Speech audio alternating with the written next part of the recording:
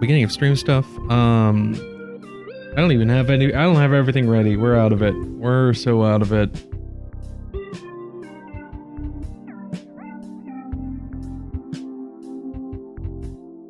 Do I walk? Do I for the? What are these? Blue duck bounce. Oh, one of our friends. One of our other friends that streams.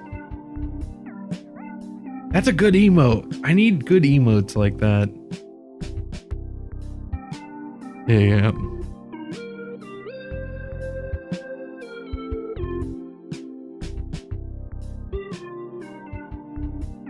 And now it's just to see if anyone actually shows up. We missed a stream because I was sick. I think I ate something. It was either not quite fresh enough or had been handled by someone who was gross. And I got put through the ringer. Until today. Well, today for me. It was rough going. We're back, we're alive. And it's time for some gameplay. And I actually have to switch mod profiles. This one. Okay.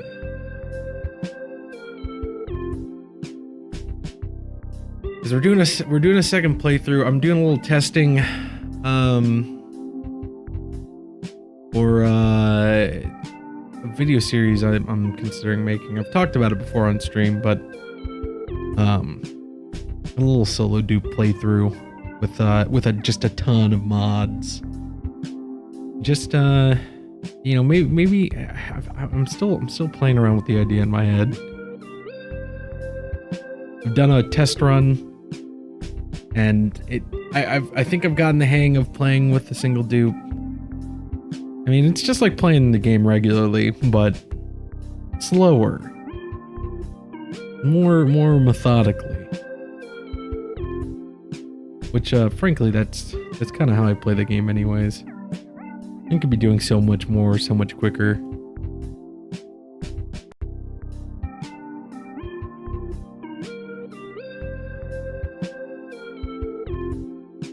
Let me load up the stream colony. I haven't even really touched it this week.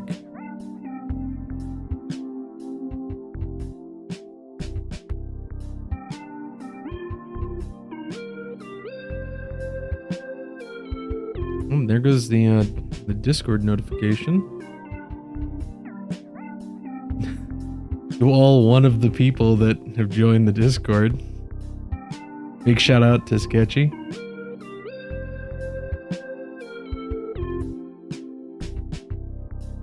Not that there's much going on in the Discord at the moment.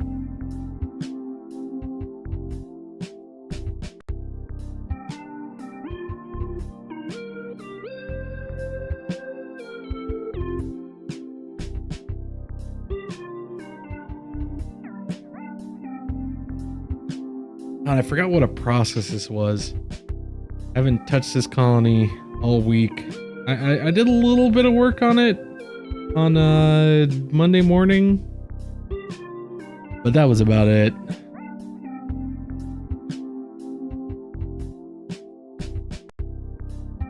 Mostly just clearing out some space on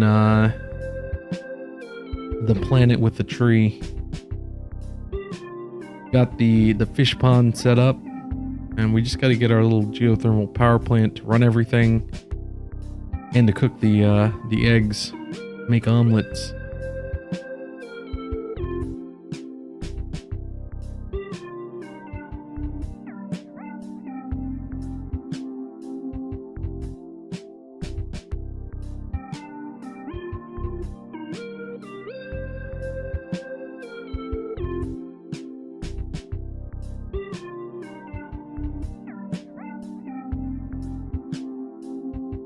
And here we are.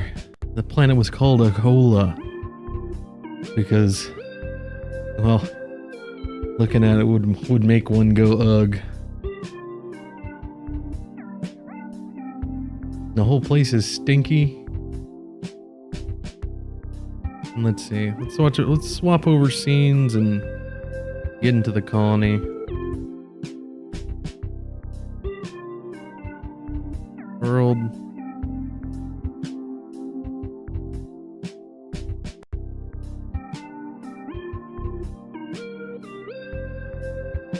My Twitch chat still all jacked up? I think so. I think it is.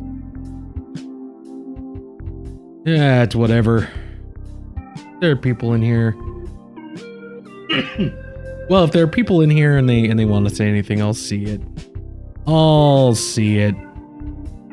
I see you out there, sitting in your chair or on your couch, or maybe even laying in bed.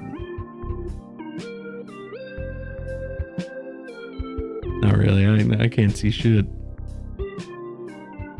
Well, let's get into it. Scene swappage. There we are. Oh, come on. There it is. Oh, yeah. Yeah, you know what? The current colony goal is pretty much the same. I do need to take a quick little overview of what we've actually got going. Oh, and these tungsten volcanoes have been going off, I guess. Add a little extra heat to the magma biome down here. But I decided, so I know this is definitely different than it was when we left off last time. As far as if I remember right, none of this existed yet. We've got a weird little system here. Because I want the solar panels to pass their power into the greater grid of our power systems, but I wasn't sure quite how to go about it. So I came to this realization. If we're using conductive wire for all the power needs inside this little habitable area, and to be honest, this whole base will technically be habitable. But like the area where we're going to keep like the air kind of cleanish and all that is going to be right up here, and we can get rid of this battery, I think. But I decided that if this wattage sensor is below 1500, then it'll pass its power into the greater grid. And if it's below that, it'll start drawing from it. Because our overall power draw, it says potential load of 1,630 watts. It never reaches that amount. Or very rarely does so. Collapsing beater? Thank you for the follow.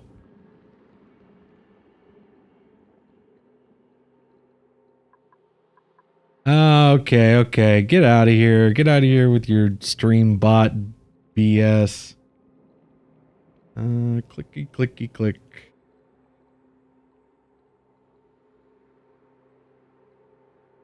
Where are the tools?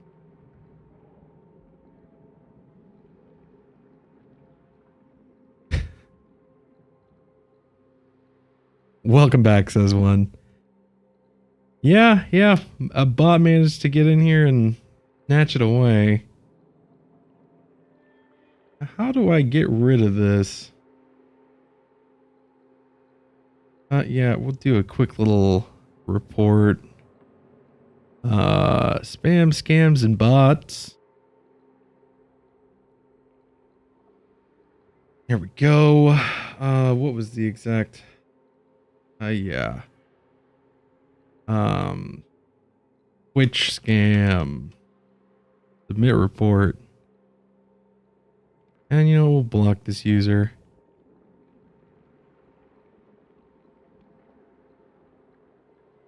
There we go. Vicious user. Let's see. Not much. We didn't stream yesterday because it came down with a little bit of a sickness over the week. But we're trying to get this whole planet set up. And why are my tools not showing up?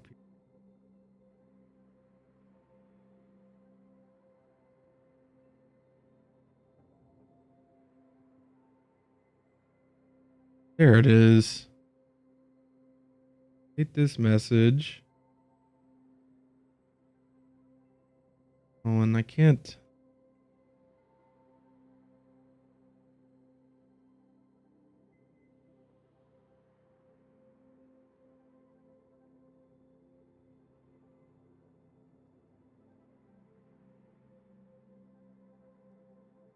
We love that.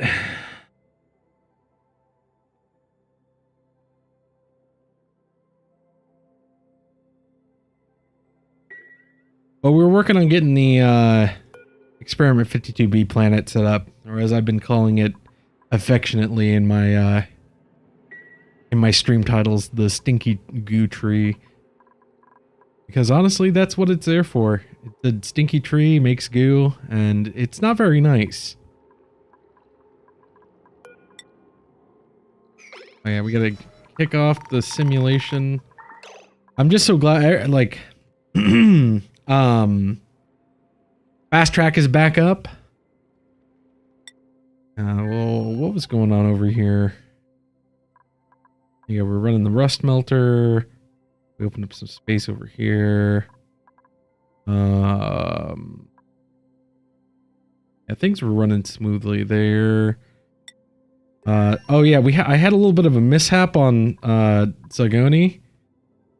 The something I think it's because I'm using so much automation in so many different spots. But this sensor got messed up and somehow got switched to below the temperature that we had it set at, and it froze a bunch of the lava. But I got it fixed, and the heat is slowly leaking back in. Probably won't be enough to liquefy it again. Well, yeah, that was the thing I noticed. It's back down now. Well, it's lower than it was. But we were trying to keep this steam below 200 degrees because up here it would get a little bit higher than that. But obviously that didn't work out. So yeah, it was a little bit of fun stuff. And I managed to recapture most of the natural gas, but in other spots it's like in the low 180s. It's not too much higher than what the steam turbines can reasonably take care of without us doing some weird, like, blocking input shenanigans.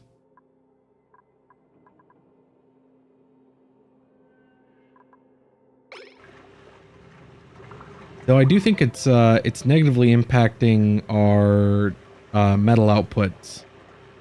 But I think I got off of this because I messed with this for a little bit off of stream, but I was like, why am I doing this? This is stuff that's actually sort of like semi-interesting, is when mishaps like this happen. But what are you doing? Gonna go in there and grab some 200 degree igneous rock for what exactly? Where are you taking that? Oh, have to do a little bit of construction. Okay. Is that really prudent? Is there no other... Is that where all the igneous rock is? Yeah, that's where all the igneous rock is. Okay. You know... I don't think I appreciate you doing that, friend.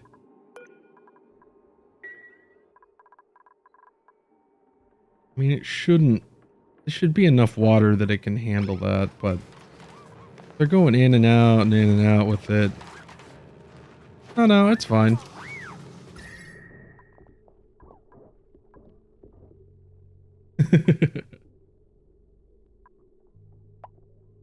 It's building a little bit of really hot water. It's fine. This whole colony has a cooling loop solution that is preventing things from getting too crazy.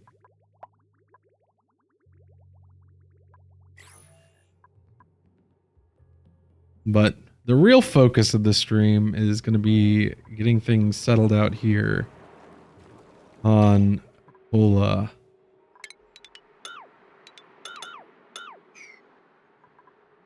Trying to consolidate all this water over, and then deal with that. We've got our buddy Jean here doing his thing.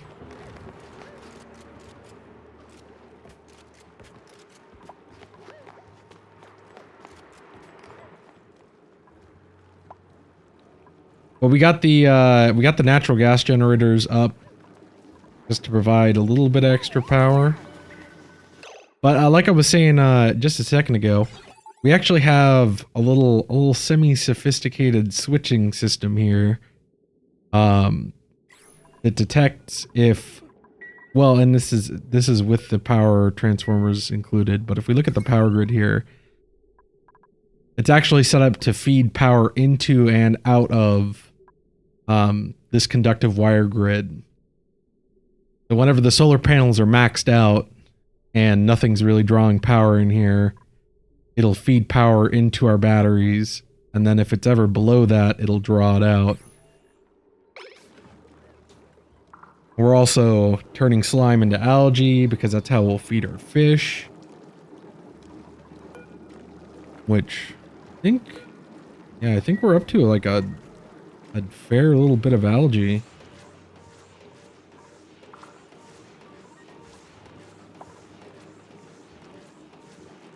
We're slowly adding to the water amount because we will need to draw on this water to do some other things, which we have that capped off because we don't really necessarily need this off-gassing to provide oxygen. I did the calculation on this 17 tons of oxalite, and it's more than enough oxygen for this one duplicant for the next like 500 cycles.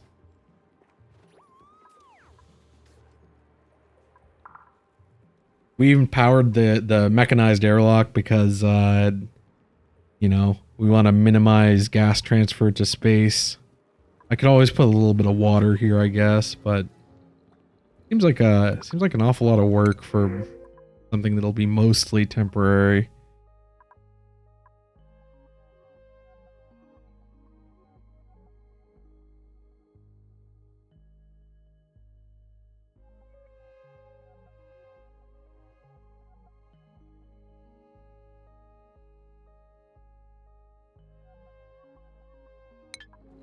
A sweet larva. I think we can actually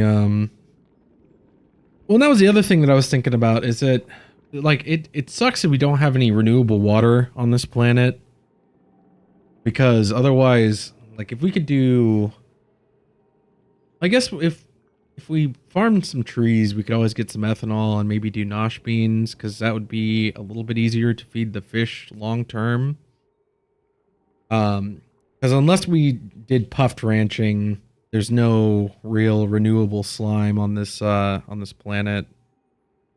Though we could always be shipping algae over.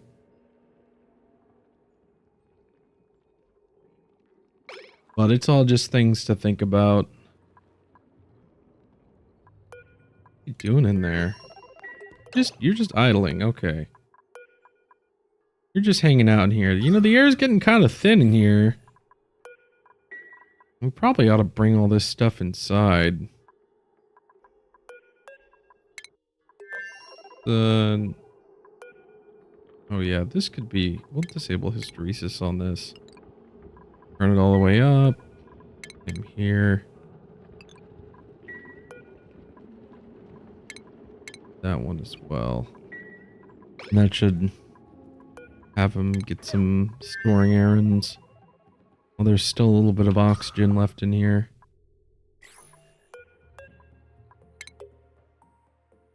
Funny because that capsule used to be overfilled.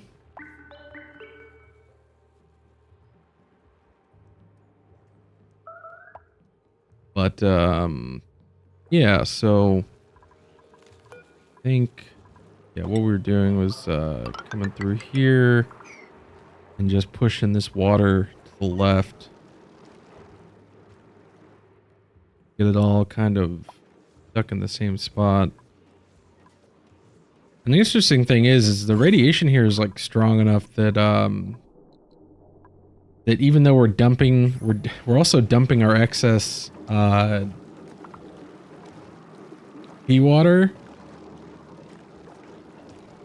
The slime lung is preventing the food poisoning germs from taking effect.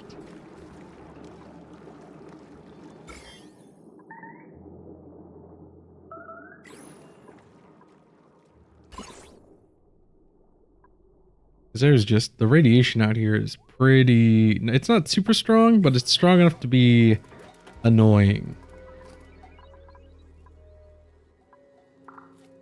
But I was thinking we'll take that sweet larva over here on our main colony. We'll just throw it in the bristle blossom farm. I think. Oh no, we already have too many sweetles in here. We're not really farming anything else that they could tend to. Oh, you know what? No, that's fine. We'll take this sweet larva, and even though we're not even necessarily collecting this, we'll just move it here into the bomb lily farm, because that should be fine. Yeah, that'll be fine.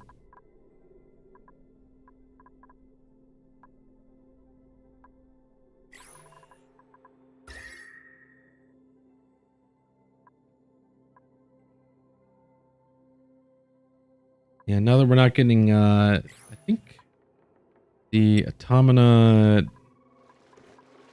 full slush geyser, yeah, it's dormant for another 27 cycles. And we've tapped out the water from it.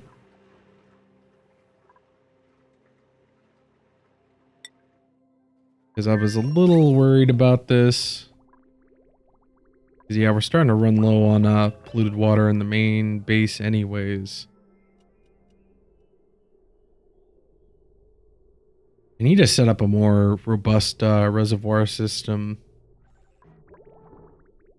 because this line is probably going to run dry at some point, and then we're going to have heat build up, which honestly is fine.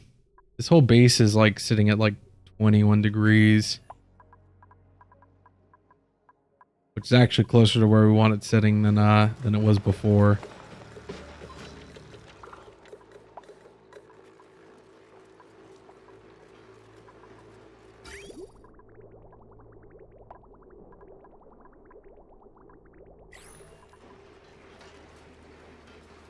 Yeah, let's go back to Ughola, because this guy, oh, he hasn't gotten that done yet. I'm surprised. Oh no, he's focusing on filling up these storage bins.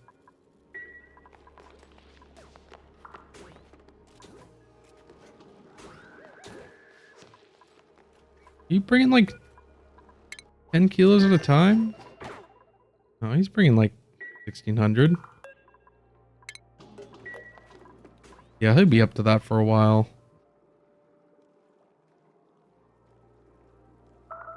That little scamp.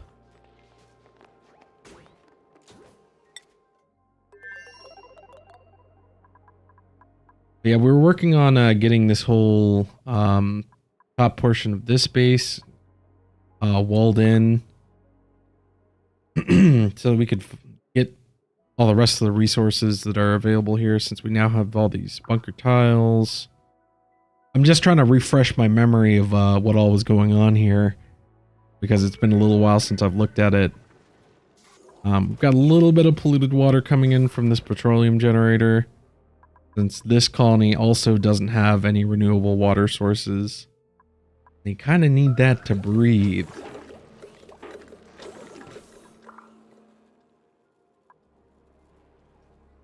They'll never have to worry about power or food, though.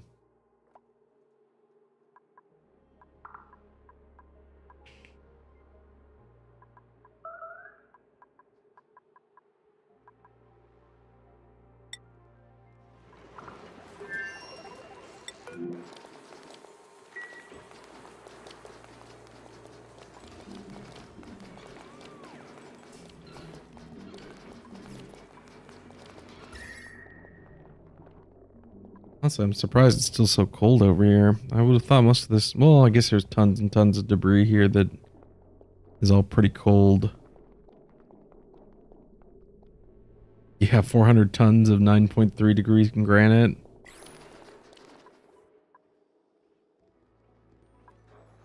There's just so much stuff going on.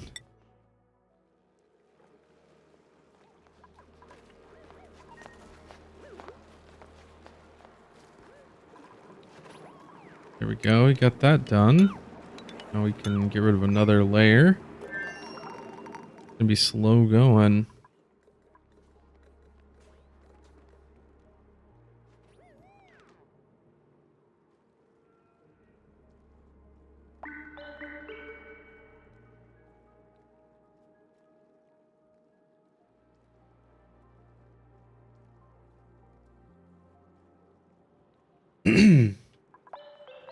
I still can't get over that. I can't get over that bot.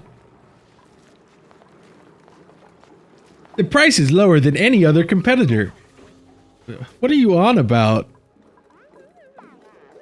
Don't they know that many of the like Twitch things are free? Do you really only need to pay if you're like using advanced features? I just don't get it.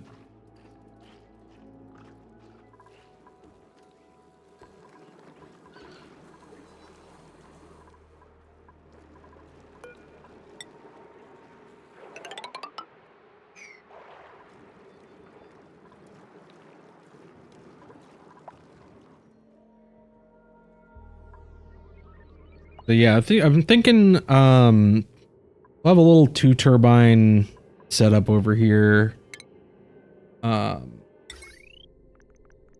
Something fairly compact. The things that we'll need to cram into it are going to be like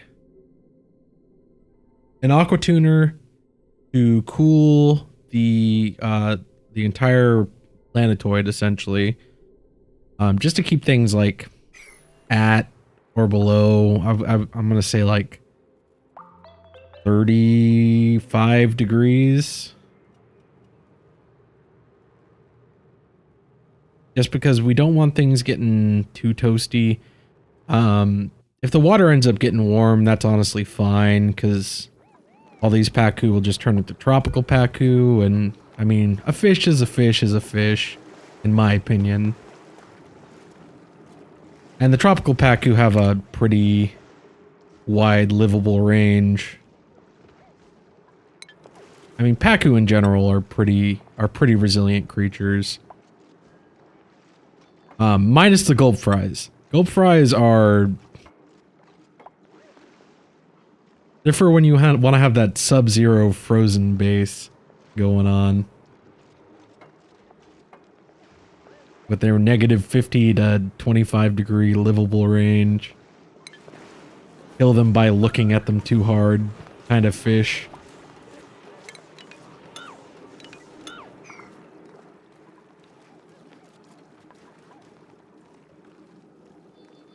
Yeah, plus with this natural gas slowly leaking out heat, it's just something that either inevitably it'll raise the general base temperature up to uncomfortable levels. Yeah, and for now we've got a kind of I'm trying to get this down to where just a single auto sweeper can deal with it. So actually, to see what that would look like, something like that, and it has to be like low, so an auto sweeper right here.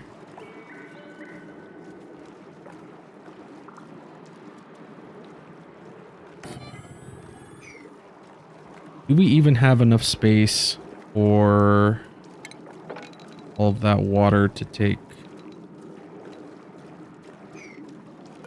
Because that would go here.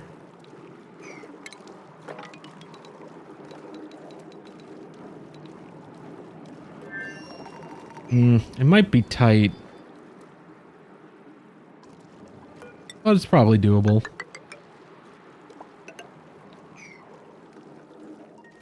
And the nice thing that I've noticed is that it seems like, for the most part, the fish generally try to stay out of this wall here, because we don't have any, this guy can't do any ranching, and I'd prefer not to print off another dupe here. You know, if I could help it.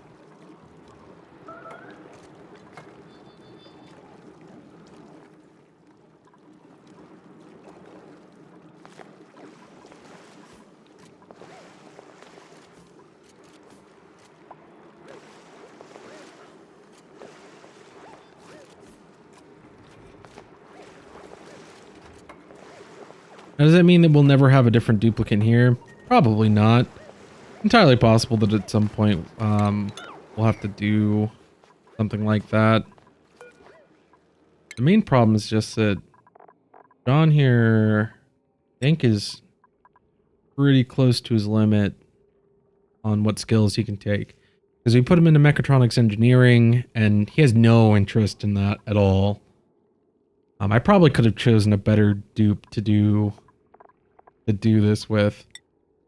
Like Travaldo here. Travaldo here actually would have been a way better choice for duplicant to send over here.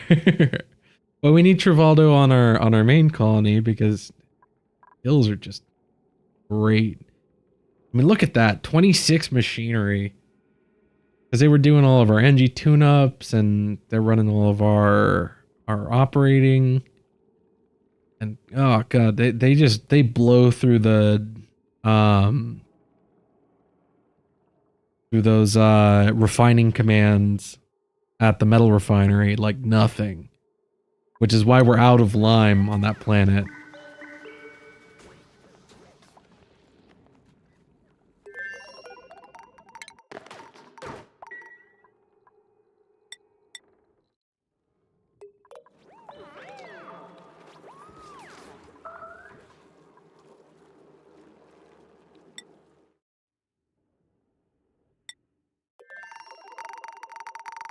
But yeah, we need to be sending... I need to send a mission back to the main planet soonish.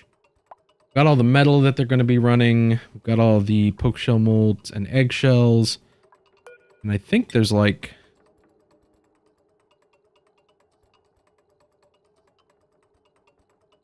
Yeah, there's like over 1,000 kilos of eggshell that they've loaded up. Probably some more even. Yeah, there's even more available. 23 kilos there. Bookshelf molts here.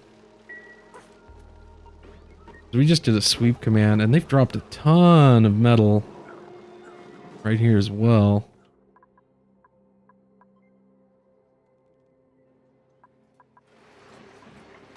Yeah, a little bit scattered around. But that's because dupes do as dupes do, and they like dropping stuff.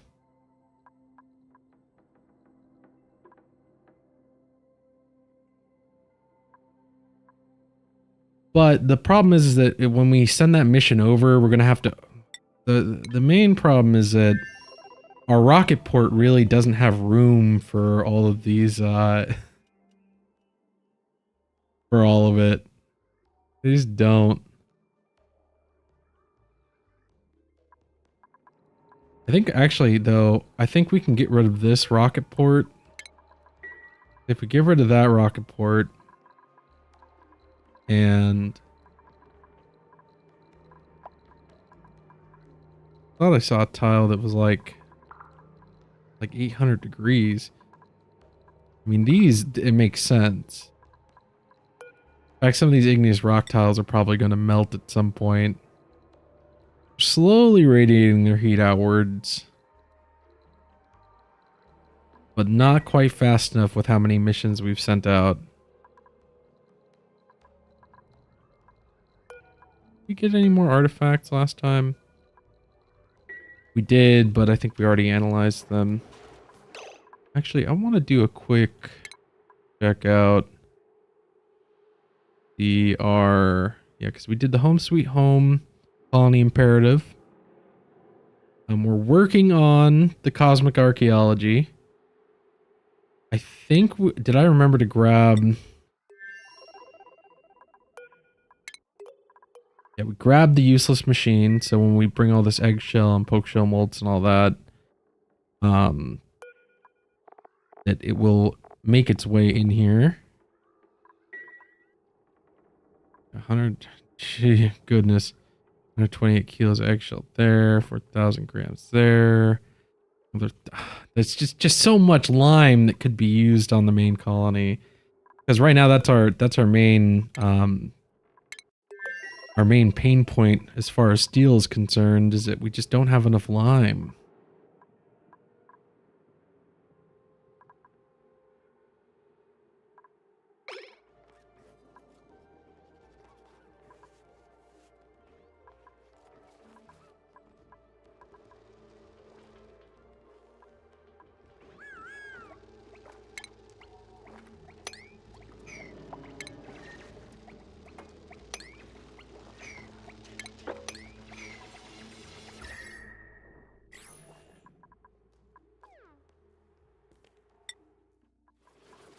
But if we're going to do that mission, we need to send Turner and his rocket off to do just a little bit more work around the star map.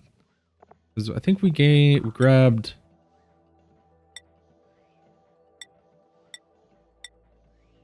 Pretty sure we grabbed artifacts from these, but I think there's already new ones available. And that's a nice cluster of 4 that we can just go and grab. Well, we can grab these 3 and then head straight back. Also, I'm pretty sure this rocket now has 50 kilos of pickled meal that'll never go bad. Yeah, perfect space food. 2,000 kilos of that. We need to get all these data banks back into the colony.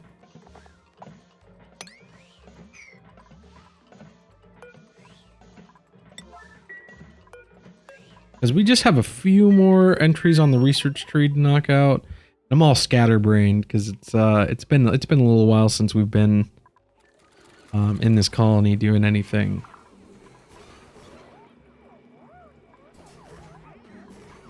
A little bit of nuclear waste from Aaron Rad bolts.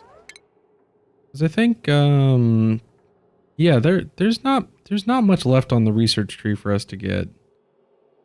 Some little stragglers like these multiplexing, sensitive microimaging, and cryofuel, as well as bracking flow. Which, you know, we might as well go ahead and knock that out.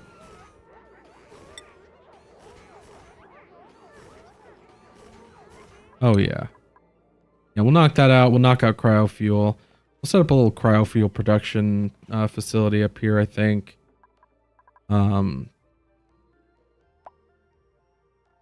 We might have to start shipping water in from Automata, like actual pure water, and start making hydrogen and oxygen just for rocket fuel, because we've got 6 million kilos of water. Up to, like, I'm pretty sure that if we open this, that it would just flood the entire planet and kill everything. Because it's real hot water. But I really need to just send some... there's so many things that I should probably do. Like, we probably ought to come in here and set up, like, a bunker system and, like, bunker doors. To protect against these radiation... or these uranium... meteors that keep hitting, especially now that we've actually cut into here.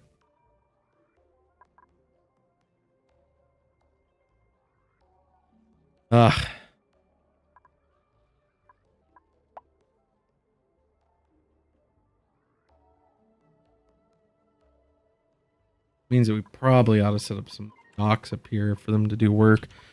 There's just so much stuff that needs to be done. So, at this point, probably just need to pick something and focus on it. I think that thing will be... Oh, I'm just so indecisive. I'm so indecisive. You need to get the lime from Sagoni to Neutriel. To do that, we need to send out a mission into space. We really should be tapping more of the water that we're harvesting from Automata. We want to get the Experiment 52B setup done.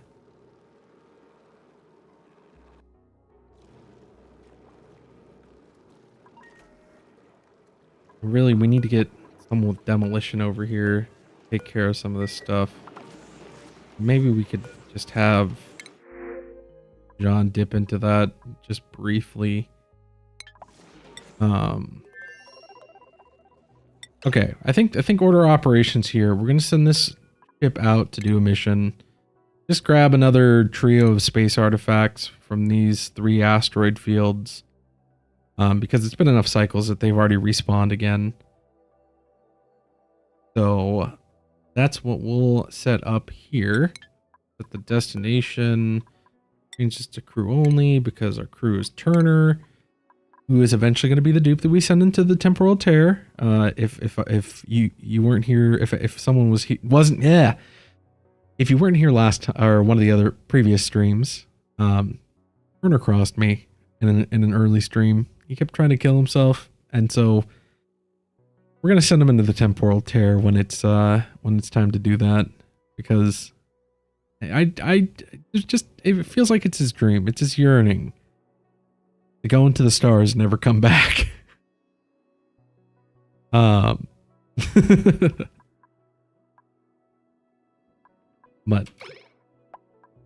we'll get Turner heading out that way. There he goes, right there.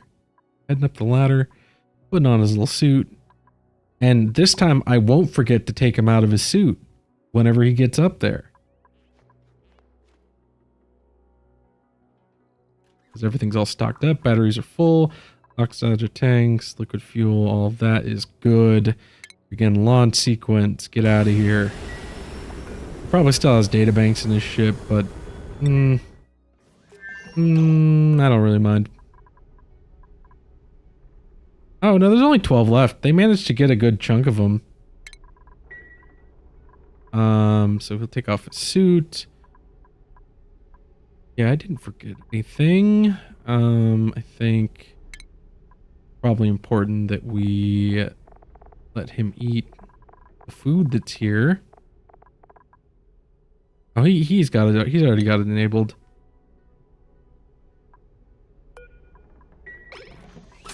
It just hasn't noticed the grounded status has been removed yet, I think. Yeah, there it is. So he's good to go. We'll wait until the notification comes up for in space with nothing to do, which means that if we're doing that, then we probably ought to send this rocket out. Go ahead and get these bunker doors opening up. Check on the status of this rocket. No power, that's fine. Refrigerator, it's storing a bit of food. Yeah, they don't really have much. Like 3 cycles worth of pickled meal. Probably because I think we fed all the pickled meal to these hatches. Yeah, that's what's up.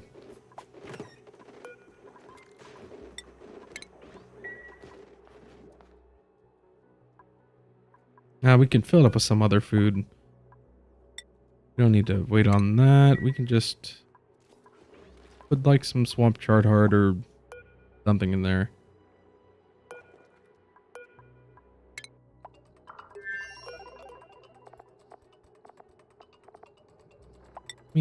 Excellent.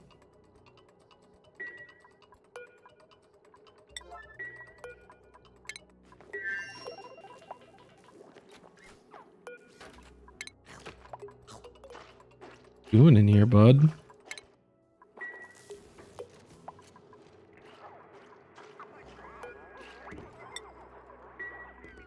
Should be done eating already.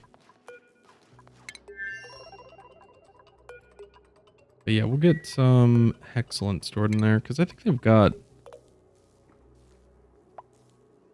yeah, 3.323 kilocalories of hexalent lying around. Got 21,000 kilocalories of swamp charred heart, but I think the journey between, yeah, it's a 3-tile journey. It's not going to take much.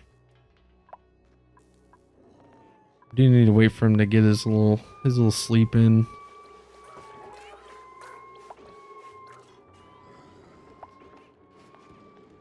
As soon as he wakes up, we're sending him off.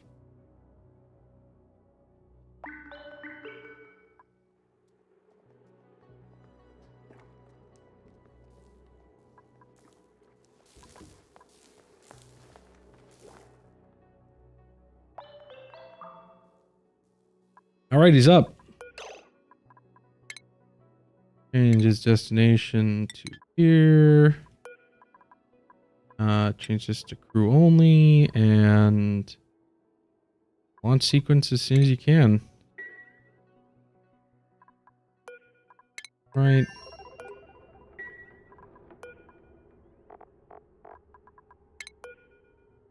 Yeah, that's all the hexalent. Got a little bit of pickled meal. We'll have him stock up on pickled meal when he's at the main base. Yeah, because that's 5,400 kilocalories. I mean, it's 11% stale. No, it's 21% stale. It's got a good like 7 cycles in it.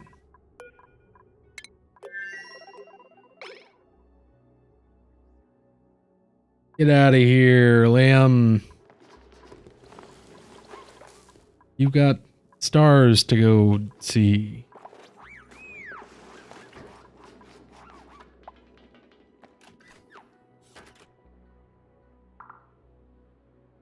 And there goes that rocket.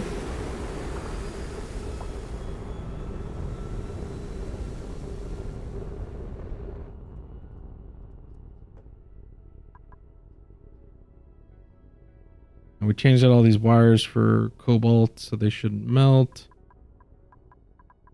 Oh, that stuff is getting pretty toasty though.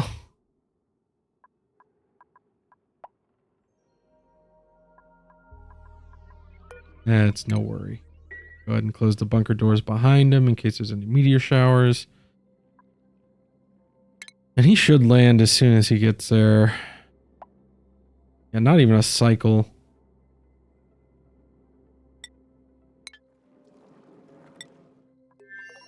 And honestly, on Sargoni, we probably should just be storing, like, say we store all of eggshell and all the pokeshell molts just right up here so that they don't have to go searching all across the entire colony for it.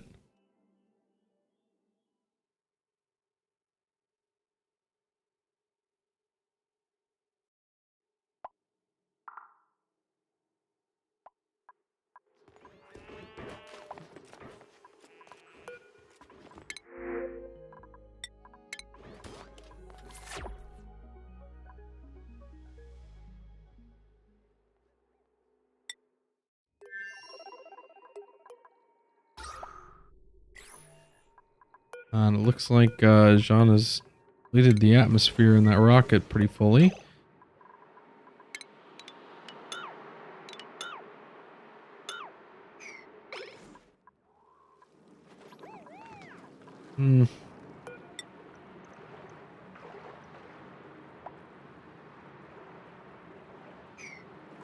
How much water is here? Got 128 tiles of water there. 137. 145. But I'm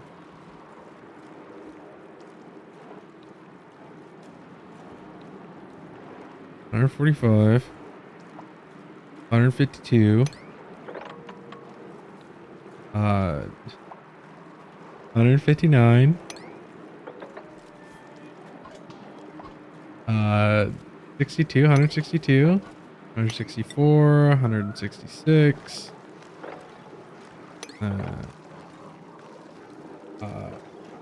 175. So 175 tiles worth of water divided by, I think Paku need 8. Yeah, 8 cells of space. 21.875, and that's exactly as many Pakus we actually need.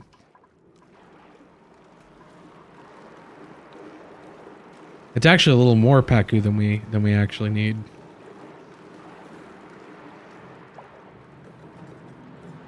But I wonder if,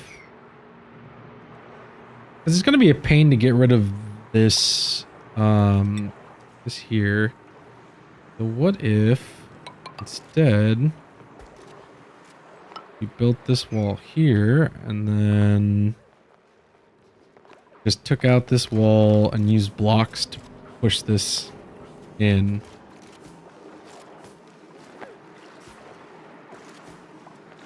Come on, don't swim into the wall.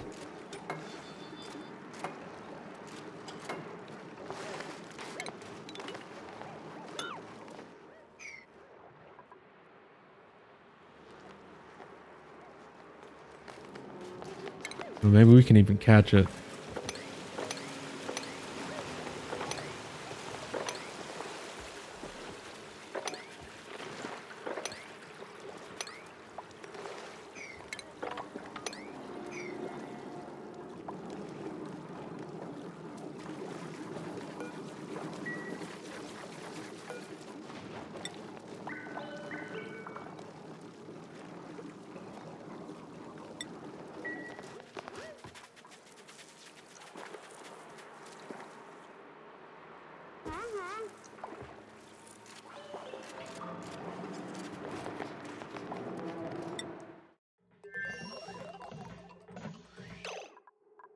Looks like our friend Liam has arrived on the new, not on the new planet. He's been here before.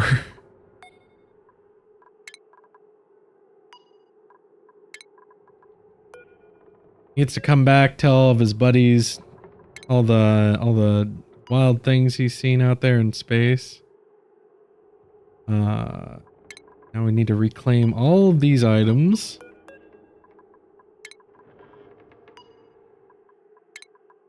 Because we forbid them so that they don't take them out of the rocket. Which that is from a mod, if anyone's wondering. Forbid Zones is a fantastic mod for when you really don't want duplicates grabbing something. You know, whether that be 1000-degree igneous rock or, you know, anything, basically anything else. We'll just set up a loop command for all of this, and we'll, you know, we'll have them do that as well. And see, they've already even gone in and refilled the pickled meal. Pickled meal, delicious. Oh wait, no, wait, I forgot. We actually have a system in place here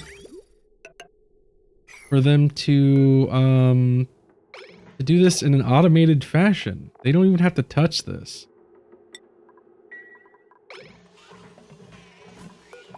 Oh, you know what? It might be prudent if we got rid of the forbid zone. Spend all that time unforbidding all these items just for them to immediately get forbidden again.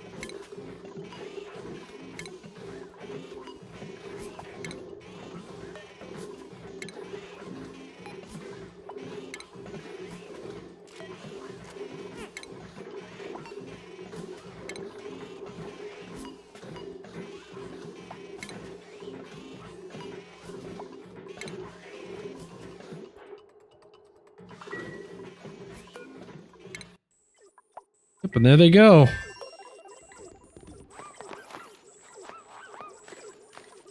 Wait, algae.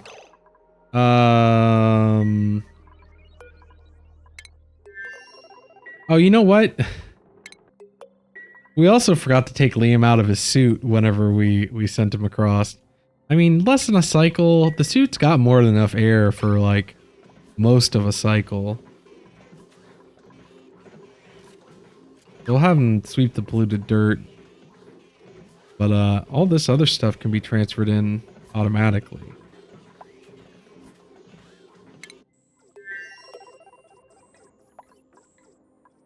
Can fit this third launch pad back in. Go in here and make sure this is at the buildings.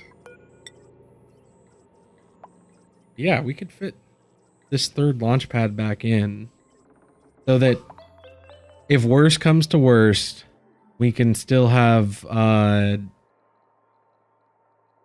little buddy out in space land here if the rocket isn't done unloading.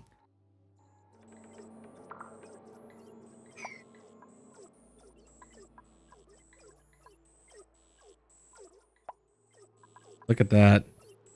Got eggshell and copper coming in.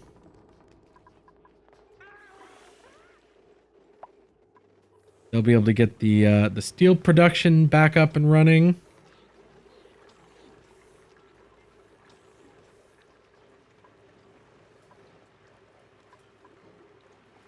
Because that's the only material we don't have enough of right now. Lime.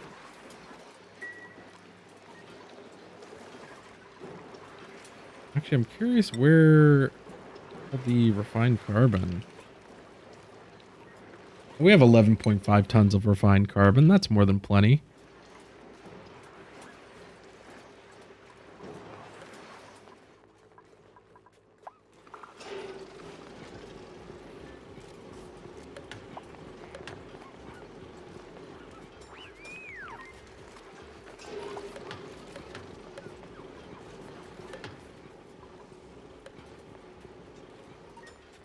And with the lime flowing again, they can start doing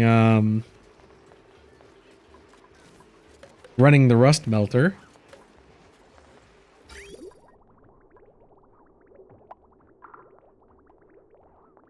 Which is still nice and stable. Though it is going to be heating up over here now.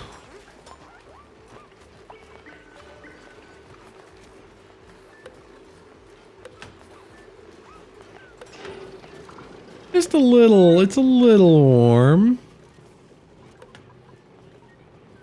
Got a couple of cooling loops taking care of some of the heat.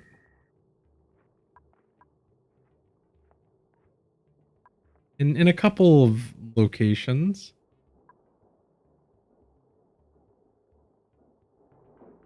The radiant cooling from these steam turbines is keeping this transformer from dying. Which we probably should have just replaced it with steel at some point. But you know, we didn't. Heck, we might build up enough lime that we can start running the other refining metal refineries again.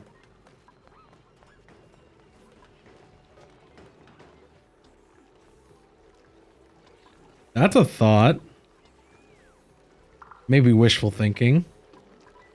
But we've got dupes running these rock crushers pretty much constantly now. And we basically just need a notification for when this is done.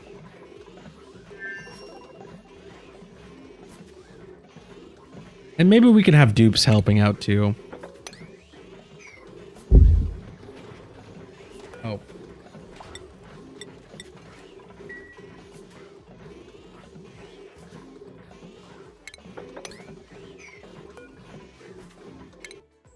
Because as nice as automation is, the throughput of duplicants is just way higher.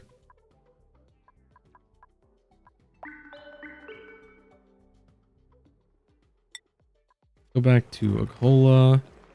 He's moving some water over. And we can do this little number here.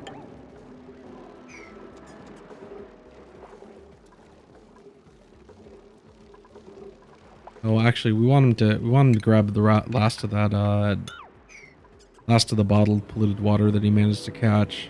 Like this 300 kilos, this 160 grams.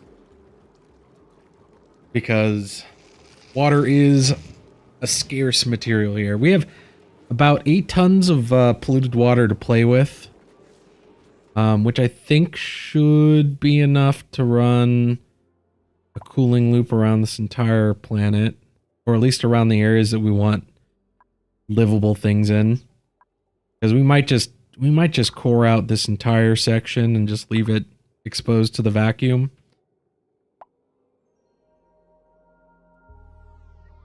I don't know, I haven't decided yet.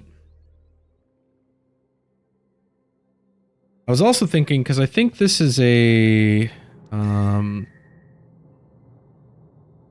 yeah, this infectious polluted oxygen vent. We'll just let this run. We don't even care about that. Got slime lung, but honestly, if we just leave this area relatively thin, well, we can't. I guess it would need to like extend out to over here, and then radiation could take care of the slime lung.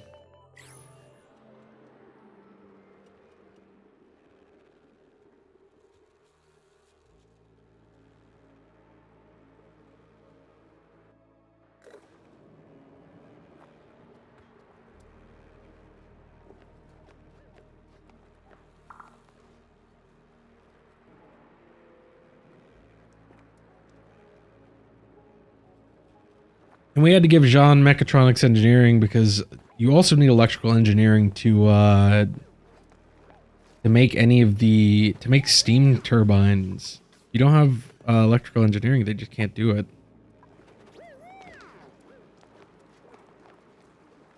Unfortunate. It means we have to do all this finagling with the water instead of just demolishing the point of interest props.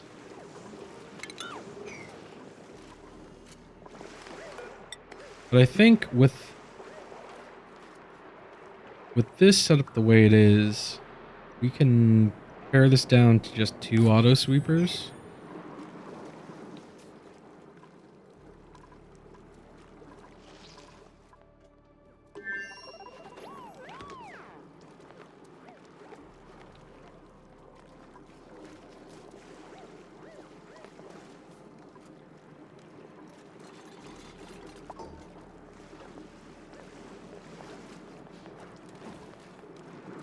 And there's still tons and tons of water to press out of all the slime that exists on this planet.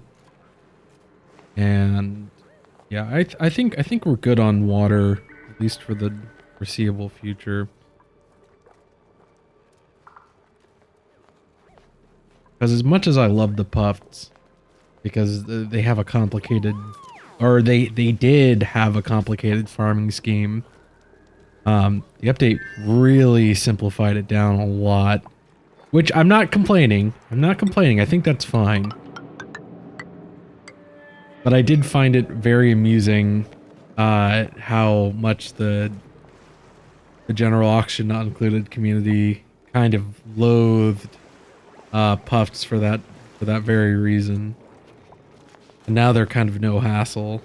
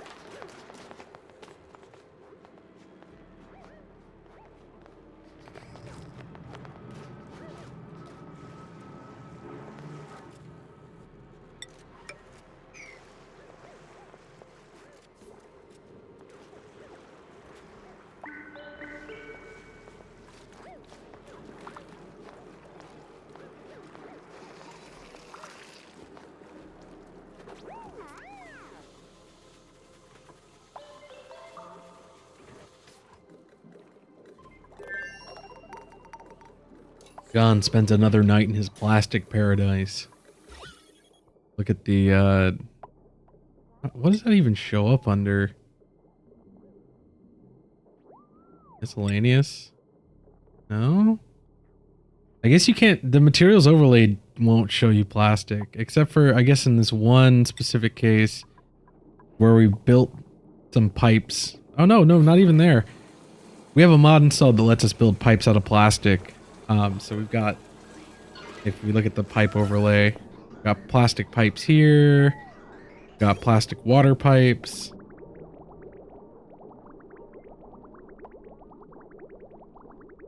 Because we have all this plastic, and you can't even install some PVC? I mean, maybe the Gravitas facility corporation or whatever it's called managed to ascend past the point of needing plastic pipes. But then, I don't know, it wouldn't make sense for them to equip duplicants with the abilities to make plastic when, frankly, it's used so sparingly. You use it for tiles, some very specific buildings and sensors, and that's it. You can't use it for anything. Like it should just be able to be used for anything that can be made out of minerals, could also be made out of plastic.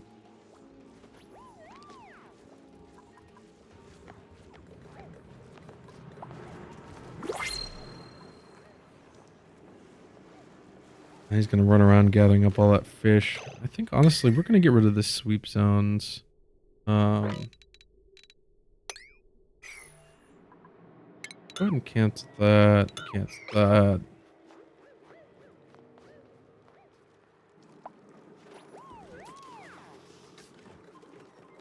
Which he may prioritize it highly anyways. Oh, excuse me. Because that fridge is pretty high priority. We'll lower that down. And then we're just going to start pushing this water in.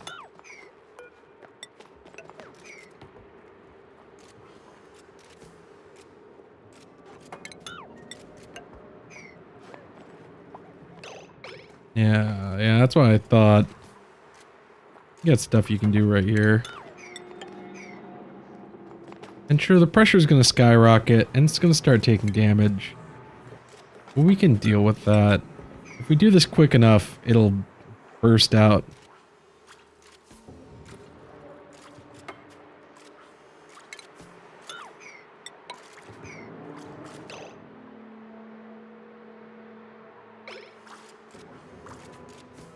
Probably doing this too fast. Don't disable that auto repair.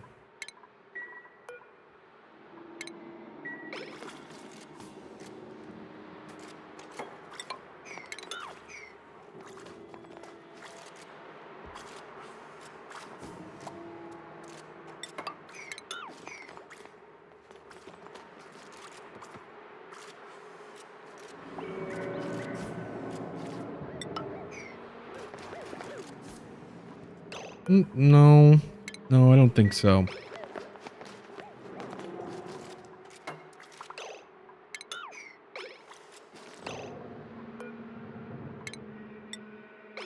Reconsider.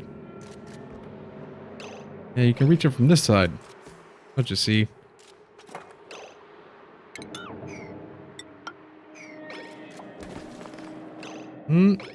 Yep, come back. There you go, buddy. You did it. We'll mop all that up and add it back to the pool. You already see that pressure starting to equalize back out. This is good.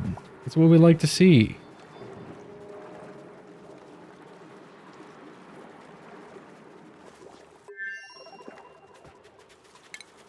And we can actually get rid of all these tiles as well and just start walling it in.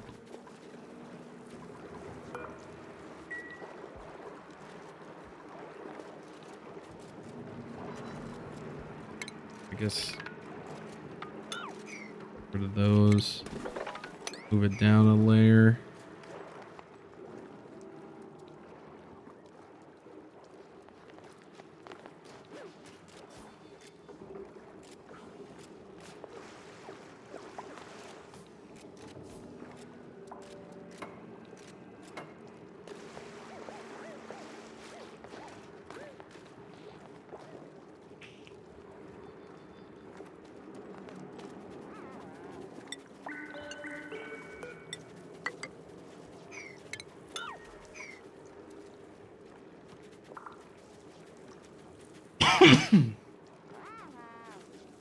And we'll need to start raising the tank walls as well.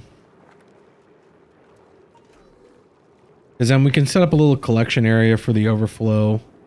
Be either purified and turned into oxygen, or sent to the steam room, and then... you know what? Actually, yeah. We'll send it into the steam room, and then we'll pull water out of there, run like maybe a single electrolyzer, if we really need to.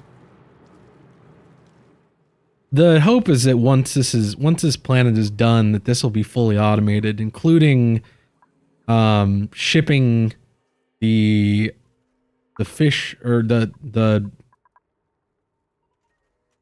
purified iso resin back to the main planet. Because we're gonna have a little, it's gonna be a little complicated, but we'll have a steam room here.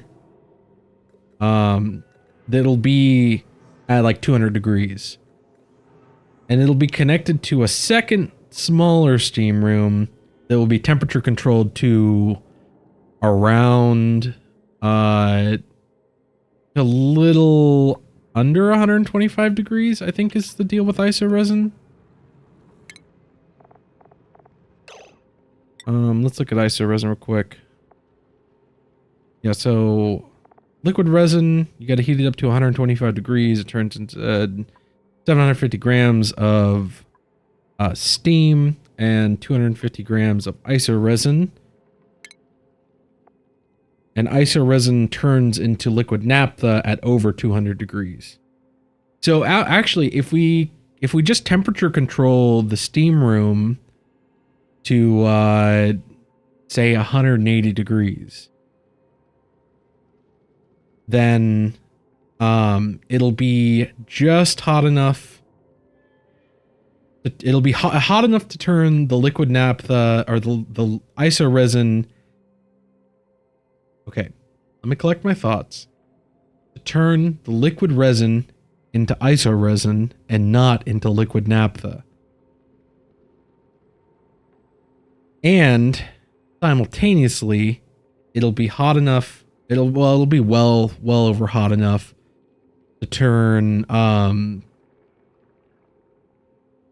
raw egg into omelets. So then bam.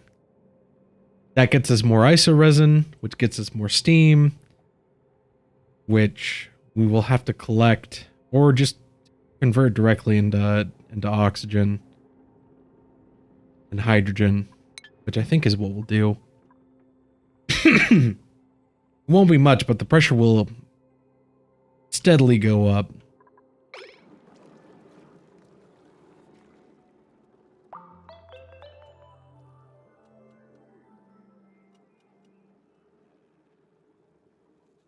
Yeah, we just got to keep plugging away at this. We'll keep expanding this wall so we can get the tank into a nice, reasonable shape. Well, and maybe we could even square out this a little bit. Definitely can't expose this, but we could go like that. Put out these abyssalite blocks. Yeah.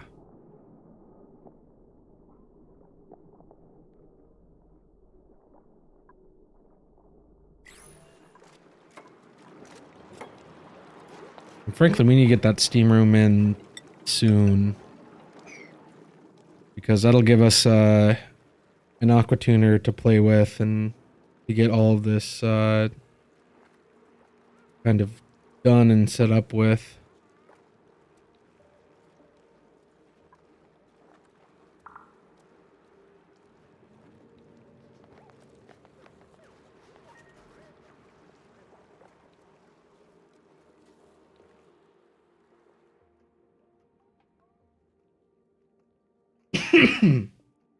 Heck, maybe we should even send a little bit of liquid crude over so that we can set up a heat resistant or a semi-heat resistant liquid lock. So that when we cut in to make our heat spike, because we're just gonna have to make it out of steel. Which is fine, we brought plenty of steel. Then we'll make the steam turbines themselves out of gold.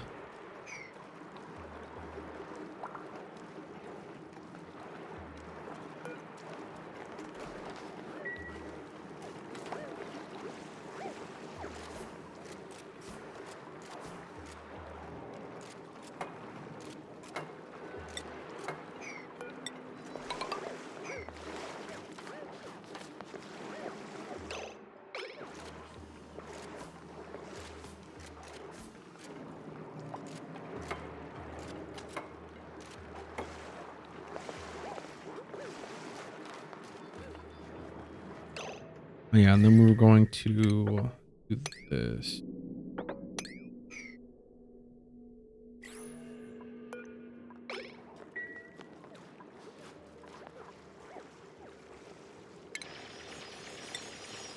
Throw in a bottle emptier here.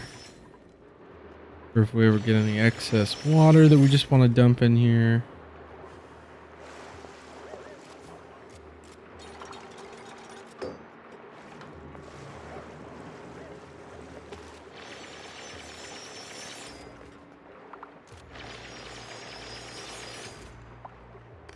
Okay. Perfect. Now we can get rid of those. Now we can start thinking about that steam room.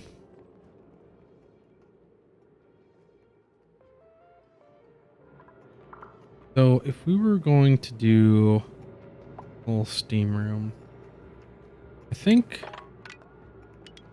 we just requisition this entire corner. Actually, the 2 or 3 steam turbines that are going to be in here.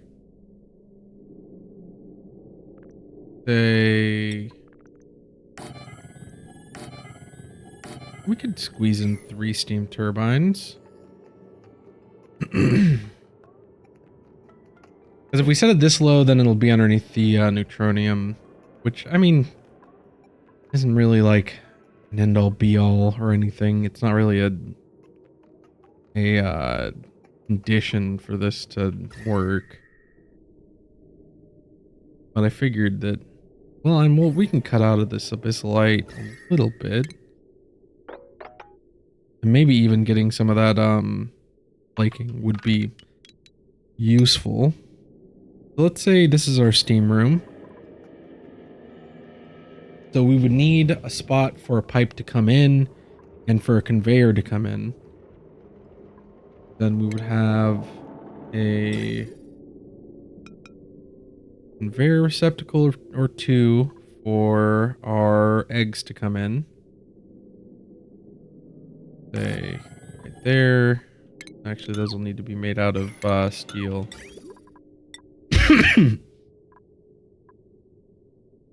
Or I guess technically, no, they don't. They don't necessarily have to be made of steel. Make them out of iron. Conveyor receptacles don't have an overheat temperature. Actually, no. We'll make those out of steel just because we need the ore for rails, for conveyor rails. So these 2 receptacles will be where the eggs go, because I honestly don't know. Because it takes like 10 cycles for eggs to expire, for their viability to go down to 0, and for them to turn into raw egg on their own. So we have the 2 conveyor receptacles here that will be collecting the eggs. We'll need a couple of exhaust ports for the steam turbines themselves, which we could also route our iso resin through, or our liquid resin through. let's just say that we collect all of the steam exhaust into one output valve, one liquid vent.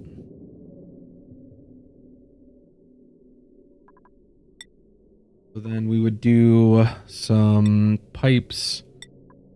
Oh, let's just say, we'll maybe I wait to plan this out until. I mean, this is going to be the rough look of it though, because then we'll route a conveyor belt. Oh, whatever. We'll keep planning this. Because then there'll need to be a auto sweeper here. Definitely a steel conveyor loader. Which maybe we put it like that. And we'll need a rail line coming out and just going wherever, as long as it ends up above the tree.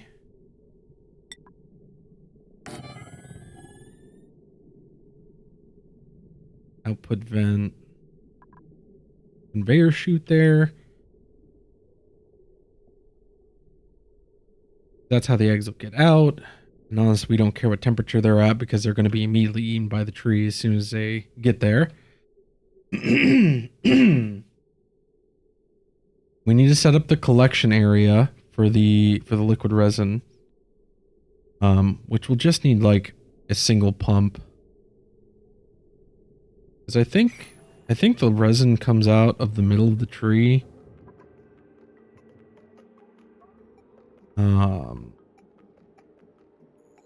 Or maybe it actually comes out of either side like it visually appears to. I'm not sure. I've never actually done this before.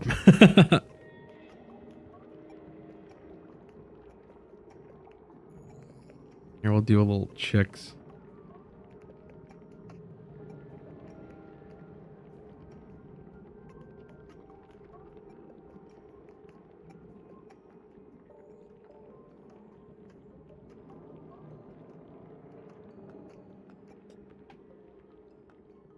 Because it looks like the omelets. Where are omelets? Sort this alphabetically.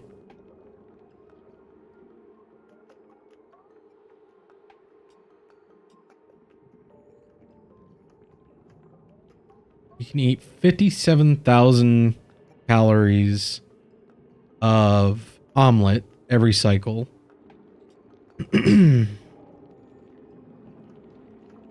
Honestly, we might end up producing way more than that.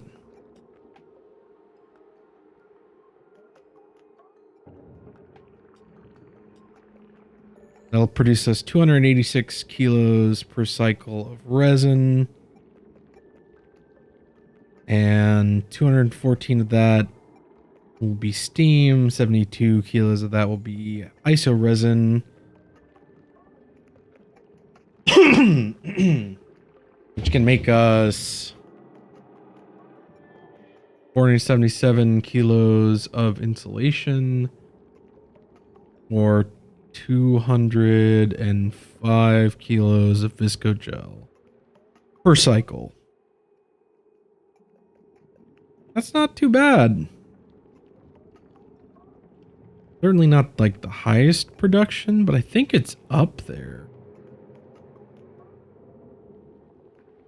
As far as like zero work foods go.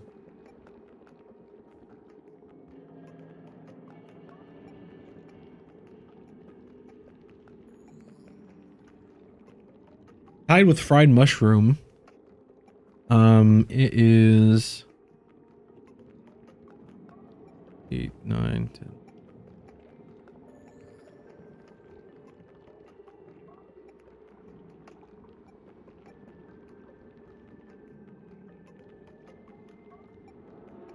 Tied for 14th place.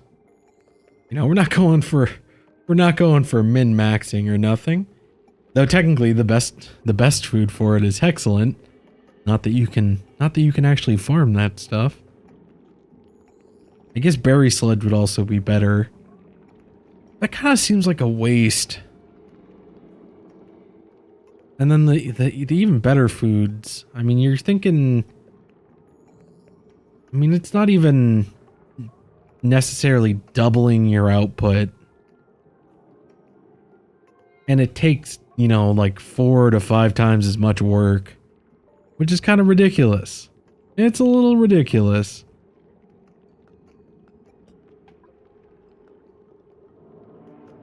But, okay, so...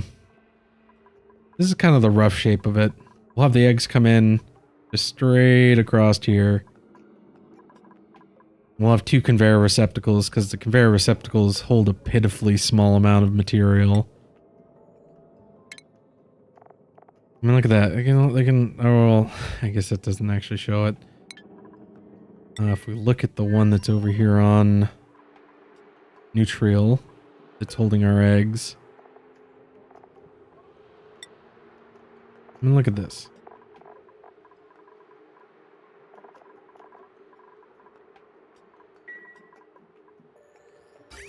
It can barely hold the amount of eggs that, that this little fish pond makes. Which is ridiculous.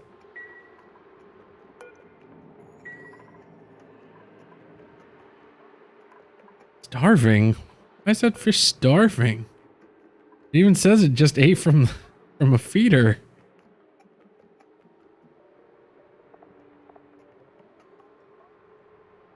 Weird.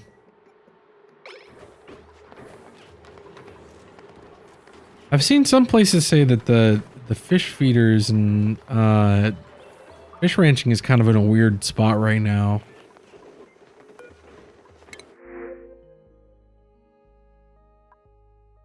We'll take that on. So go. They could use some extra barbecue. Unless pretty good, or rancher with critter aversion, not that bad. The +9 kind of overwrites that. +6.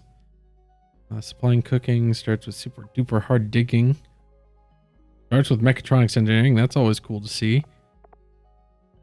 But they're decorating rocketry tidying dupe. Sorry, Ren, you're not it. And neither are you, Stinky or Catalina. I think we'll take that barbecue.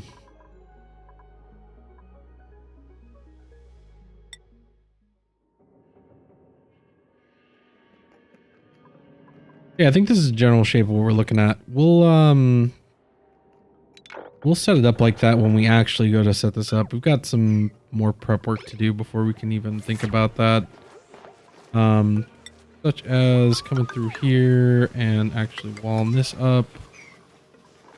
And getting up there past the tree so that we can put the conveyor, the receptacle loader. Or not the receptacle loader, the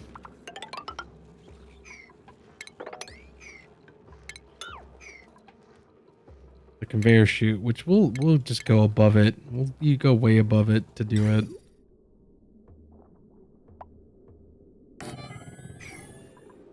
Put that there, get rid of this block to give us access to carve out some of this material up here. Yeah, it's all coming together.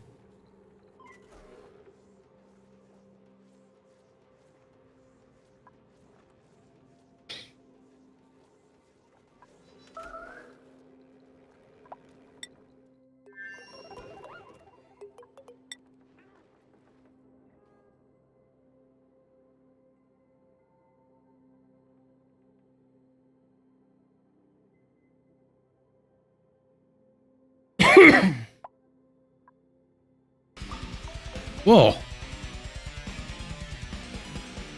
Yalp GG rating. Thank you, welcome. How was your stream?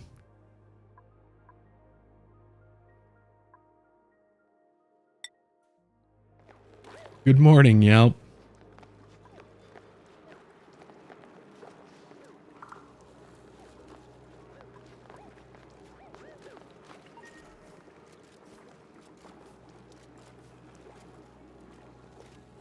Good morning, Priest Zero. How was the stream?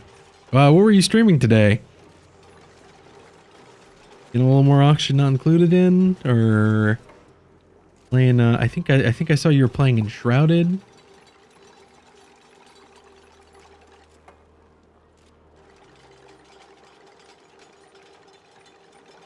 Walking through the desert. What a joy. You found sand? Why, I would never have imagined that.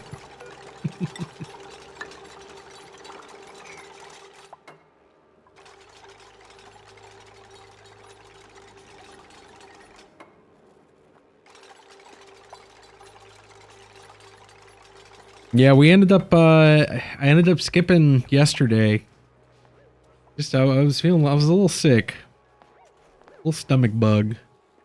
But yeah, we're getting a tree. We got this little colony sort of most of the way set up the last time I streamed. And I figured I probably ought to finish it. But I'm thinking fully automated iso resin collection and purification. No middleman. I don't want any dupes living here long term. So we set up sort of long term accommodations.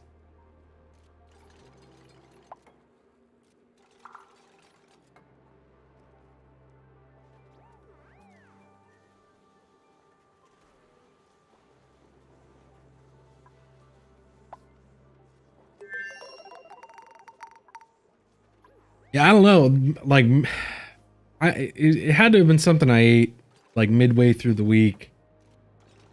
So like Wednesday night, Thursday, Friday, and part of Saturday, I was just utterly miserable.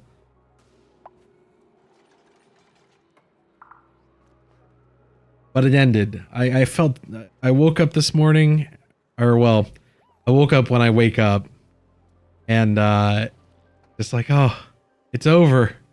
I'm free. Freedom, finally.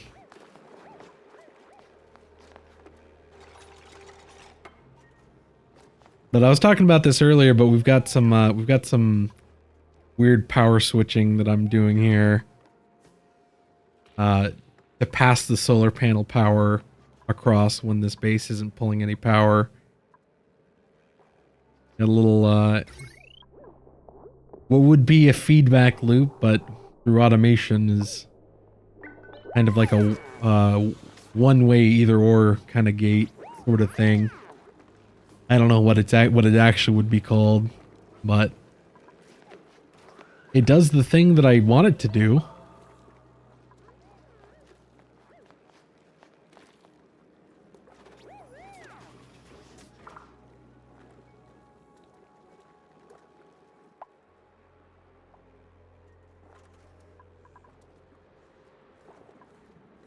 But it's slow going having just one dupe working on this. Especially with him running in and out to grab plastic and other materials. Yes. Once we wear out this geothermal power, maybe we could get down here and tame these tungsten volcanoes.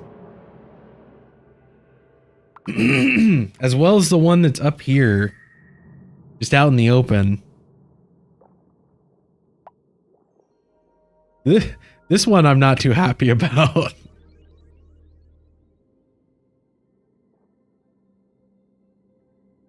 Yeah, the other two are in like prime real estate. We would need a little bit of extra water to put them in a steam room. That tungsten is mighty hot.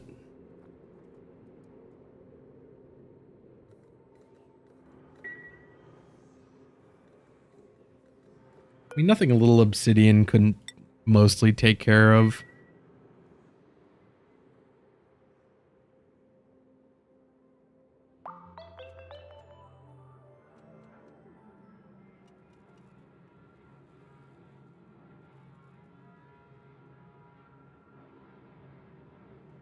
It'll be a very long time until we could do that, just because I think this is where we're gonna put our little geothermal power plant. It's our geothermal power plant, egg cooker, and resin refinery. Just all in one.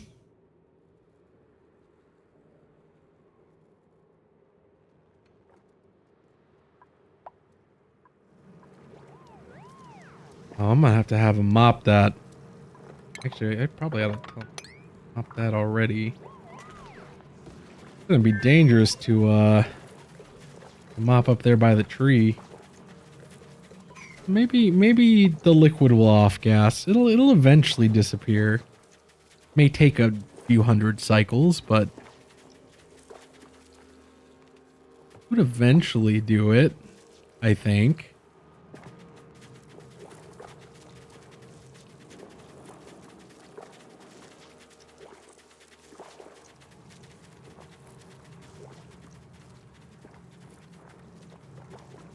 This is actually a great opportunity for us to come in and maybe put a little insulation under the rocket pad. We're from cooking this whole place.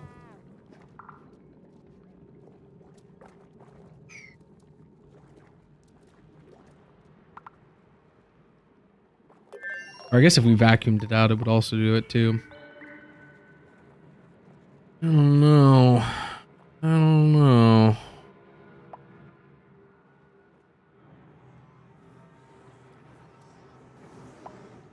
But I need to gather up all the rest of the slime and honestly, probably here and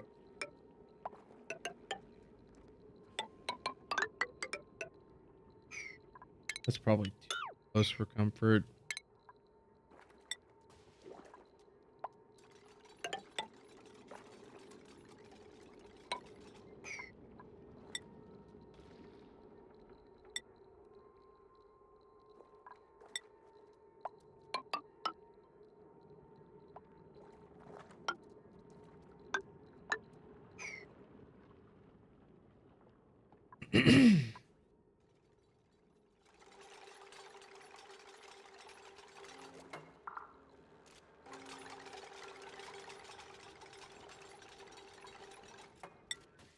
And this rocket's just been chilling in space.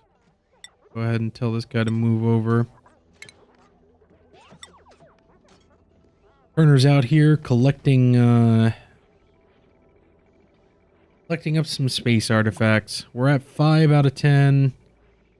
We got the one from Sargoni over on our main planet now. It looks like this auto arm is doing they're doing a pretty good job of getting all this metal out of here.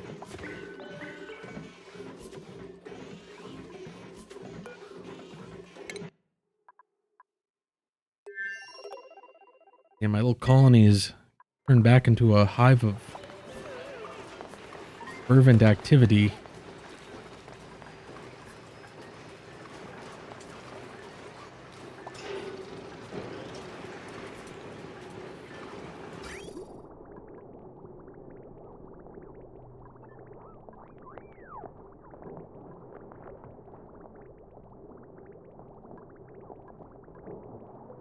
Getting quite hot.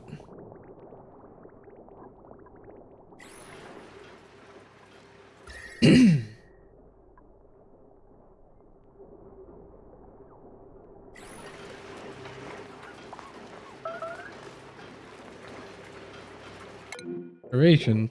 You're not starving. Knock that off.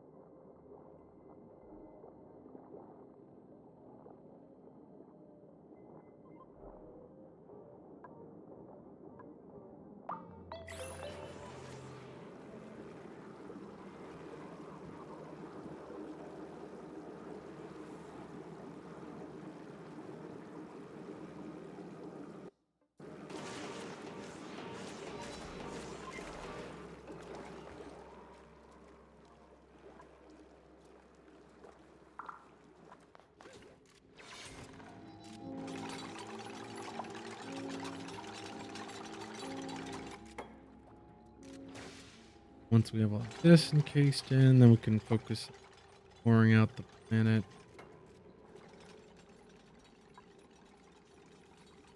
Because I'm still kind of thinking that, kind of like diagonally cut this planet across. Be stair step it.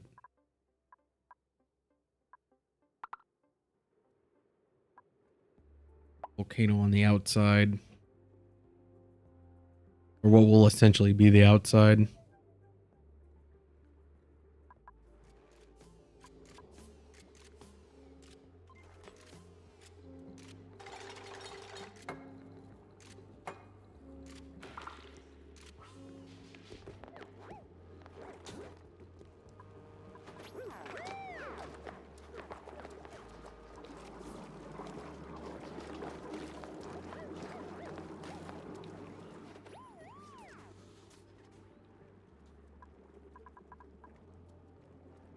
It's actually filling up a lot faster than I thought it would.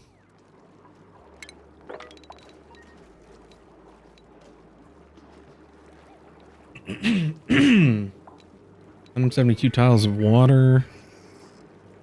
Actually, I think that's... No, it's actually less than we had before.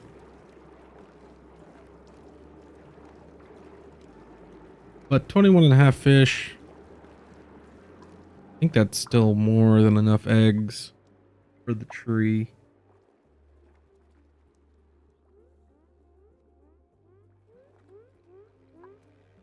At least according to Quantum, I could probably use his calculator to get a more accurate number. But I'm not really a hard numbers guy. I'm more of a by feel kind of. We do things intuitively on this colony.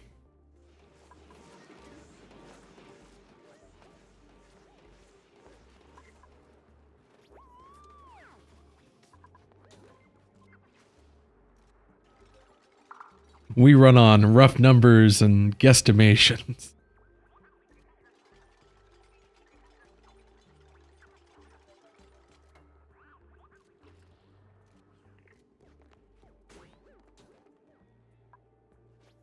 Okay, and it seems that the adaptable Saturn has made it to its second destination.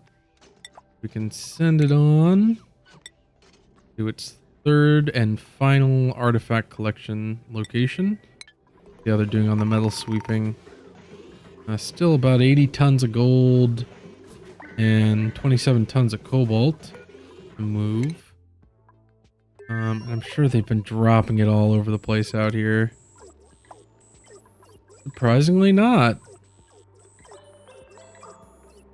What a steel. What's the steel doing here?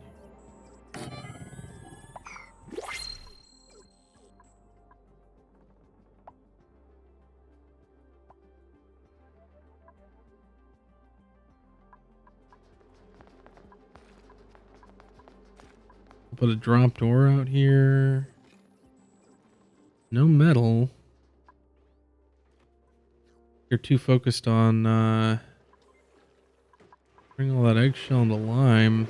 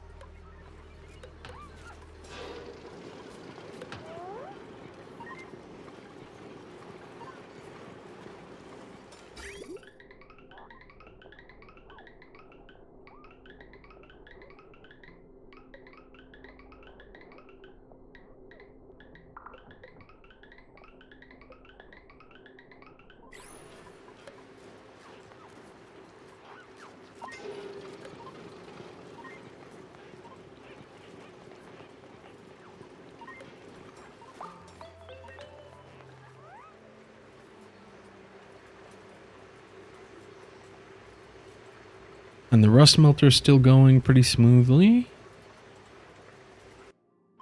Every time I check in on it, the molten aluminum seems to be sitting pretty steady around 2100 degrees. And you know what?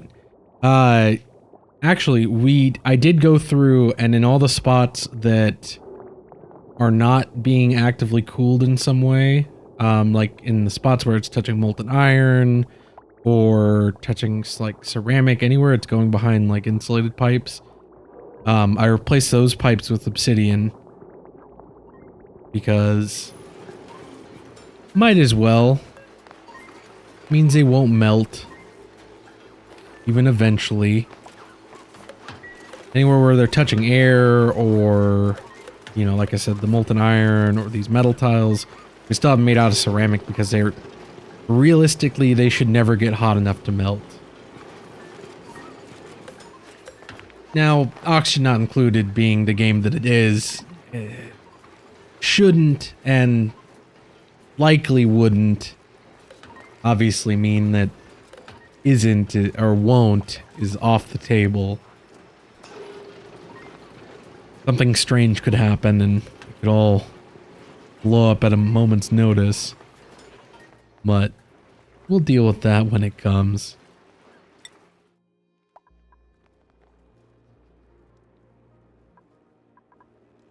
John here has gotten his work there done. Now we can focus on cutting this all out. And I think we'll do a little S digging just to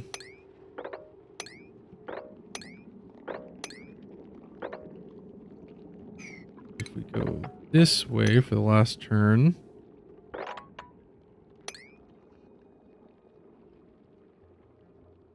Through and these out.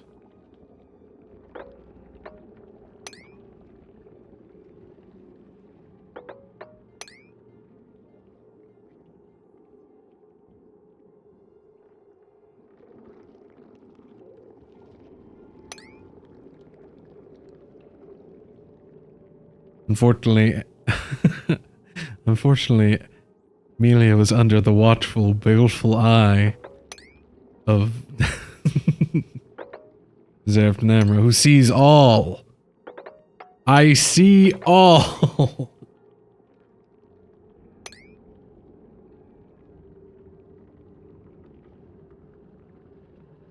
You will not be sneaking past me on this day.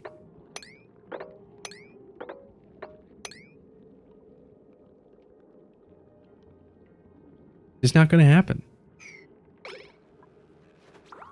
Welcome, welcome. We're still working on getting that stinky tree and harvesting its of questionable value goo.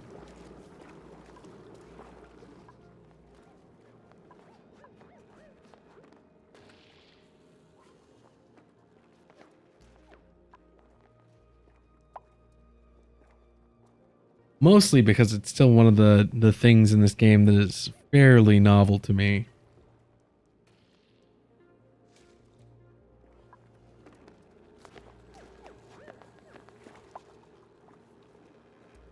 He's going to be doing that a lot. There's a lot of slime there to be collected.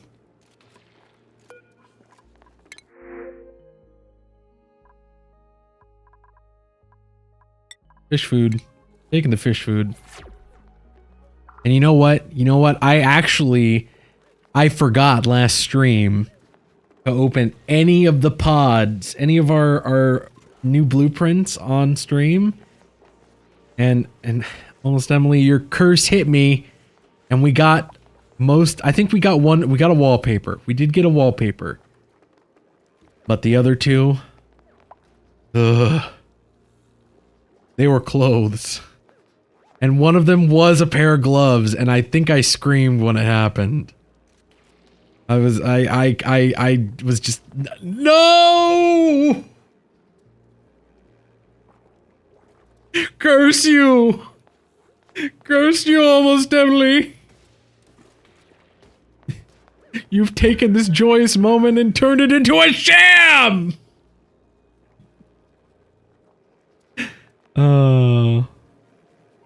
But, you know what? Maybe to forgo that. While we're just having, Jean run around here, do a little digging. Let's Let's crack one of those suckers open. You know, no, screw it. Screw it. We're cracking them all open right now. If you're here right now, you get to see what we get out of this stinking sham of a roulette wheel.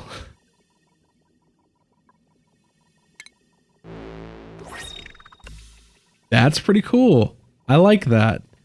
We love, even if it's rated common, I love getting new building things. Let's see what else we get. That's actually kind of neat looking. As far as the clothes go, that's not too bad. We will be turning it into spools, but interesting nonetheless. And there we go. That's awesome. Not even half bad. It wasn't even half bad this time. We actually got some good drops.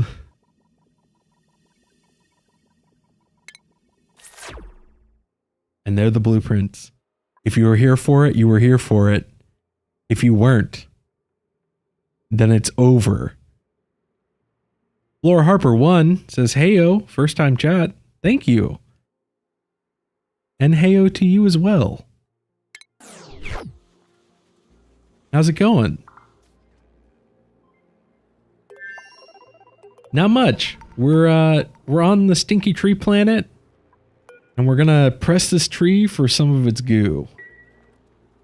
Which every time it sounds so horrible when I say it like that, but I can't stop. It's just the way that we're gonna refer to it from here on out.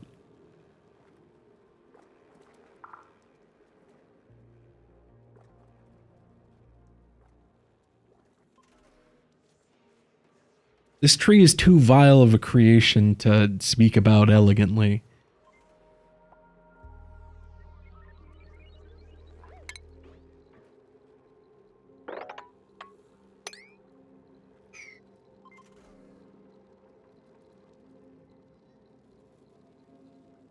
And I suppose some of that disdain is likely why the tree is the way it is anyways.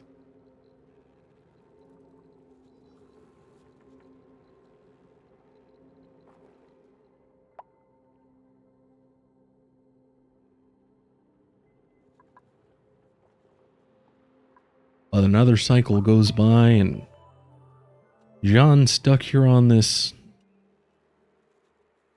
green slimy rock.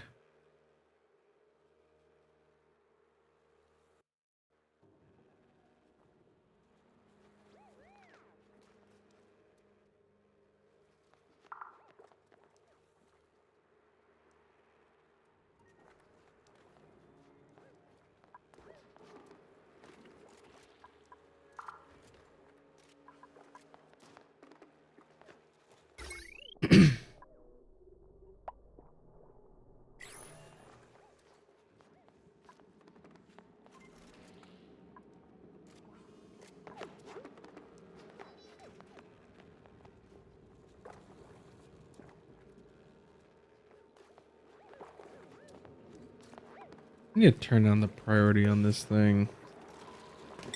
4. Priority 4. You'll focus on digging.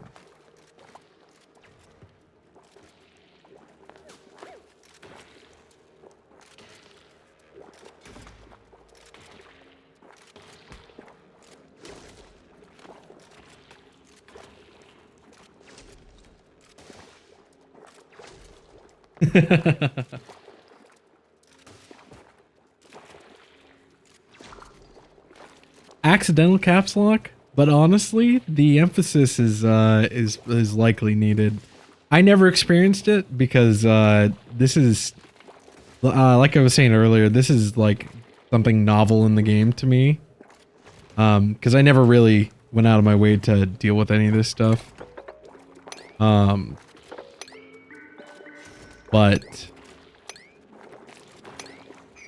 yeah, I just I guess I never really got this far in my original big playthrough of Oxygen Not Included, mostly because I mean, yeah, I mean, if you just read through it, at least they rebalanced the tree a few months after it was after it was introduced. It was awfully inefficient initially. Just that emphasis, it really bleeds through the text. But yeah, I never. It was out. It was in the game when I played. At the time, I never really made it to that. Most of the things I ended up doing didn't really need space materials. I do remember I did go out and get the graphite fullerene for supercoolant, because supercoolant is just, out of all the space materials, it feels like the most useful. Like, sure, thermium is like really good for your high temperature applications, but unless you're playing around with like molten metals and junk like that, it's not really super necessary. You're not really usually going to be dealing with temperatures that high, and even then, like, thermium doesn't, it boosts up the maximum temperature, but it's not all that. And then, like, insulation's pretty neat. I think that the melting temperature of insulation should be a little bit higher, personally. I do like that that it's not that it's got that cool, like, 0.0001, but yeah.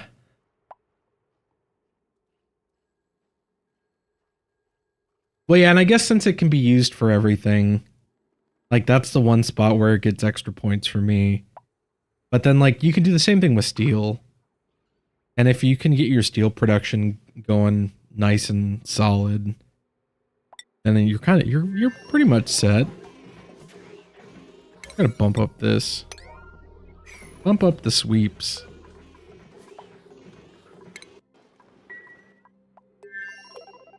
You've got 18 duplicates here, and none of you are running out to do this.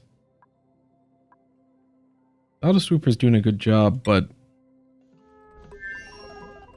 our friend Turner here, I mean, he's not going to run out of oxygen anytime soon. And he's got food to last him for hundreds of cycles, probably.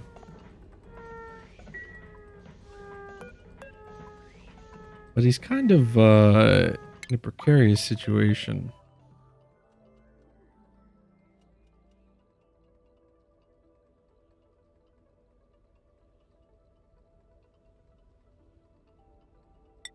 My only issue right now is I don't know where I would put supercoolant processing.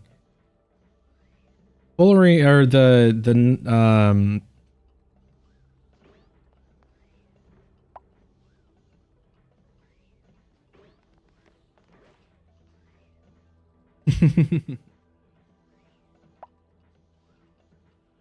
Very true. I was actually because I'm thinking about doing this like recorded playthrough for YouTube. I'm like making a YouTube series of videos of that single dupe playthrough that I was talking about previously. And I was looking at different mods to put in, and one of the really cool mods that I actually saw was it was modified hatch diets. And one of the diet things that they put into hatches was that your vanilla hatch could actually consume refined metal and give out 95% of its mass in ore, which I think is a really neat idea. Though maybe being on stone hatches would be a bit more fitting. But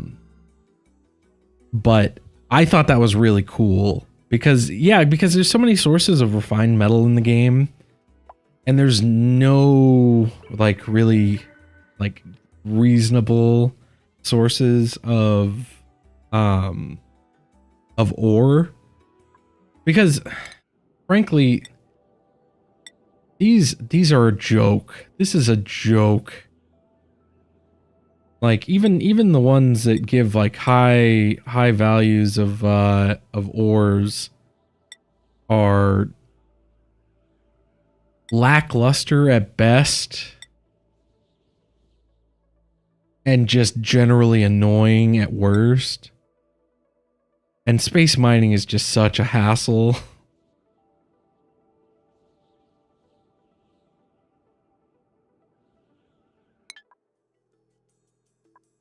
But honestly, it's a cool idea. Heck, maybe, who knows? Maybe Clay will go and add some sort, because they have so many critters that consume refined metal. Maybe they add in a new critter that does that downcycles your metal, refined metal into metal ore. Because I love critter ranching. I know there are quite a few people that don't really care for it because it's kind of work intensive, and our cooling loop slash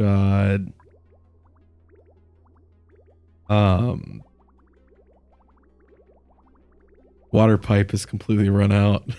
Oh no. It's not that big of a deal. Things are gonna warm up a little bit across the base though. This should be fine. This comes out of dormancy in 12.4 cycles. Heat radiation should be good enough for the time being. It's already up to 24 degrees. 30 over here, probably from larva eggs. Look at that, 53 larva eggs. Goodness. Oh, and the pinch of pepper nut coming through at 50 degrees. Heck yeah. I would generally agree.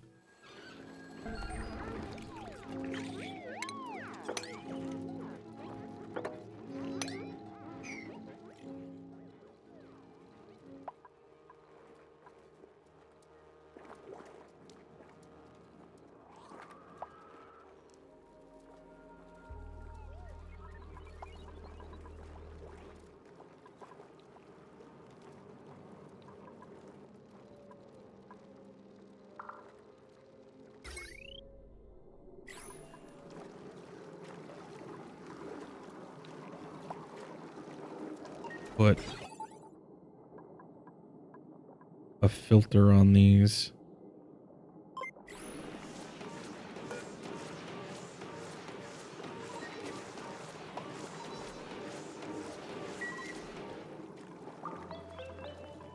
Maybe not an AND gate.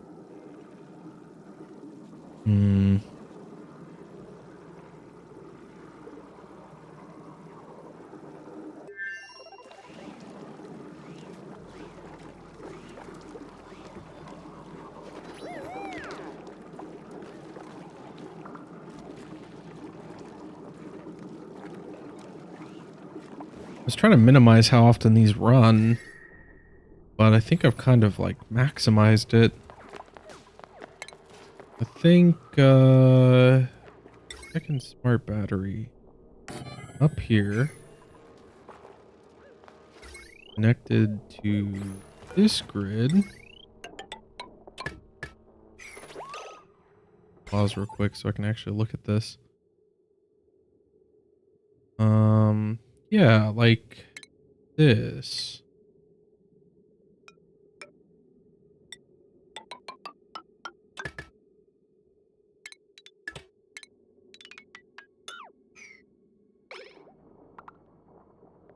Yeah, like that.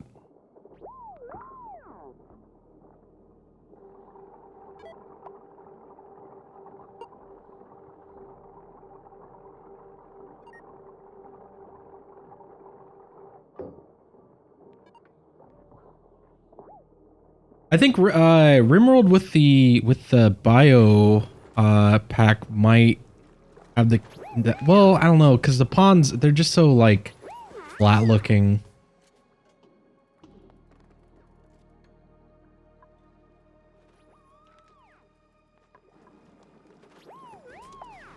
Did you see that game? And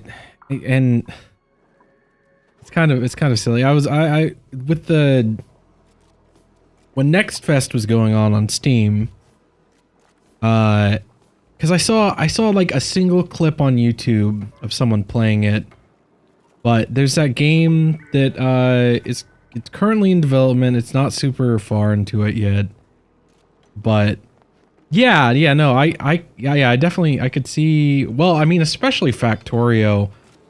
Factorio is such a grim looking game because it is. It's like it's got that like hardcore industrialist aesthetic going on. Did I accidentally flip the wrong thing? No, okay, yeah, it's just disabled by automation. Okay, that's fine. It's got such a grim aesthetic because that's what it is. I mean, it's literally the industrialist versus nature.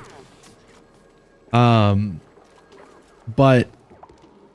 the there's this game coming out on Steam called, I think it's called Adaptory or something, and from all looks it is kind of an Oxygen Not Included ripoff, but their big like claim is that they're going to make it's essentially going to be exactly like Oxygen Not Included, but instead of having like instead of you getting more duplicate, like more colonists or anything like that, you're going to have a set number of colonists. If they die, they die and you never get more.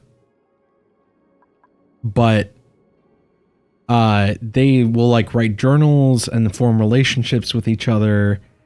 And it's a lot of it's a lot of promises and a little bit of execution on the demo.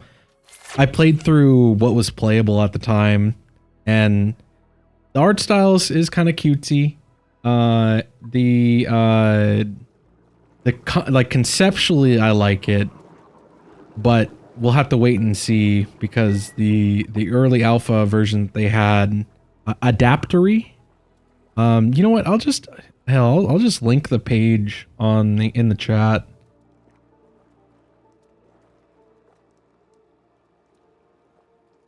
I mean, because as soon as I saw this, I was like, oh, that's it.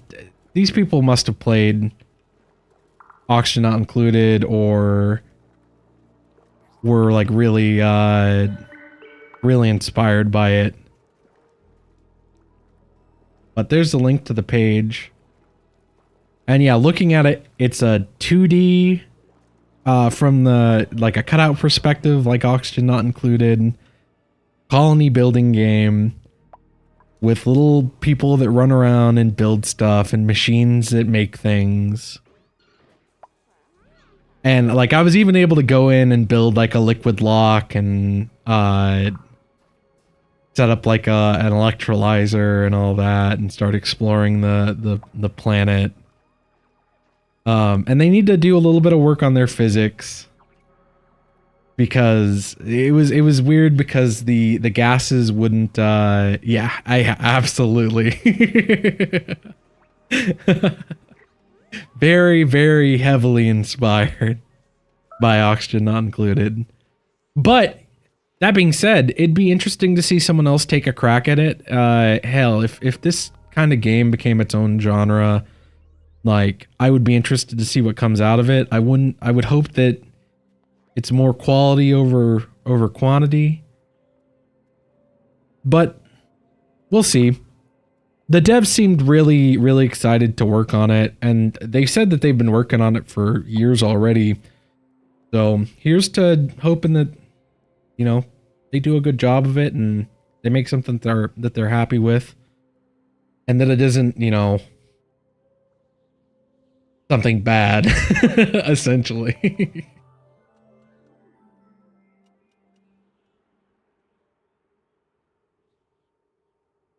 Yeah, well, and it has a. I think the playable demo is still out on Steam. For download, but like I said, it's in a really basic state right now. Like everything is constructed out of dirt. There's no real use for any of the resources. Like you can make oxygen, and hydrogen out of water. The physics are a little weird, because I mentioned this directly to the developers. I was like, it's kind of strange that the gases, there's none of the random like Brownian motion that gases have and oxygen not included that allow them to separate out cleanly. So like there was a couple times where, or like directly underneath my colonist beds, there was just a single spot where carbon dioxide would collect. And it collected to like several kilos worth of carbon dioxide in a single tile. And I was like, yeah, this is probably something that you don't want happening. But I get it because it's like super early in development that obviously they may not be able to like, they may not be at that state yet.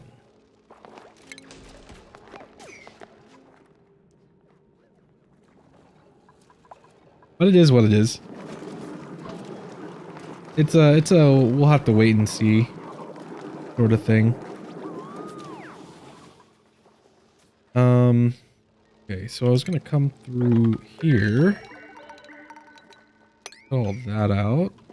Leave that thimble reed because that'll let us refresh our suits for a little while longer.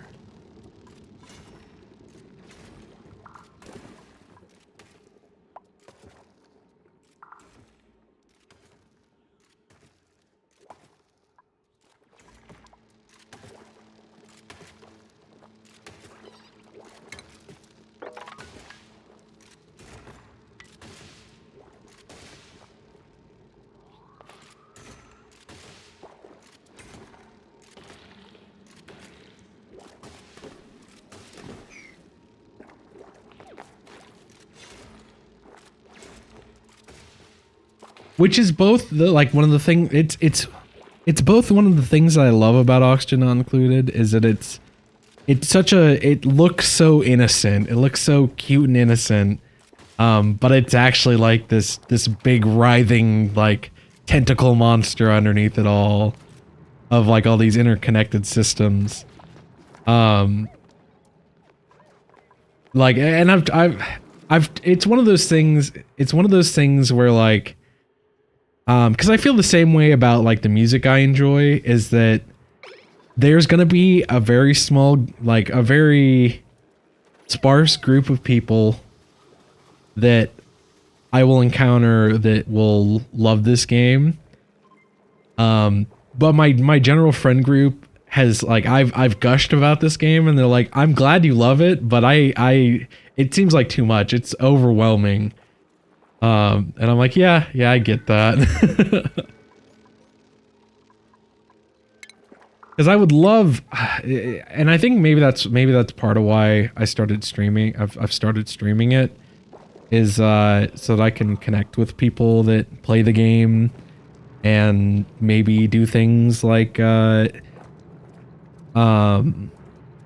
shared seeds, and doing like kind of like almost group playthroughs of the game and seeing how everyone kind of does their thing. Thank you for the follow, I think. Oh god, I'm absolutely blanking. Priest Zero, thank you for the follow. I really appreciate it. Thank you for cleansing. I was actually going to run a previous follow through because we had a bot come through earlier shilling some likely scam stream management software, which is disgusting. But thank you so much. I appreciate it.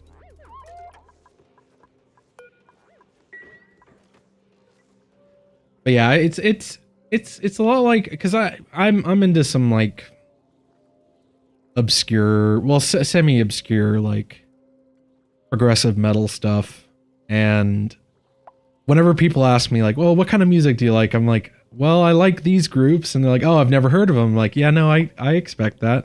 And I've actually been surprised a couple of times, wearing like the one of the band hoodies, for this band Between the Buried and Me, and actually getting people like saying, oh, like, I actually know them. I'm like, wow, you're, I can count on one hand how many people have said that to me. Barring the one time I went to one of their concerts locally. But that was fun. Oh no! Oh, I goofed this. Oh, the poor fish. Don't worry, friend. We'll get you to your family.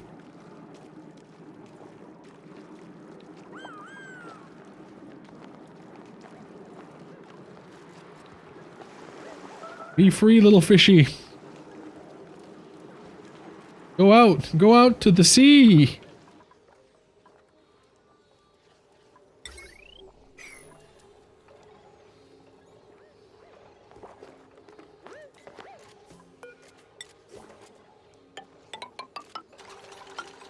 Absolutely. I've had a couple of my friends pick it up, and I couldn't watch it. I was like, they were trying to stream it in the Discord because they wanted advice from me, and I kept trying to just jump too far ahead, and like, okay, wait, no, like what? No, I don't get that. Like, what am I supposed to be doing here? And I'm just like, I'm ruining this experience for you because I'm trying to push you into like the depths. I'm trying to push you too deep.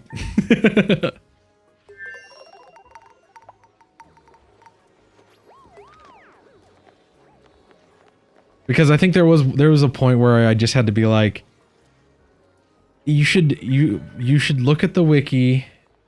Just read the, like, when you run up against something, look it up on the wiki. The information there isn't 100% correct. And if something doesn't match your experience, just ask me about it. Because, you know, I may have the answer. But yeah, it's bittersweet. It's bittersweet.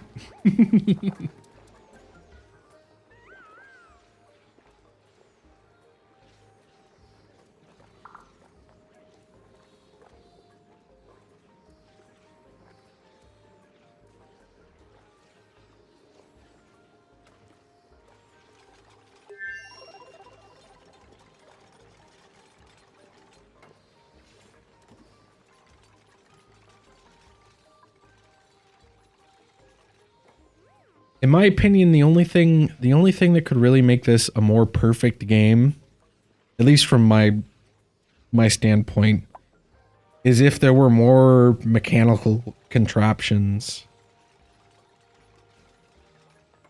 Because, you know, with the way that the one element per tile system, and how like really the only moving parts that we have to work with are mechanical airlocks, which are cool.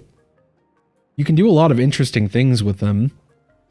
I don't know. I would like there to be like more physics, or even just more physical transformations, like through because it's mostly a thermodynamics. If you could call it any sort of simulation, it's mostly a thermodynamics and like temperature simulation. And I'd love to see this and like a mechanical, yeah, like more machine builder like, where like you actually have to like design contraptions to do some of these processing like things. Kind of like almost if like you had like, if you've ever played the create mod for Minecraft, sort of like that.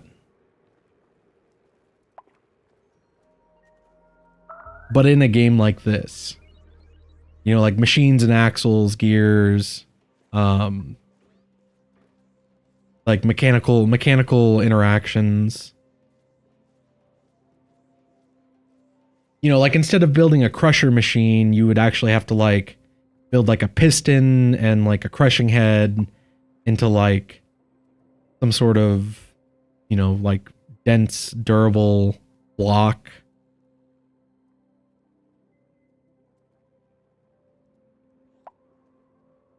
And that would be the only thing that could make this game more perfect. Though with the way that the way that the oxygen not included engine and everything works, it's impossible. I'm pretty sure it's almost completely impossible. The closest thing that we could get to anything like that, well, you couldn't do anything like that in a game like this.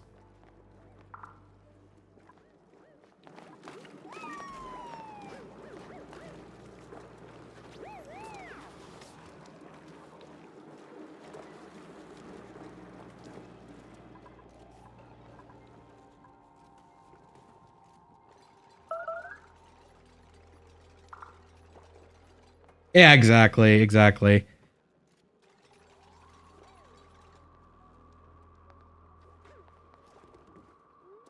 But even that, like, even then, like, it's not like, it's not a deal breaker. I mean, it's like the ideal. It's like, oh, well, if we lived in a perfect society, you know, blah, blah, blah. Well, we don't. So, you know, there's only so much you can realistically ask for. You got to be pragmatic about some of these things.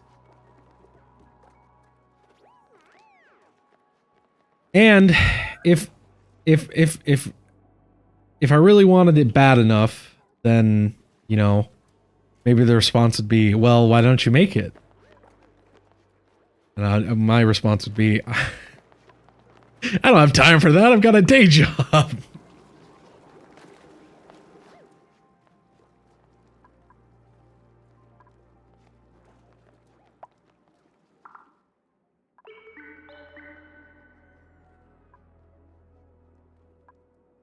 But luckily there's a beautiful bunch of people that do like modding work for games like this. So there's always something new to keep things fresh. I mean, I was looking at I don't remember. I need to get better at remembering some of these mod makers' names, because there are some really cool mods that are looking to add like new functionality to the game.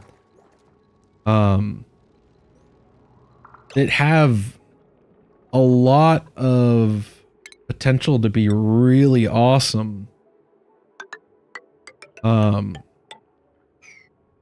for instance, there's a chemistry mod that I was looking at.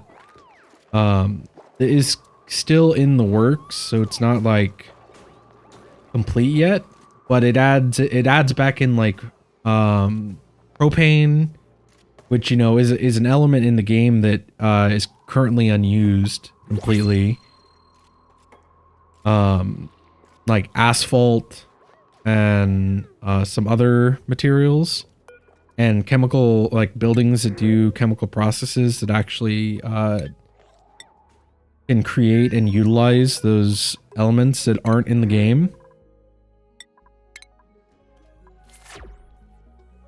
And I don't know, it'd be really... Oh, well, that's not good.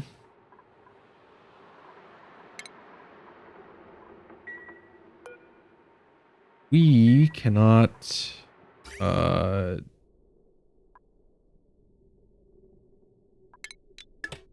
do...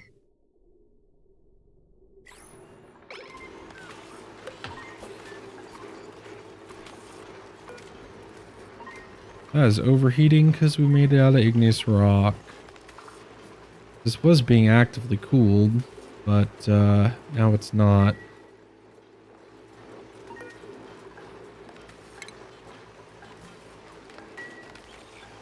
Okay, do your repair thing. Gotta get all the aluminum out of this refinery. Thank you, game. I'm glad that you would have told me that this was happening. I don't know if it drops its inventory when it breaks. I sure hope it doesn't. That would be really annoying. Okay, it doesn't. It doesn't, but we need to get all this aluminum out of this refinery.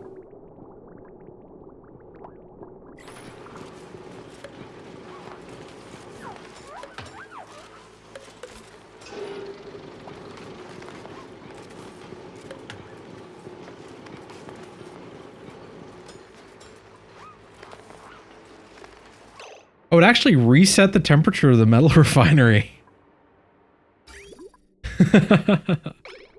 They've probably been doing that for a while now. I mean, we've got 692 tons of igneous rock. So it's not really a disaster, but we'll let that drain out and we'll replace it with ceramic.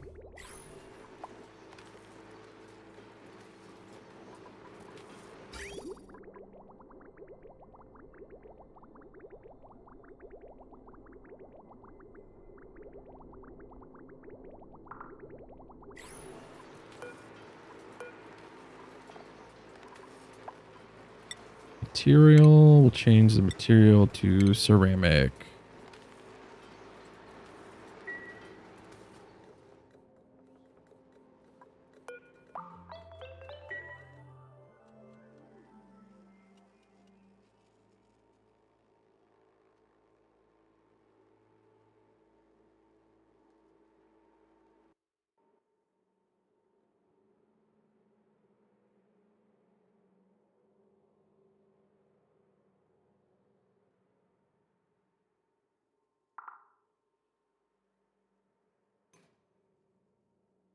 Remain disappointed. The least convenient part of the melter to get to.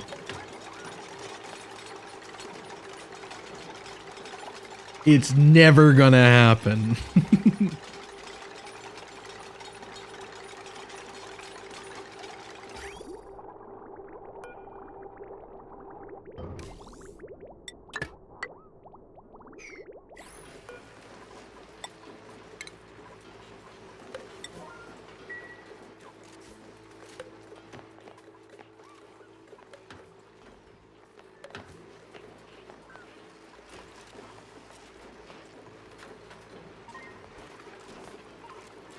Oh, no, no, no, no, no, no, no. No, stop that. What are you doing? That's gotta be obsidian, or else it'll eventually melt and kill everyone.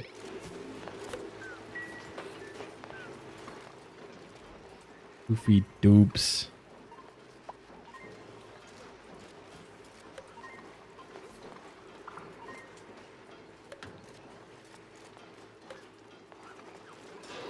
But then we have to get rid of the oil well, and I don't think you can build... Oh, no, you can. That is weird. What is with that collision box?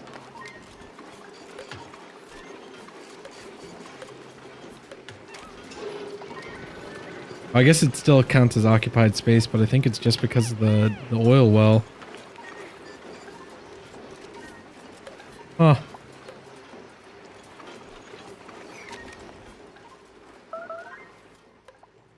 Oh, you're not starving. There's literally no chance.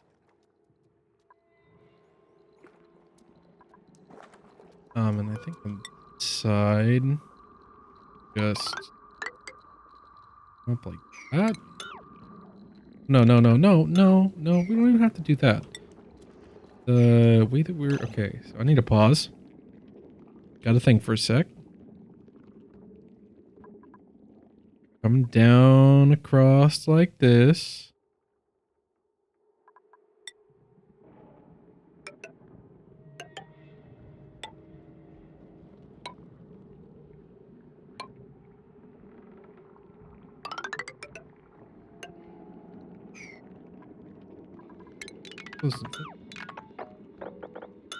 Really just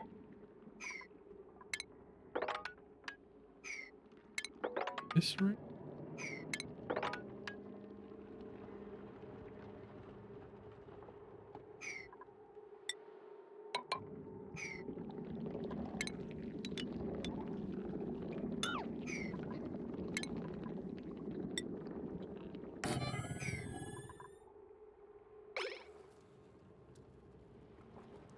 True, true.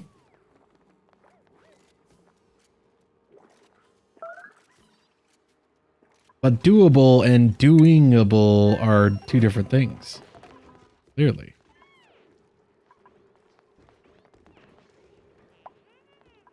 Wait, why are they starving? Why are you guys starving, guys?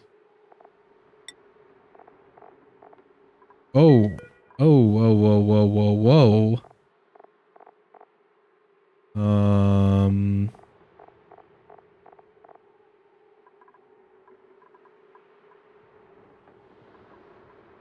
We're not grabbing barbecue out.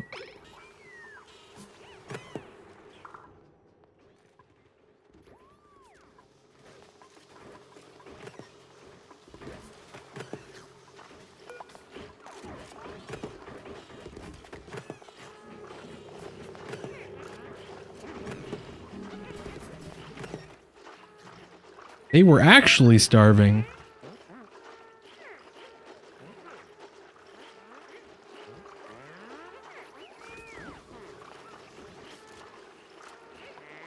$11 million 17 million calories and not a bite to eat. Guess they must have ran out of fish.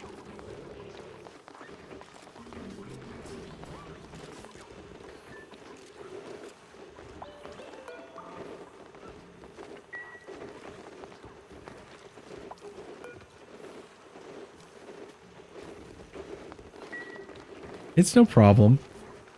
It's playful fun.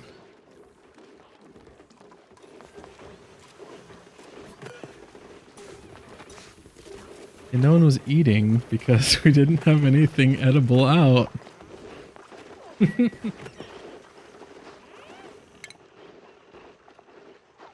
They're not allowed to eat the pickled meal. It's for our space people. Speaking of space people, what are you doing up here, Turner? Looks like you're breathing easy, friend. You've got plenty of food. You could live up here for another, I don't know, 73 cycles. Just hanging out in space. Now, I think your oxygen will run out way before that.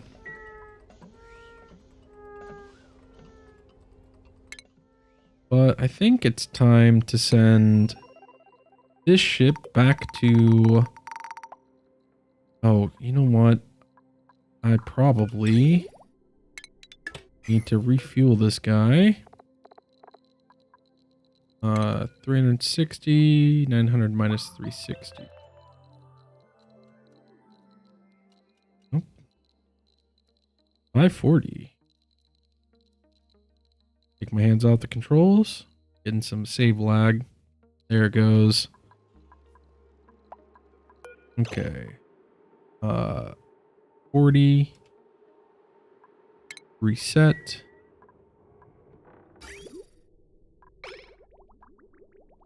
There goes some petroleum. Ughola is currently idle. That's not... Don't like that. Go here. And dig all that.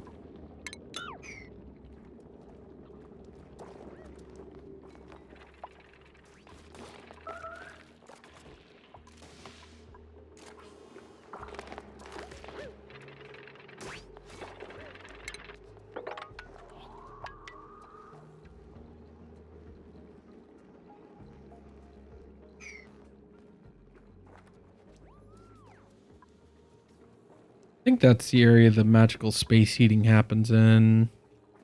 We can double check in the rocketry spaced out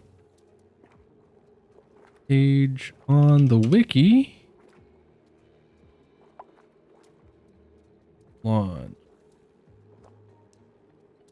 An exhaust. A 3x9 rectangle from the exhaust.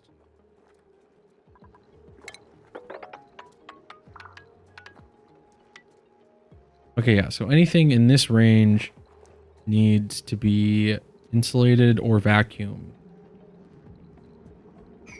I think it's actually technically this area that gets heated by the magical space heat.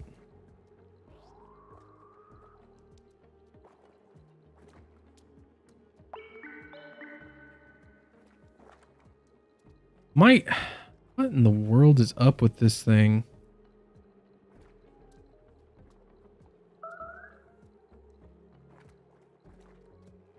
On OBS, my Twitch chat doc has been jacked up since the last time I raided someone.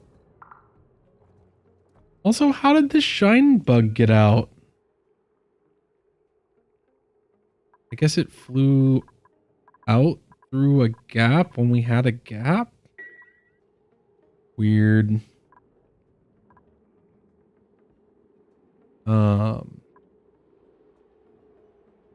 Okay, I guess he's just waiting for the suit to get recharged. What's the holdup? Oh, he mined himself out of a path.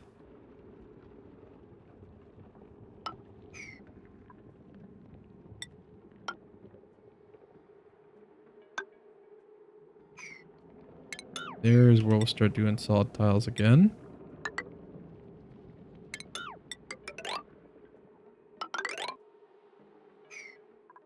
Because we're seeding this whole corner of the map to space.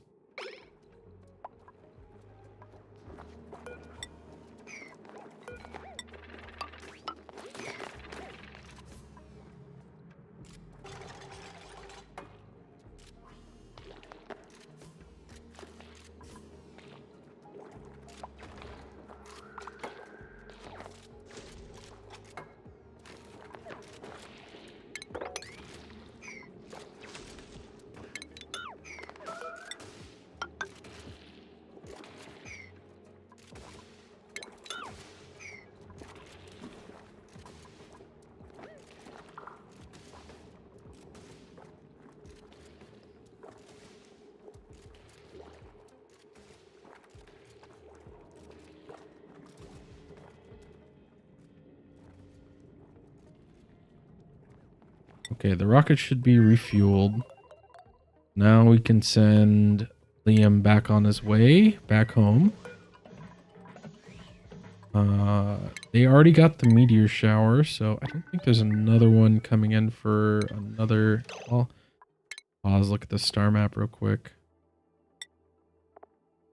No meteors in detection range. So should be fine.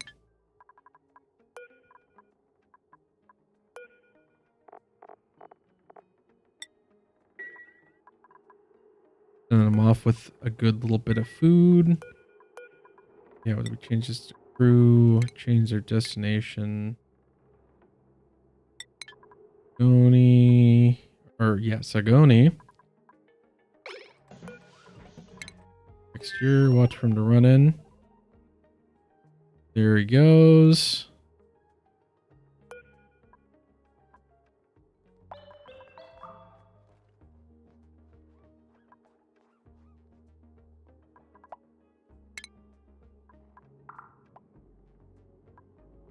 Run over to Sagoni and tell them to open up the bunker door.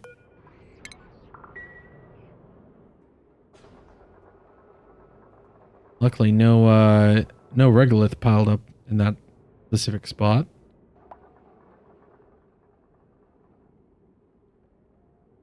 That's where he's going to need to go back to.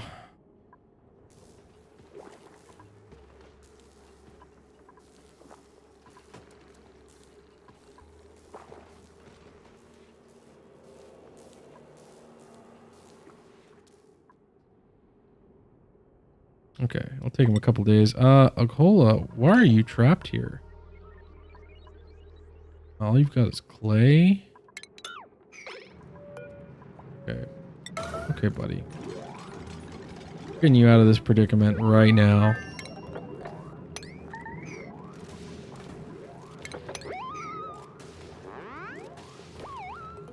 There you go. Go use the bathroom, dude.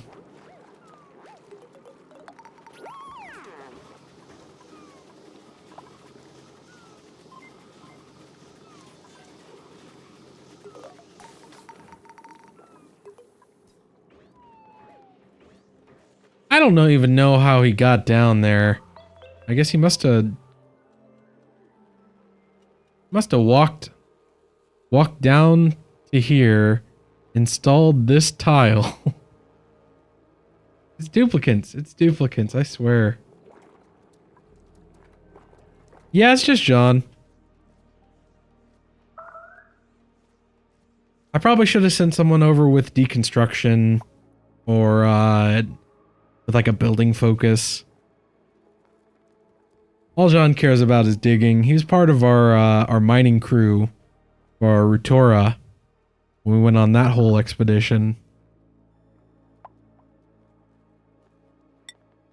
But now that the scientific Venisat 4 is on its way back to Sagoni, we can have Turner go ahead and land. Holy moly, 334, thank you for the follow. I really appreciate it. And actually, we need to have Turner put this suit back on. Come on, Turner. Get in your suit. Otherwise, you'll burn yourself on the... let's just take a quick peek. How hot is this ladder? Oh yeah, no, 400 degrees? You know, it'll just melt your skin onto the obsidian surface of the ladder. Nothing to be worried about.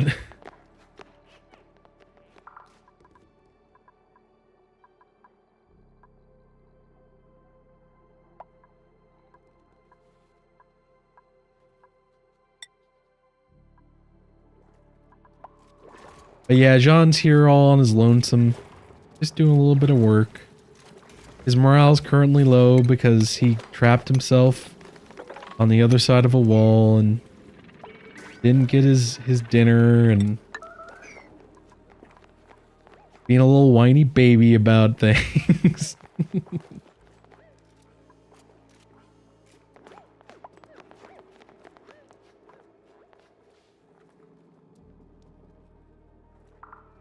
And first time chat from Holy Moly 334 saying hi to Emily, to Amelia, not me.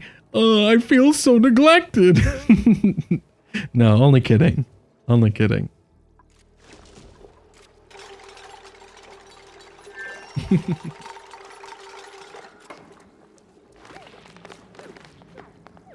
The Twitch only community is a beautiful place.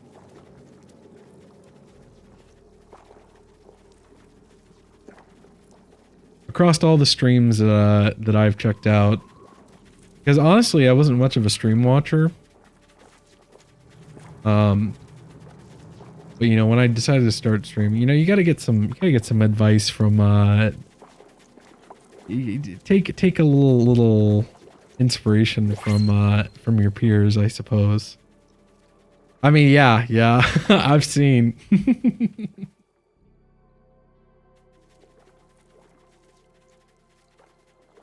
I don't know. She's pretty sneaky.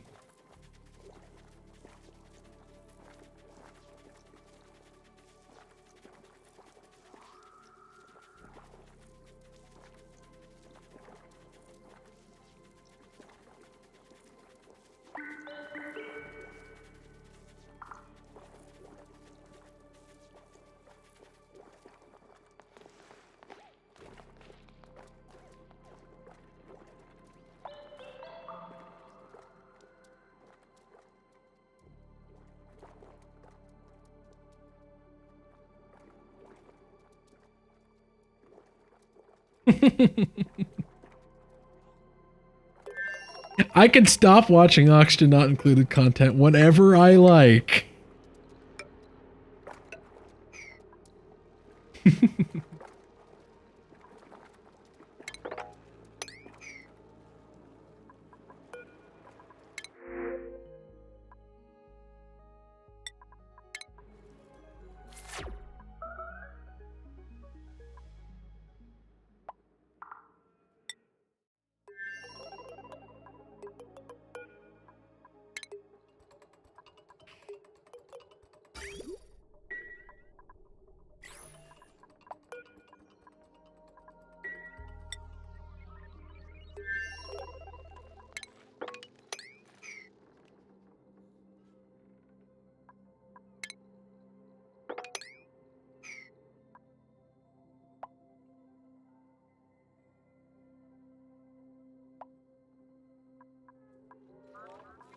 Oh yeah, this is gonna negatively affect the pet population. Still satisfied. But I think that's even with them being hungry.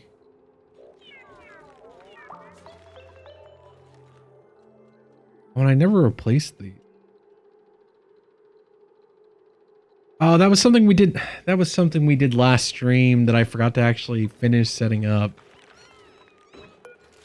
Got the new drop-offs put in. Never actually set the numbers.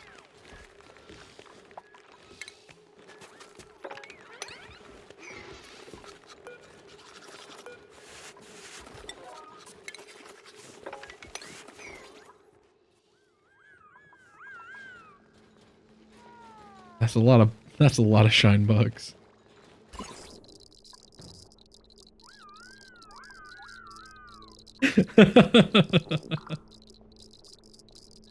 Oh, you know. Just 14,000 rats per cycle.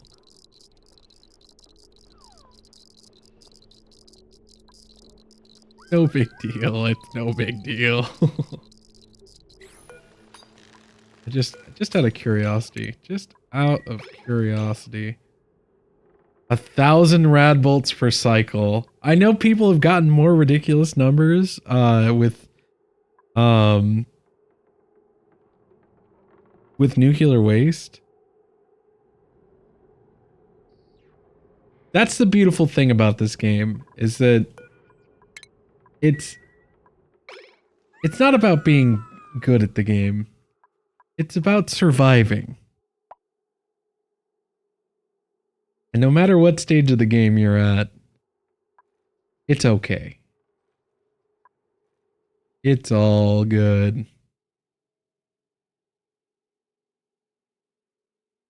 It's an iterative learning process.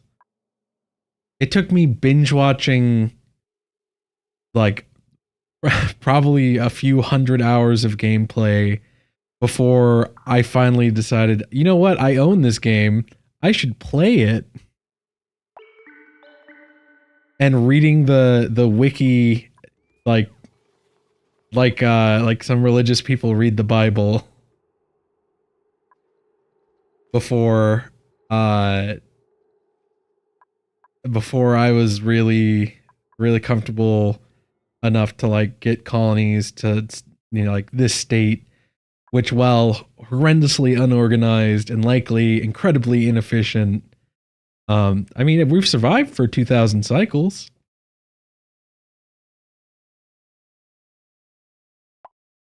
This is maybe my fourth or fifth colony ever, but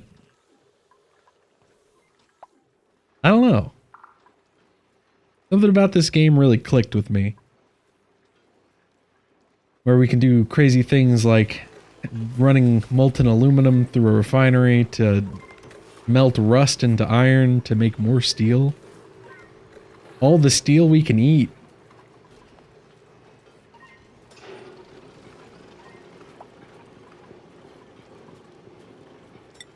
But our main focus right now is over here on Ughola. And I really screwed up this area. Because now we're going to have to put in way more ladders than I wanted to.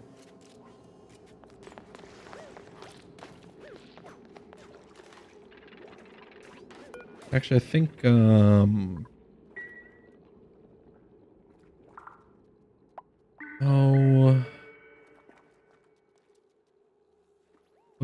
What to do.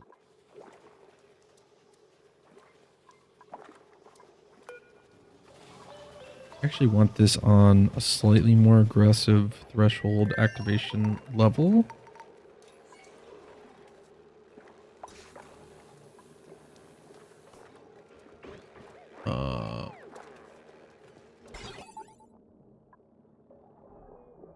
That should be donating power right now.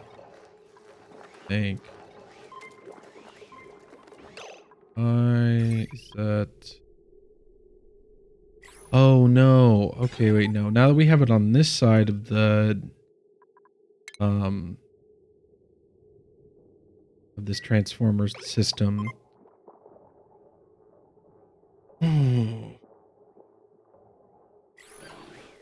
Yeah, specifically at about 400 kilos at a time.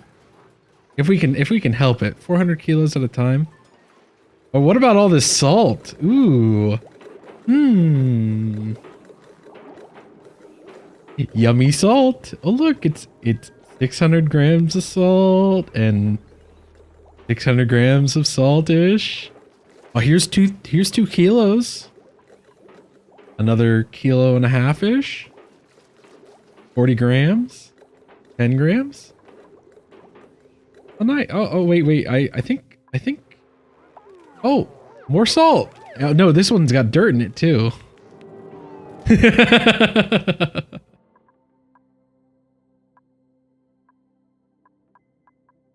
I mean, but what about this? What about the sour gas trapped up here above the magma? Or all of this yummy, fun debris.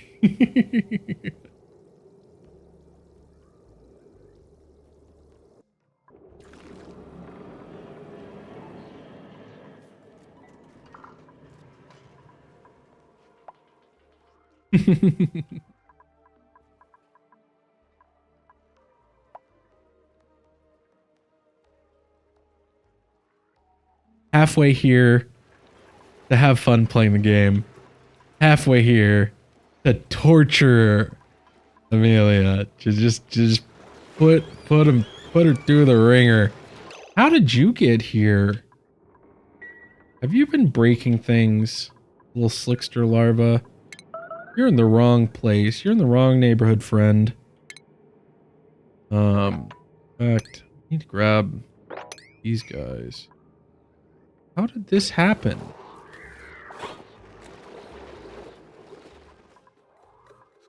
Someone grab an egg from here again.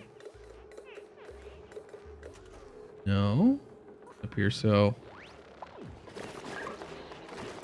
Sorry, little slickster larva. You're not allowed to live. You keep getting crude oil in our infinite storage. This drives me mad, though. This right here, this little bit of crude oil, 6.1 kilos of crude oil in our petroleum infinite storage. Just taking up space.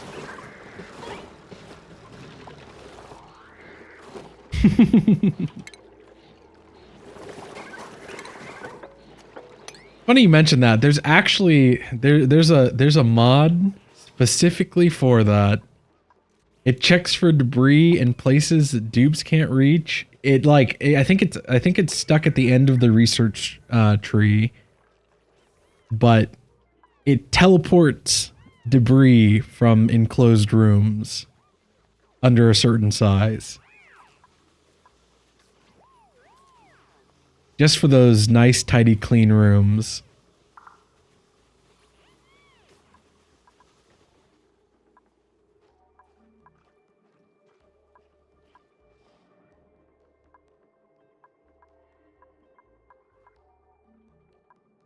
Man, we need to tell them to sweep these out of here.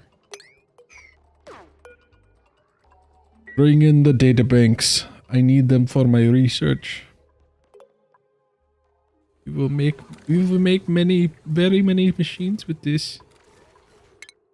Yes, I think we will.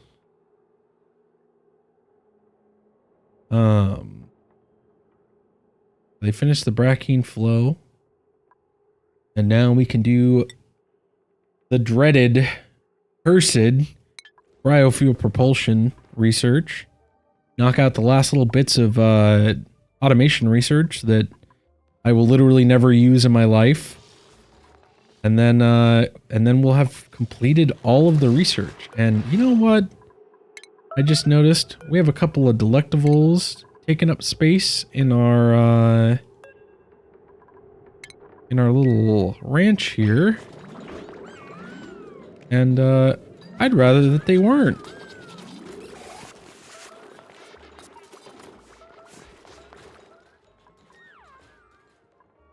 There's something weird about the combat tasks now. They seem to like get assigned and unassigned and reassigned and unassigned and double assigned and all that. Just kind of sporadically.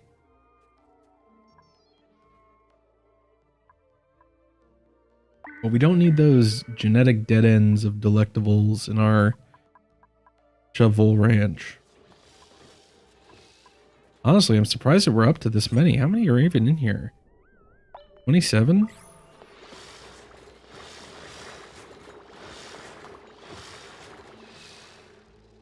Okay. Thought maybe for a second I moused over something I shouldn't.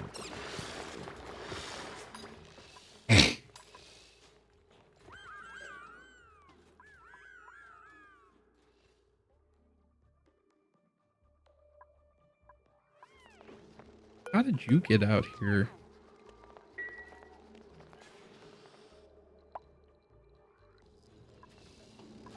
Something fishy's going on here. It's like they're slowly collectively wiggling out of the shine bug reactor.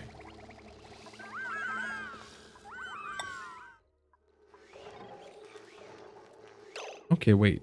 So what's going on here now?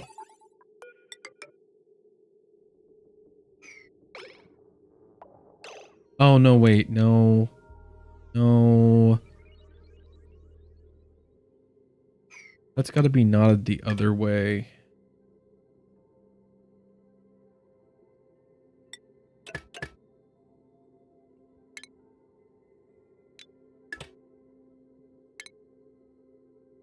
We had this knotted one way, and now that we have the battery on the other side, it needs to be knotted the other way.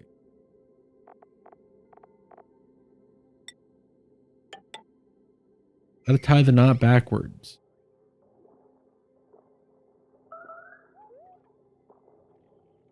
Otherwise, it's going to suck all of the power out of our... Well, actually, no. What is going on here? What is the battery complaint? Oh, yeah, this ran out of power, and...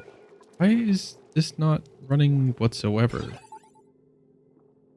Those are green. Insufficient resource. Oh, yeah, because the pump wasn't able to run. Or it burned through all of its natural gas, I guess. This is dormant. Okay. I see what happened now.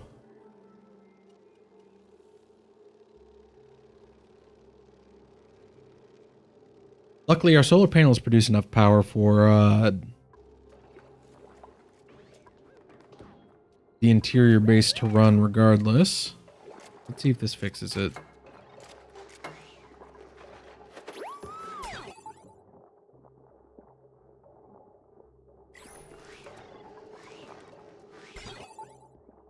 Or does this need to be inversed? Something needs to be inversed, and I don't know what it is. Oh no, when this battery's full, we want it to push charge out. Okay, yeah. Yeah. We had it knotted the right way before.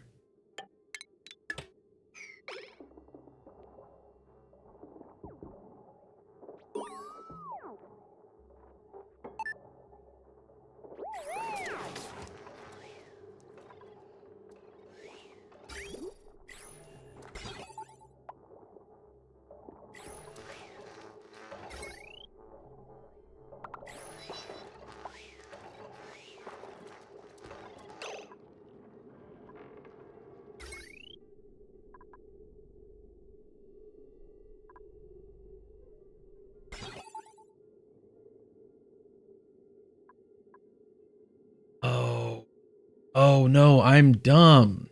I'm just dumb. That knot gate's the wrong way around and in the wrong position.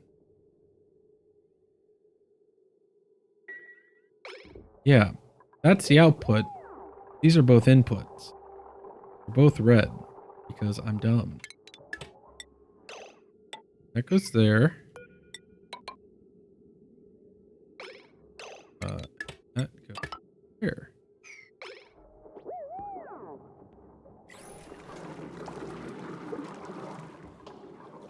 Now it's passing charge across until this smart battery is charged. It shuts off. It starts charging this battery. At least until this gets to 25%. It's also pulling from this jumbo battery.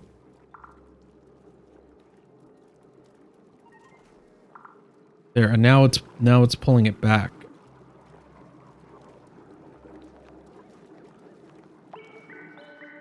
So this ensures that the interior base stays charged, and the exterior base only gets charged when we have excess. And the whole system shuts off if this base ever pulls more than 500 watts of power.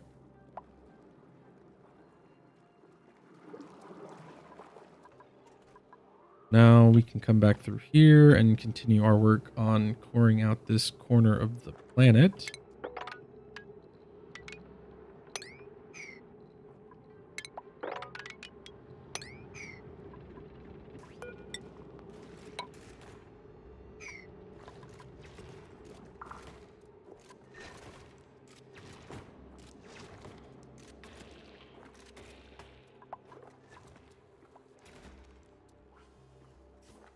Now that's what we do.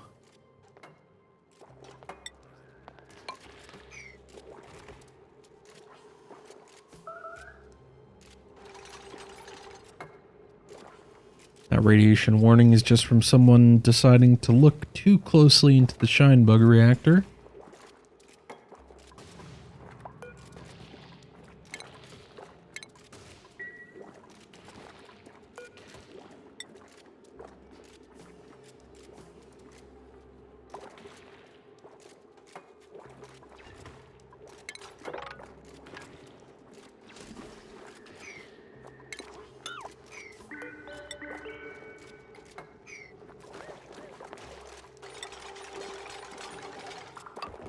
That needs to be insulated because otherwise that tile would have eventually gotten superheated. It would have just passed its heat across.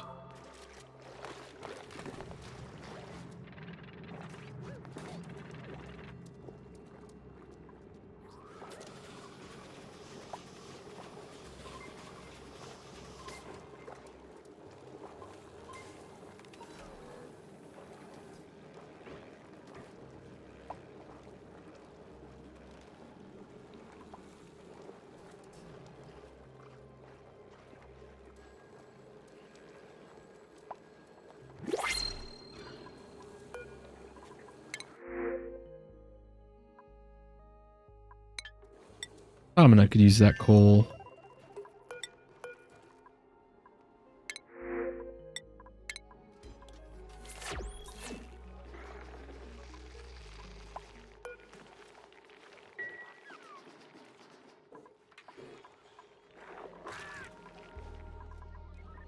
Wait, how are they doing on coal?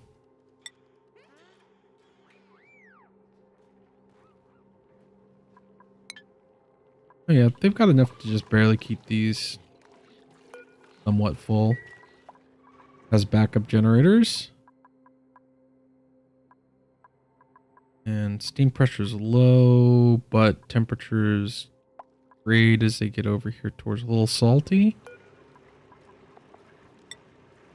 He's just so little. Like Big Salty. Big Salty's dormant though right now.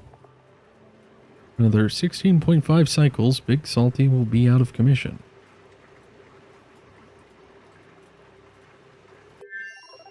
Maybe it's about time I queue up some more igneous rock sweeps.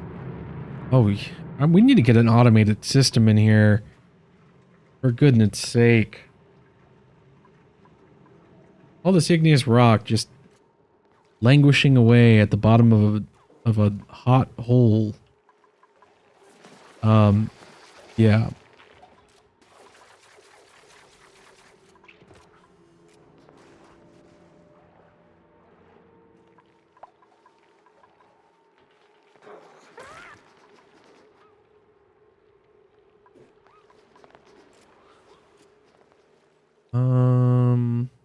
Let's see.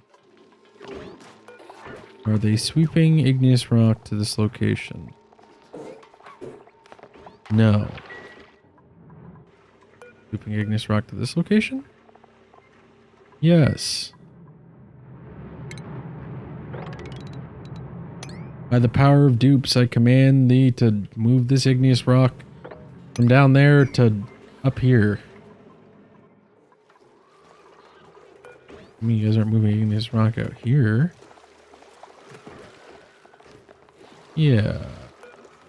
Yeah. Okay. Now I can focus on what really matters. The very important work that's going on over here on Ughola.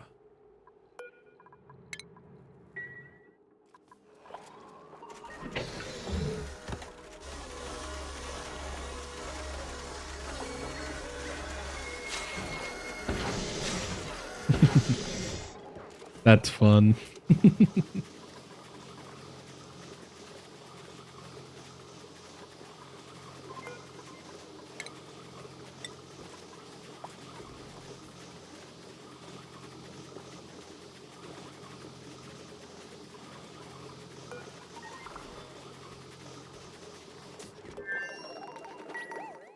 I was tempted. I was so tempted to pop open this 250 kilos of oxygen. And now we're doing it. We're doing it. Do it. We fear no oxygen.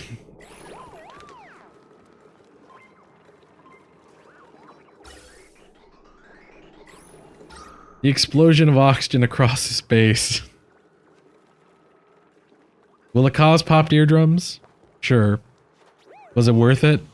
Absolutely.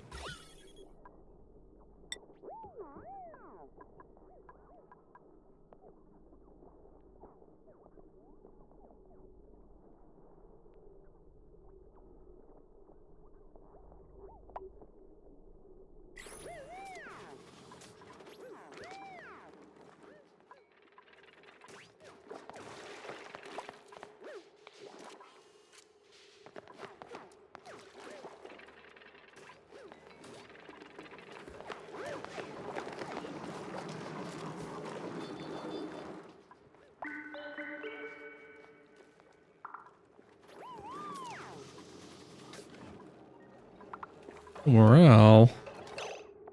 Why is your morale so low? There's a meal, that's fine. Duplicate washroom. A mess hall, private bedroom.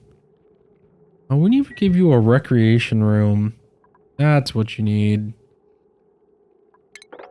A 12 by 12 room.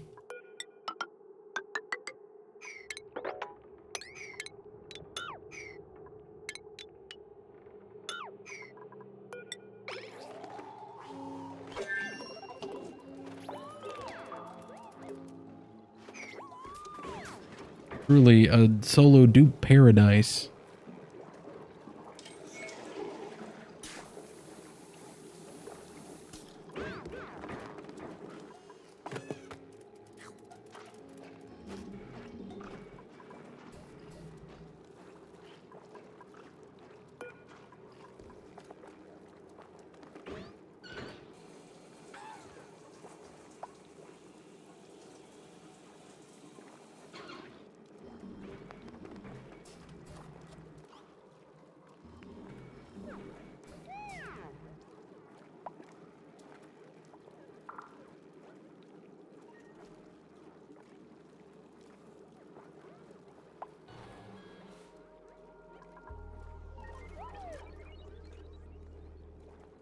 You don't need a rec room. Why was your morale so low, dude?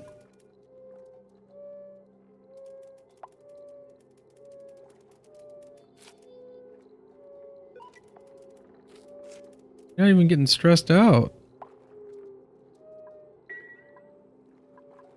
Okay, no, scratch that. You don't need a morale. You don't need the morale bonus from a recreation room.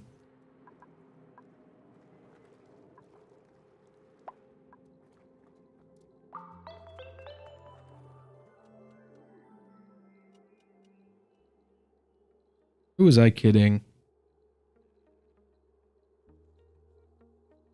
Not me, that's who.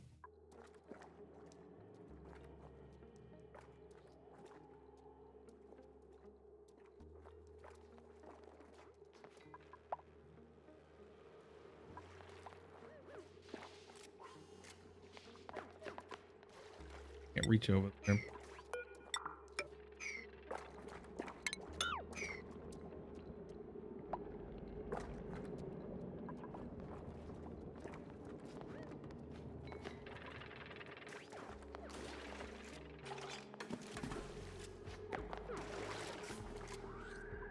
I was wondering why he wasn't getting over here to do any of this work.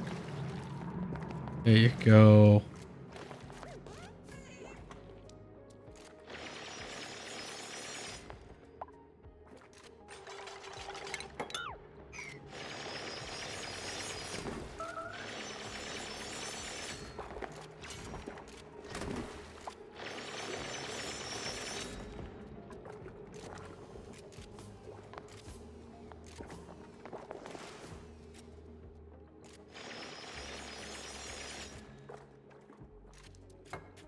We probably shouldn't be making this little area out of insulated tiles. Just so we can capture this tungsten volcano. I don't know that we have enough obsidian for it yet.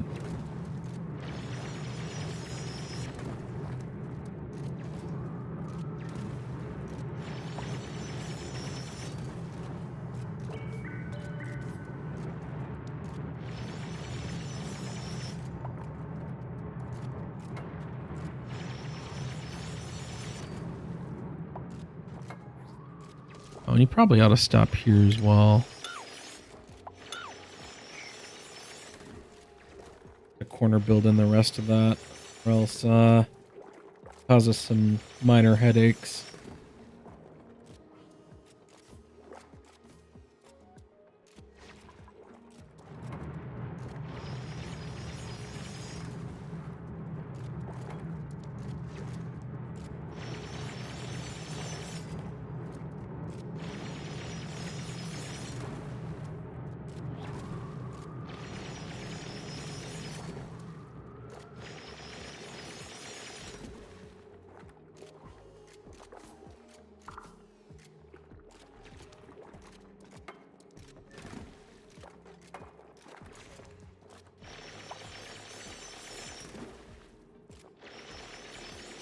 It's funny because this is actually an even shorter stream than I would probably normally end up doing. I mean, we're still going for like another probably like 4-5 hours. But daylight savings time in the United States just hit, and we leapt forward an hour because reasons.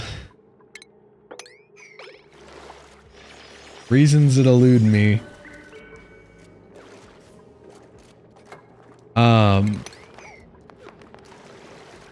so it went from being 2 a.m. to 3 a.m.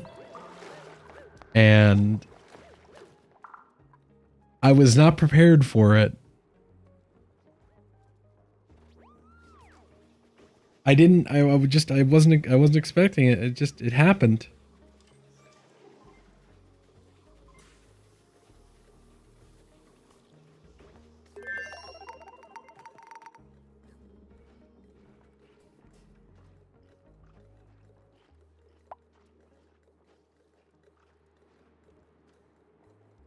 But despite being sick this week, actually managed to have a little bit of fun. Me and my buddies, we picked up that hit game everyone's been talking about, Helldivers 2. I gotta say, it is an awful lot of fun.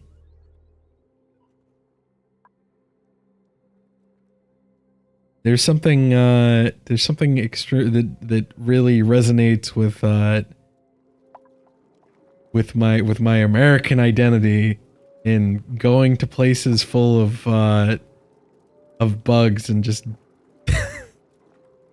and just obliterating everything in the way.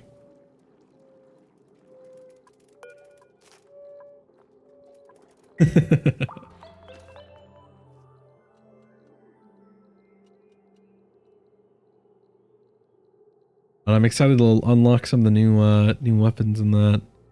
And I heard that this is probably a good time to get in since they're doing A lot of balance changes currently.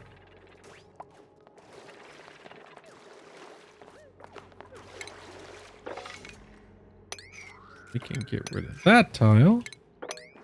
Ah, we weren't quick enough on the drop. Dang it.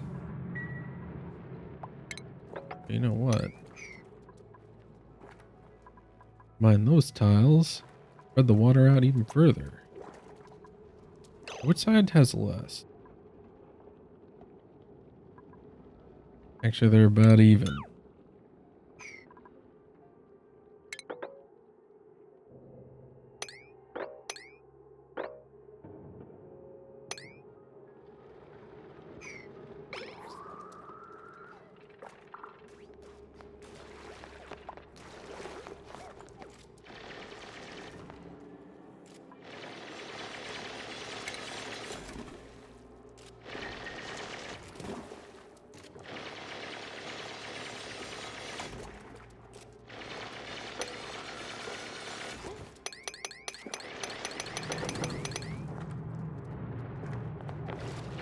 Oh, that might be the one spot that we need. There we go.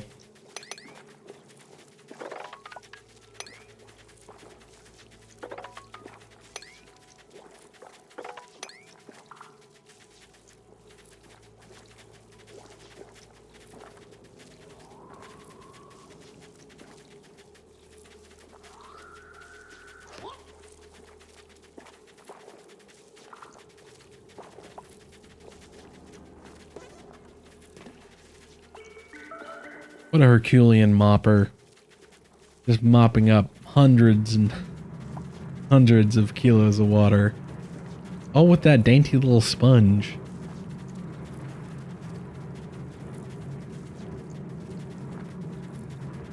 It's dainty, but it's almost as big as his torso. Now I'm actually like looking at the size of it.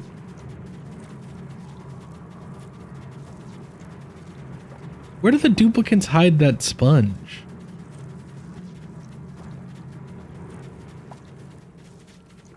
And how does it create the plastic bottles?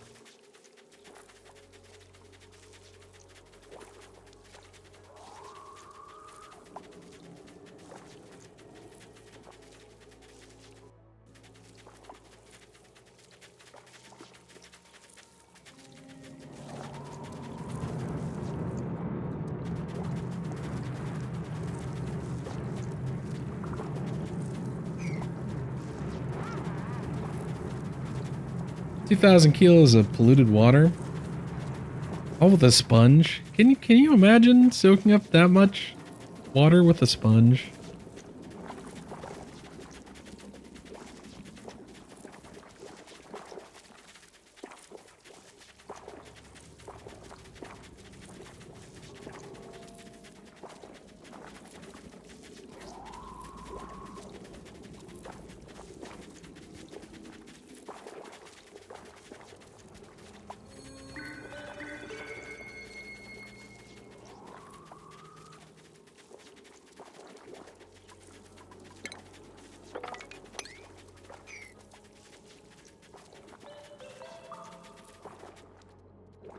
And John spent an entire cycle just mopping up polluted water. The downsides of only having a single tube.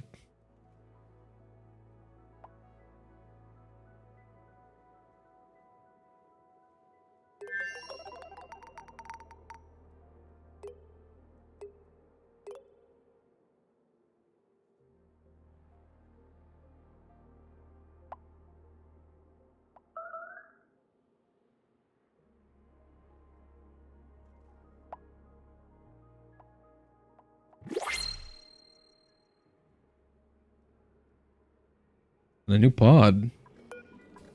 Let's see what's in it. Shine nymph eggs. Couple of deeps that we're not probably looking to take. Farming, operating, ranching with greater aversion. Green thumb. Honestly, I think they could take another farmer on the main colony.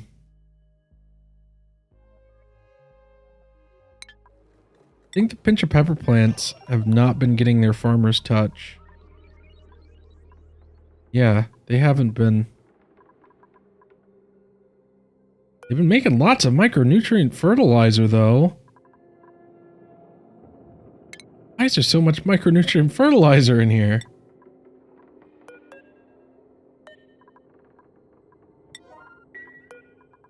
This task is a mystery. Like, what can deliver the...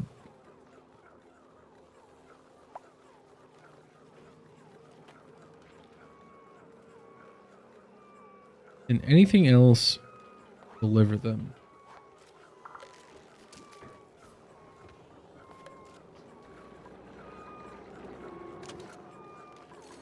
Yeah, you're crafting more. Why are you crafting more?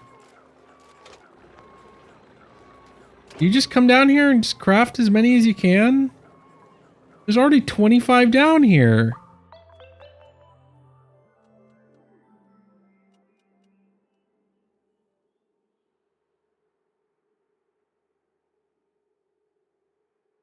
What in the world?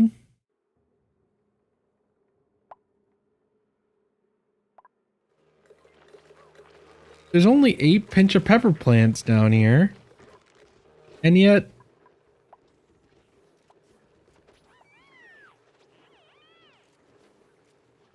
100% of them are like... are not getting farmers touched.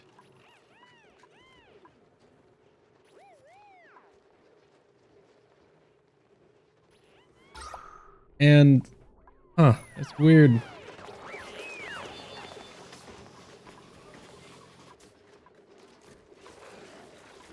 Very strange.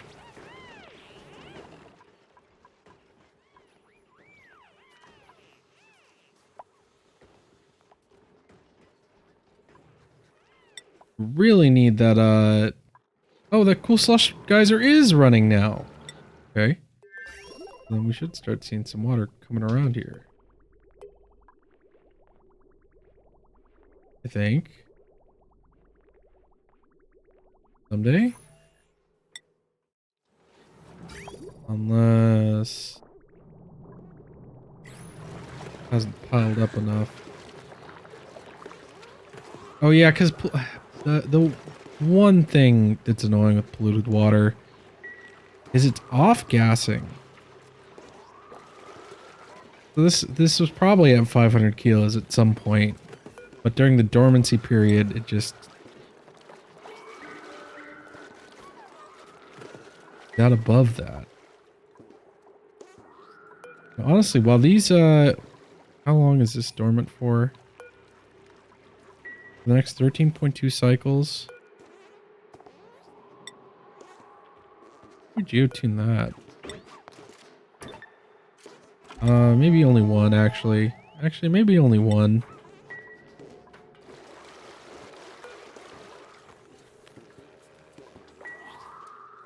Bring the water temperature up to 10 degrees. So maybe we stop running it past this.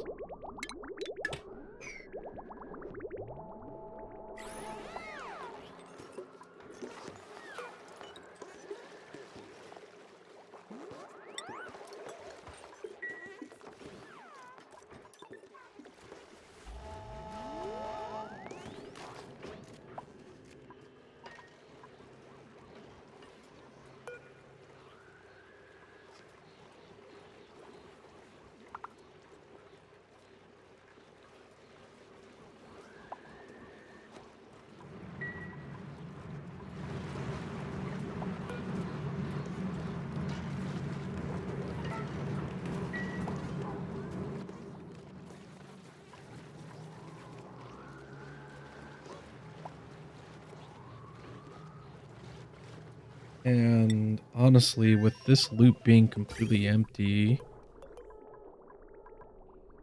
probably want it bridging on at some point.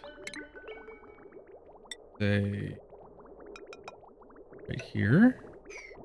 Yeah, that's a good spot as any. Because ideally, this loop will be full, and our backlog will also be full. A little buffer.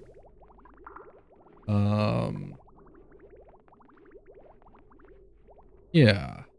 That should do it. Get a little extra water out of it. It won't be nearly as hot. Yeah, or nearly as cold.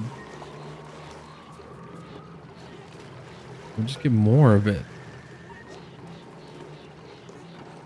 An extra kilo per second. Yeah.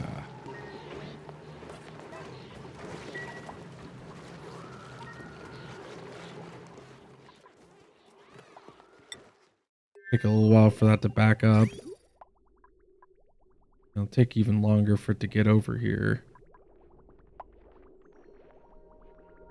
But that's okay.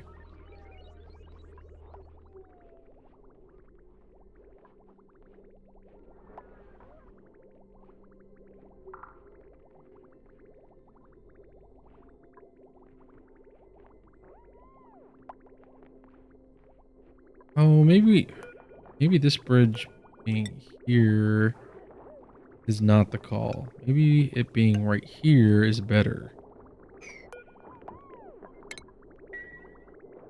Because that way it still goes through and gets averaged out in our little water pool here.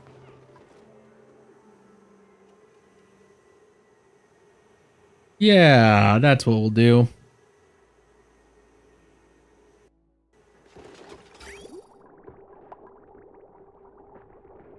First, they're going to deconstruct that bridge before they get the other one done.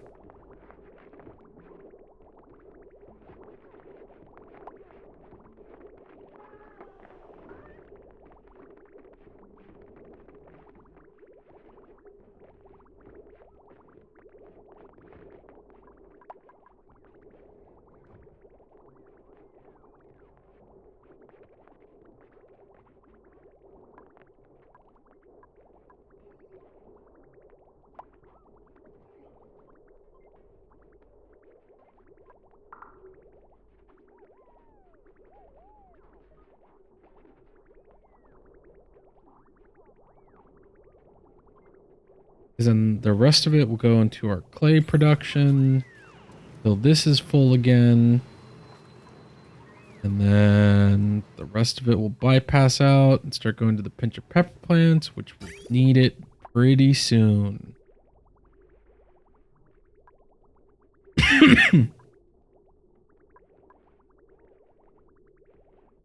Some shenanigans we did ended up overdrawing our reserve water and really jacking up the balance of things. Actually, this water here does not need to. That pipe can remain disconnected for a while longer because that's erupting, so the slime should catch it up.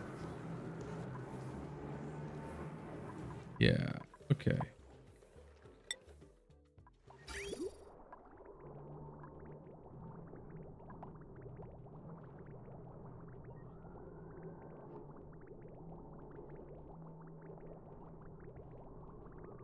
Yeah, because 20 degrees hotter, that would be at 30, and that's a little too warm for our tastes.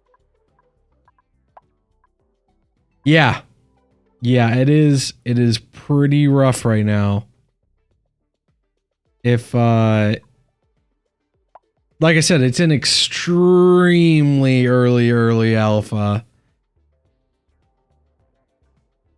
To the point where with the feedback they got, because I'm in their Discord, they've got an official Discord, and they did a little announcement where they were like, after receiving people's feedback, they've decided to push back their planned release date from, I think, 2025 to 2026, because they just think that it probably just needs that much extra work. Because yeah, it took me, well, here, let me check my I finished everything that was available in the game in about 1.5, 2 hours. And that was with me like watching videos and doing other stuff on like in the background. Like not really super focused in on it. Because like once I'd gotten all of the I think there were like transmitter fragments that were scattered around, which is really the only like goal to work towards. Once I was done with that, I mean, it's basically just didn't need to do anything else.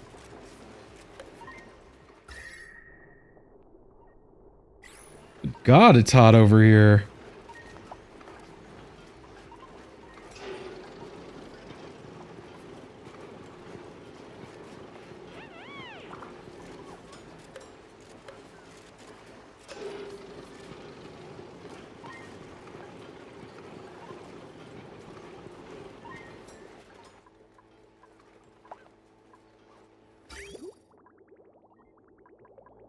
Yeah, we need this wicking away heat as quick as we can.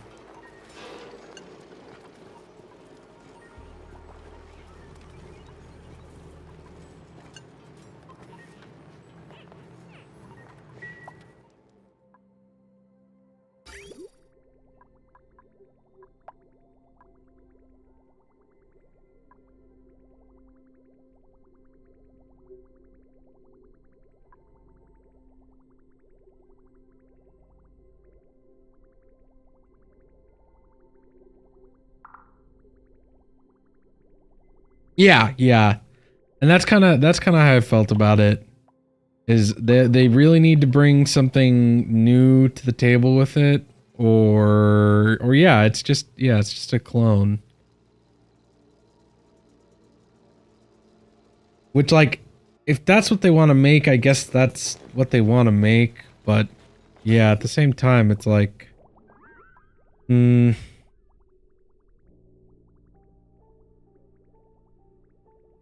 it's one of those things where I'm like kind of the mindset where it's like, okay, maybe this has potential, but that's all it's got right now. This could potentially be a cool thing.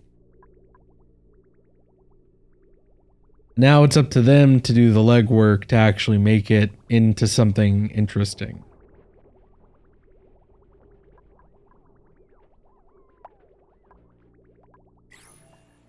This is just ridiculously hot.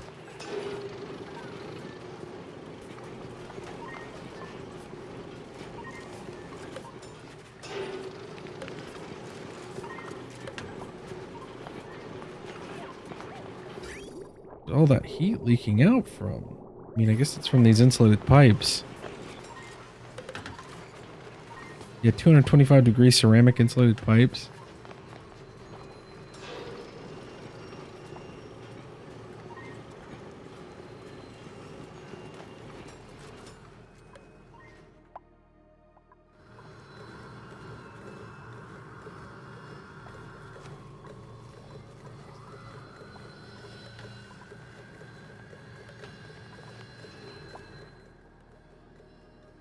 Exactly.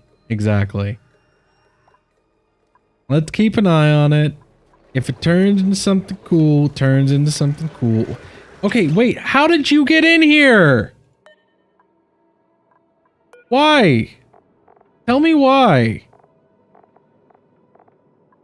Is there an egg in here? Hello?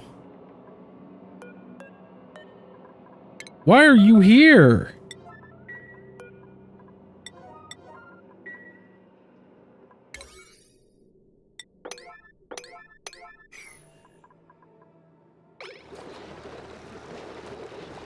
I'm pretty sure you're supposed to be dead.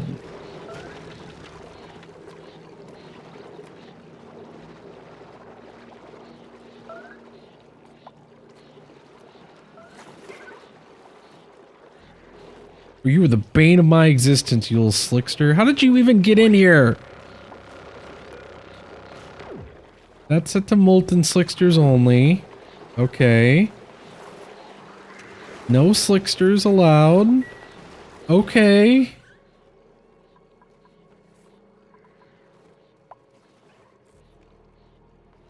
Get out of here. You're so unallowed, it's not even funny.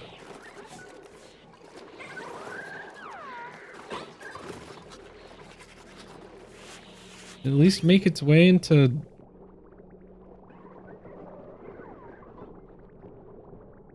I have no idea.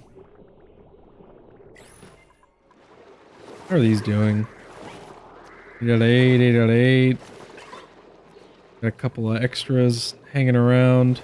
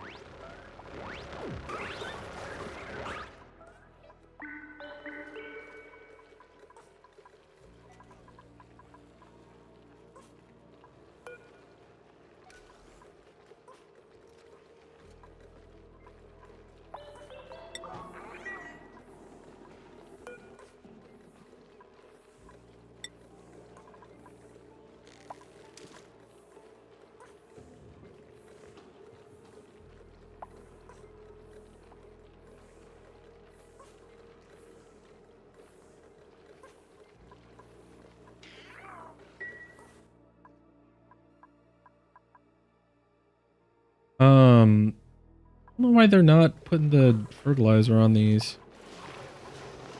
I don't get it. But while we've not been getting bristle berries, they've likely been storing up a ton of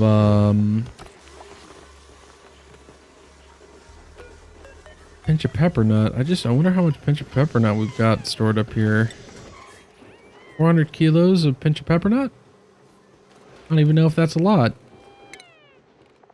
3 kilos per harvest. Yeah, we're starting to get stuffed berry again.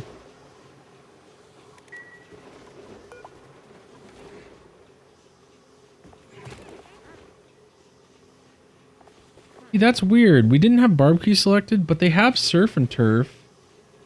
And they have, oh my god, the properties tab is so buggy.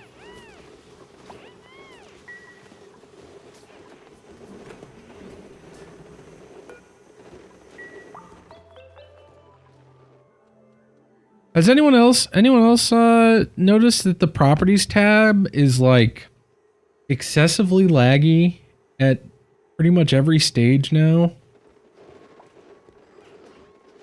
Like even in brand new colonies, I open up this properties tab and this happens. Just every few seconds. The whole game just freezes up.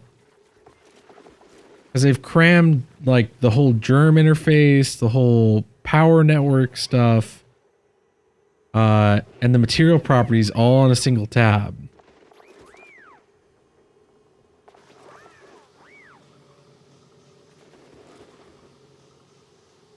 And maybe it's his uptime counter. I'm not sure. But it's like even on networks that aren't like humongous. Like for instance, like this network here.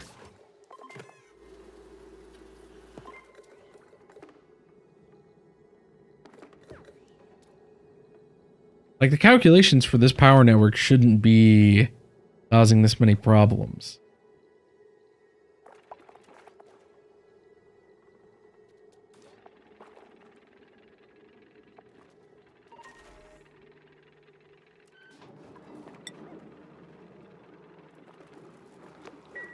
Like it's to the point where if I'm going to look at the properties tab, I basically just pause it.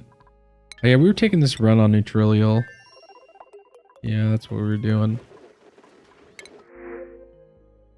Actually, do we even have 1, 2, 3, 4, 5, 6, 7, 8, 9, 10, 11, 12, 13, 14, 15, 16, 17, 18. Why is one of the beds empty? We have 18 dupes here. right? 2, 3. Oh, wait. 18, 19, 20. Yeah, so we should have 2 empty beds. Honestly, who's sleeping in this bed?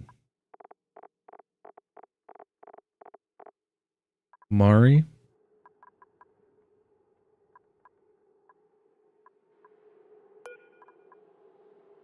Amari, Bonnie, and who else has cooking?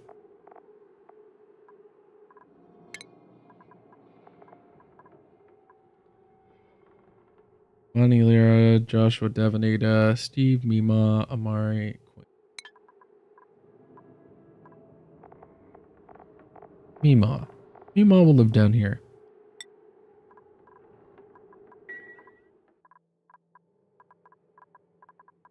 Right next to the kitchen.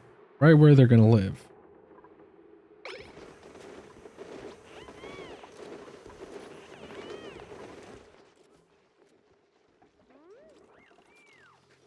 Yeah, I mean, I started a new colony, and don't tell my job this, but I got a Steam Deck. I've been playing Oxygen Not Included on my Steam Deck, and it actually has been pretty good. I hadn't really tested it out, but I don't know. Maybe it's one of the mods that I'm running. Messing with the way that the power network is calculated, or germs, or uptime, or something like that. Something in that properties tab is causing massive lag when it's on screen. Oh,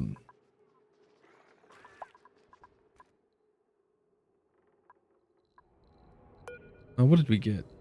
Oh, look, an office mug. Oh, look, an office mug. Oh, look. Moon, moon, moon, moon. It's very small. A moon's moon. Huh.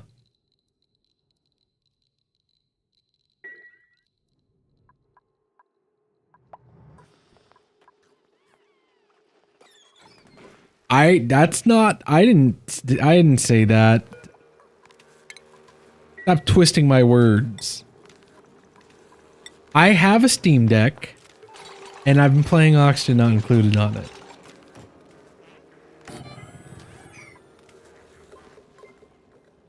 The where, when, and why are above board. But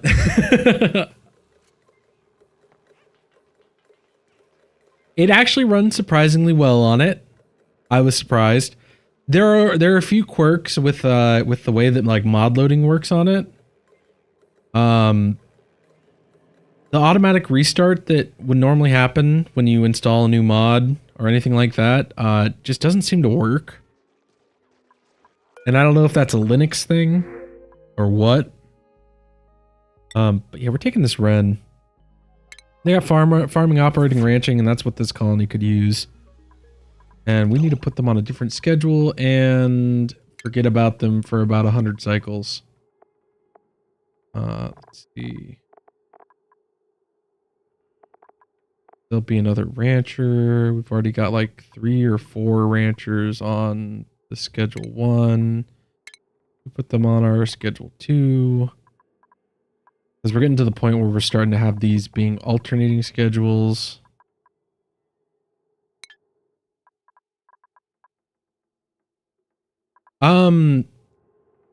Honestly, just anything hooked up to like a big power network, I guess.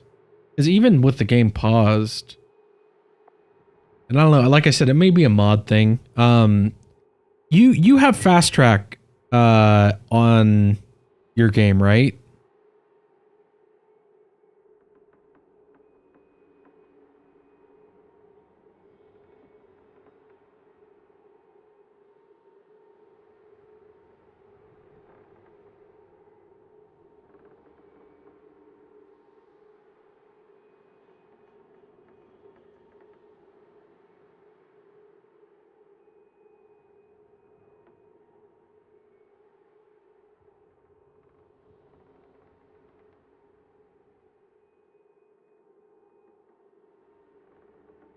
No, it's already fixed.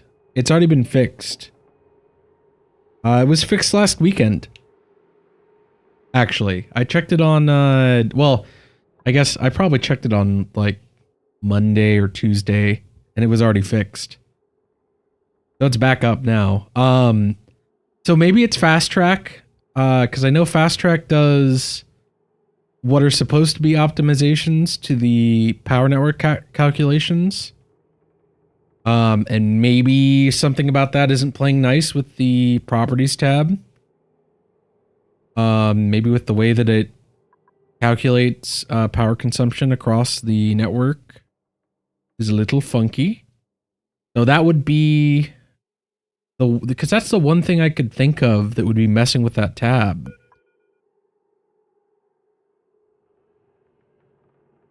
I mean, because that's pretty rough. And minimizing the individual tabs doesn't really seem to change anything. It just seems to happen whenever that properties tab is open. Otherwise, it does help. This colony doesn't run all that much worse with Fast Track disabled. But it definitely runs a little bit smoother with it enabled. And we do not need this guy idling around.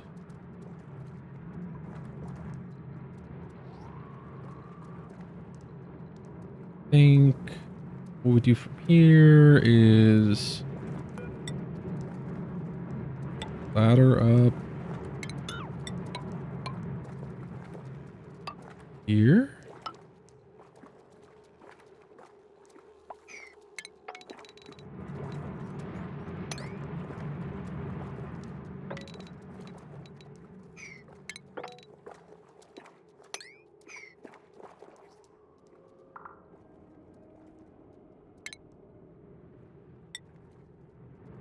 And then we'll build a vertical shaft going like this.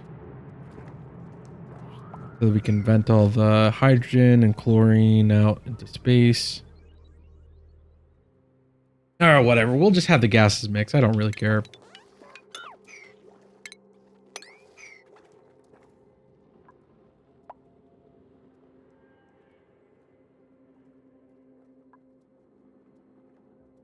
Well, because I didn't think that the properties tab was being weird when I didn't have Fast Track re-enabled.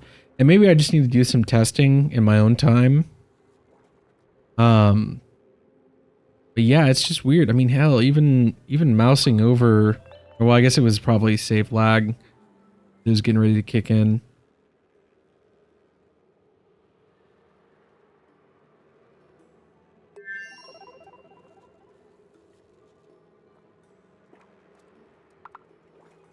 Well, and I'd really want to do some extra checking before, like, I submit a issue report to Peter Hahn's GitHub repository about it. And hell, maybe it's even a known issue. I should check. Because I don't know, I have a lot of mods enabled, and so it's kind of iffy whether or not that's actually the issue or not.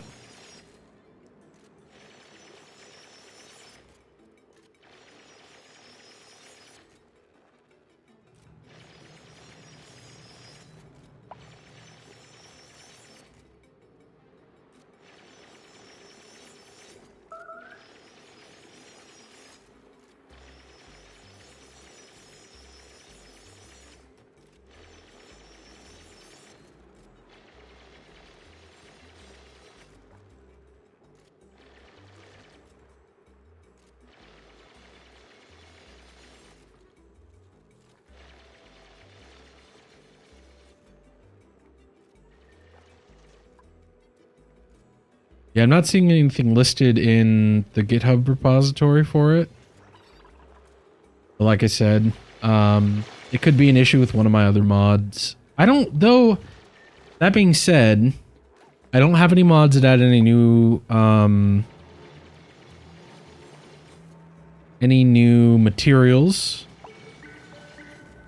I don't have any mods that alter power networks.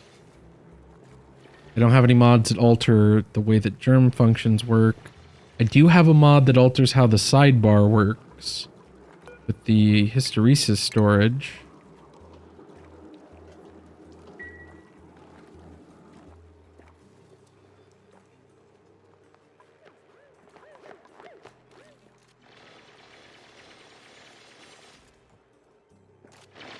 Let me know what you turn up, because I'm very curious to know if it's a fast track only thing.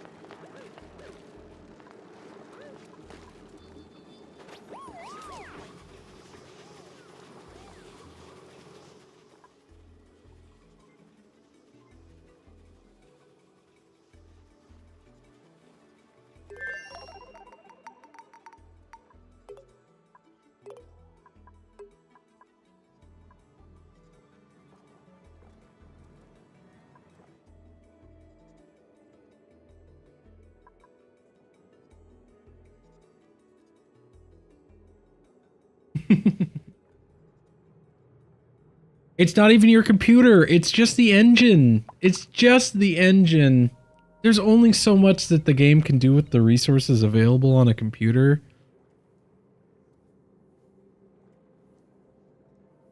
Oxygen not included doesn't even max out my CPU, and I wish it did. I wish it could use it to its full potential. But alas, it uses 30% of my CPU and still runs kind of like garbage.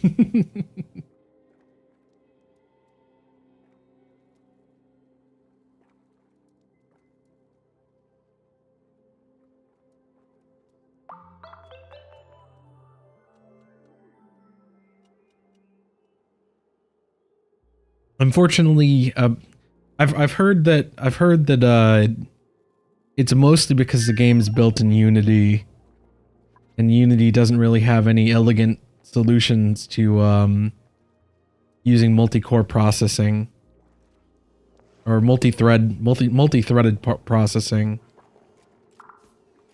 or something along those lines.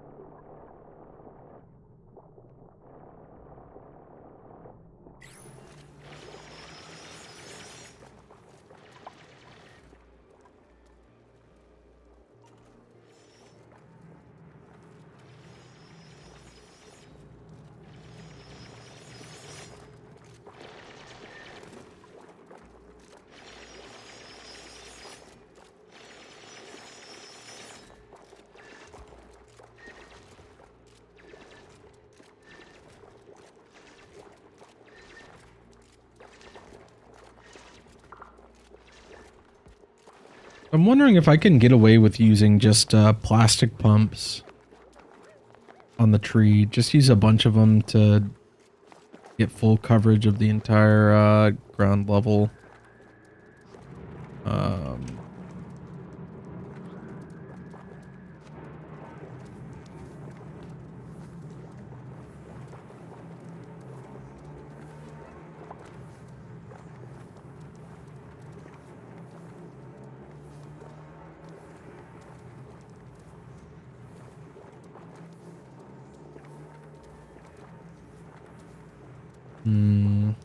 The pumping rate. Kilo per second. Okay, yeah, no, that exactly matches the 1.5 kilos. So if we put one plastic pump on either side of it, that should cover it.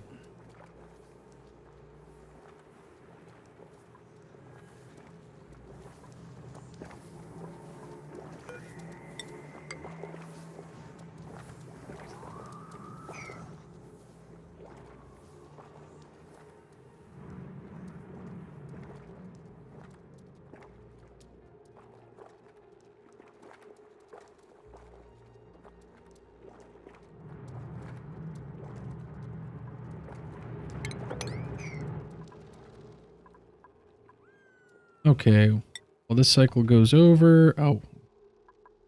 Huh. Another one. Random shine bugs just managed to breed themselves up to the higher tiers.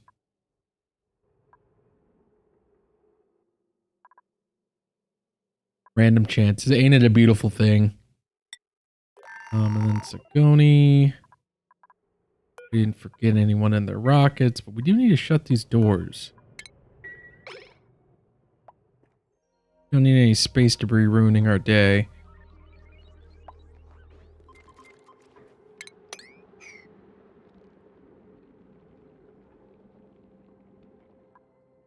Yeah, that must be one of my other mods. I'm honestly not too sure what it could possibly be, but...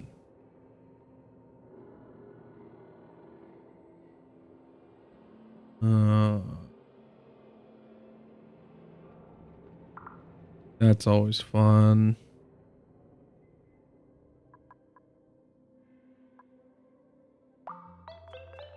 I mentioned this earlier, but we had a little mishap with our geothermal power plant here.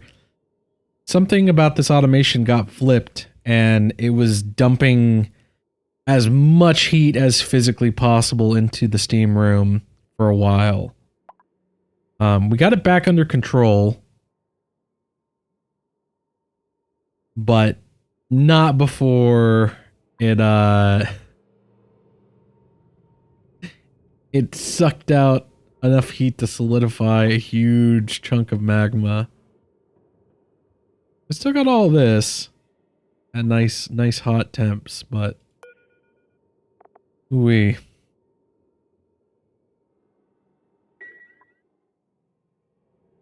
He said not good. I don't like it. Not one bit.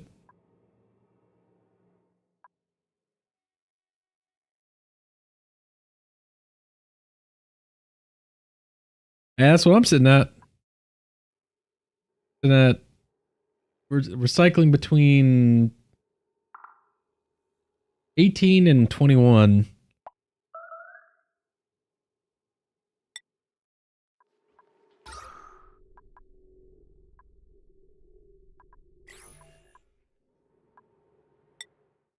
Oh, they're finally getting idle again.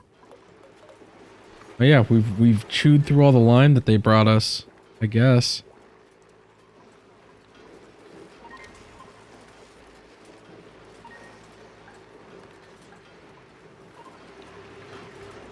But hey, we're up to 179.6 tons of iron. Up to 134.4 tons of steel after our ship on Sagoni brought back, I think it was like 1,000, like a ton of eggshells.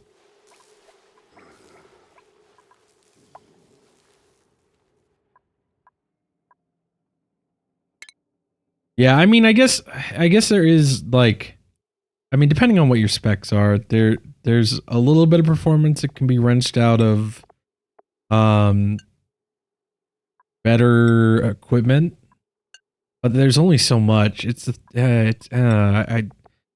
one of my gripes with this game.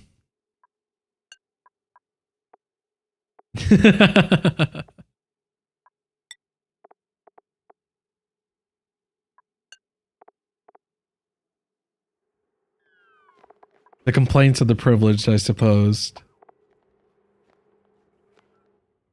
I'll do a quick colony sweep.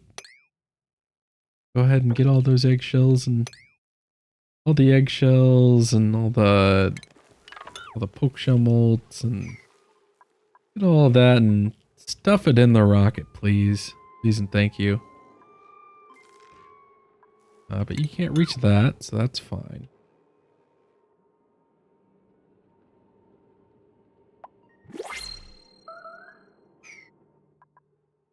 Ah, that would explain. That would explain a little bit, I think. Suffocating. Who's suffocating? Why are you suffocating? You're suffocating because you're just such a hard worker. Thank you, Bert. We salute you for your continued diligent work to assist the colony.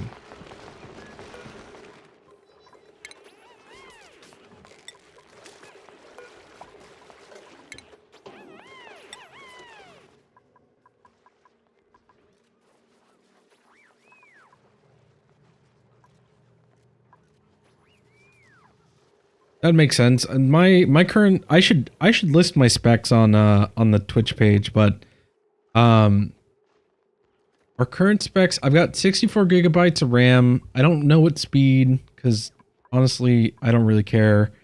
I'm running everything off of an HDD, off a 4 terabyte hard disk drive. Got an i7 9700 KF, which frankly I can't even remember what that actually means. I think it's pretty good compared to modern stuff. It's not like the highest power CPU, but it's like for what I use the computer for, which is mostly just gaming, it's good enough. And then I've got a 2070 Super NVIDIA card.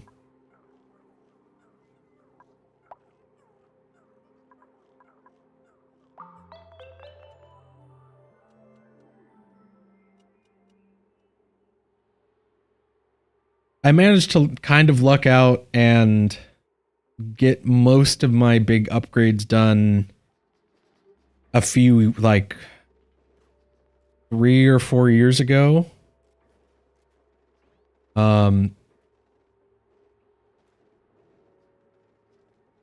And luckily my specs have remained close to what's average available out there. 1060. That's what I used to have. I used to have one of those. I had a 1060 Ti, and that thing worked like a charm. For well, that was the graphics card that was in my computer originally. And when I upgraded, I had to get a new I had to get a new motherboard, and I had to get a new power supply. And if I was going to get a new motherboard, it meant I had to get a new CPU. And you know what? I was like, oh, if I'm getting a new CPU, then I might as well get a new graphics card. And so we ended up just gutting the whole thing and replacing everything with new parts. Because at the time I had the extra money to spare and could afford to do that. Kind of out of the question nowadays, but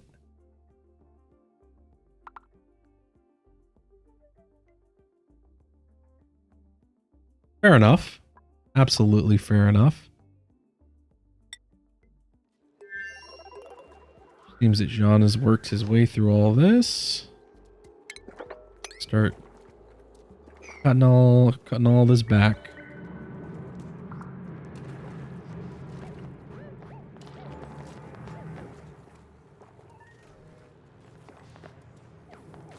He already did it. And then he turns around.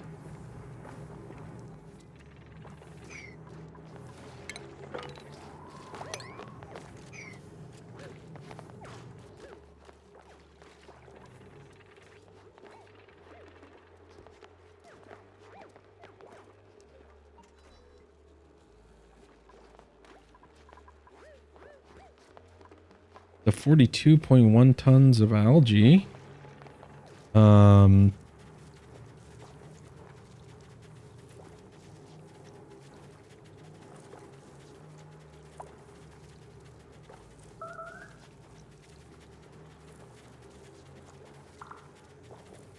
That's 42,100 kilos. 0.5 times, I guess. No, I'm doing that wrong. I got my orders of operation all jacked up. 1.5 times 20.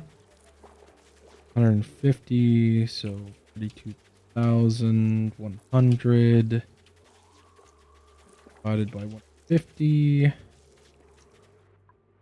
So the algae that we've got will feed 20 pacu for 280.6 cycles.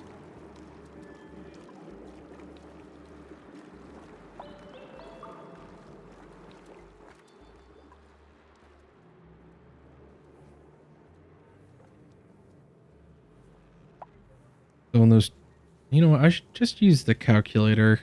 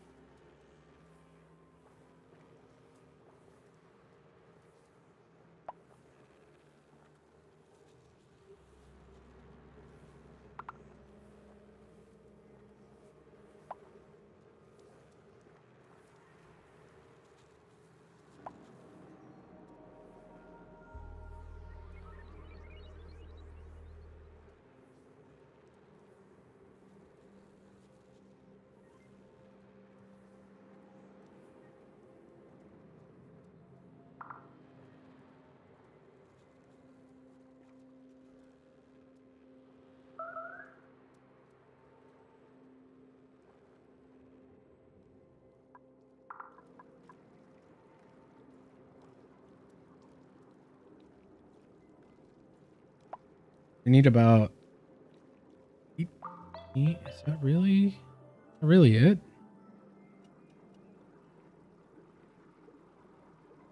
Eight 8.45 eggs per cycle.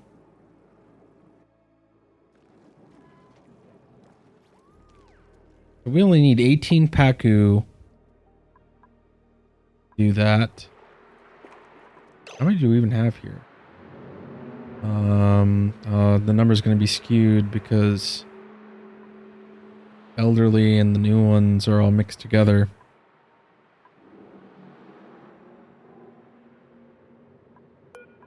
Well, you know what? Okay, so if we look at this pacu egg, they're 4 kilos a piece. We'll want at least 18 of them sitting on like a weight plate.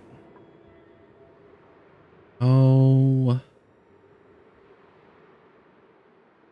How would we do the automation for that?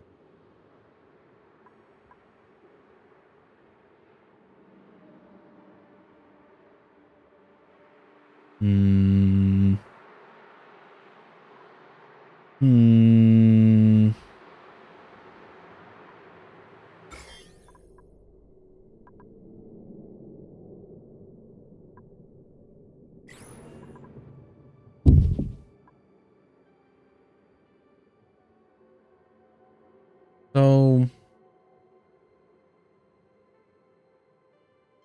I guess we'd want at least 9 eggs.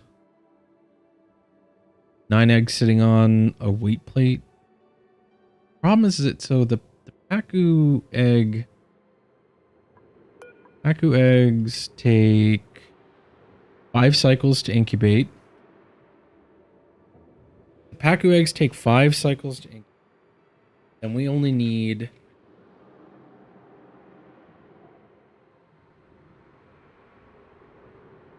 1/5 of the population in eggs available at any given time for population control.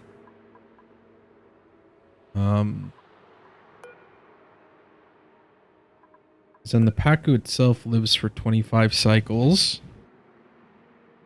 When they're tame, they're like an egg every cycle, right?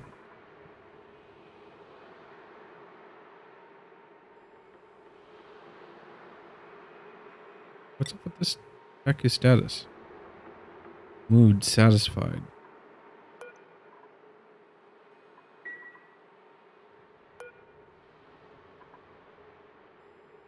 They're 1 overcrowded.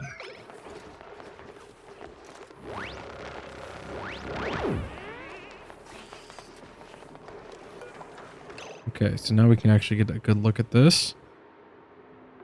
66.7, so they every 1.3 or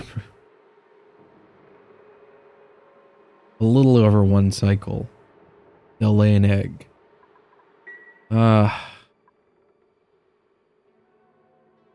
Should be writing this down. I should have a notebook that I can just scribble down stuff into. You know what? Actually, I'm pretty sure I have one pretty close to me that I can just go grab real quick. I'm gonna go grab a notebook so I can jot down some notes. So we can get this squared away and sort of automated out. I would normally use like a notepad or something, but I don't have anything on hand. So give me just a second.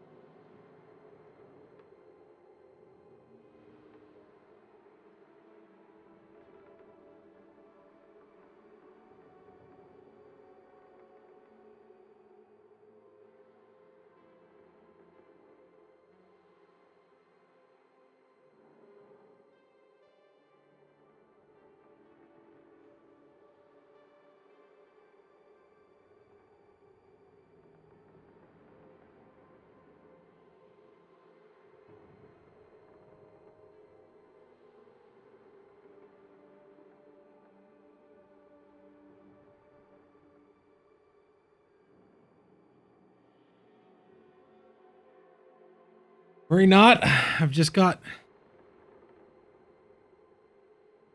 one more second.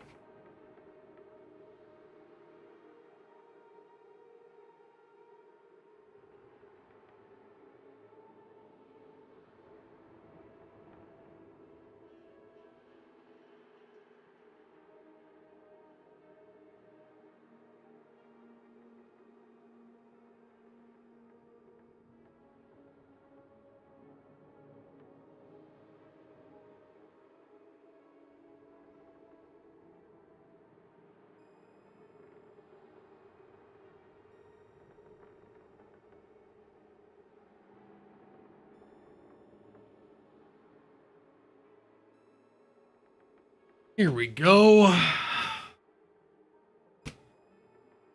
Little notebook for jotting things into.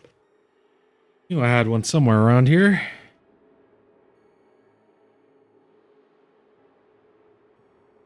Because I want to use this for other things, I'll start in the back. This will just be for quick calculation.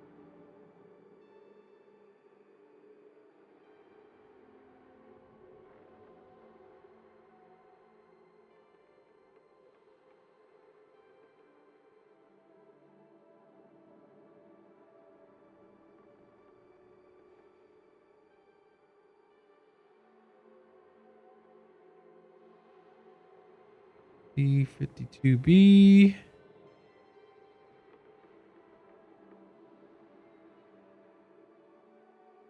So, okay, let's get all of our information down in one spot. So, we know that domesticated pacu fill up their reproduction at a rate of 66% per cycle.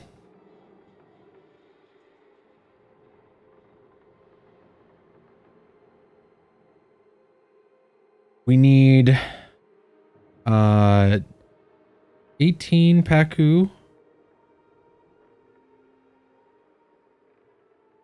to feed the tree, or to have enough eggs per cycle for omelets.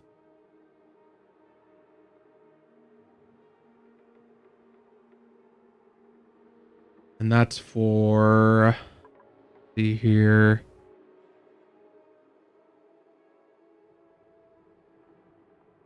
18 pacu for 20.45 kilograms per cycle of raw egg.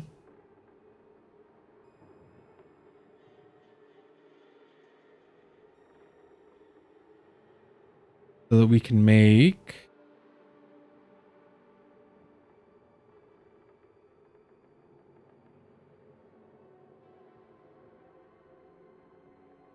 for omelets. And this is for like automation stuff, so 4 kilograms per egg. Because I'm trying to figure out how to set up an automated thing for the eggs so that they will always be populated. We don't have to worry about manually dealing with eggs in certain quantities or anything like that. I mean, we could always fill... well, this is mostly to figure out either how many incubators we need to fill or how many eggs we need sitting on like a weight plate, for instance.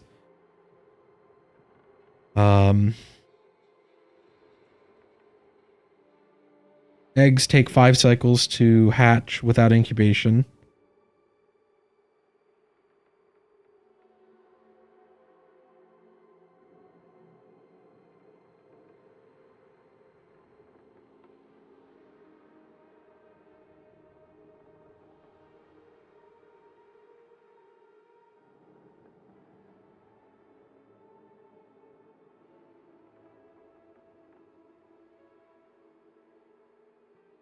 Eggs take 5 cycles to hatch without incubation.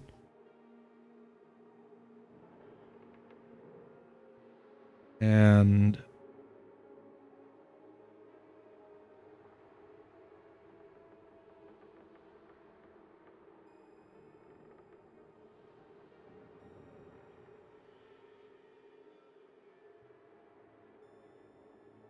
And it takes about 1.51 cycles for a Pacu lay an egg.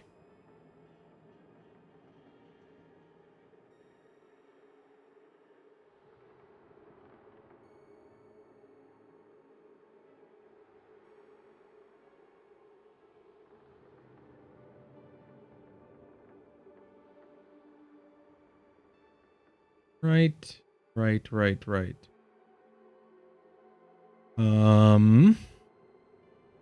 That information, we can start thinking about the actual automation of the thing. So let's go over to Ughola. Start formulating out a system.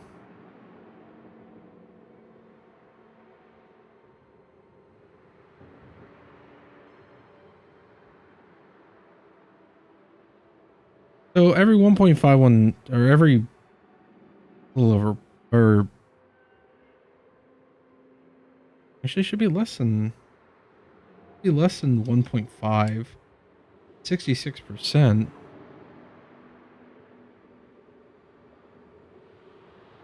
Be like 1.4, isn't it?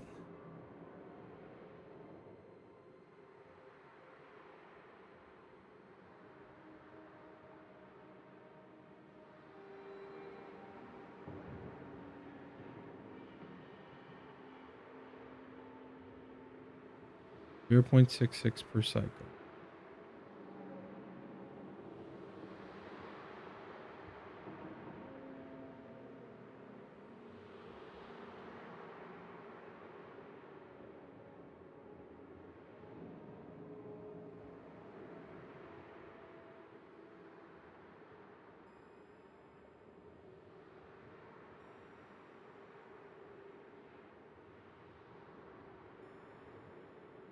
No, yeah, no. It'll take another like half a cycle.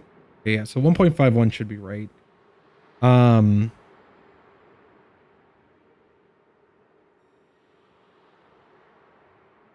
Eggs take 5 cycles to hatch. So nominally we should expect there to be something like 5 eggs on the weight plate at any given time. Yeah.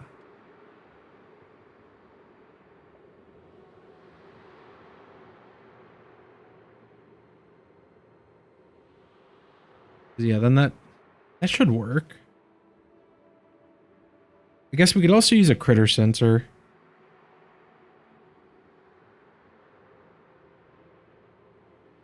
So say a critter sensor with an AND gate and a weight plate on a chute.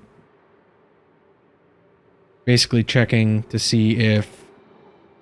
Yeah, okay. I think we got this. Now what we'll do is... I think this room is going to be too big unless... Was that fixed? Oh yeah, no, we're not even using the critter sensor over here. But nonetheless, I think it's still detecting this as a room. Yeah, okay. And that's 168 tiles, so that's fine. So then if we just put in, and this is from a mod, but threshold walls are really nice for just separating a room, separating an area into 2 rooms without actually having to build any walls.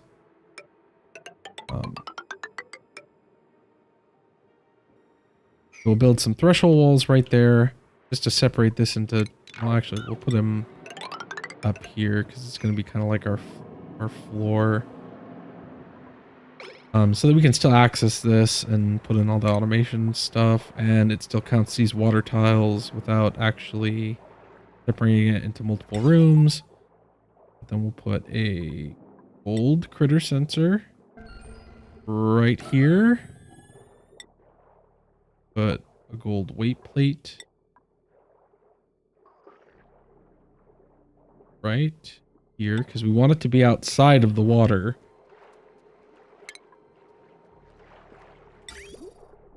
Conveyor chute.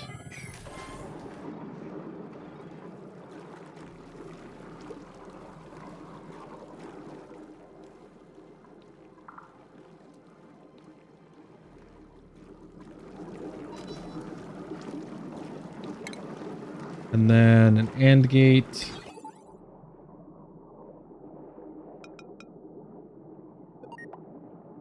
Old AND gate right there. Automation wire. One there. There. That. Okay. And then the other things that we'll need for this system are going to be a conveyor loader. Stay right here. Made out of gold. Trying to save our steel for when we actually need it.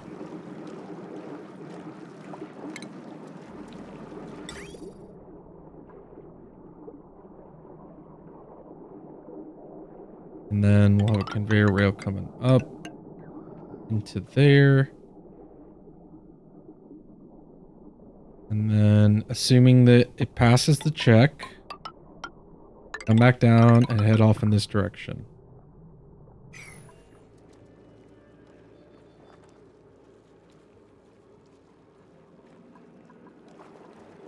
We won't activate any of this until the Paku are actually tame. And actually, we need to get rid of one of these tiles. One of these wall tiles. Put in Paku feeder.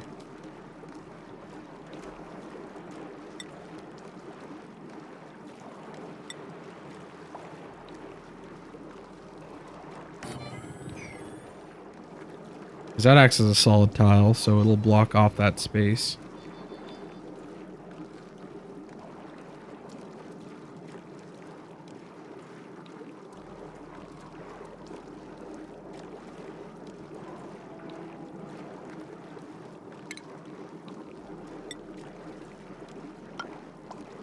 Put a mesh tile here, and that's that. We'll wait for our duplicant to catch up with the work. Where is he, by the way?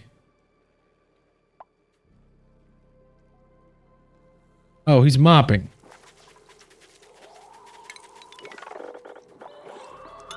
Okay, take a break. Take a break from that.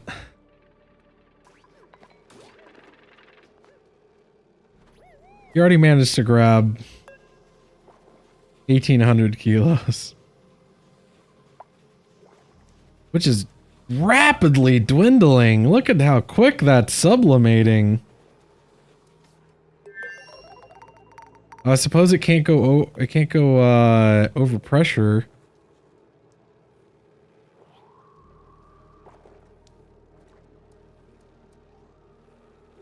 It's in just enough water to keep it from over pressurizing.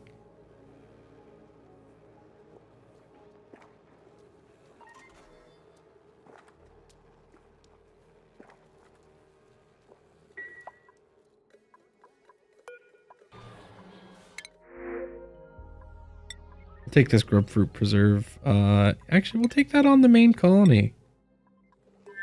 Or no, this will be a little sugary treat for our dupes over on Automata. Assuming the hatches don't eat it first.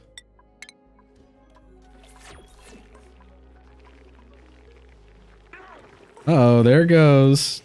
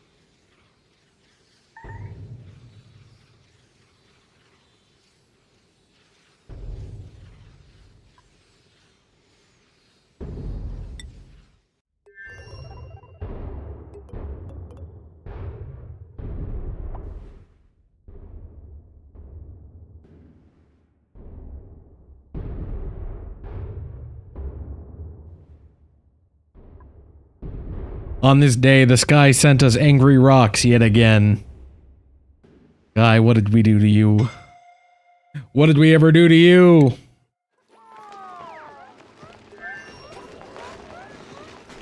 There's Mima, being a little too dedicated to her job.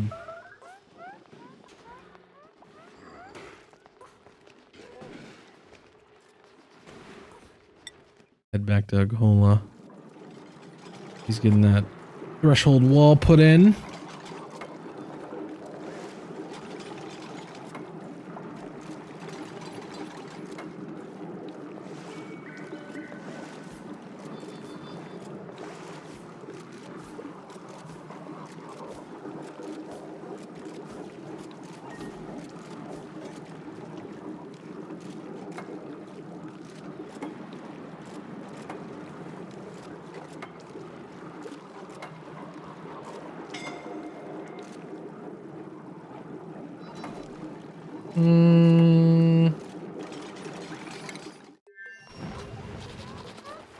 Yeah, people a little too dedicated to their job. We always gotta check though, just in case some dude managed to get itself into a situation where it can't get itself out.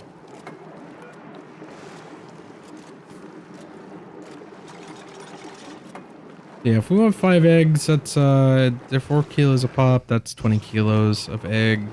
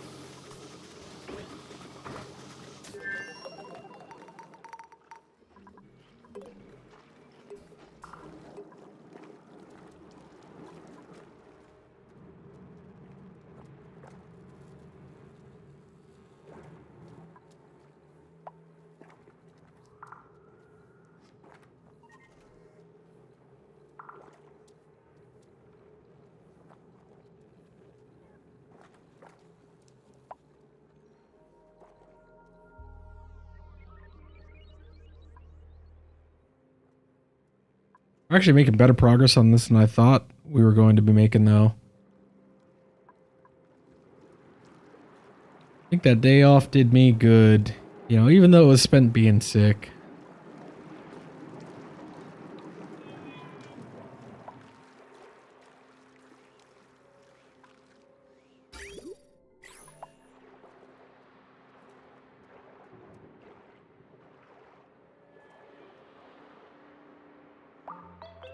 Because I was feeling so bad that Friday morning I ended up calling off.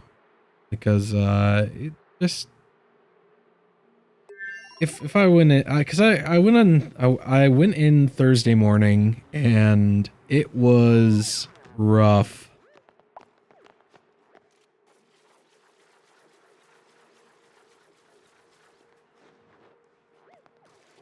It was rough. That's as much detail as I'll go on about it, because it's not...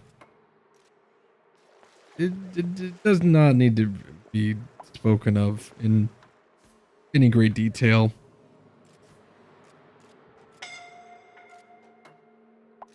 Check the name. Yeah, that'll be fine.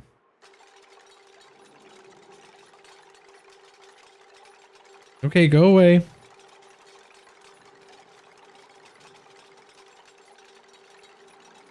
Go away. Oh.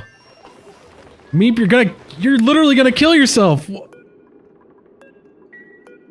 That's a little too dedicated, Meep. Meep, that is a little too dedicated, friend. Is he gonna suffocate to death? What?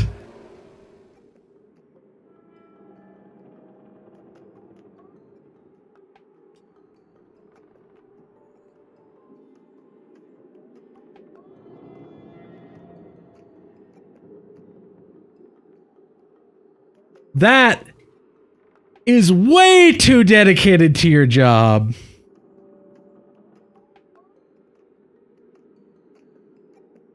I've been saying for like a dozen cycles now, or for probably 200 cycles,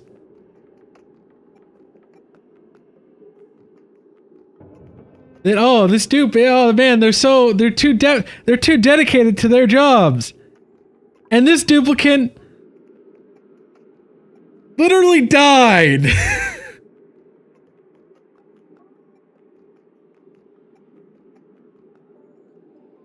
Come on, man.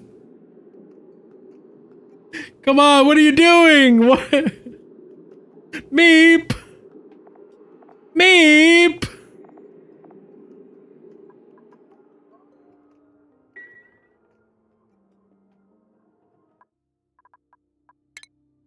Right as a cycle turn too. Are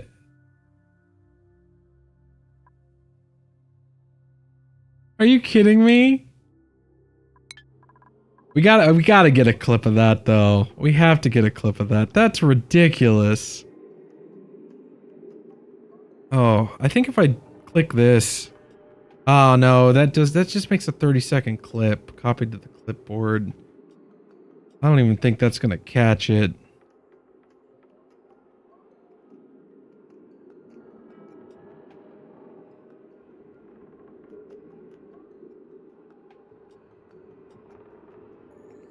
That's ridiculous.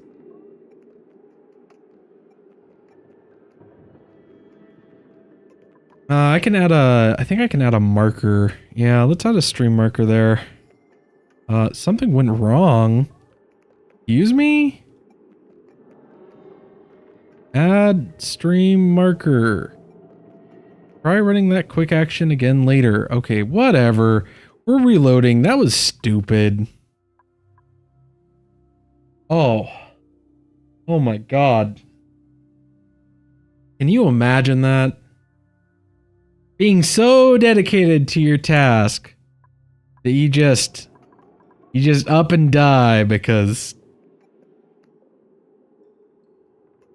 I don't know. I don't know.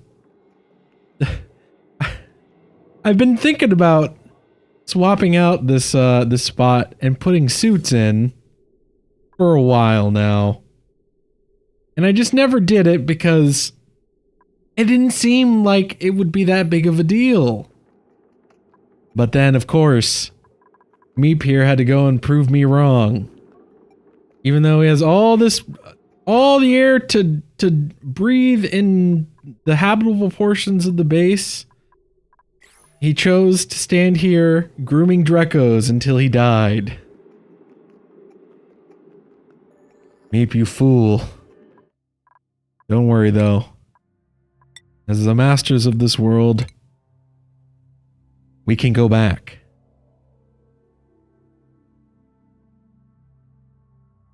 Right the wrongs of the past. And prevent Meep from suffocating due to job satisfaction? Because look, as much as I may say that I'd work these dupes to death, we always stop just short of it. Just a hair short of it. Because then we have to find more dupes.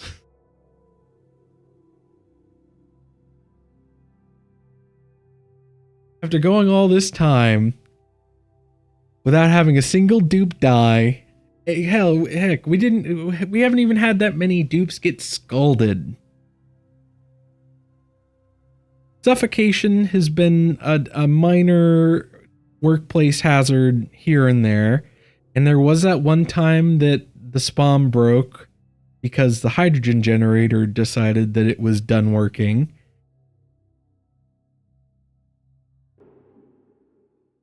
But other than that, things have been pretty smooth sailing. And we're not going to stand for this.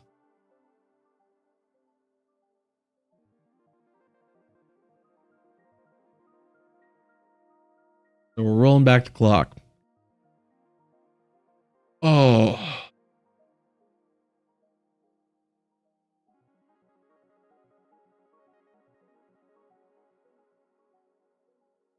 Okay. We're back in. I'm pretty sure Meep should still be alive. Now there's Meep. Meep's running to store materials. We need to get everyone out of here. We're gonna move. Oh, I guess we gotta run the simulation for a little bit. Okay, that should be enough. Yeah. Let's put an exosuit dock right here, made out of gold. Because why not? Made out of gold. Exosuit dock, and we'll put a couple. You know, honestly. We can tear this out. We can tear all this out. We're gonna actually, we'll leave. Oh, come on.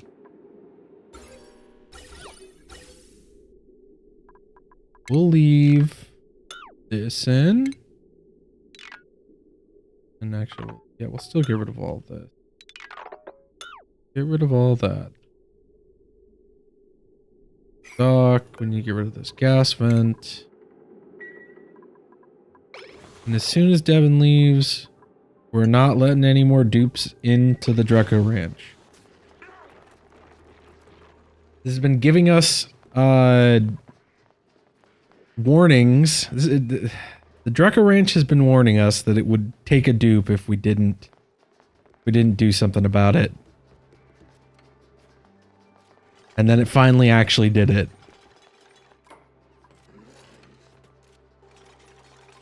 After calling its bluff. After we looked at it and said, "Nuh-uh, no you won't." It decided, yeah, yes, huh. I will. And I shall. And also, where was that? Oh no, that automation wire was fine. Also, we're actually getting rid of all of that. We'll go ahead and put the dock all the way up against the door because we're going to need a couple of suits, honestly. Yeah, we'll just wait for that to finish. Come on.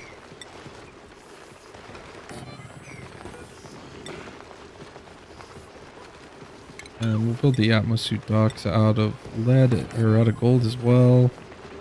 And just put in 3 of them. Once we get to it, we'll tear out this dock and then have this pipe come down and manifold out.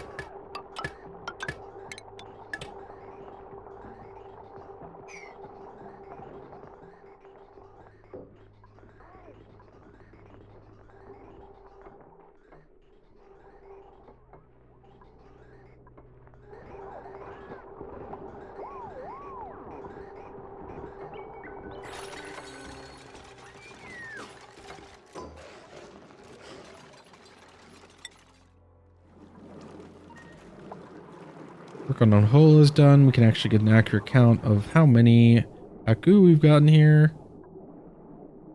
17. And we actually don't have enough. Well, it'll catch up. It'll catch up. We know this is 172 tiles plus the layer of water up here. So 16 minus 1. Yeah, it's like 100 and, well, nearly 200 tiles of water.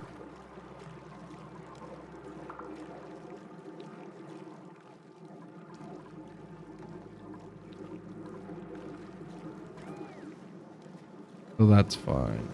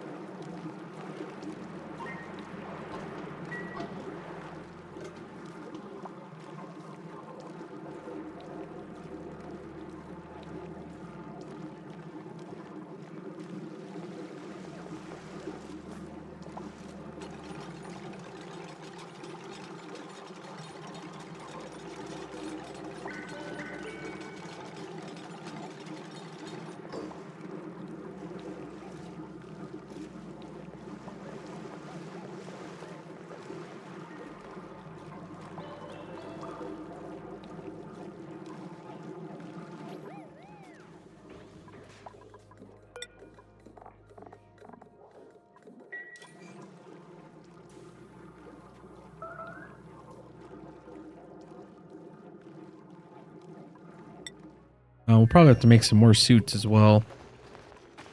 Got 2 Atmos suits, need 1 more. Go ahead and make it out of copper.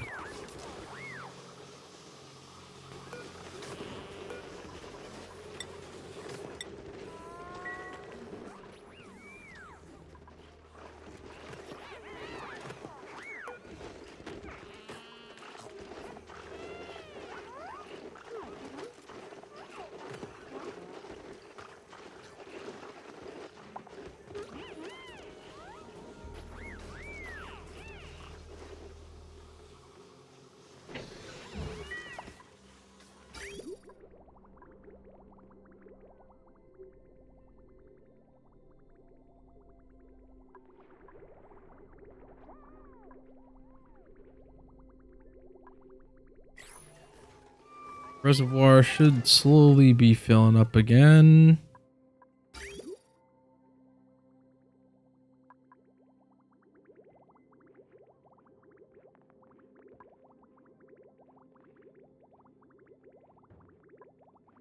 Well, eventually.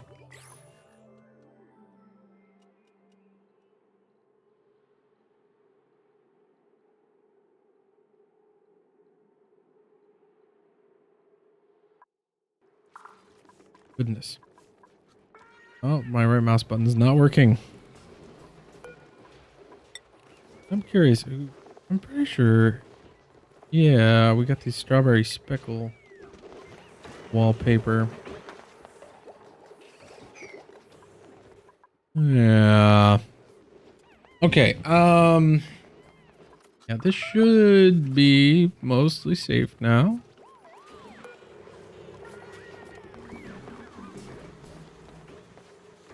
How is this getting food poisoning on it?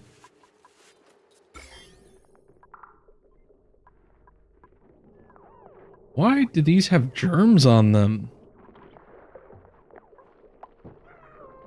Because this plant has germs on it? How did this plant get germs on it?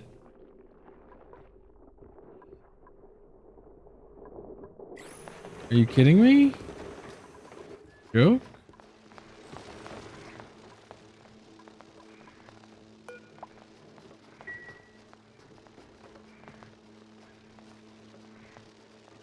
Hmm.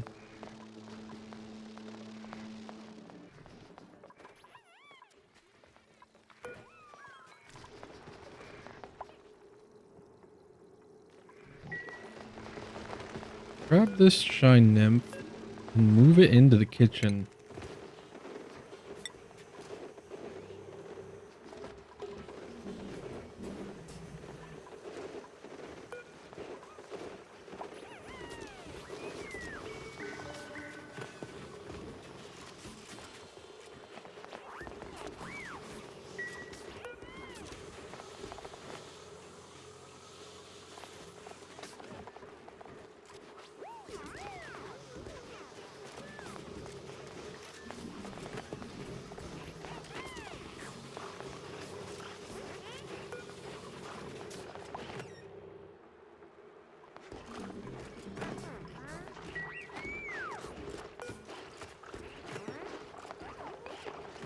I also need a fridge holding like omelets or something.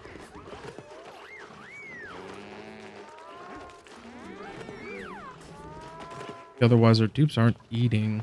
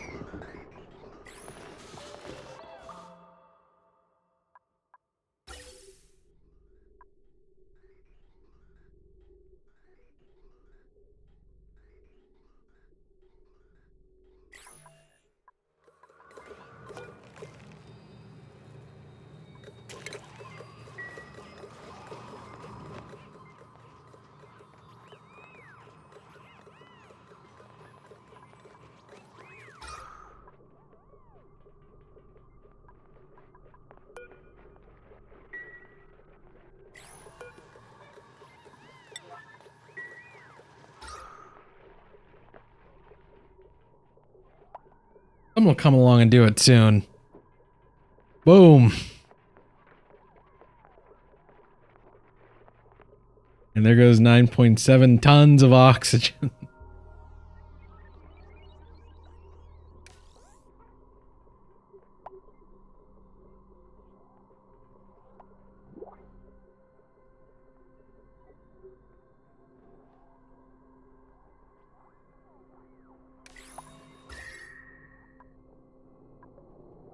I see that the scant amount of water that's flowing past here has managed to drop the temperature down from 100 degrees to 69. Nice. Also, I think that oxygen, that oxygen was about to say it was base temperature. So, I actually managed to send out a pressure wave of coolness. We love that.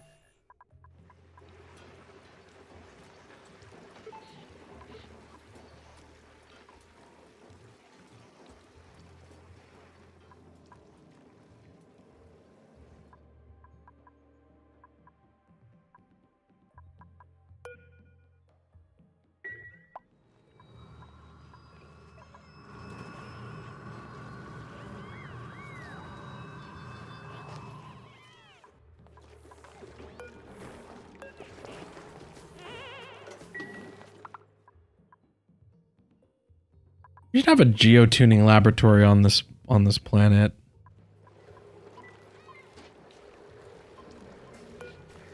Geotune this steam vent, I think. The oxygen pressure is insane.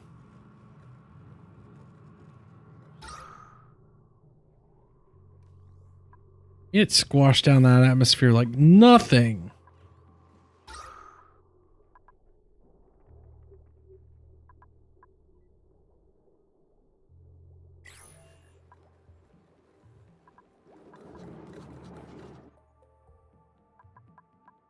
Actually made the game run a little bit better too, I think. Glass. That's the first time we've gotten a glass care package. And actually, we could take that on Ughola. It'll help with the power system here. Yeah, we can throw another solar panel. Wait for it to come out.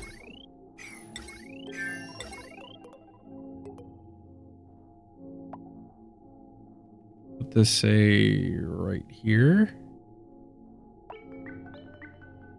That is another solar panel. The power network.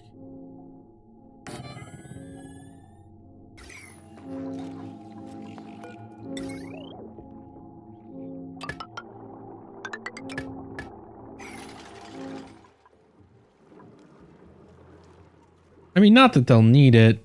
Honestly, there are probably better places I could have taken that.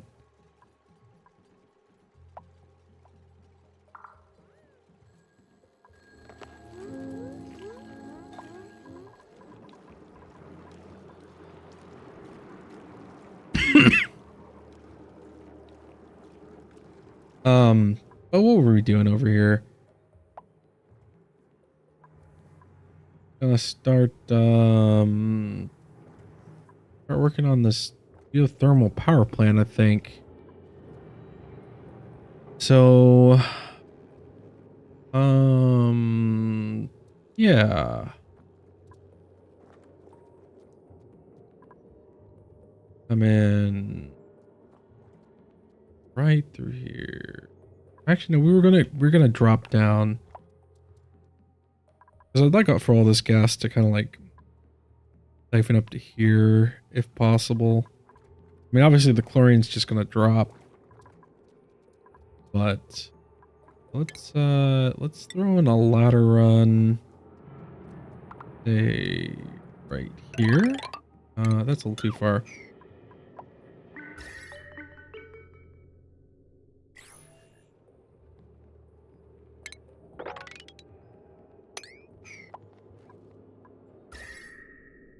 Really don't want to expose any of that really hot abyssalite just yet.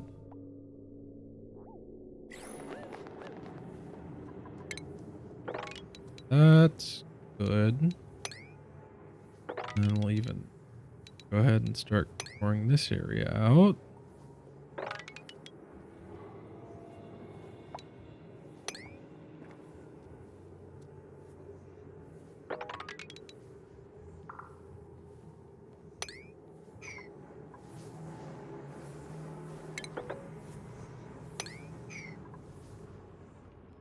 And I'll give him some work to do for a little bit. And then when we come back to it, he'll have it all done. We can get on to the next thing.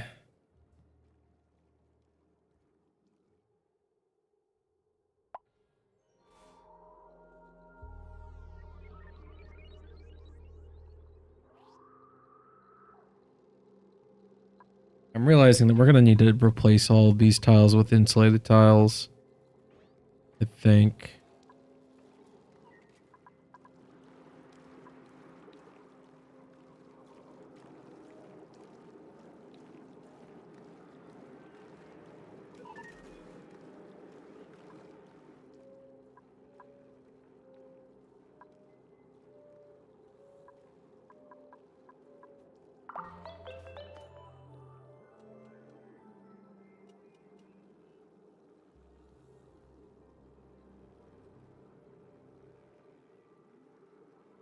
And now at peak sunlight, we'll have nearly 900 watts, or actually over 1,000 watts of power to play with. It sees this planet does actually get to the brightness required.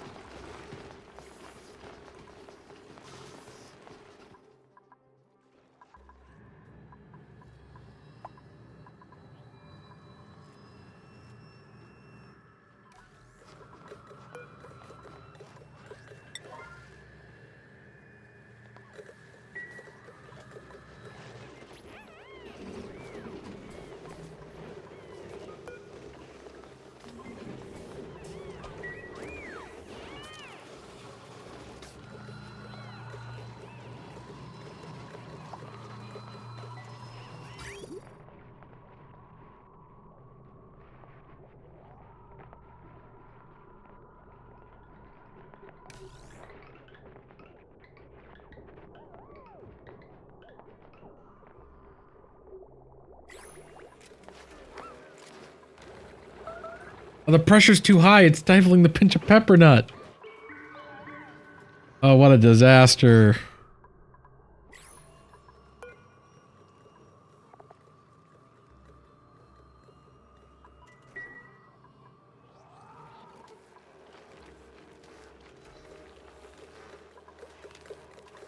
I wonder why is there even a 3 kilo difference in pressure here?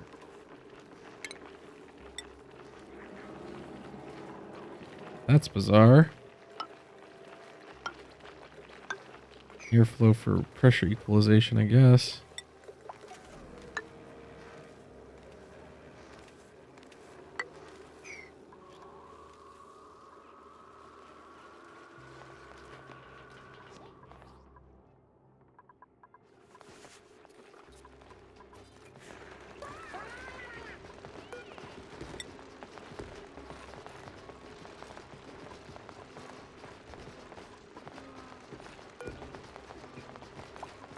How is it unreachable?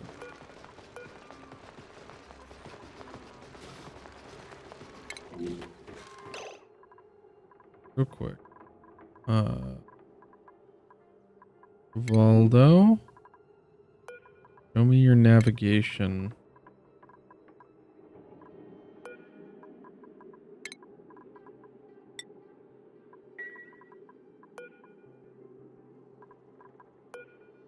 Unreachable.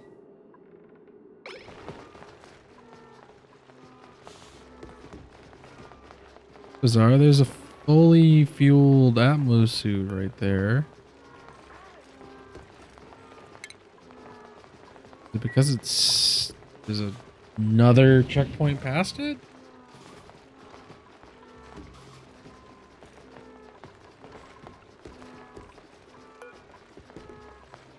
Unreachable.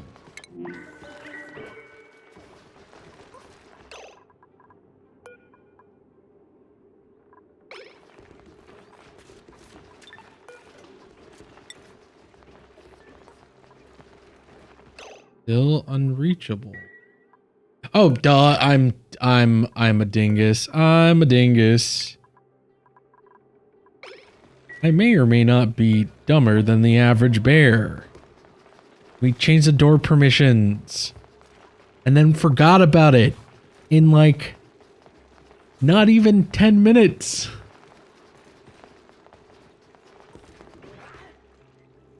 These things, they do in fact happen. And unfortunately, they happen to me far more often than I'd like to admit.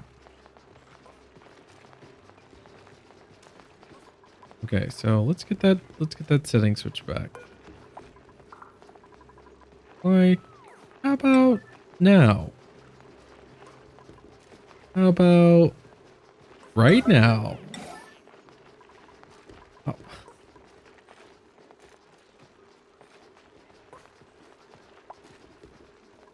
Thank you, Mima. I appreciate you.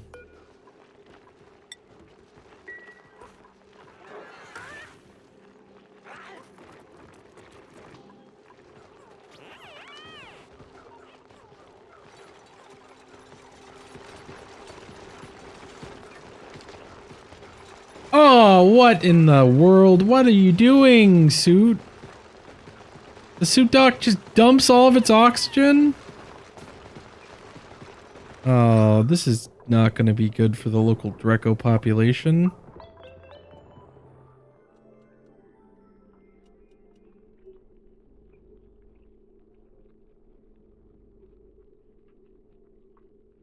There's probably an empty storage button that I could have used to, let's just see. No, okay, now that was just gonna happen regardless. It should settle out. We shouldn't have lost any hydrogen, I don't think. No, the oxygen pressure here is just gonna be a little higher than usual.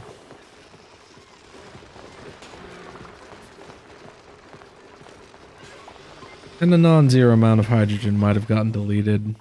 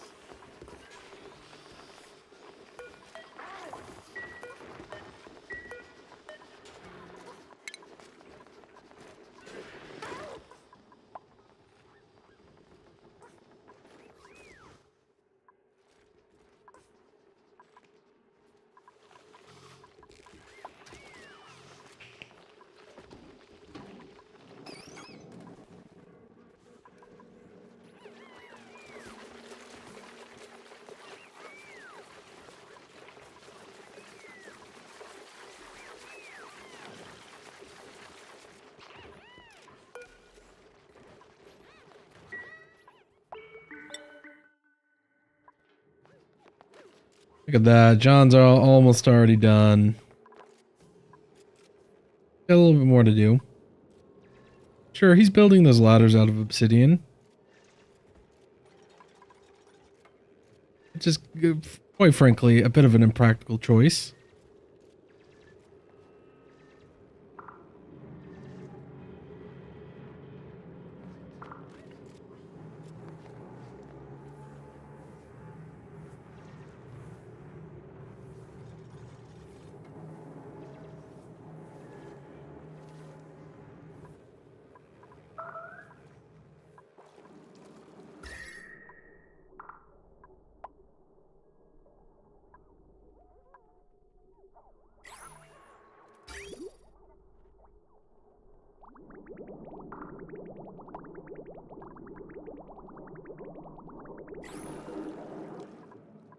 I really need to get this geothermal plant in. It's getting a little toasty around here.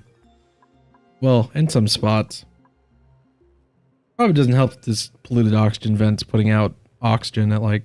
Well, no, it's putting... Yeah, no, it's 60 degrees. A little too hot for our dupe's liking.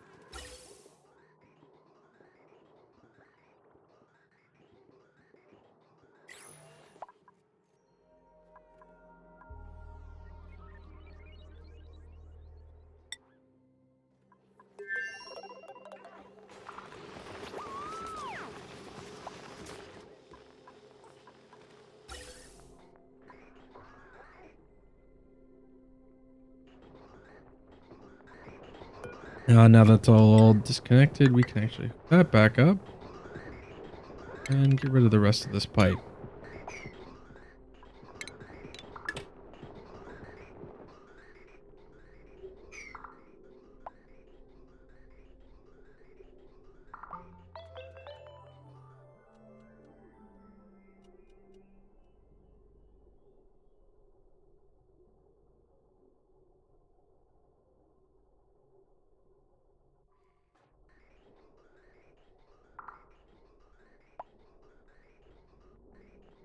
So now that we have our Pacu numbers kind of figured out, we can actually figure out exactly how much water we have to play around with. Because we just need 18 Pacus worth of water space. Which is 144. This room is actually 172 tiles in size. So 28 tons of water, of polluted water, that we can throw into a cooling loop for this portion here.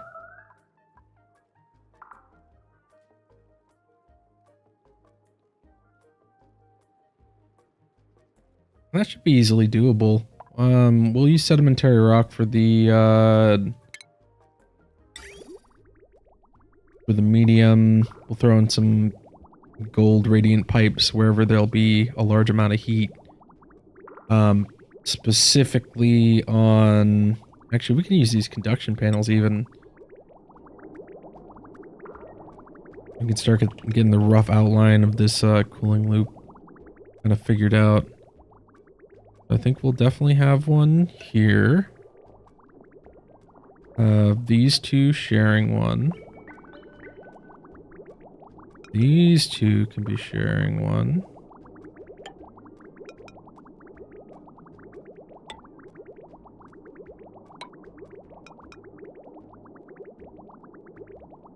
Because these conduction panels just have to be touching a portion of the building to absorb heat.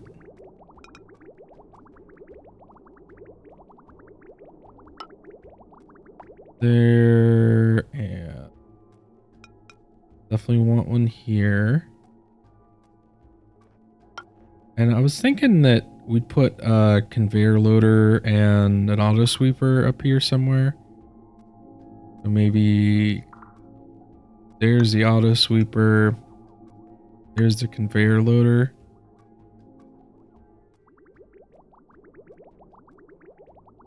And I think that's all of the heat producing machines that will be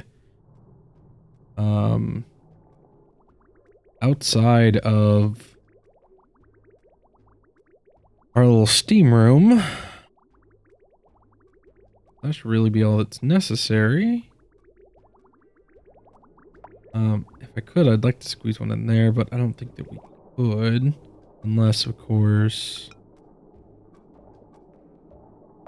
Because the water sieve, it doesn't produce a ton of heat, but it produces an observable amount of heat.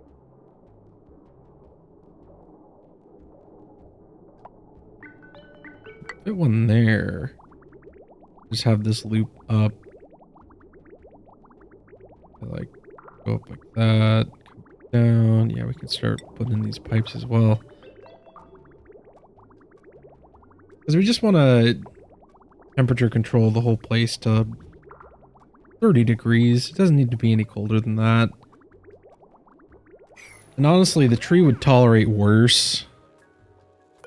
Since it can tolerate all the way between negative 100 and 100. I think that that's the minimum level.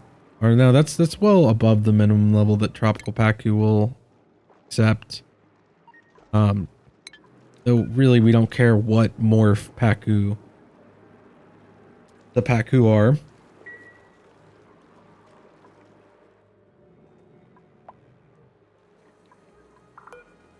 We've got another printing pod.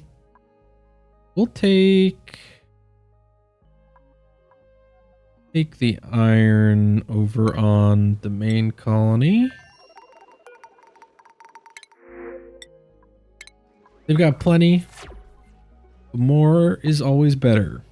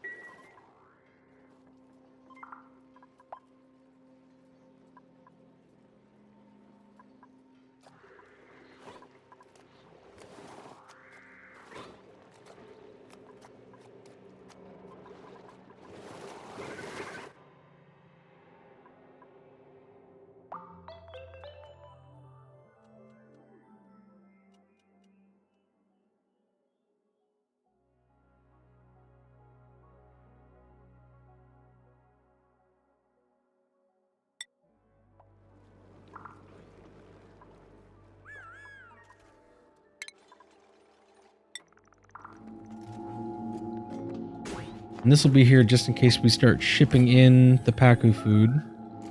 That does not need to be steel. That can be gold. Couldn't get this hot, that hot. Yeah, and that'll be able to reach every spot that this targeting beacon, the variants that have spread it'll see. Then we can also put a conveyor loader right here. Just have that feed just straight across to here. You know what? You can just go directly into the air loader there. We'll have another auto arm that can automatically load them up. Because at that point, all that we'll be shipping is either algae or seeds. Whichever we have more of. Doesn't matter what.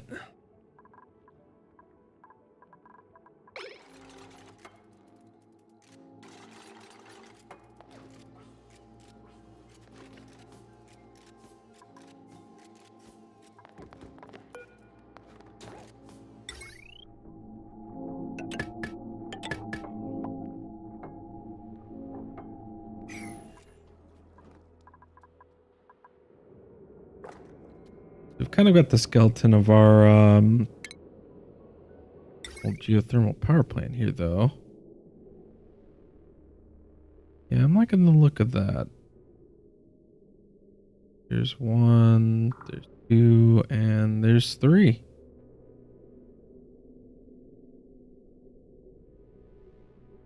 That should provide more than enough power for our colony.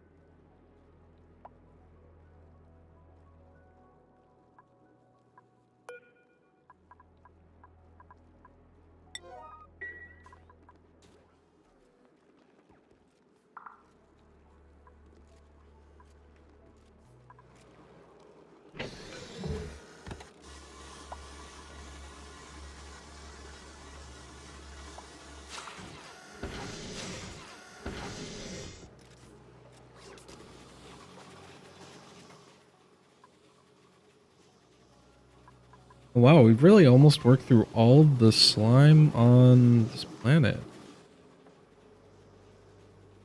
I feel like our algae... How did our algae numbers drop, though?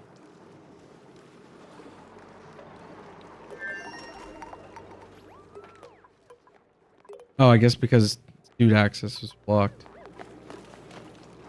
Yeah, there's 6.6 tons right there. I don't know why we're de-germifying that. The radiation is killing most of the slime long before it can get anywhere near our base. Or the areas where our dupe is not in his suit.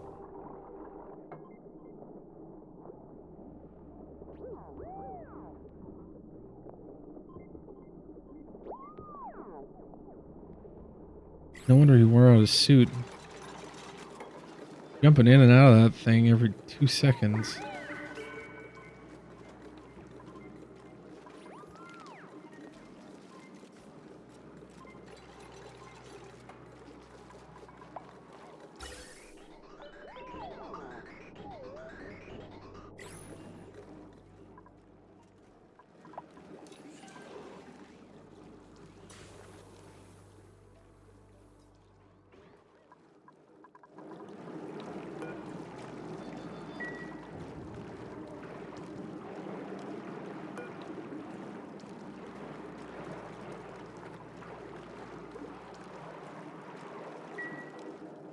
I could have sworn we had more Paku than this. I guess maybe that was just generational overlap.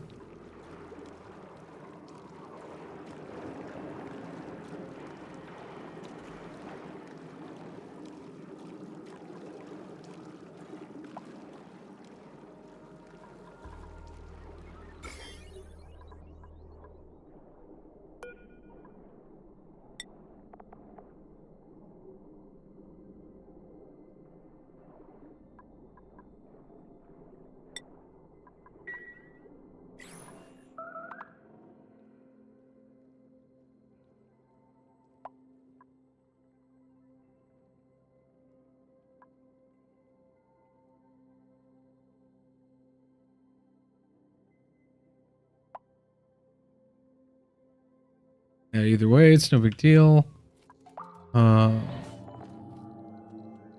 What in the world are the...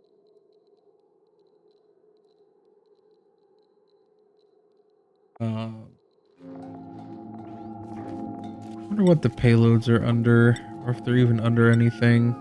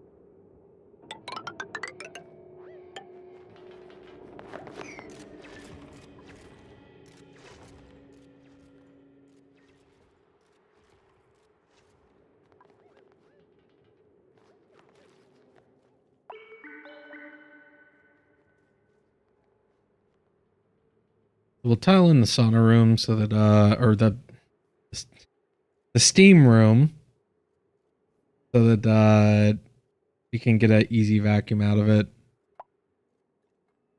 I don't think there's any water over here, but we could always just, nab a little bit, say, right here.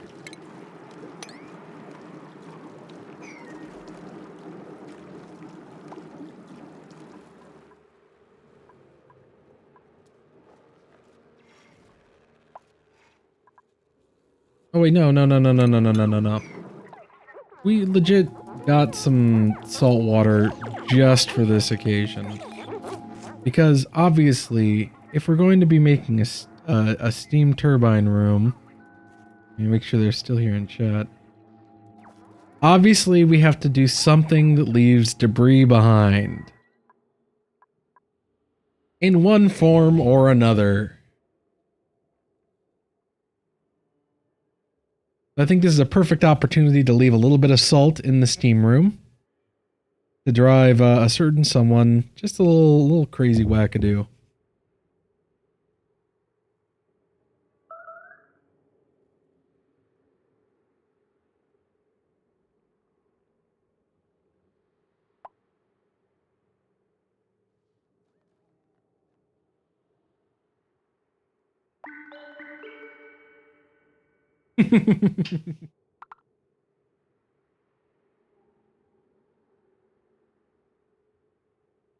It's not for anyone in particular, but I'm sure someone will find it at least mildly inconvenient.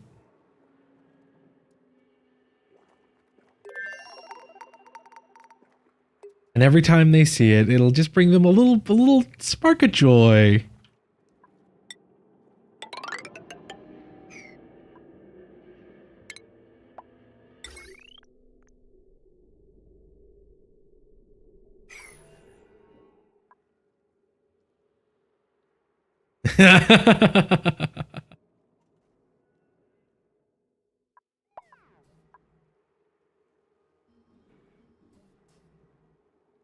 Well, I suppose that's lucky for you, but who knows if that's even who I'm if you're even the person I'm referencing. It could be anyone. There are according to the dashboard thing, There are 9 people viewing right now on Twitch, and there's no one viewing on YouTube. So, you know, I'd say that's, it could be, it's really anyone's game here.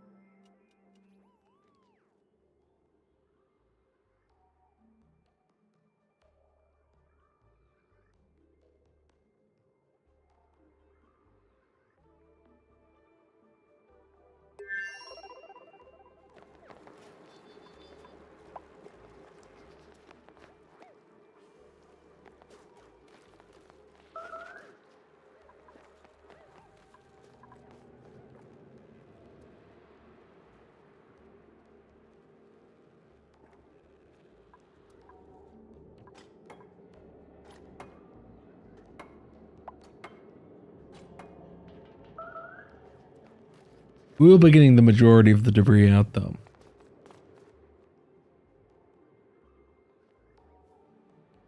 As we agreed earlier, there's only so much you can ask for.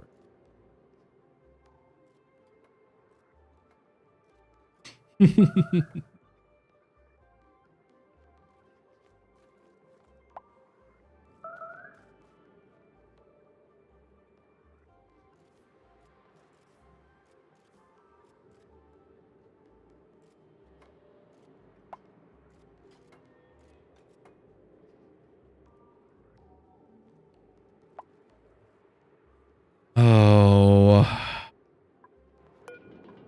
There we go. We've got another layer down. I think that's the final layer, and then we've got to put down the insulated tiles. Yeah. Yeah.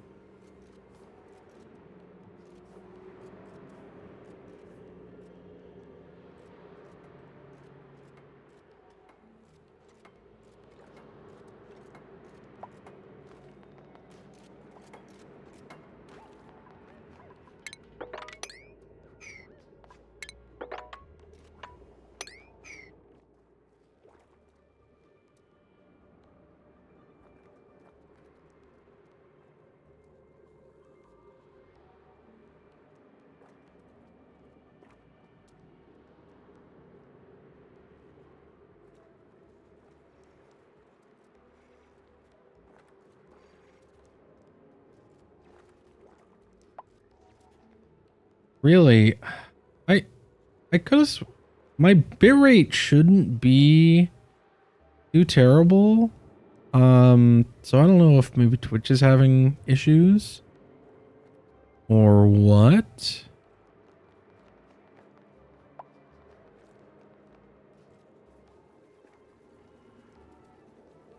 Oh.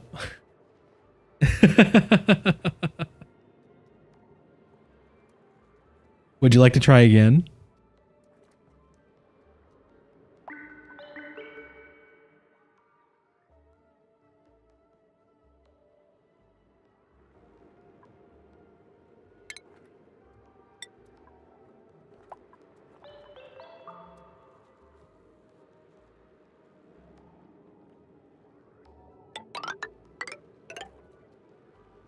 Look, all I'll say about that.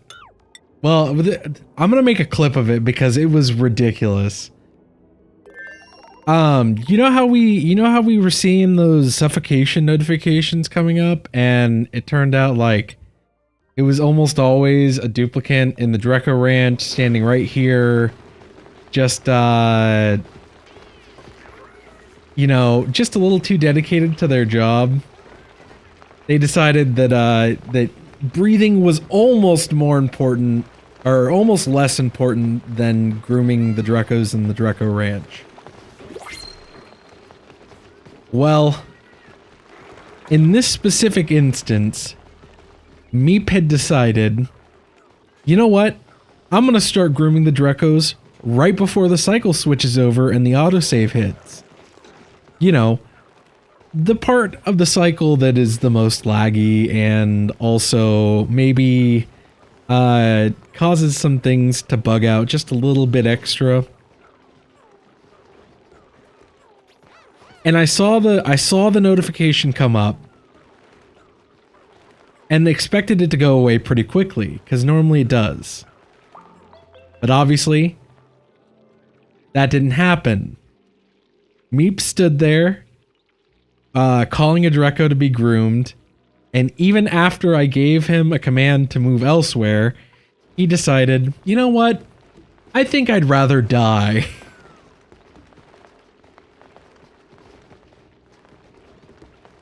So obviously we reloaded, because we've reloaded maybe 3 times due to duplicants dying for really dumb reasons. Usually stranding themselves or, you know, dupe things, right?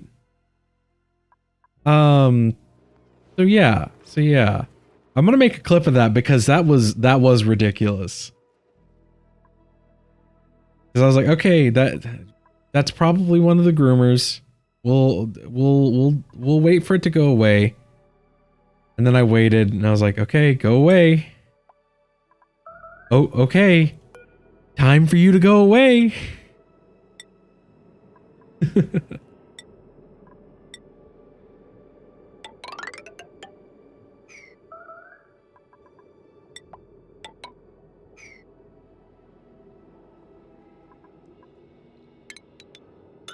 Perhaps.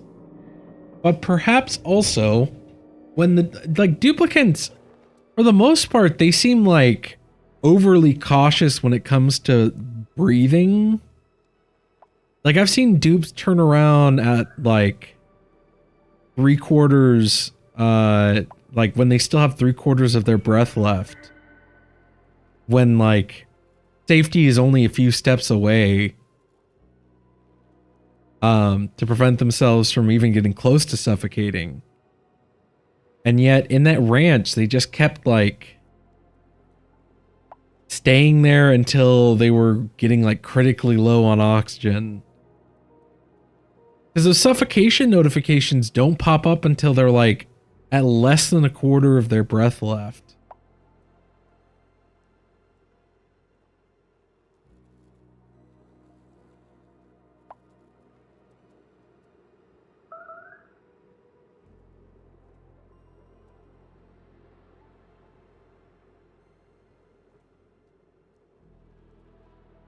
But yeah, needless to say, I'll be making a clip of that because that, I mean, it's just, it is absolutely 100% typical oxygen not included behavior.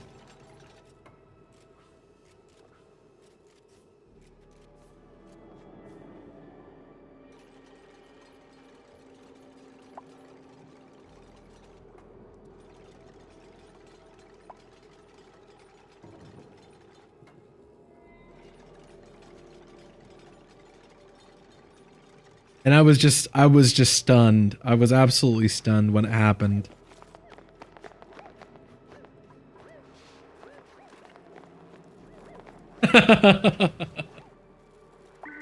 To be fair, at the moment I was like, you know what? I've been saying that I probably should put the dock outside of the Dreka Ranch for like 500 cycles now.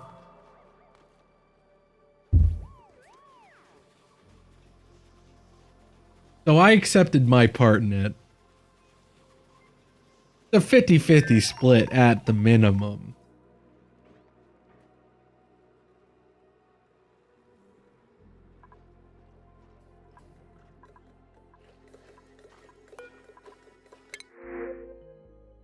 Ooh. John, what are you wearing? What are you wearing, John? We gotta see. You're wearing a snazzy suit? Yeah. I think you'll look better in a... it feels weird to say that, but...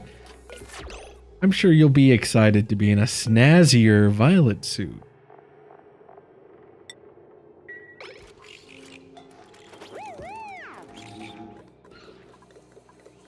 They're just so shiny.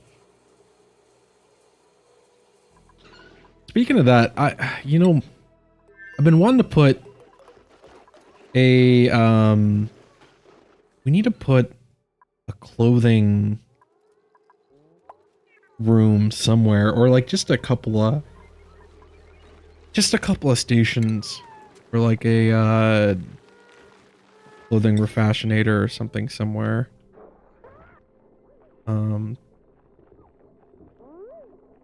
Right there. Right here is a good spot for one. Old clothing refashionator. We couldn't squeeze a textile loom there though. I think most of our dupes are in nicer clothes. If we can help it. I don't think there's any way to easily check that.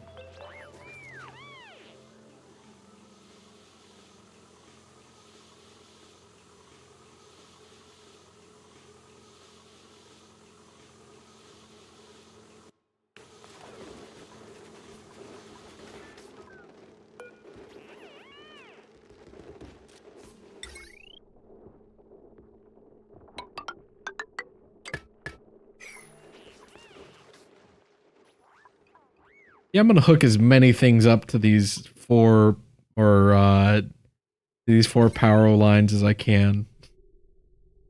Until they start browning out, we won't do anything about the power grid situation.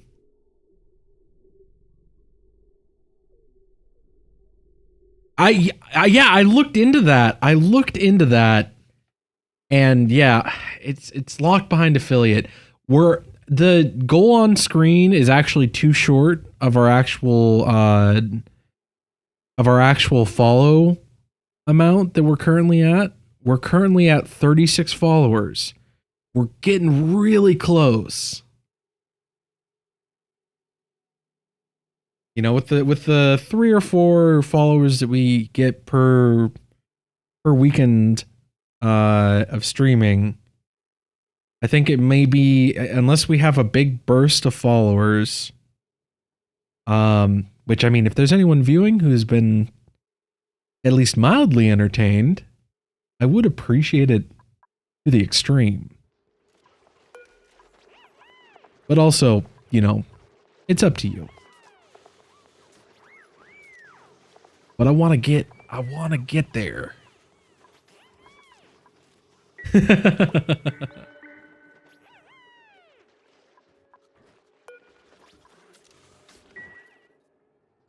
Cause yeah, I already figured out like the cooldowns and everything for it, for the channel points, and I was like, and everyone who's been watching has been earning channel points. I already set it up. I think the current rate is like I don't remember what it's set at, but I've got it set so everyone who shows up regularly is getting points. It's just not visible. It's just not, no one can see it. I think there's a bot command to like show it, but I don't think I have that set up.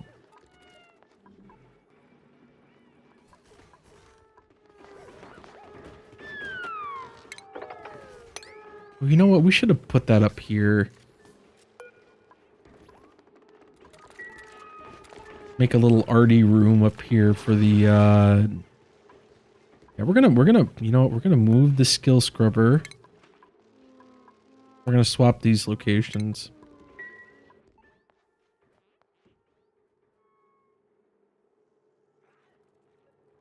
I know the skill scrubber is more thematically in line with the lab, but I think having it as a reminder near the mess hall that yes, You can be repurposed. We can change you. Has a more powerful statement to it.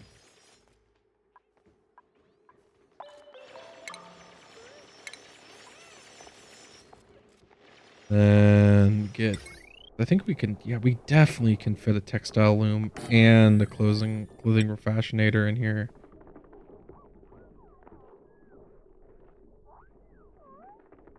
Yeah.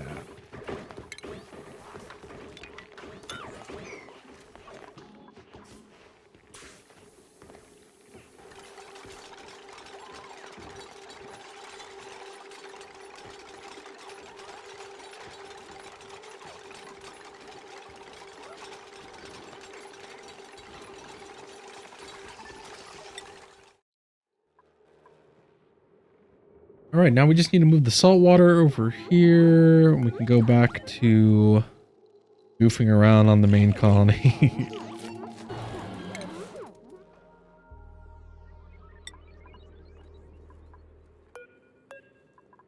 I'll move 2 tons of salt water right there and this just dump it into what'll eventually be a steam room. That's acceptable. I got halfway through getting rid of those ladders. I'd like it done. Now, please. You can help it. Please. Do this thing at your earliest convenience.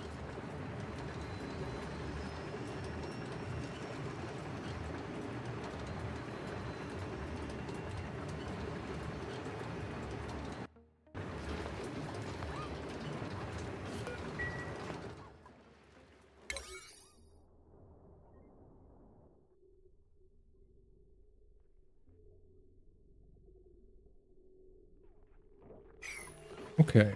Actually, and we're gonna need some ladders in here.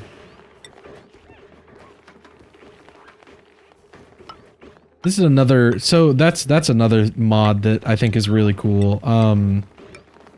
There was one added to the workshop semi-recently, the scaffolds mod. It's a little cheaty if you let it be. Because it lets you build scaffolds. They're just instant place ladders. They're slower. Your dupes move slower on them. But they place instantly. And they decay after 10 cycles. And I've been playing with it in my solo dupe test run that I've been doing. For that thing I'm thinking about making. And it is super handy.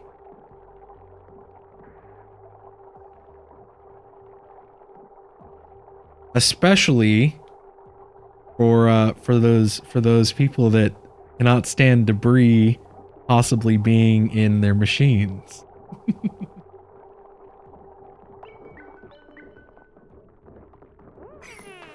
You gave up. Murray, you were so close. That bar was almost done, I know. I could hear it.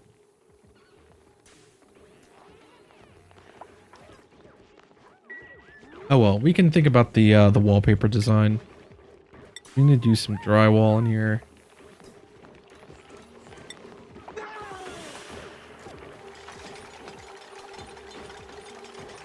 I'm thinking...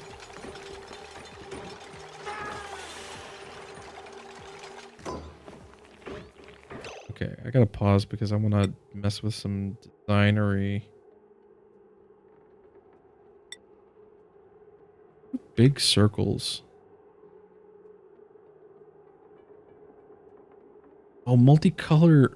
Oh, okay, that's what.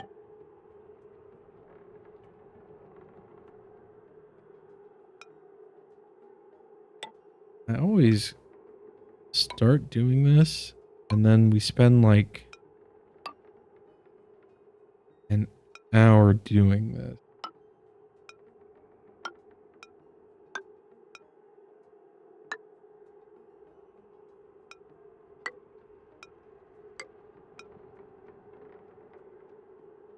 no. Those are bottom circles, so it would go here and then here. Here. No, that's off center. What's going on here? Circle. That's a circle.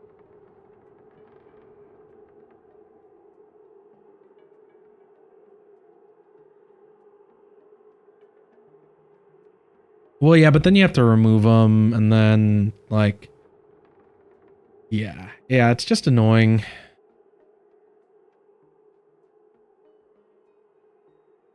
Okay, so that would go here, and then it would be this one. And it would this one, and one, and that one. So then, next color.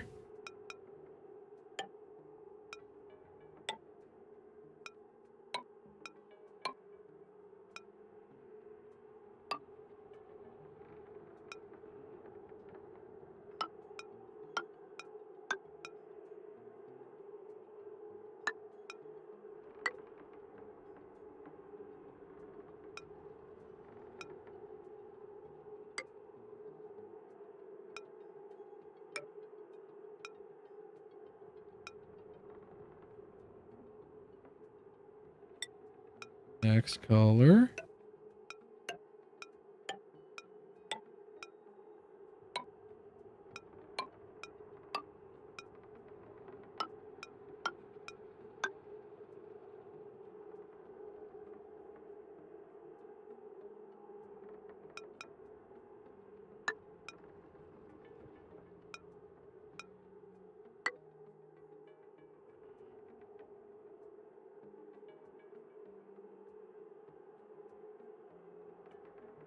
Right, that would be maybe this one. Then the rest of them are blue.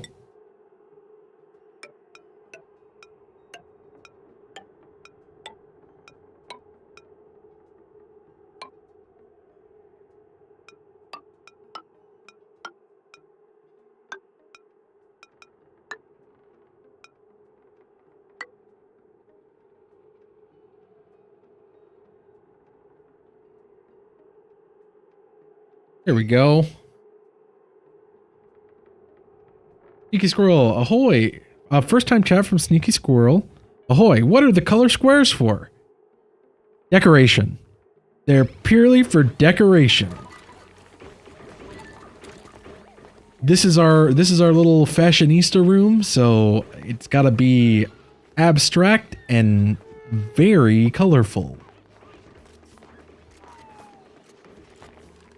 Well, yeah, and I suppose the in-game reasoning is for the for the decor bonus. We need to get a light in here for Meep. His shine bug died again.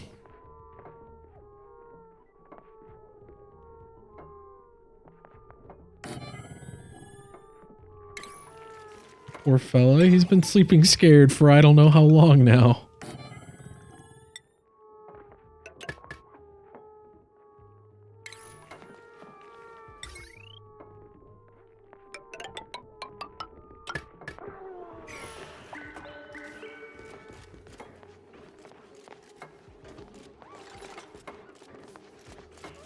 It's so colorful.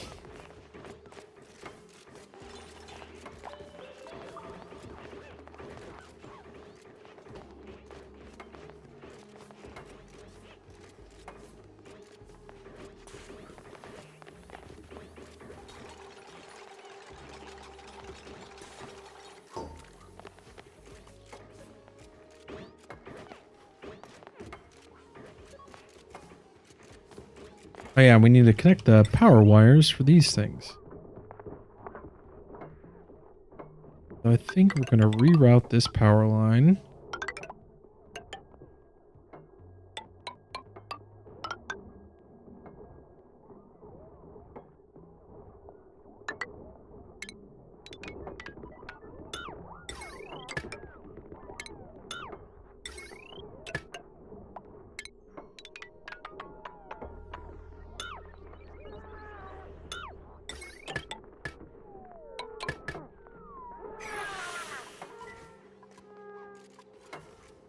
There we go.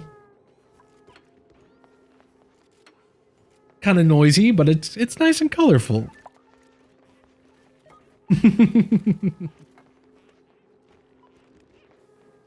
The whole colony is a dupe daycare. And I'm the unfortunate sap that's been tasked with keeping them alive. Even if they constantly try to chew on lead paint chips and drink bleach and eat food after touching their own droppings and stuff.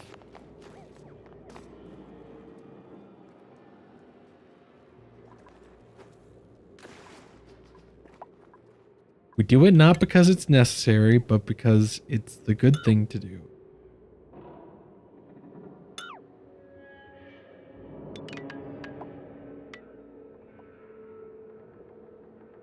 And no one ever died. No one ever dies. If anyone tells you that someone died in this colony, then I'm sorry, but they're a liar.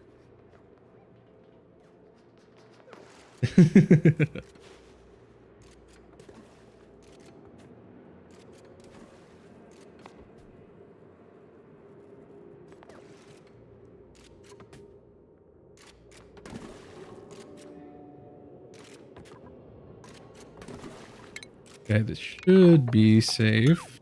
Clear out the rest of the way. Actually, we'll, no, that's fine. We'll pile out from here. Give us an access point into the lava biome.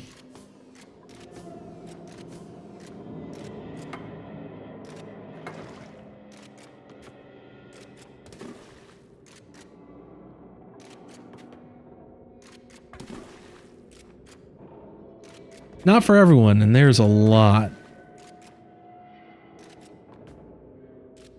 But that's why there's people to watch play it, even though it's not even really necessarily. If you don't have the patience to play it, then you're probably not far behind not having the patience to watch it either. But I'm glad that you're here regardless.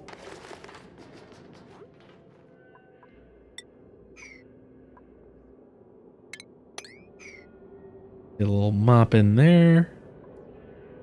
That water's draining off on its own, actually. Won't drain off completely.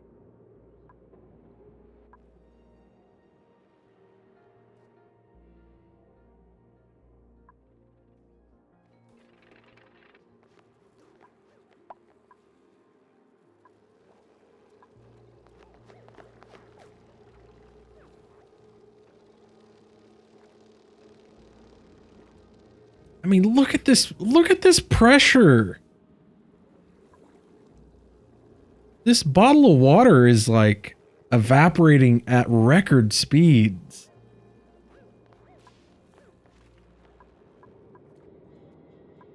Uh-oh. Oh, no. The vacuum broke. We mopped and it pulled the water down. Well, there goes that idea.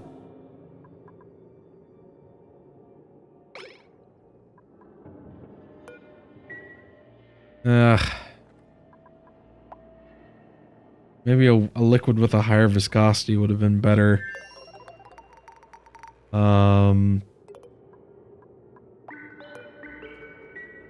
Just filling up with chlorine gas now. And there ain't a thing to do about it. Man, that's a shame.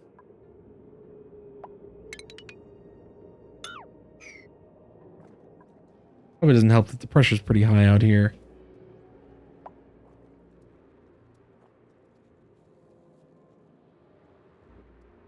With the amount of hours I've sunk in, at this point, it's just expected.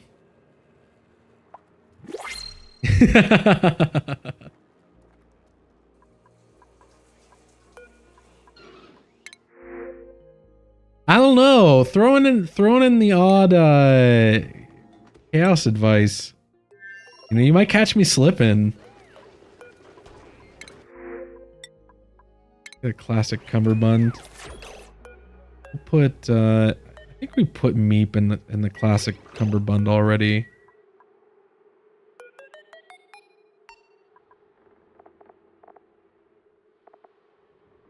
Yeah, meep's already in a classic cummerbund, which frankly is pretty classic.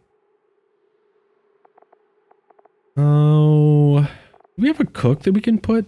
Oh yeah, Bonnie's wearing a snazzy suit. Oh, Bonnie could be wearing a classic cummerbund as a cook. Which means now we can use our fancy classic clothing refashionator to make some spiffy overalls for our mechatronics engineers.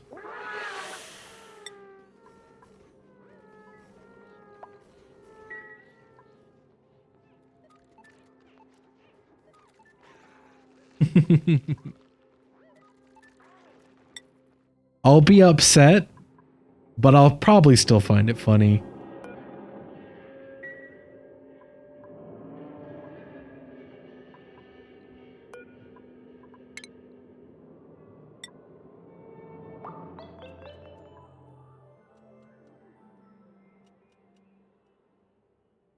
It'll take me a second to cool down from it, but I'll definitely eventually find it funny.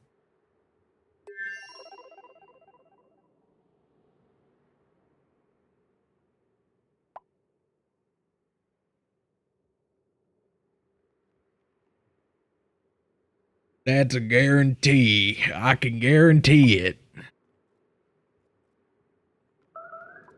This is such a disaster. Get down in there, John. We'll just have to do this the annoying hard way. Probably. Actually, you know what? You know what? This isn't a disaster.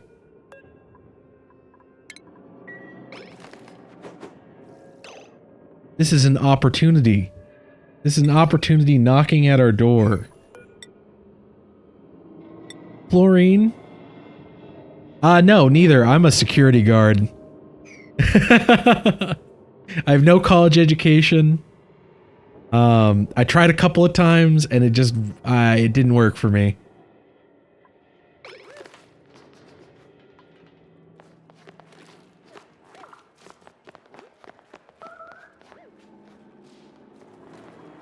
My mama tells me I'm a smart boy, but I ain't good at the book learning.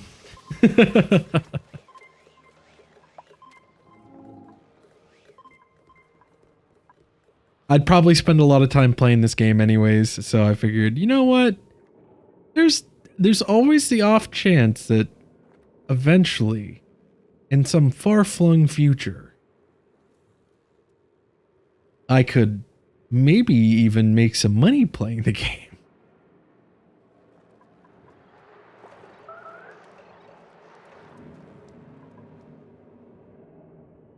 I want to check my I want to check my Steam and actually figure out when I got this game, because I think I probably bought it after watching someone like play 5 minutes of it, because that's something I did when I was a bit younger and a bit dumber. And so I think I might have bought this on impulse, because it looked like a cute little colony game thing. And it may have been while it was even still in early access. And then I just didn't play it. I never played it. I sat on it for years. And then one day I was watching some YouTube, saw someone playing it, and I was like, whoa, I own that game, and that looks pretty fun.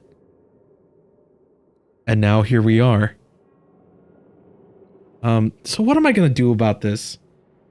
This is really annoying. We spent all that time blocking it in, and then a water blob decided, you know what, I think I'll move right today.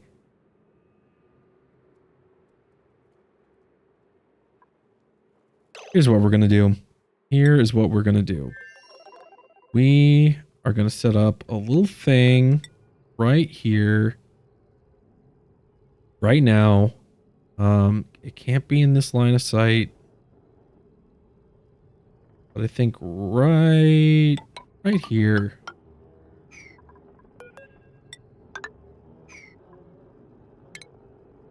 We're gonna ship just a little bit of oil across.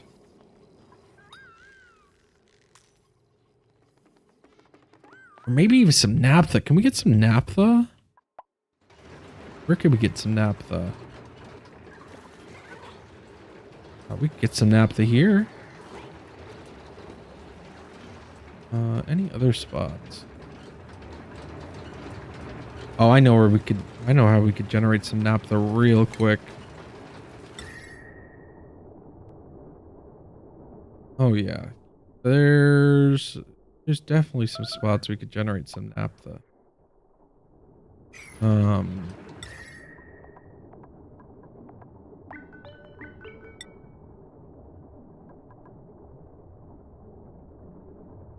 I think there's some like 400 or 200 degree pipes around here somewhere. Like in here?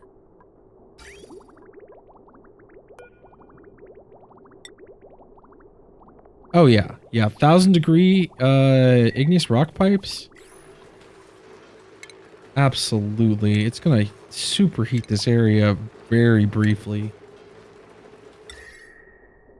But I think a plastic temp shift plate right here.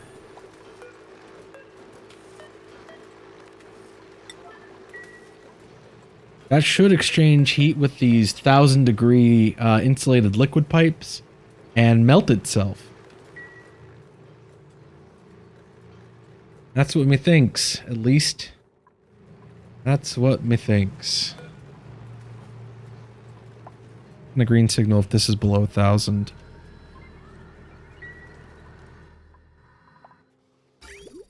It appears that we've backed up and completely filled our system now. It's starting to backlog into our reservoir.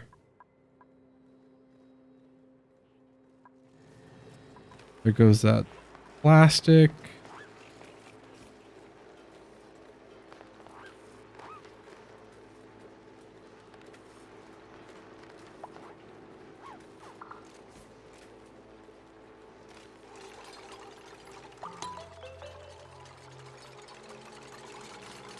That was a mistake to switch to triple speed right there. No. Come on, Mima. I know you're a rancher, but in your heart, you're a builder. Build that temp shift plate, and then we'll watch the magic happen.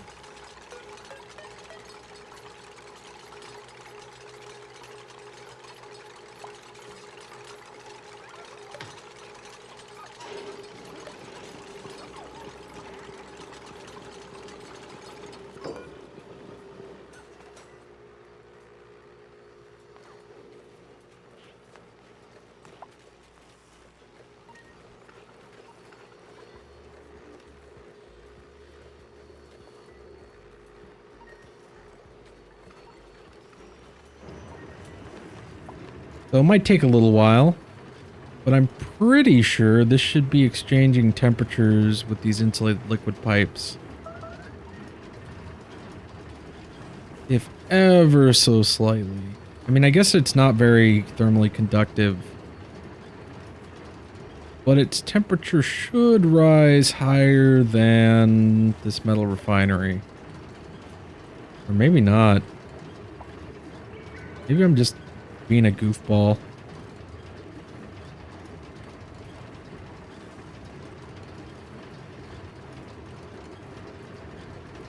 Yeah, this is probably not actually gonna work. Yeah, actually, I changed my mind.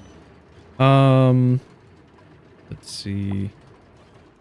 We really don't have anywhere that's... Oh, wait. No, we do. We do, but it's not really a convenient spot. Yeah, we can't really...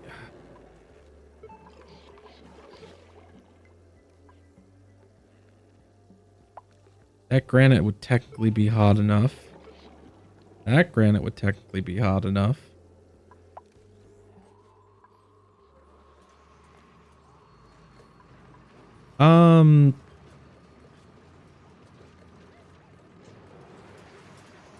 You have to go into like your account details and like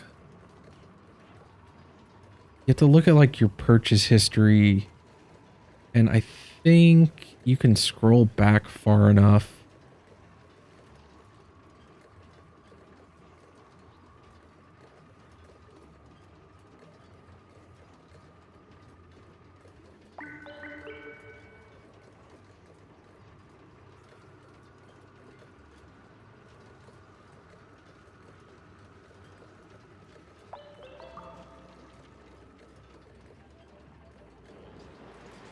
Okay, so I got oxygen not included back in 2020.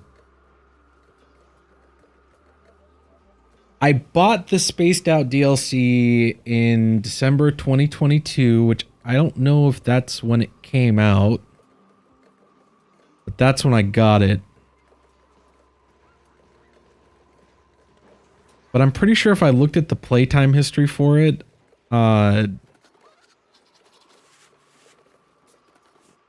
which I don't know if there's any way to actually check that.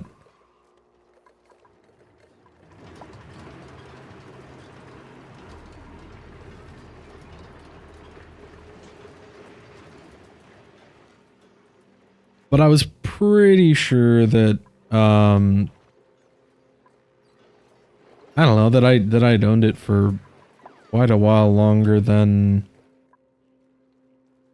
That I owned it for like at least a year before I actually played it.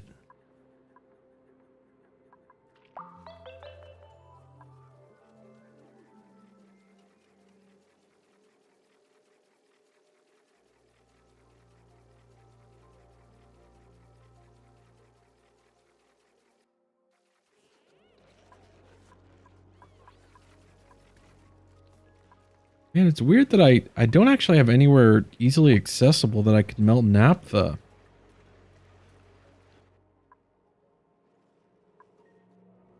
I would have thought that I would have had at least one spot in the base that's accessible that's above 152 degrees. But evidently not.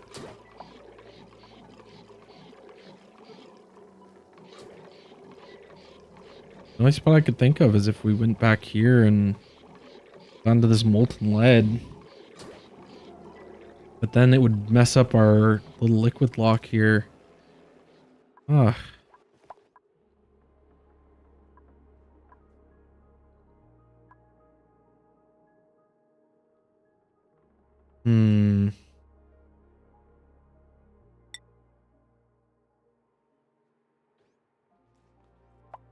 I know we could do it on Automata.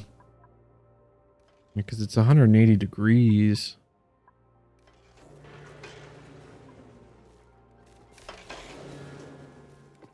Out of power. Excuse me? Oh, it's because that's only being geotuned once.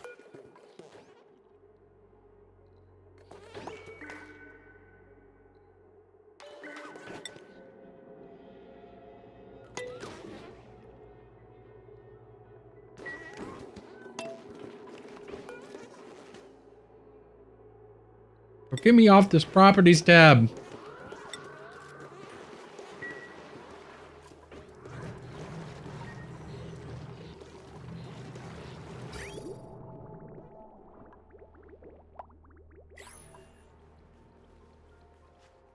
Built up a bit of a polluted water backlog, so now I'm not worried about that anymore.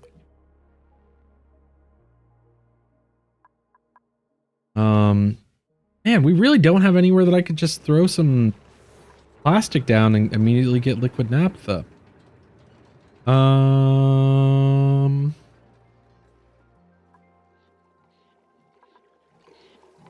except for in the petroleum boiler. And I'm not willing to do that. No, nope, not willing to do that. Oh, right here? Right here would work? Maybe? Assuming that these tiles don't just get squashed immediately by the specific heat capacity of plastic. If we put it right here and exchange heat with these ladders.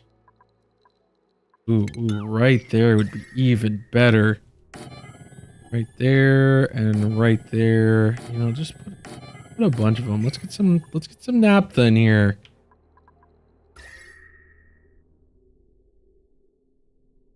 It's funny that the only place that we can really get heat intense enough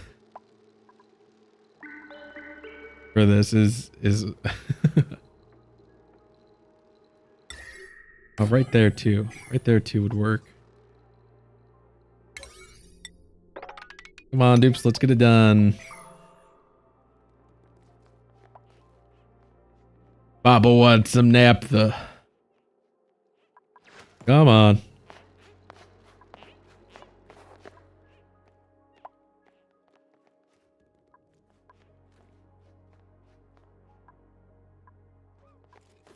And I guess while they're doing that, we can go through the painstaking process of refilling this area with some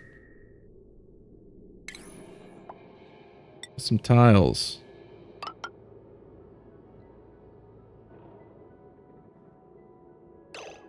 You know, I'm actually curious. I think I've tried this before. I'll leave that open.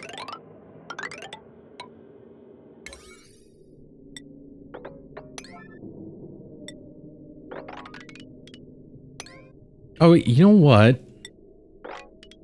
This is a handy spot for the Priority Zero mod to come in.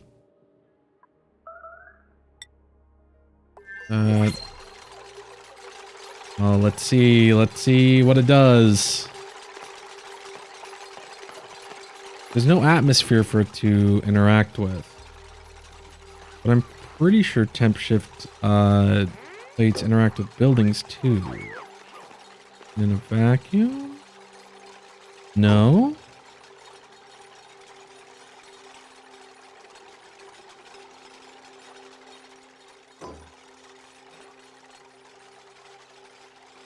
Nope. XD got creepered. Hi. Hi to you as well.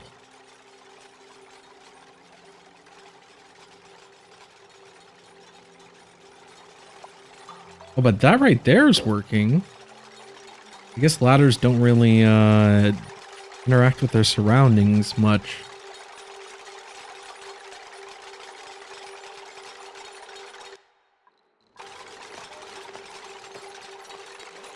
But it's already drained too much heat out of these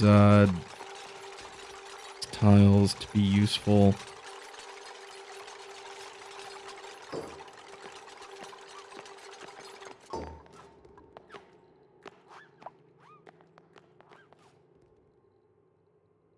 You can do it. You can do it. You gotta stick with your colonies, though.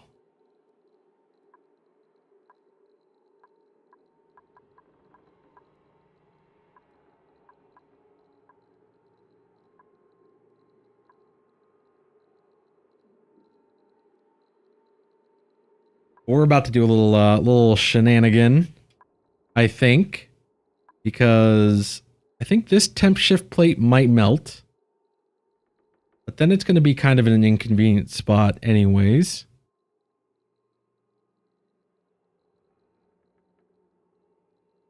You know, my grandpappy always said there ain't no kill but overkill. And we need some naphtha. And I'm thinking that we're going to use some nice hot rocket exhaust to make a whole bunch of liquid naphtha, which will then mop up.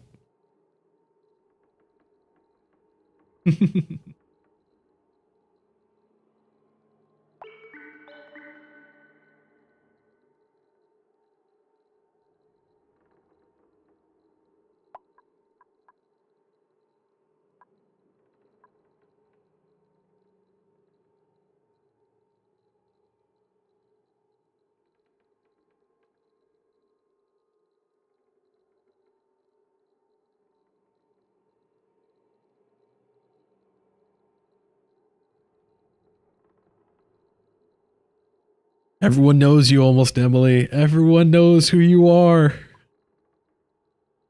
You've been seen.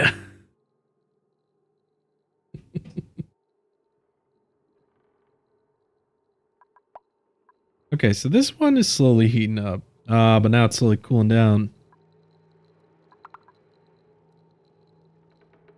No, it's still heating up. We can get up to 157, then we've done it. Or 164.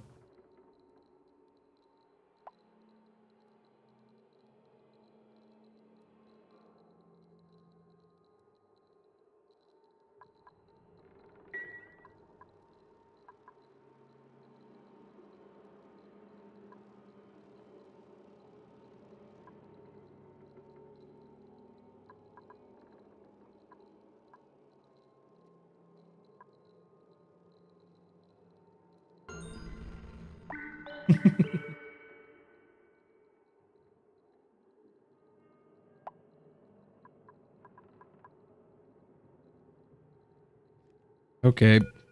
Drastic times, drastic measures, yada yada.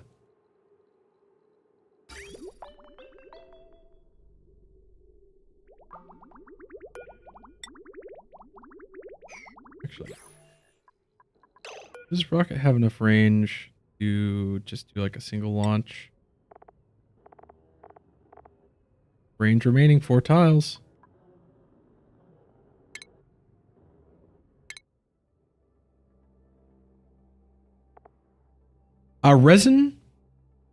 Resin can be distilled down into isoresin, which can then be used to make insulation, which is the, well, as the name says, is the best insulation, best material for insulated blocks in the entire game.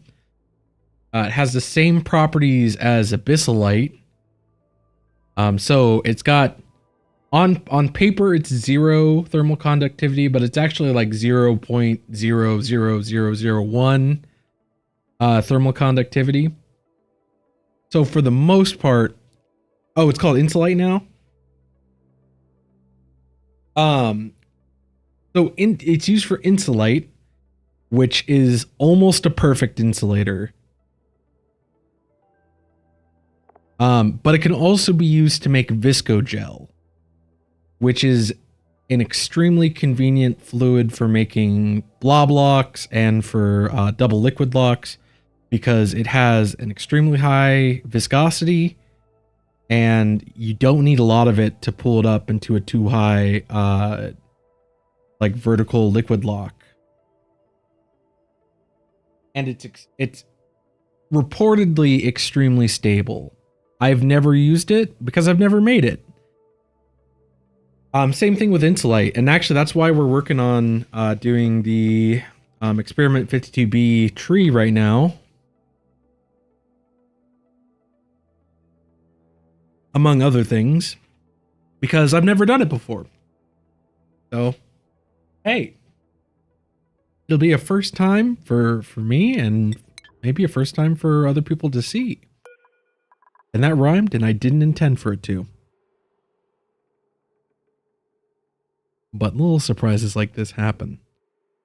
Well, we're doing some drastic measures because I want some naphtha, because naphtha is like the second-ish best liquid for blob locks and stuff like that. And we're gonna do it by launching a rocket into space. Or getting sour gas. I'd say it's a 50-50 chance between the two.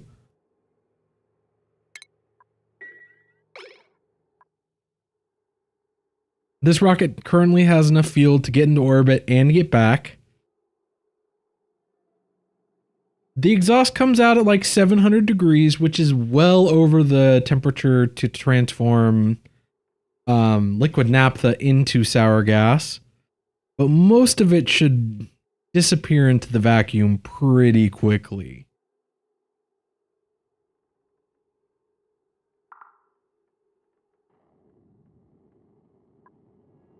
So we'll just have to see.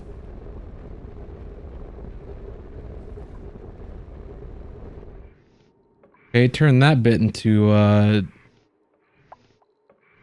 that's underwhelming. It turned the...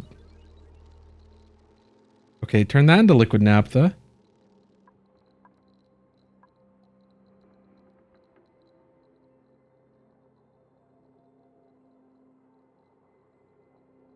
I expected this one to switch though, because this airlock got superheated. These one I'm a little less whelmed by. I'm quite underwhelmed, if you will.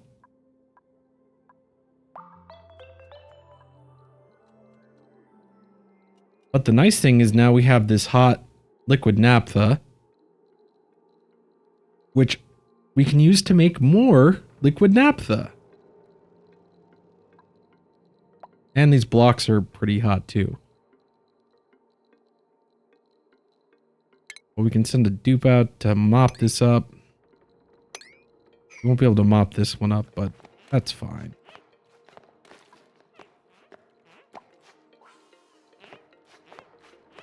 Oh, look, some refined carbon. Yeah, they're just gonna casually carry that into the base. No big deal.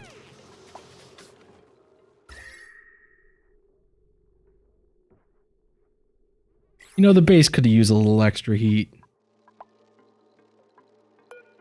Come on, people.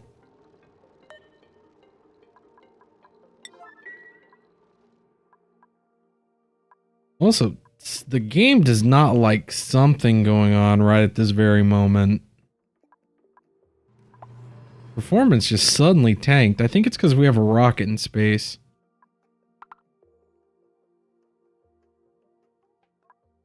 Yeah, my FPS dropped down by like 6.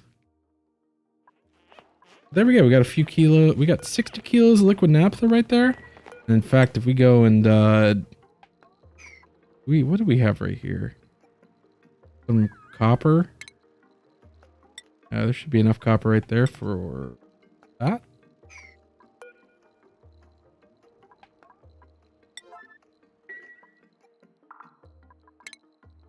And then we'll get rid of these because obviously that's not going to work. I guess if I had wanted to be a little more effective about it, we could have made like a temp shift plate out of like cobalt and surrounded it by plastic temp shift plates.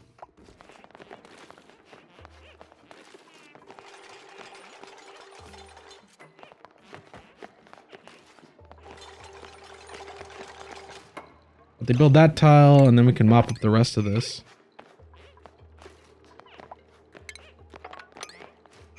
And that should actually be well more than enough liquid naphtha for Zagoni.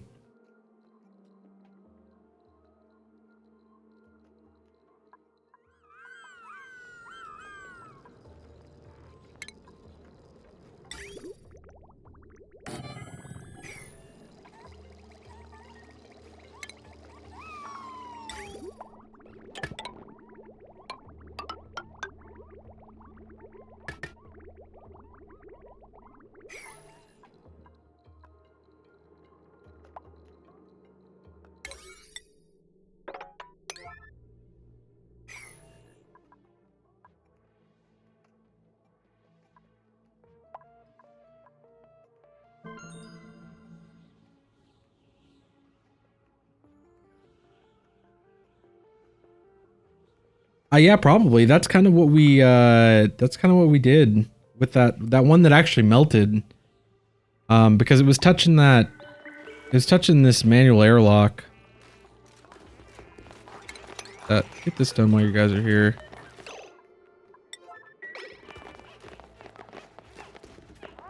Well, maybe it'll work better as debris sitting on the launch pad.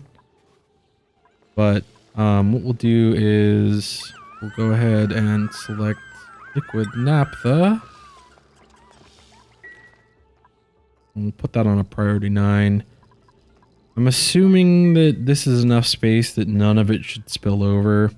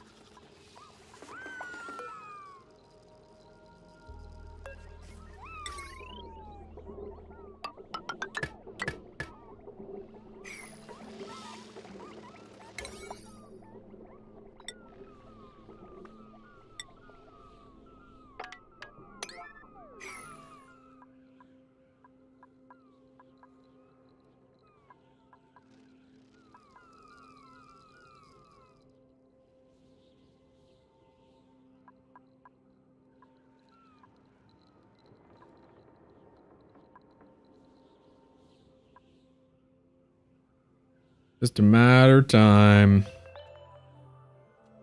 Well, of course the lead's the first thing to get.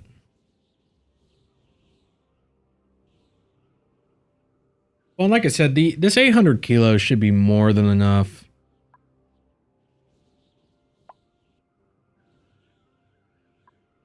In fact, we probably could be working on this.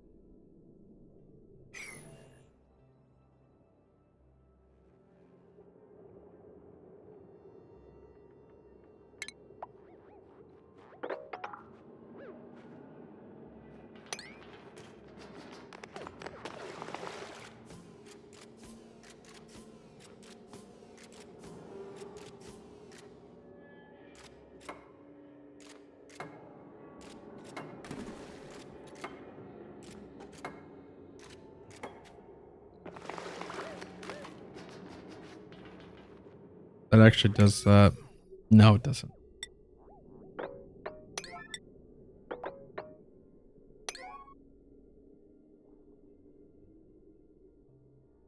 That's about as far as I would trust the priority system to deal with this. It's like in theory, you should be able to go 9, 8, 7, 6, 5, 4, 3, 2, 1, and then like work that way. And you know, actually, we'll do a quick test.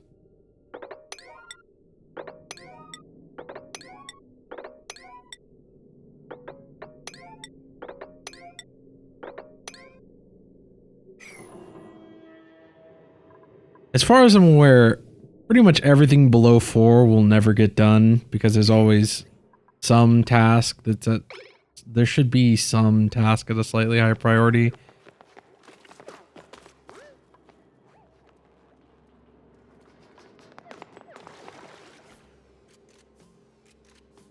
And dupes have their own internal weighting system for how they, like, what order they complete tasks in. It's esoteric and doesn't really make any sense.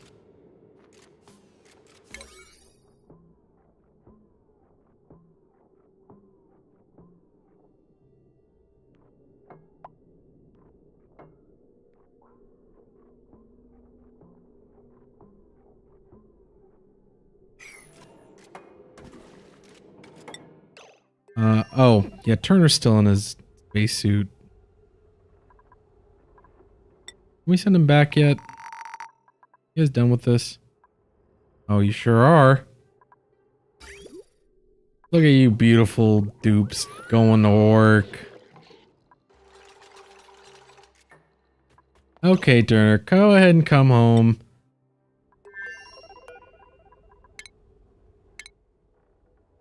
Maybe if you're lucky, you'll melt just a little bit more of the plastic.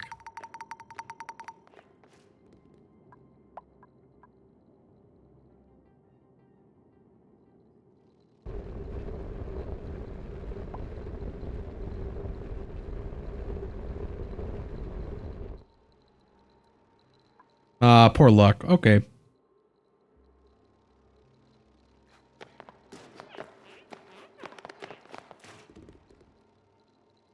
The plastic is heating up, but I think it's just debris transferring temperature across the ground. Oh, hey, this actually worked really well. You know, and actually, the way we'll do this... 0.1 degree C over the next, probably like 30 minutes.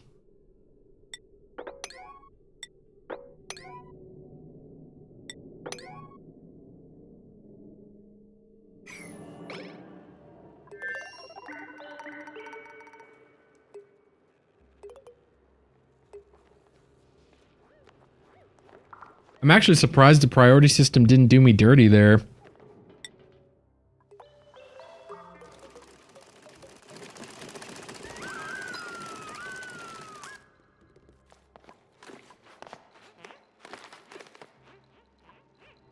Though, to be fair, if we really wanted to now,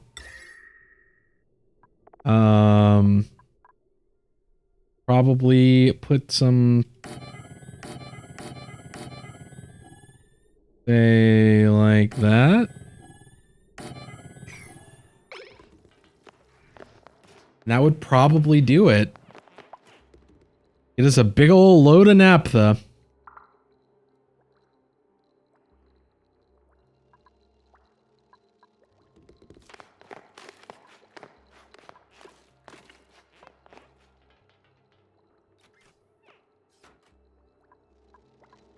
You know, this should be... That should be manageable.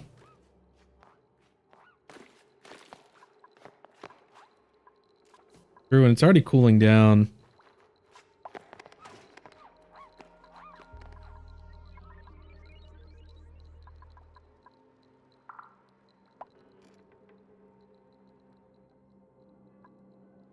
You know, we'll pare it down to just these three. It's also passing some of that heat across onto this very thin carbon dioxide atmosphere that's trapped in here.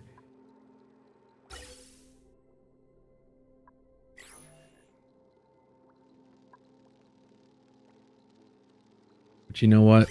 You know what? Oh, never mind. Never mind.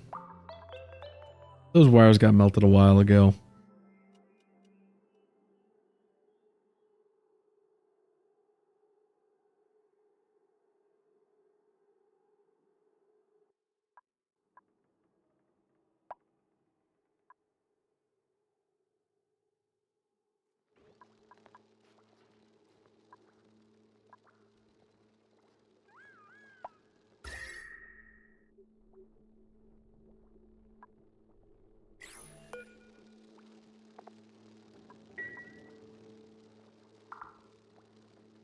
I should have made this liquid meter valve out of something a little... Oh, that's gonna... This is sabotage! It's sabotage!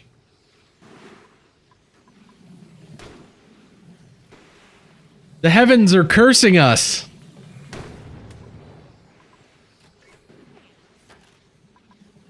It's gonna steal all the heat!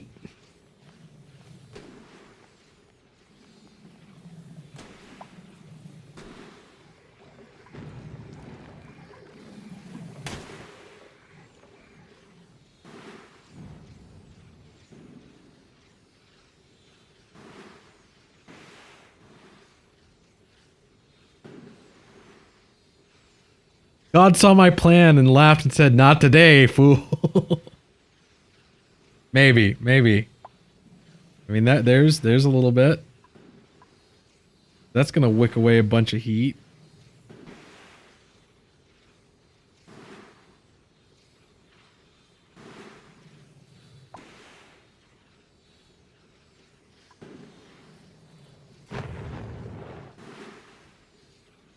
And there's the spiteful laugh. Suck away 100 degrees of heat away in but a second.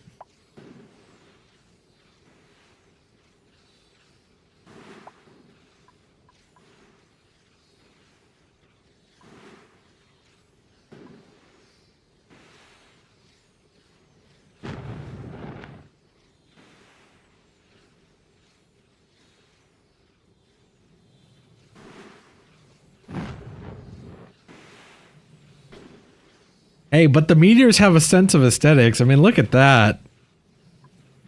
That looks pretty neat.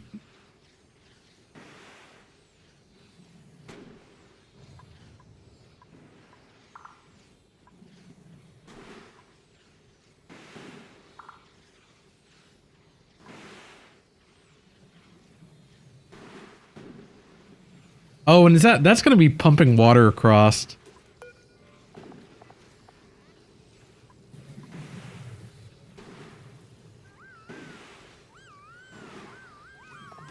Already 60 kilos of water in.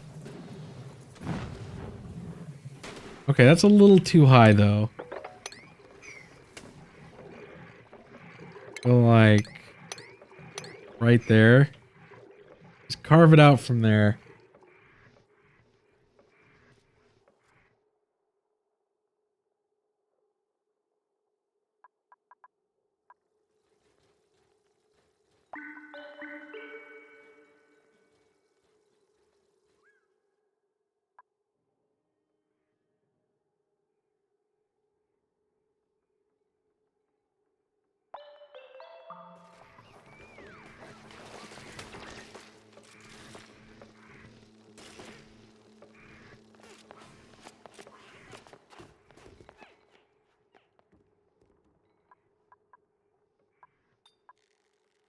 To be fair, it is still hot enough to melt plastic. Still just barely hot enough.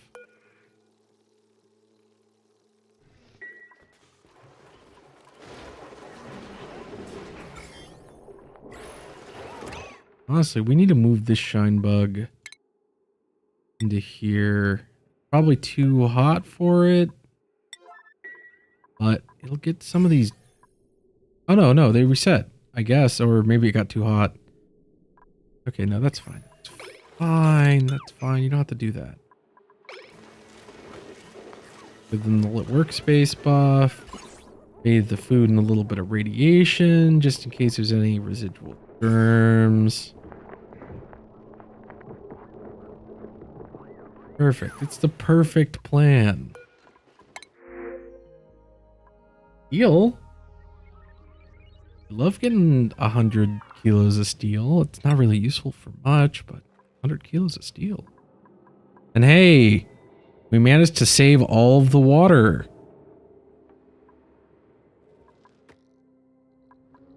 But also, you've got to be kidding me. You've got to be kidding me.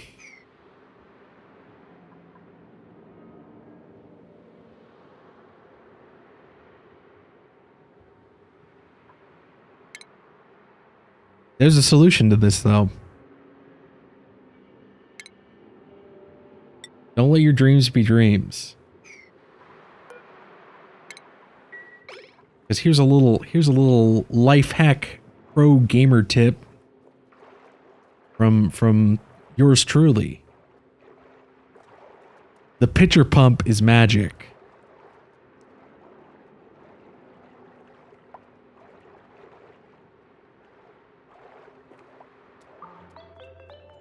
The pitcher pump is capable of things you couldn't even believe.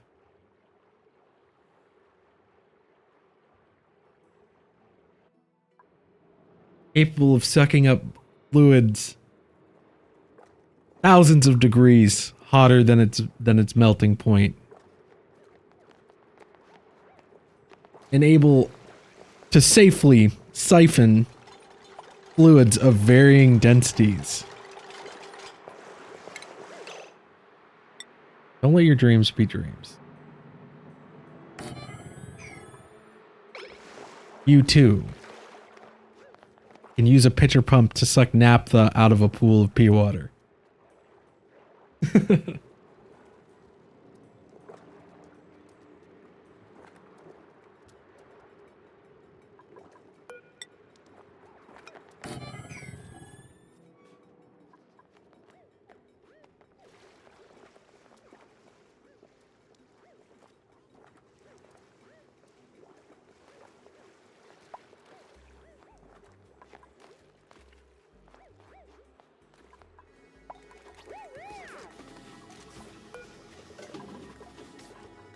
Yeah, we need to reassess these priorities.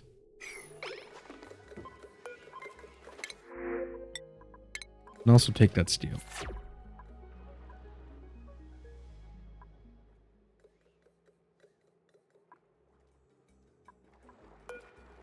Also, we need to remember, if you have the priority 0 mod enabled, you need to remember to take things off of priority 0. Because otherwise you'll be like, my duplicant does not have a very strong inborn desire to garden. In fact, with John's skills, they should be quite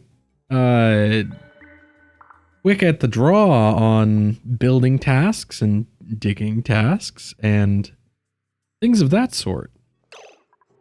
And now we can go over here and select the naphtha and the auto bottle and watch as the magic happens.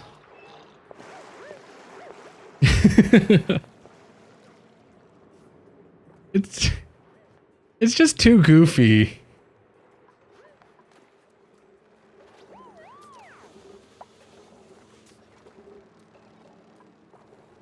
I can never get over the fact that you can do that. That the pitcher pump can just perfectly siphon out individual liquids.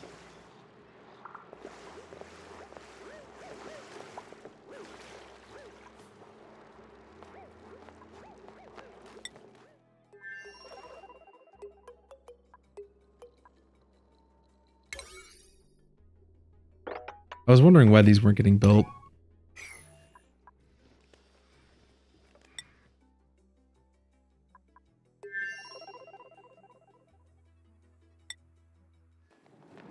Oh, you know what?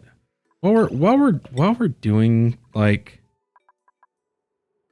when we have these big stretches where we're not looking at anything on other colonies, I think no liquids, no liquefiables, no consumable ores.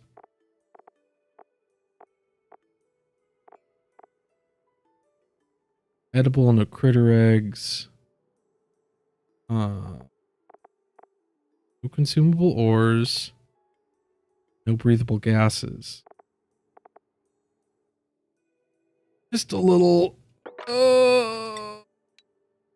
low priority, cross map sweepage. Yeah, that's what goes on.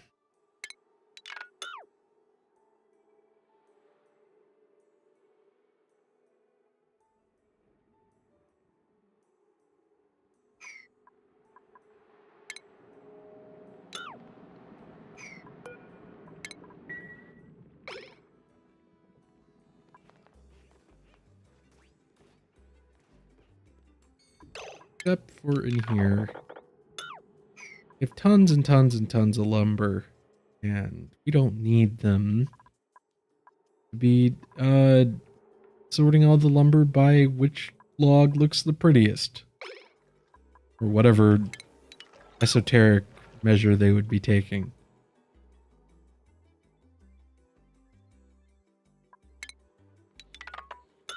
There, there,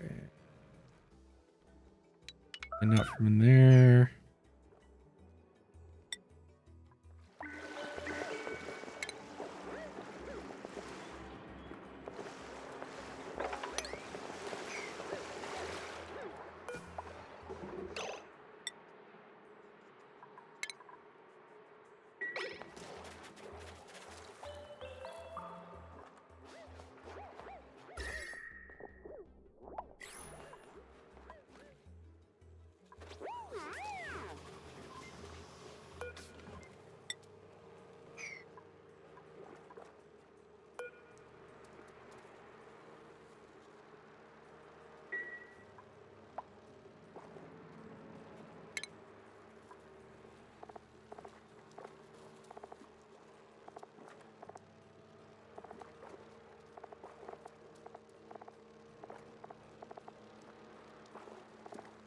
Where is it? There it is.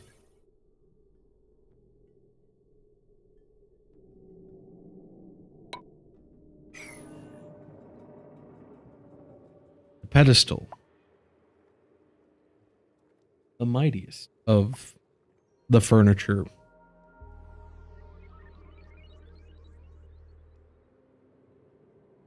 At least by my own measure.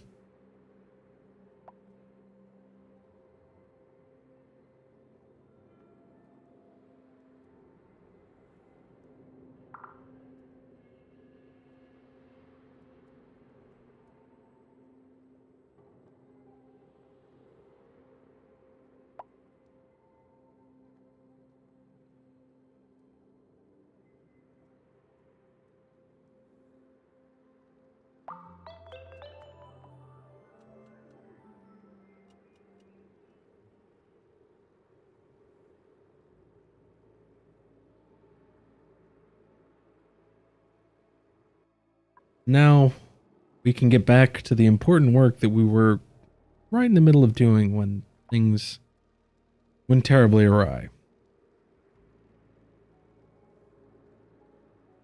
Actually, I don't even think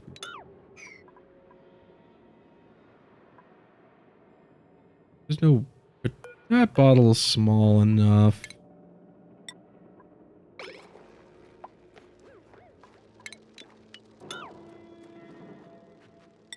That should be enough to drain the salt water down, and then we can put the naphtha in.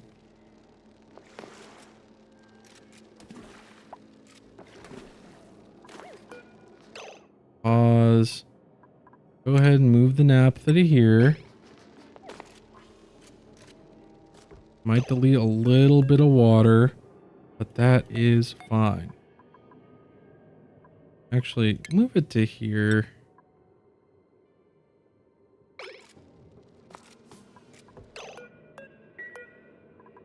And give it a good old empty. Oh no, that would have been fine. We could have just... Silly me.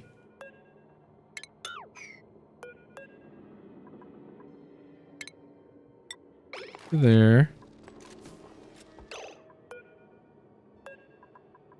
And empty the 10 kilos of naphtha right there. Okay. This would be the moment where a dad or like an uncle or someone would like slap the side of a truck and say, "That ain't going nowhere. It ain't going nowhere. 10 kilos of naphtha. It ain't going nowhere." Now we can go through the whole song and dance of removing every single one of these tiles. That there ain't going nowhere. Welcome back.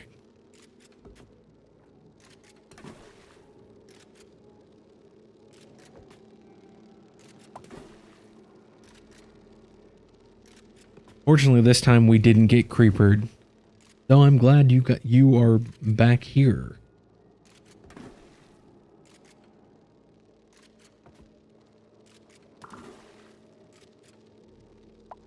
The good kind of long call or the kind of long call?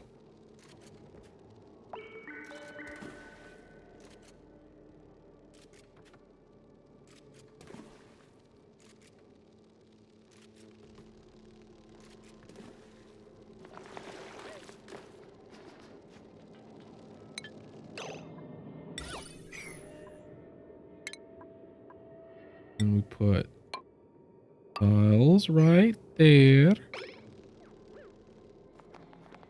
Come on, John, turn around. Unless, no, you've got plenty of air. You consider your priorities.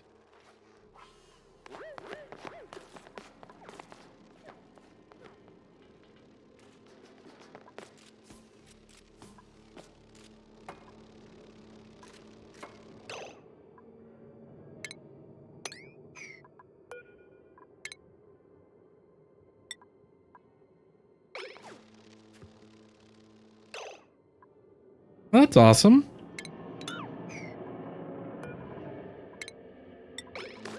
Move to and put ladder.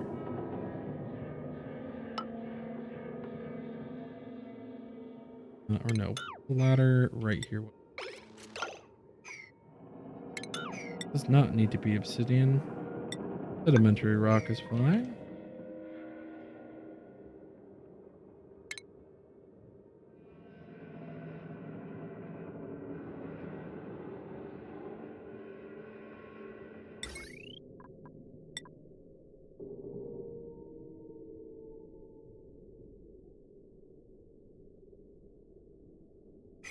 There's no water here. Should get started on that ladder immediately. I want to move this sedimentary rock there. Yes. Yes, you do. Which is why we've got these pacu here and this fish feeder. Because we're going to be collecting up their eggs. We'll be keeping a certain number of them on this pressure plate. Assuming that the population isn't too high. Otherwise, we'll be sending them directly into our geothermal power plant. Because, if you're not aware, there's a neat little trick you can do to automatically make omelets. If you put an egg in a box, 10 cycles later, it'll magically transform itself into a raw egg. It'll automatically crack itself. And then, if you heat that raw egg up to, say, 80 degrees, it will automatically turn into an omelet. So we're going to be making omelets that way, which will then be shipped up and into the gaping hungry maw of experiment 52B here, who will excrete its resin, which will then be sent back into the steam room to be turned into iso resin. And then that iso resin will be shot off and shipped back to our main colony. At least that's how this all works on paper. We haven't quite gotten to that point yet, but we're getting closer. And actually, before I mess with any of this stuff, we'll put the ladder down. We'll move the sedimentary rock. And we'll move this salt water to be with its friends.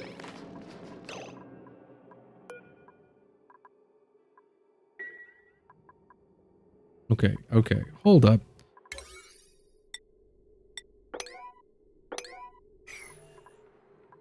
Friend, you're in a suit, and you're right here, and I'd like you to do this work first.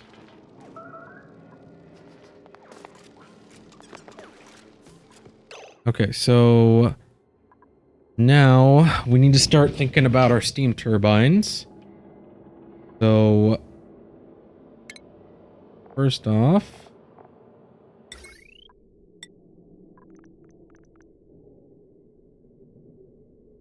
steam turbine there.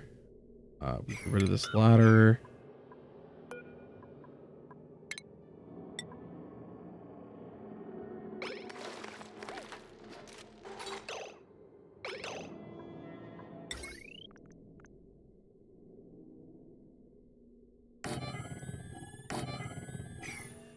Oh, that's actually... Wait, what? Oh... And we actually underestimated the space requirement. This is not something I would ever normally do. Ever. Ever. Oh, whatever. That's fine. It's fine. It's fine. I need to get this layout kind of squared away. So, the way I think this will go.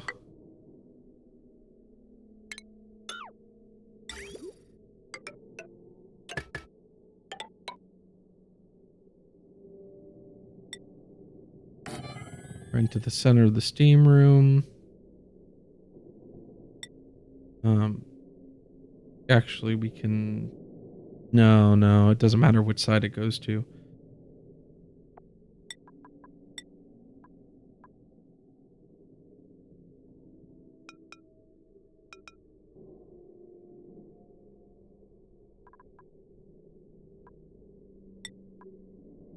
Hold on. Fine.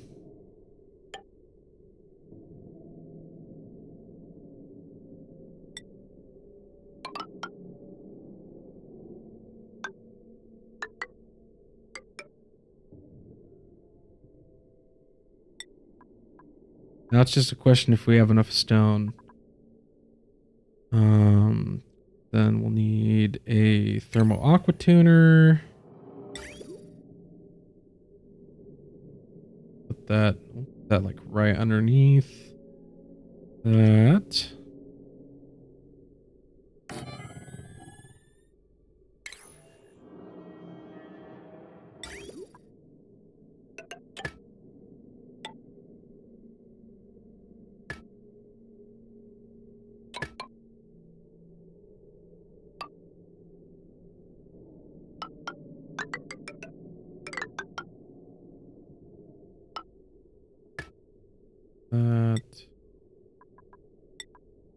Here, what this is made of.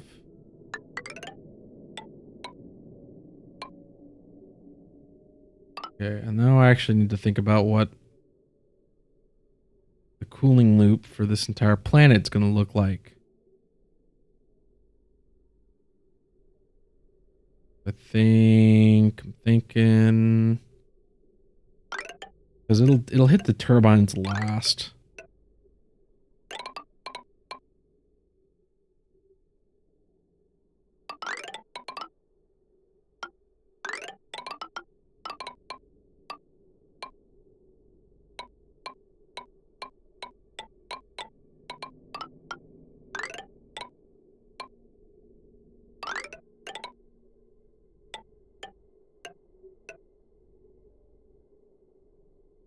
Man, I set up these conductive panels thinking that I would be real slick about it and know which way I was coming from.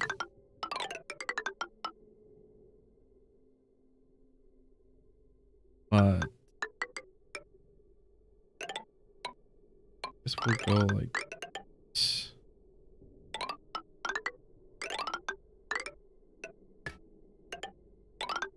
Time for some professional grade pipe spaghetti. I hope you guys were hungry.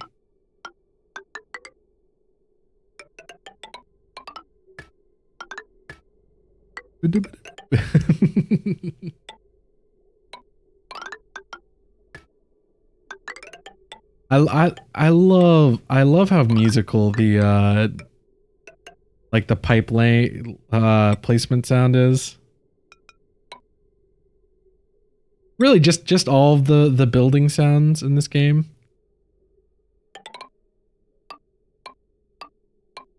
Come on. Except for whenever you go across the diagonal.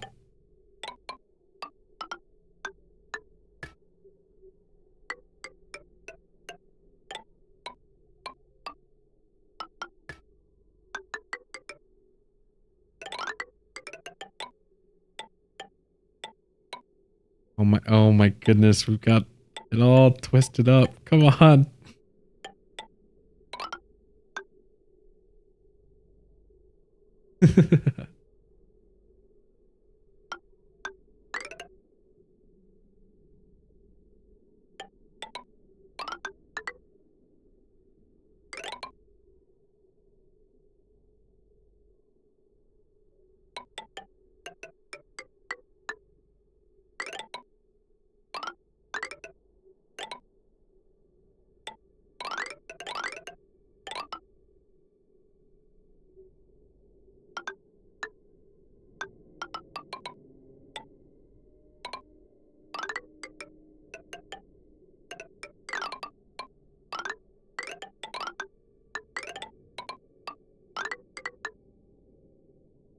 There it is.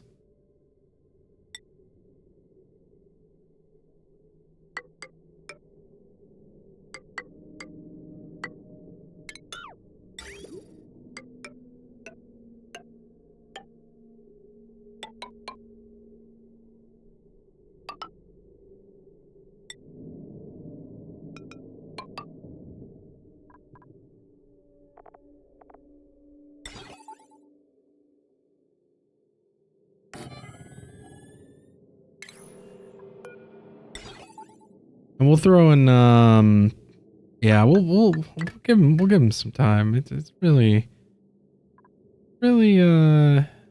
I'll probably, you know what? The important part is that we set this up so that when I come back on Saturday, anyone who's been paying attention will know that that's what's going on and be able to see, oh, hey, look, that thing that, that Sarah put up on, you know, at the tail end of the Sunday stream, it's here now. And I can talk about how it's working or not working. Because I mean, I've got the test run of the solo dupe run that I'm doing, or that I'm planning on doing. But I think I'm ready to start actually recording that. And other than that, the only other game that I'm going to be playing is Helldivers 2 with my friends. So we might as well go ahead and just start knocking this stuff out. Get all the planning phase done, at least. And then we'll want to use steel wire for this. Because then concept will be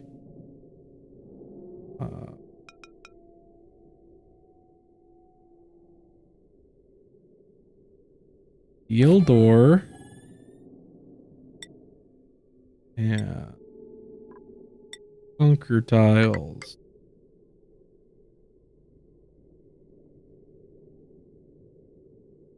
Oh no, no. No.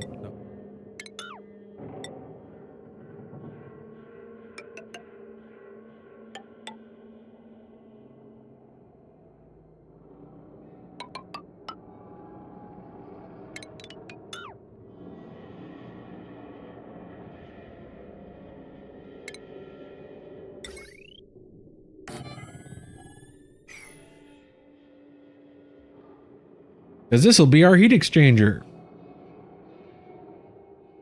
We don't have diamond, so steel will have to cut it. And honestly, for the,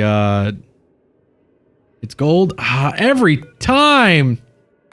Good catch. Thank you so much. Oh my god, that would have drove me insane. That would have been like the... I don't even know. We stopped counting.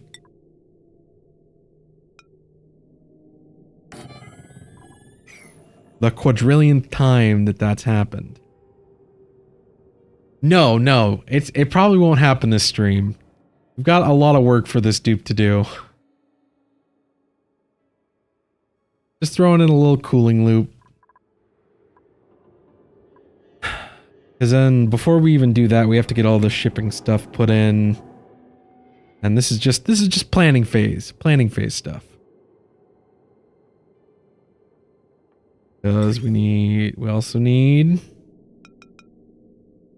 at least the one conveyor receptacle,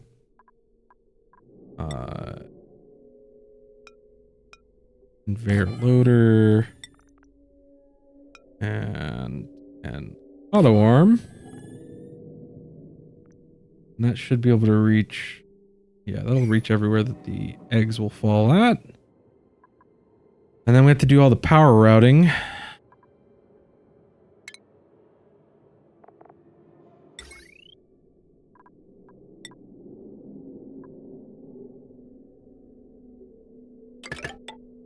That shouldn't overload that.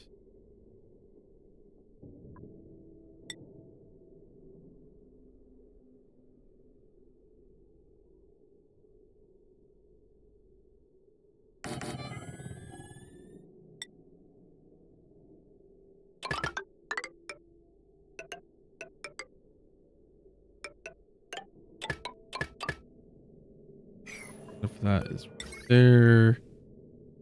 Yeah, that'll leave space for the heavy watt.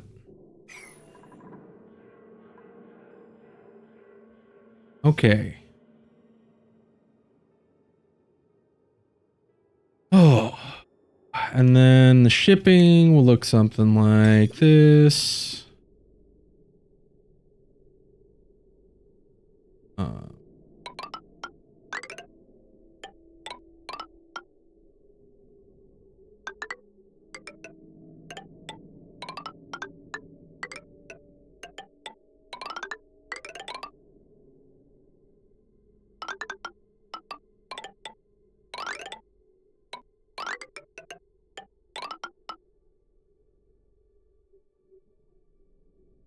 There we go. I think that's everything set up. That's all the setup we need. I'm ready for this channel to be carved out. Let us seal this back up when we're done. But fingers crossed, that's everything. Minus the heavy watt wire, I guess. So that we have enough material for all of that.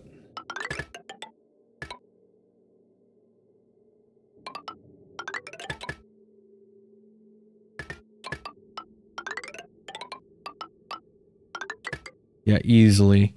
So now it'll take this one duplicate to the 20 years that it'll take for it to actually complete all of this.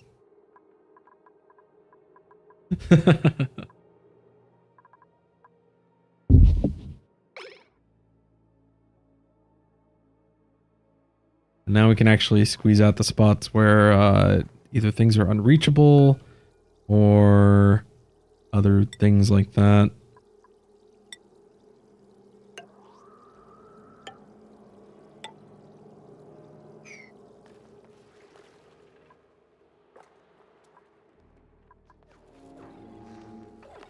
Yeah, everything else should be reachable.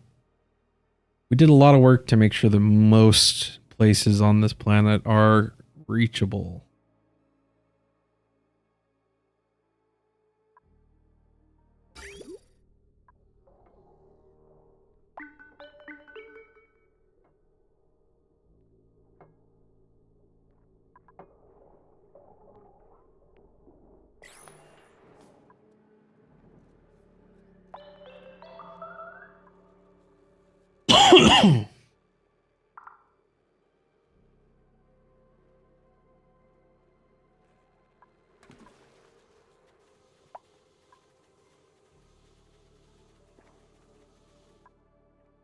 Yeah, that's gonna happen a lot.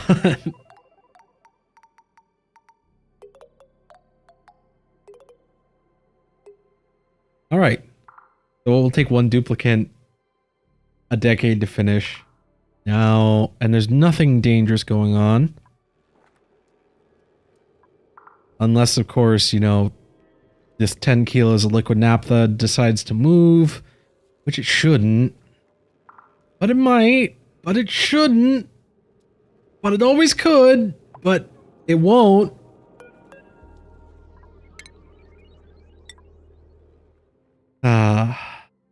Yeah, we can look elsewhere for a little bit. I think Automata was having power problems last time I checked.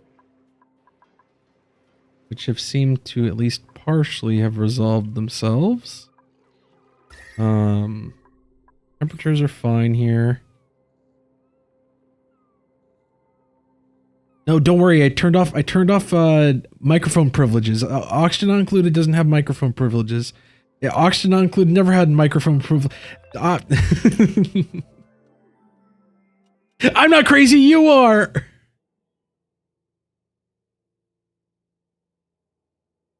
Are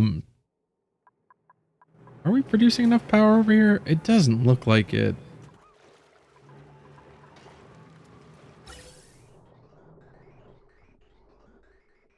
But things look to be semi-smoothly.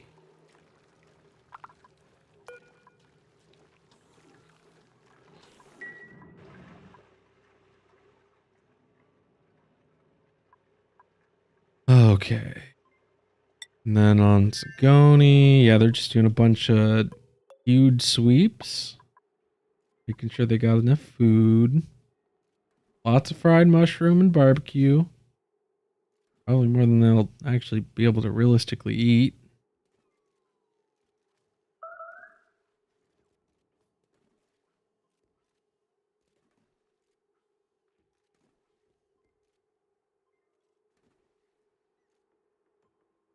You know what? This might be what's causing the big stink in my game. Is this big inner base sweep.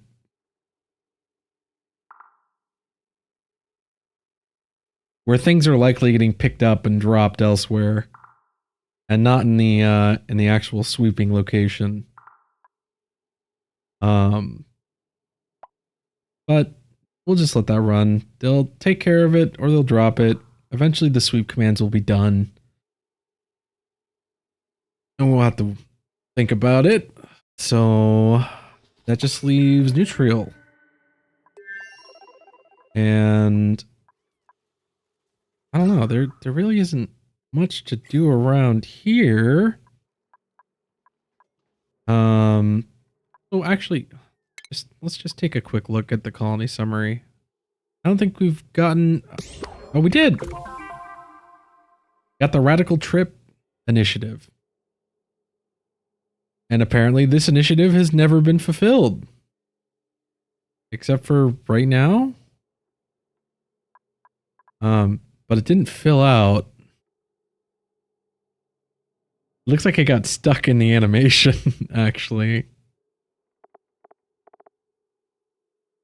The badge is filled. The box is not.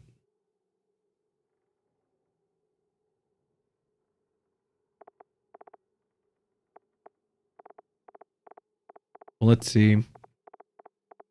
I think we have... Oh no, we need three more unique space artifacts. I think we could knock out real quick. We did 2 of the terrestrial artifacts. We need one, or we've got 2 more on Ughola. Did Automata have one? Oh yeah, no, Automata has one, but it's down here in the radioactive biome.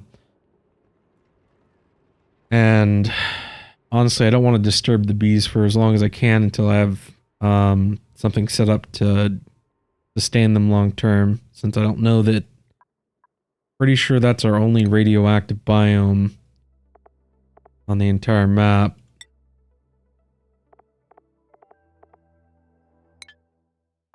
No, I didn't want to close out. I just wanted to close that panel.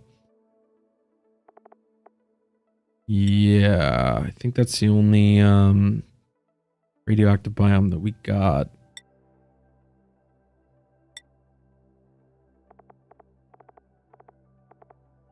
Yeah, okay. So I guess we could always send out one of our rockets to do a little bit more artifact collection.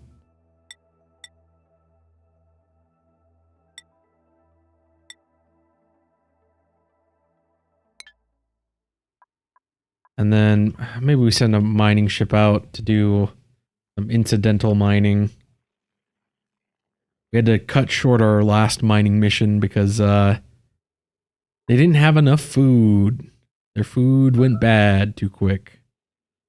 Because I think we loaded a bunch of gristleberry or something stupid like that.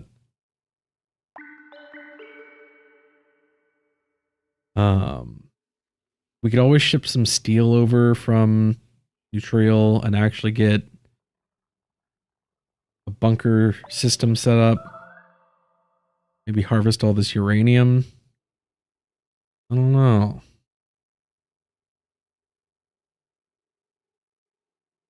This is where my indecisiveness comes to kick me in the rear.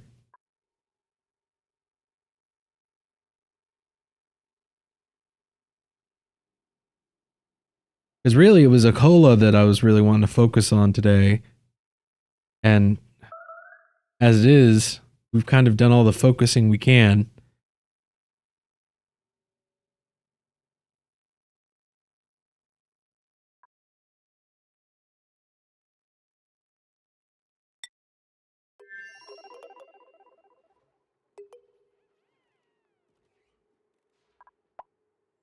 Guess it's been a minute since I've looked at the research tree. Did we finish? Yeah, we finished cryofuel. We've got a couple little stragglers behind.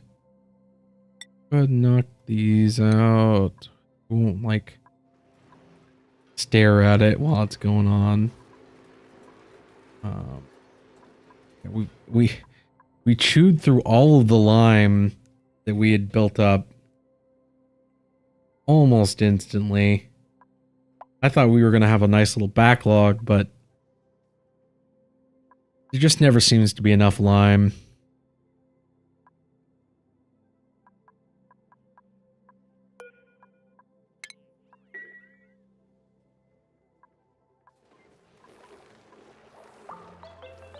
Even with us doing everything in our power to make sure that, oh, you know what? That's one thing we could do. That's been something I've been thinking about for a while now. Is currently we're just turning all of our paku into egg, or all our paku eggs into omelets. Which is what kind of gave me the inspiration to do so on Ughola with Experiment 52B. But I'm thinking, because we've got a mod building to make this a little bit easier.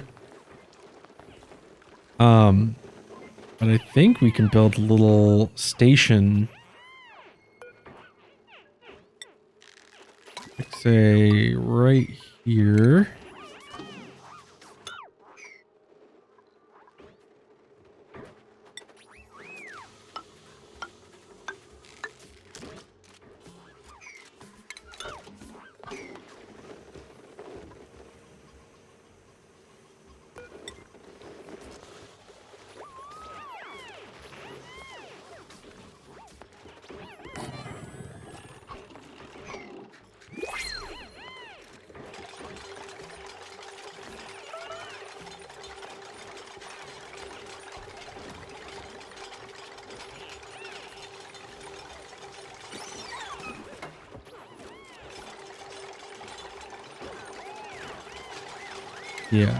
Yeah. We'll have them build that once they actually have the plastic tile here cut out. And we'll need just a little bit of water so the paku can float in it. Which that's easy enough. We'll just get a bottle emptier. Our dupes are going to be jumping to do this because they're mostly just running around doing busy work. Low priority busy work, that is.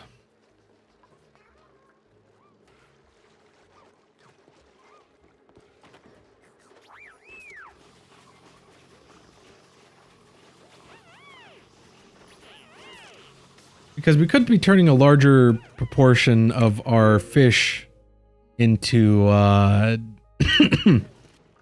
surf and turf.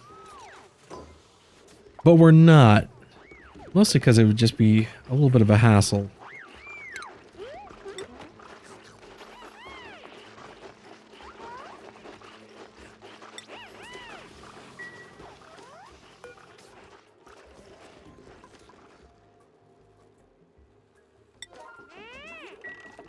Oh yeah, the errand task list is just exploding right now.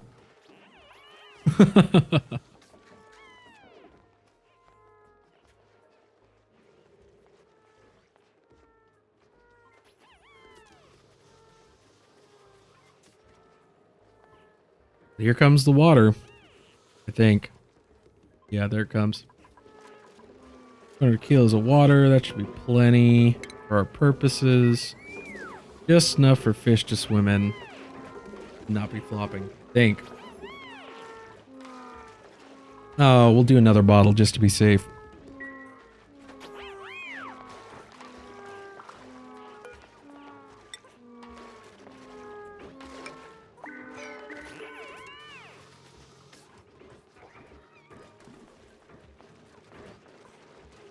And of course, there's no half measures. We gotta put some back wall behind it. If the fish are gonna die, they're gonna die dignified in a tiny box with a blue background, because we We want them to think it's like, oh, we're releasing them to the ocean. All the dupes will think that their favorite pet fish just got sent on a little trip.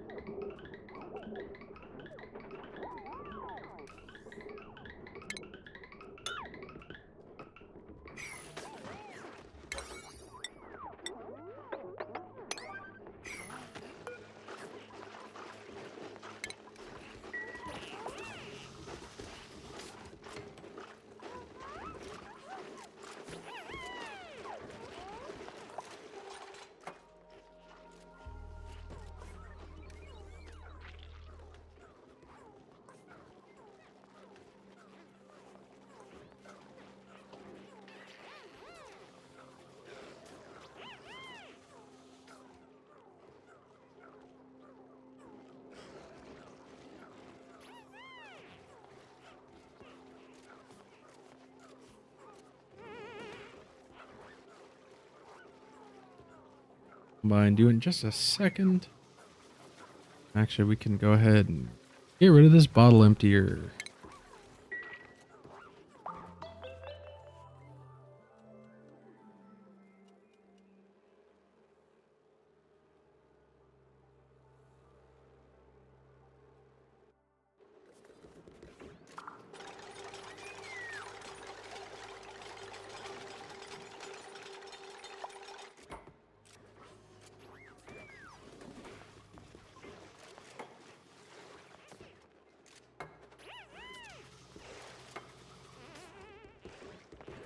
Right.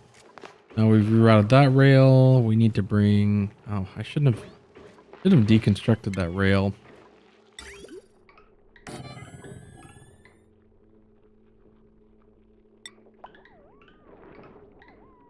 Definitely been streaming for too long. Starting to get a little ridiculous.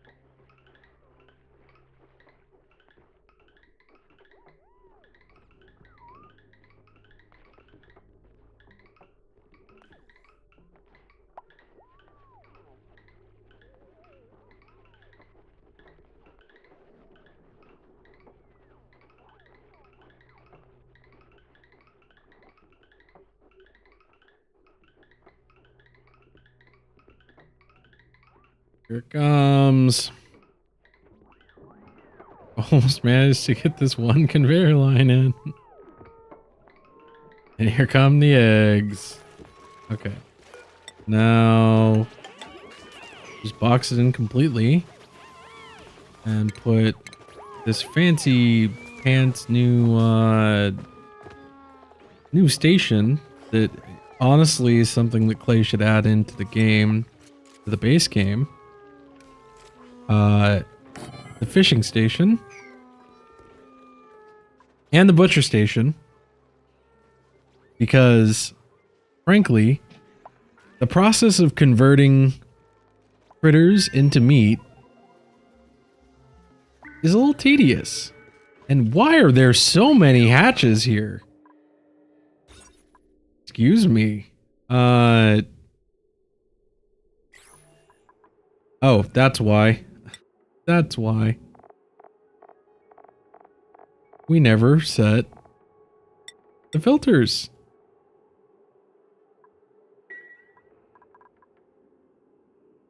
Oh, that's just great. That is just great.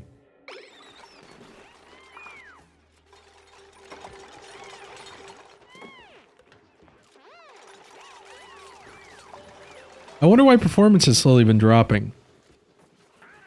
Surely it's not the 27 stone hatches that are pacing nervously back and forth, slowly starving to death. Or maybe it's the 17 puffs or 39 squeaky puffs. Holy smokes.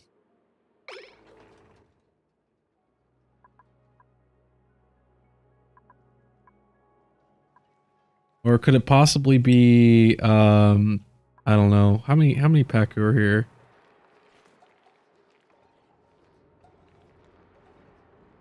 Yeah, that there's a little Paku there.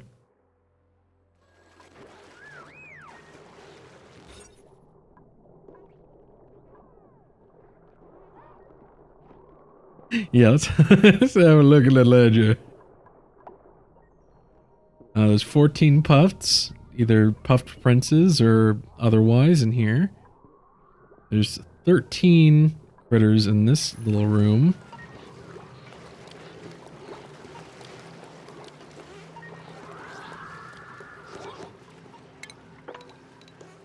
Kill them.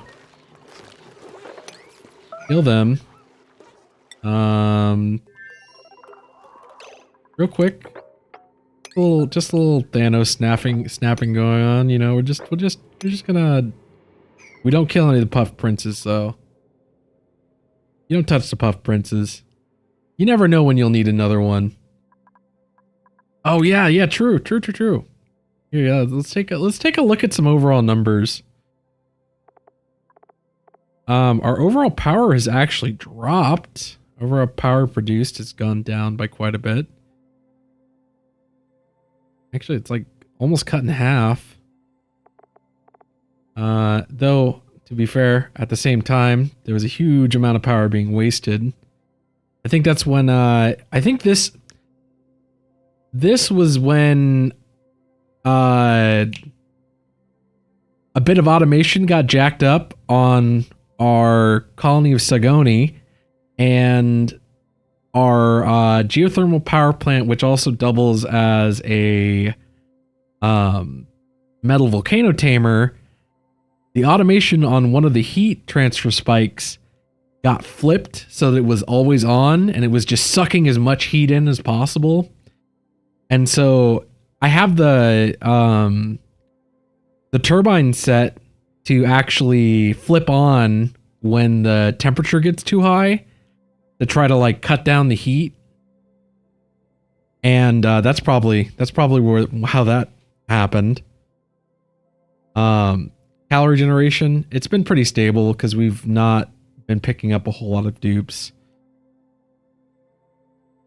There's a spike here, probably from when we were starving dupes for a little while on accident, obviously. Travel time has always been slowly ticking up, though it looks like for a little while it dropped down, but that might have been due to idleness. Average travel time has been steady around 50% since cycle 150.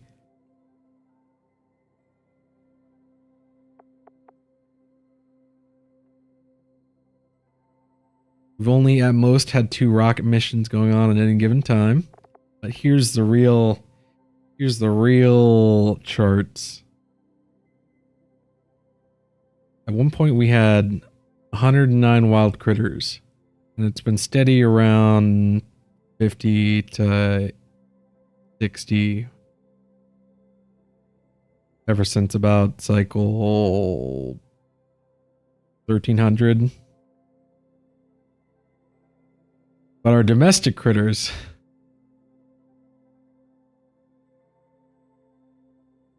has just been climbing and climbing and climbing, and has actually just recently peaked out at, yeah, about 724.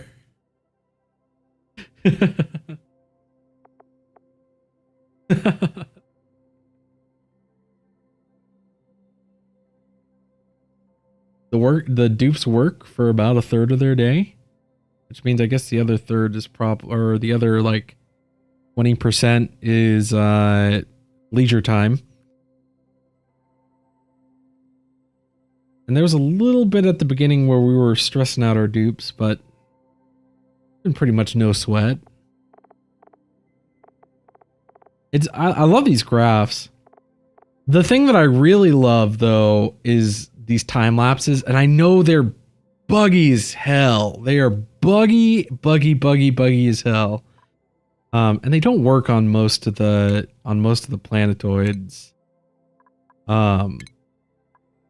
Like it says that we have one for Sagoni, but it doesn't actually exist. But I do love these little crappy time lapses. Oh, that was a mistake. It was a mistake to click that. The in-game viewer is garbage, but these screenshots exist on your computer just as images. And I do love stitching them all together into a nice fast GIF. Or GIF, however you prefer to pronounce it. Depending on if you're a heathen or you say it correctly. I will not elaborate which is which, because you should know. But yeah, we've gotten a good number. You know what? I need to get a room thing. And I think the only room that we haven't made is a hospital or a luxury barracks. Yeah. Because we've never needed a hospital. Because our dupes never get hurt or die.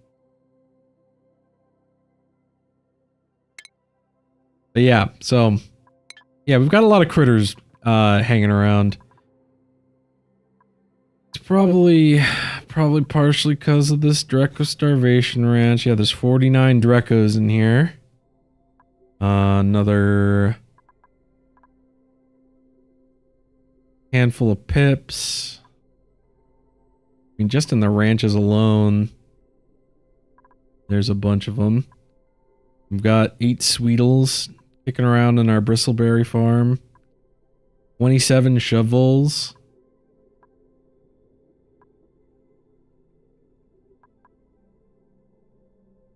Wait, where?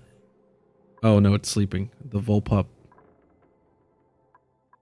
The 27 hatches in here. The various puffs. I'm actually surprised we don't have as many slicksters just hanging out at the slickster ranches. Seems this system has actually been doing what it's supposed to do and limiting the number of critters that end up errantly saved up. This is going to be a problem, and I think we'll probably just let time solve it. But then elsewhere, let's see. Tamina has its one puffed ranch, which is the source of the majority of our oxalite. Yeah, it looks like they're in the middle of... That's kind of a brutal shot right there. Wow, look how happy May is.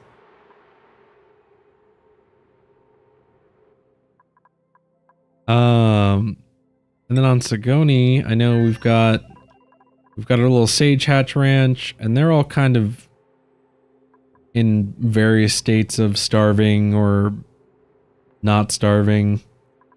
Just kind of randomly. They're eating this meal lice mostly. Got the pip ranch, the plug slugs, which we're not actually ranching, and then our little Dreco ranch. But oh yeah, and I guess I forgot to mention, yeah, on Tamina we've got the, you know, couple, you know, 70, 90, 90-ish fish just hanging out right there. But I think the real king of the castle would probably have to be the shine bug reactor. Because, that's a lot of shine bugs. They're just shine bugging around. They're not doing a lot of moving, fortunately.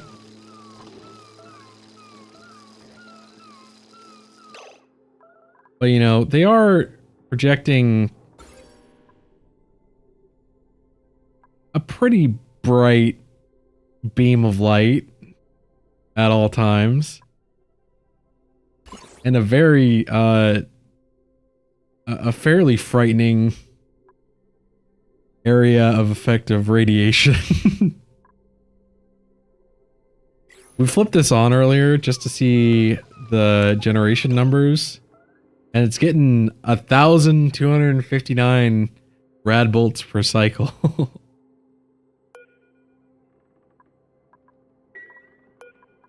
Which, I mentioned this earlier, but there are people that have gotten way more from way less using like nuclear or radioactive fallout, nuclear waste. But yeah. Guess that's a quick rundown of all the critters everywhere. Oh.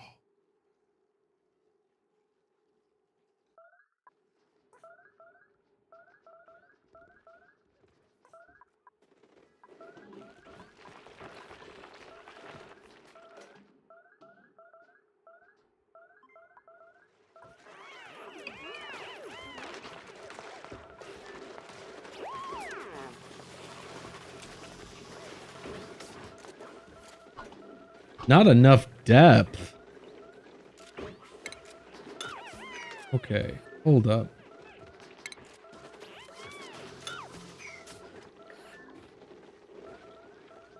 What's the minimum depth?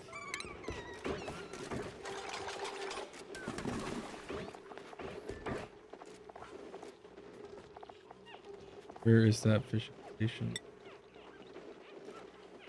A liquid depth of 2 to 4 tiles is required. Well, I guess it's technically only 2 tall, so...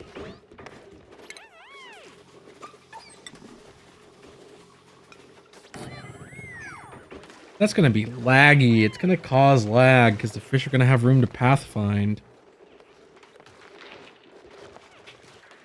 They'll be swimming up and down like madmen.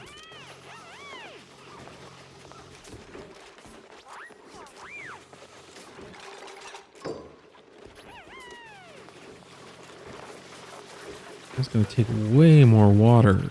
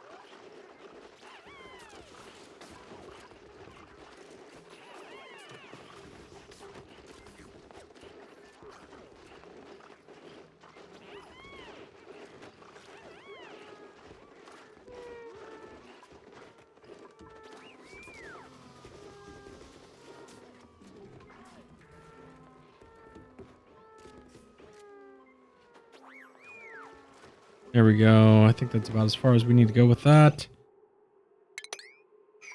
Yeah, that should sweep everything but the eggs. Stable auto bottle.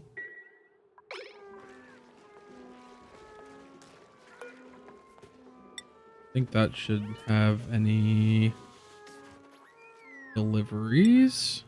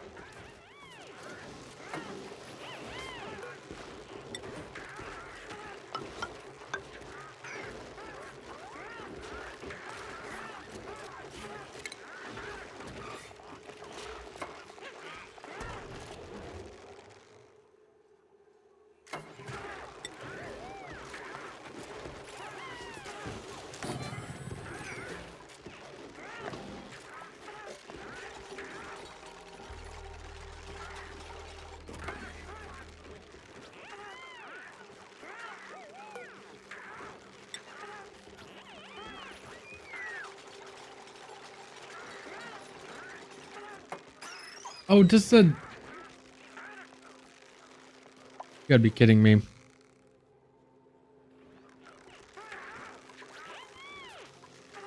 The conveyor chute interferes.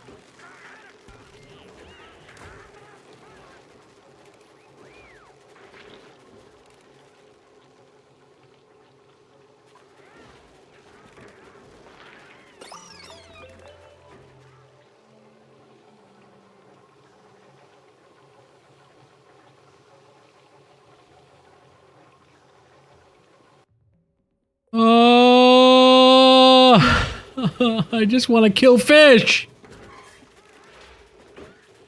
easily and effectively without any hassle.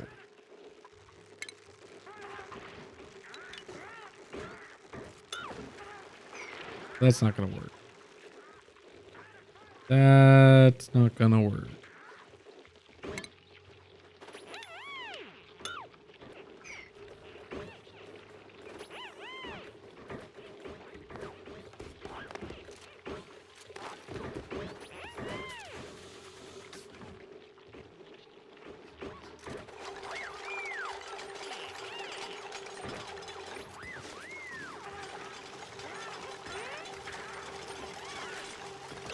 Okay, how am I gonna do this? How am I gonna go about this? Because I think this is as high as we can put the fishing station.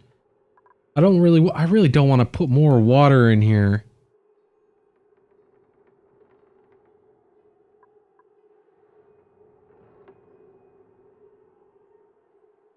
But we're gonna have to. And we're gonna have to... This is getting really laggy. Like that? Yeah, like that.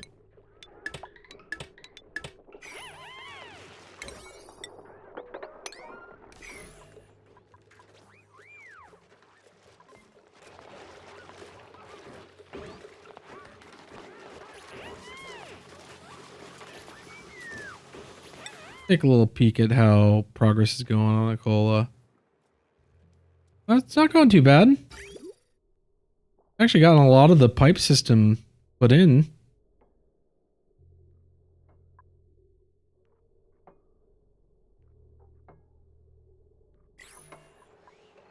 Plugging away at it.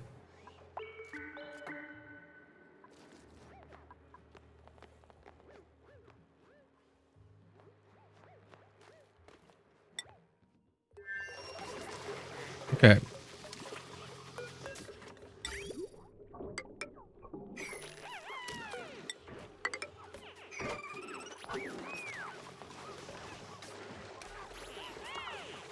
That's as low as that should have to go.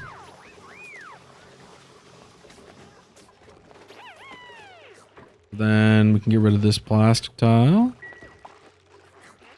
Some unlucky dupe can jump down in there and remove the lower one. And then hopefully remove this corner before they drown.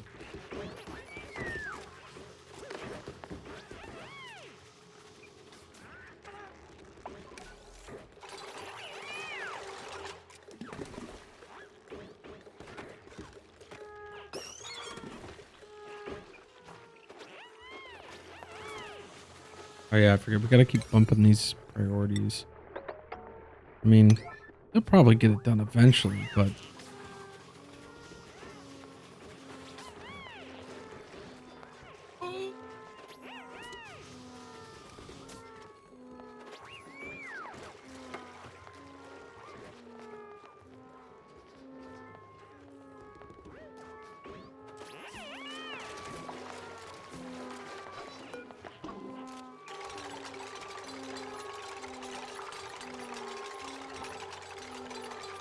Of course, possibly our slowest builder.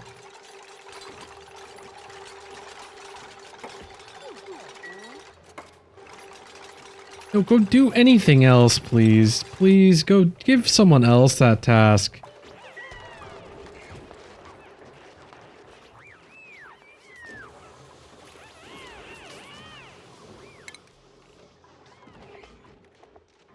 We, maybe... You, stop doing construction. You can stop doing construction. We'll put them on low priority. We don't want to disable it completely. Otherwise, they won't pick up building tasks to save themselves.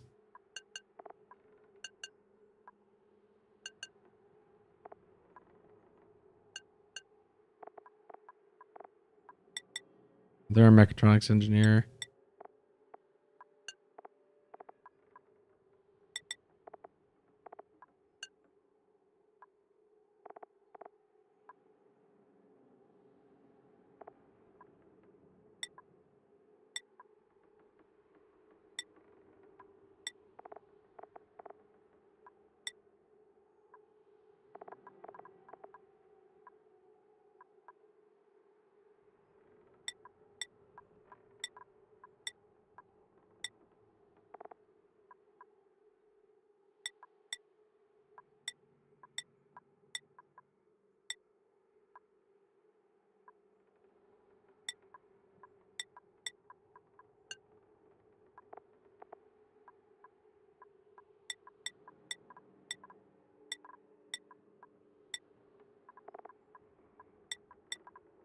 Got enough dupes. I'm sure we can just tell everyone to prioritize the things that they're specifically good at.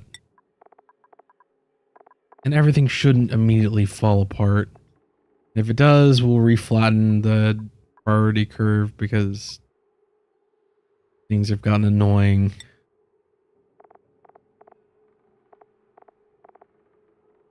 But in the meantime, people with construction skills of 1 do not need to be prioritizing construction things.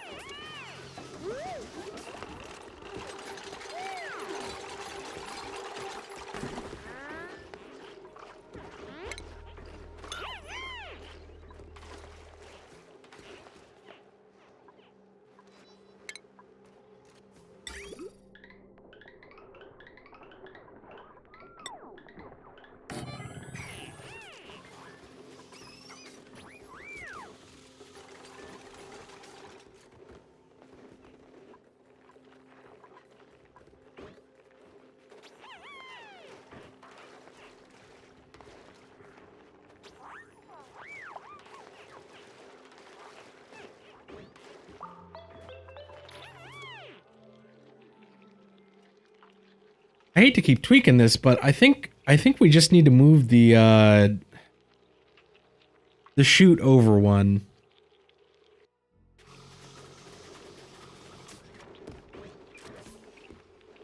Keep moving things around, and it keeps making this take 20 times as long. But I think if we just move this chute over one, actually, it'll just be better. It'll just be better. Because then they can get fish at any level. Don't have to do too much extra. I mean, we'll have to pump a whole nother 1,000 kilos of water over.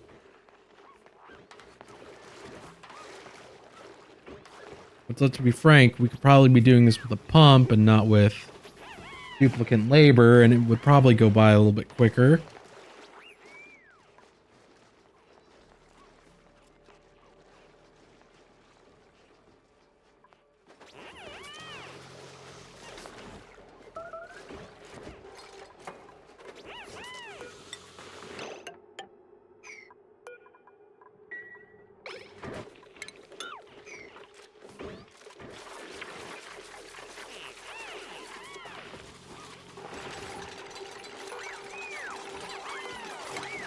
Means we can get rid of these.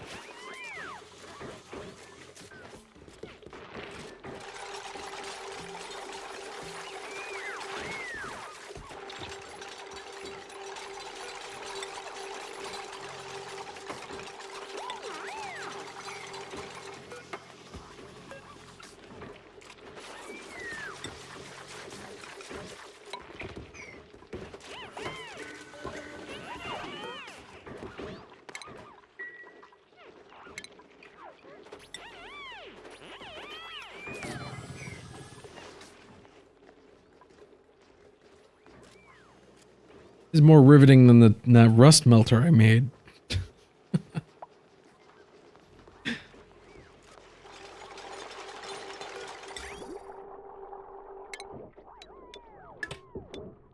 Don't blink or you'll miss it.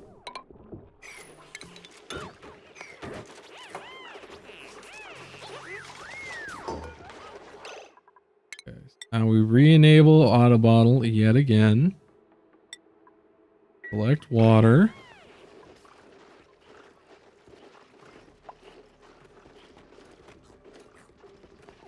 I mean, honestly, do we wait? Let me do a quick check. Do we have any salt water left? No, we don't. Okay. Yeah, water it is.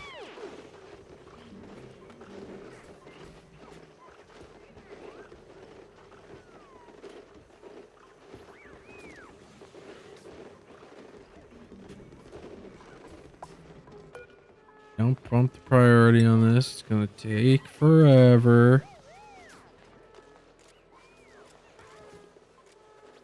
Oh yeah, and we need to actually install the conveyor chute.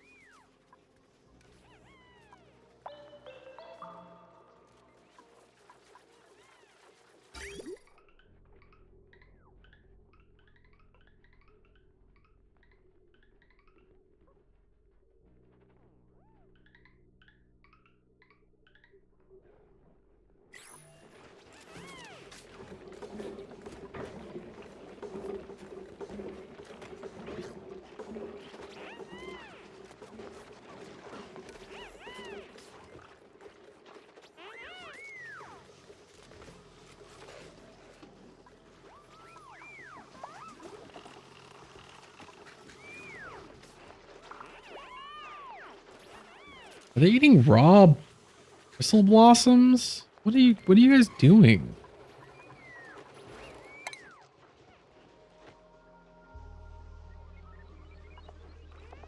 that why we're not making any stuffed berry?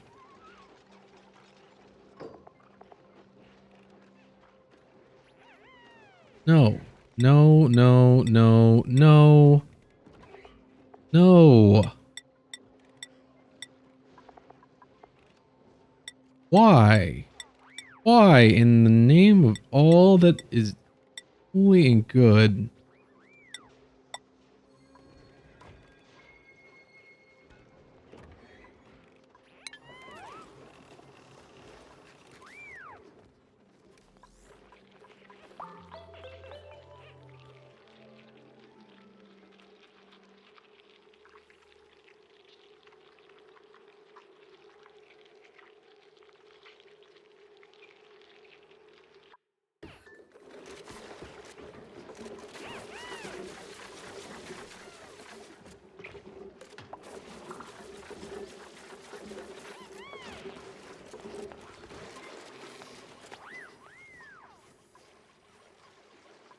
One more bottle.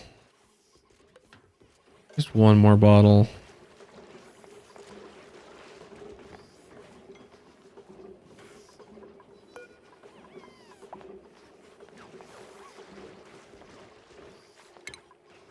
Don't disable. Just disable auto bot.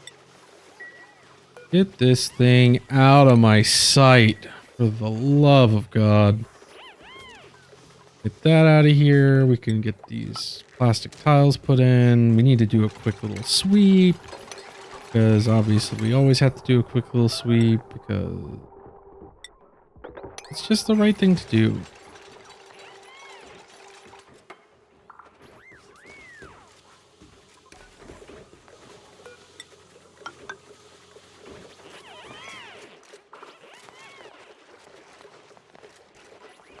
And now, if we put the fishing station right there. Okay, yeah. The only thing it's worried about is that it's quote unquote an invalid building location. There's enough depth for the hook. All that matters. That is all that matters.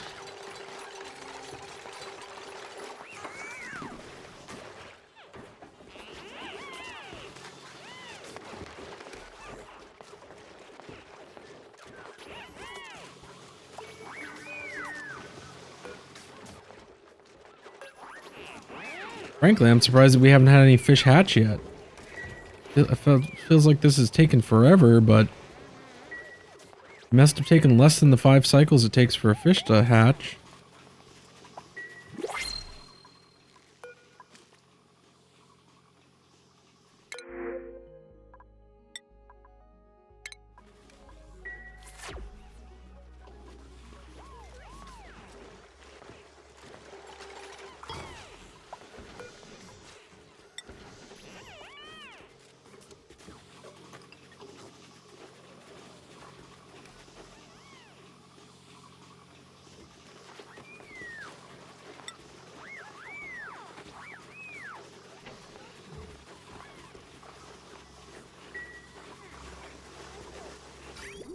Okay, and we're actually what we're gonna do is we're gonna split the eggs. Half of them will go into the fishery. Half of them will go into this conveyor loader, because this conveyor loader also acts as our repository for fish eggs, so that we can keep our breeding population alive. But there's too many fish in here now.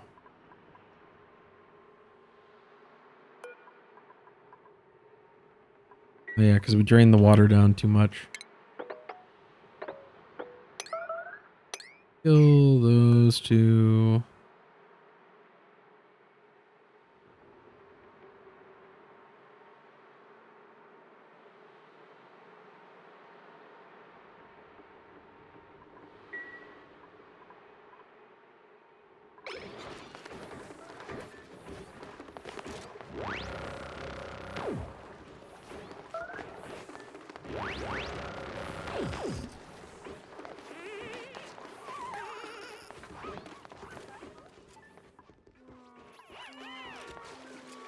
Okay, now that should be set up. We should be getting a steady supply of fish meat now. Instead of having to wait, you know, jillion cycles for them to die of starvation or, you know, just simple old age. Be able to remove them quickly and efficiently.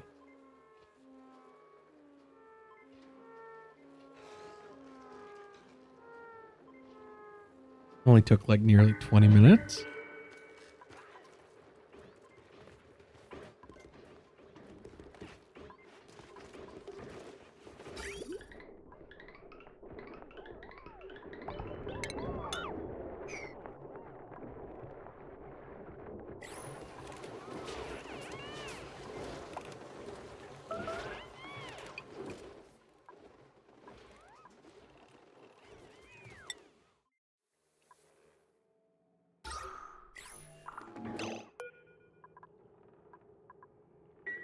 Huh.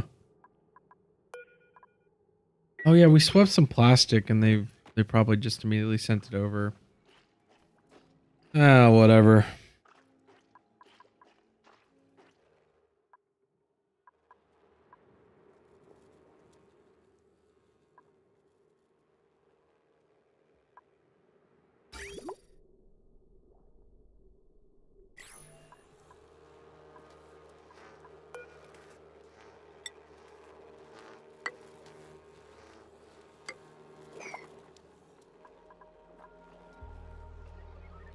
Oh yeah, we have to get the return. It's one thing after another. We have to get the return pipe done for the resin, which I'm thinking is just gonna piggyback on the vent in for the exhaust water from the turbines. Might make them run a little less efficiently whenever there's resin flowing. And maybe we should just put another one in. Hmm.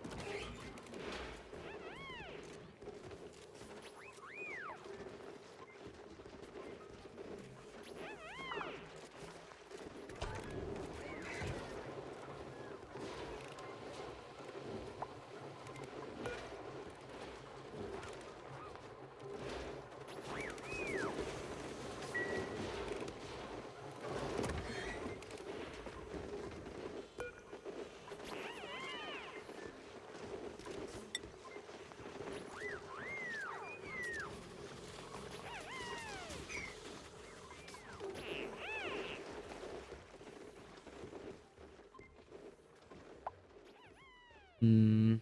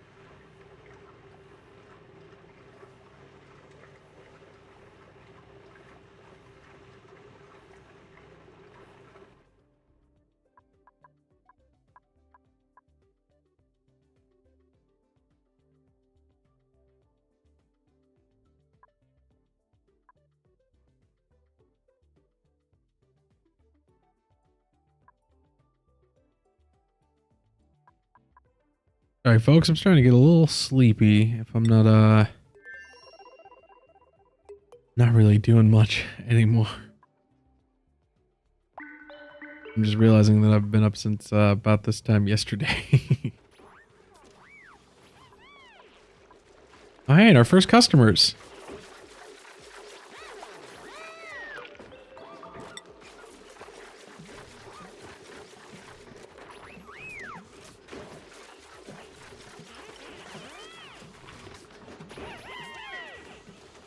Oh, but there's a way for them to age up.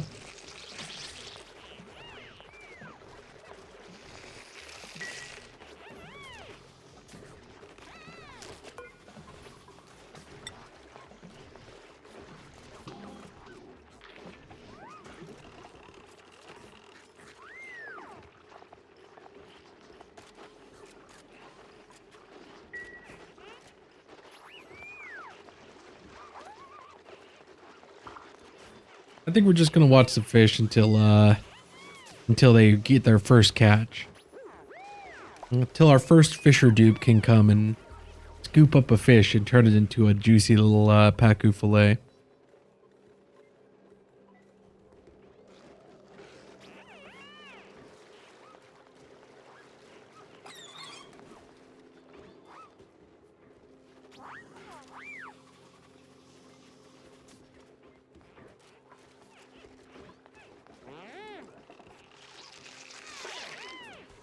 Welcome back again.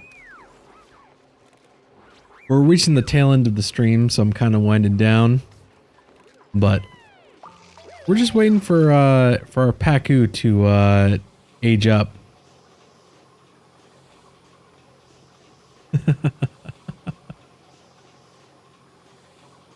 You chose the perfect time to come back.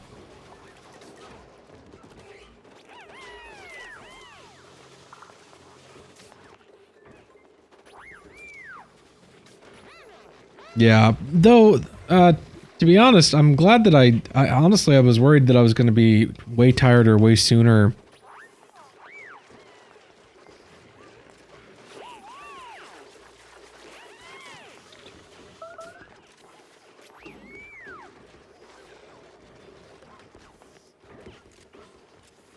It's the perfect time because you get to see our first fish get caught.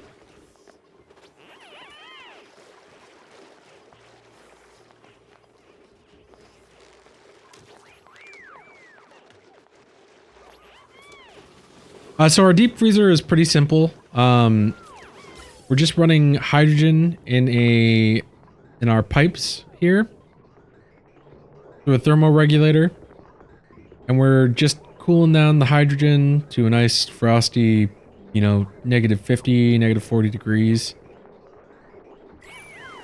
It comes through here. It hits this metal pipe or this metal plate, which transfers its chill into the rest of our food storage.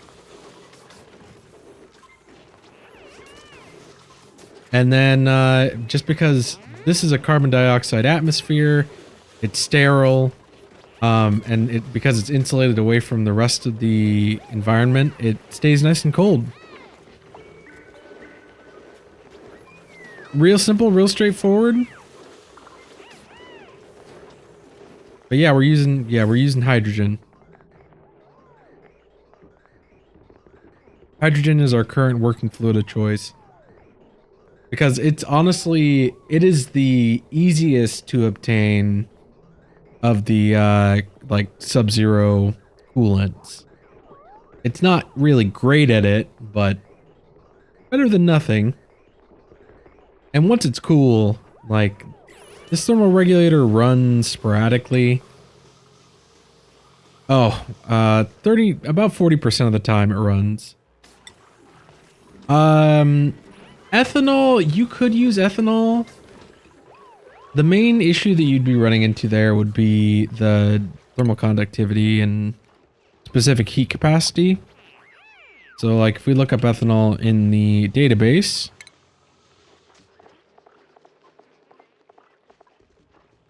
it's got a specific heat capacity of 2.4 and a thermal conductivity of 0.171.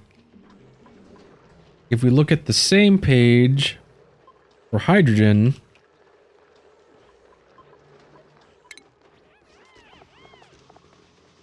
it has roughly the same specific heat capacity, but it actually has a much higher thermal conductivity.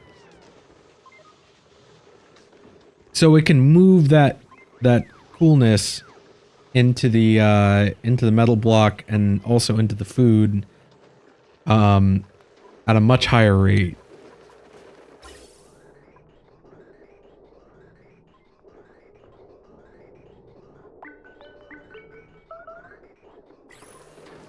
Yeah, if you use so ethanol would probably work for that, but I would feel like it's much more likely they were using supercoolant.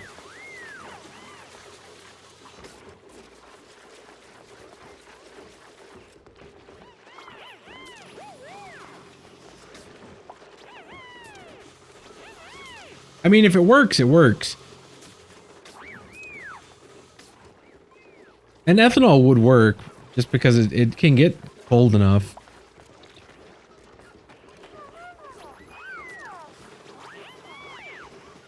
But I guess the main reason we didn't use ethanol was because we don't have any here. I didn't feel like making any.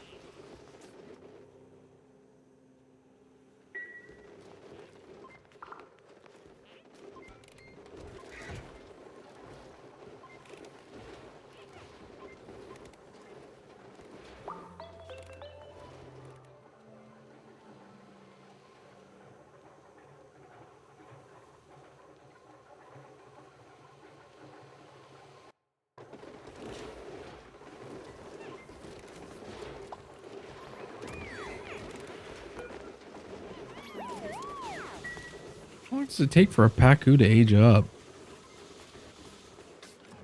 Let's see.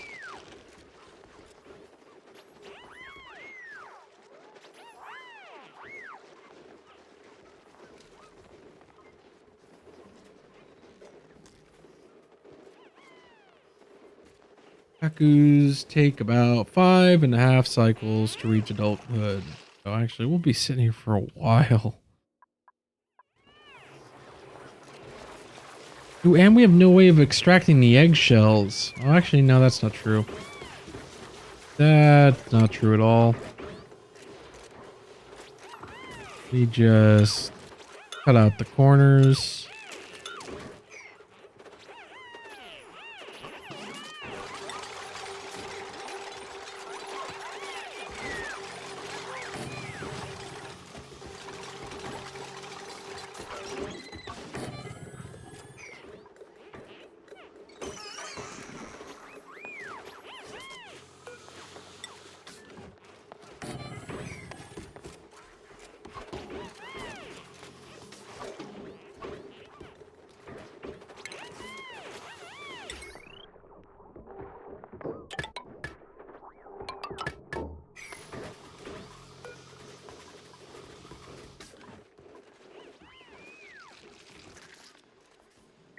Quick tour of the base.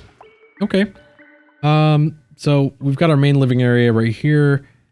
We've got some pip ranches up top. Our shovel ranch is up here. Which is actually doing pretty darn good.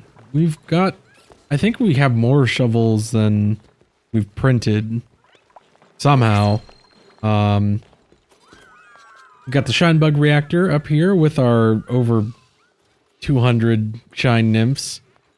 Just chugging out radiation for our rad bolt generator.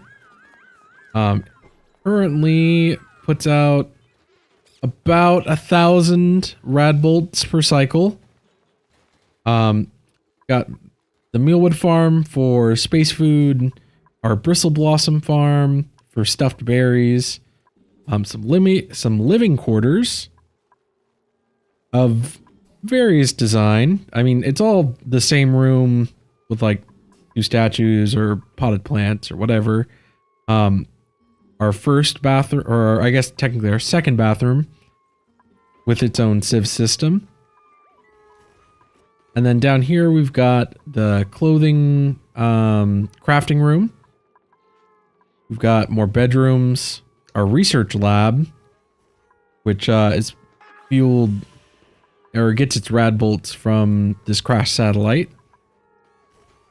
A little more bedrooms. Here's our dupe gym, which with the rooms expanded mod, it actually has a room type, so this increases their athletics by 10%. We've got our convoluted little water storage system. This just equalizes out the water pressure so that we can take in more water from our cool slush geyser whenever our water supply gets low. But it also doubles as our cooling loop for our entire base. Here we've got our art museum right above the first bathroom that we built. A little recreation room for the dupes to hang out in. The artifact discovery room, as well as apothecary. A little storage transit hub. And greetings, Mr. Jazz Panda. It's nice to see you back. I'm sorry to inform you that we are reaching the end of the stream. But we're doing a quick little base tour. Some more bedrooms. We've got our new little fishing station. Our critter dispatcher. The Great Hall. And then we've got our kitchen with our infinite food storage. We're currently storing, 13 million kilocalories of barbecue. 4 million kilocalories of omelet.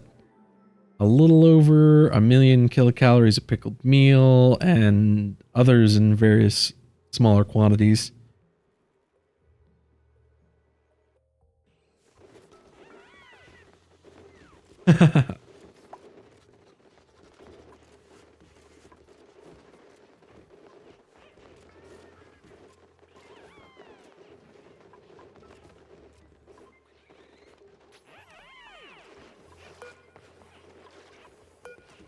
But we're going to be, just set this up so that we can actually get the eggshells out of the fishing station. Because we need those for lime. We need them for lime. No, this is the same one. Actually.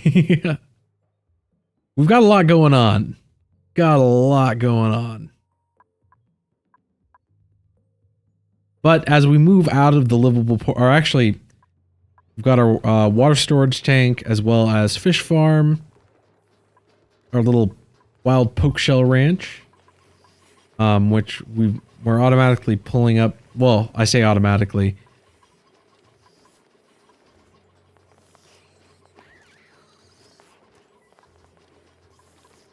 Is this a new world? If you're on another colony.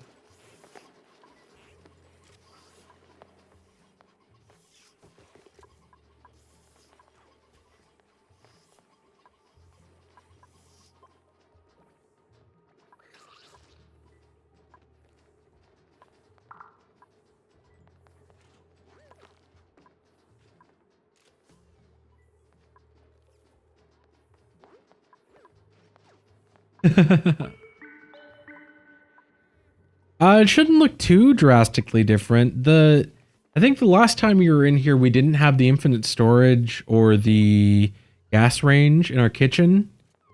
We didn't have the design in the water tank. But yeah, the same row of transformers. But we got more rock crushers. We've got a little clay maker.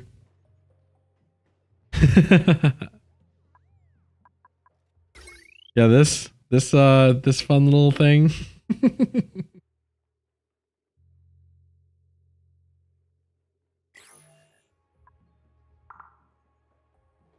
But moving out of the base, so we've got our rock crushers, which are mostly just crushing up lime. We've actually got a clay maker. So this actually just makes sure that there's about a ton of polluted water per tile, because that maximizes off gassing. And then, you know, it will instantly capture any polluted oxygen that vents off. You can turn clay into ceramic, which is a good insulator.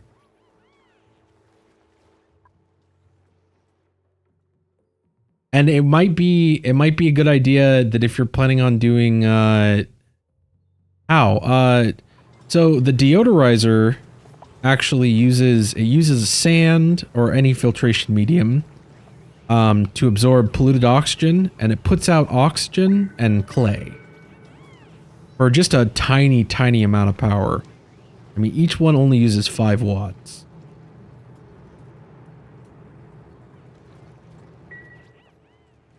But then we've got our cool steam vent and our original spam. This is the spam that we started with, which is just a little 10 kilo per second spam. Probably not the best design, but it worked for us. We've got our large metal refinery set up for when we were really burning through metal.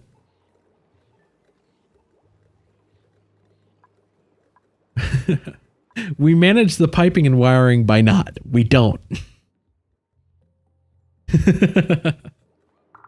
But then we've got the puffed farm right here.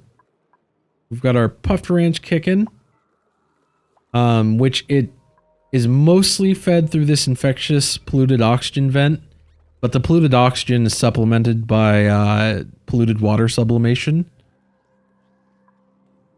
We've got the natural gas geyser, which, frankly, we haven't touched the natural gas in a while. We ended up tearing out our natural gas power plant because petroleum is producing all we need. Or 1 kilo per second. I'm sorry. I was thinking of liquid pipes. You can see here it's steadily producing 1 kilo per second.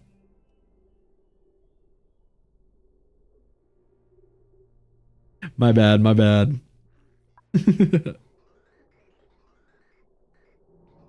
Dang, Mr. Jazz Panda. Heck yeah. I'm glad you're getting up there.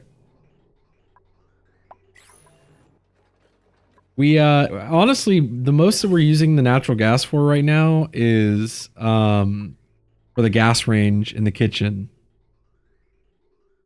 Hey, no. It is no big deal.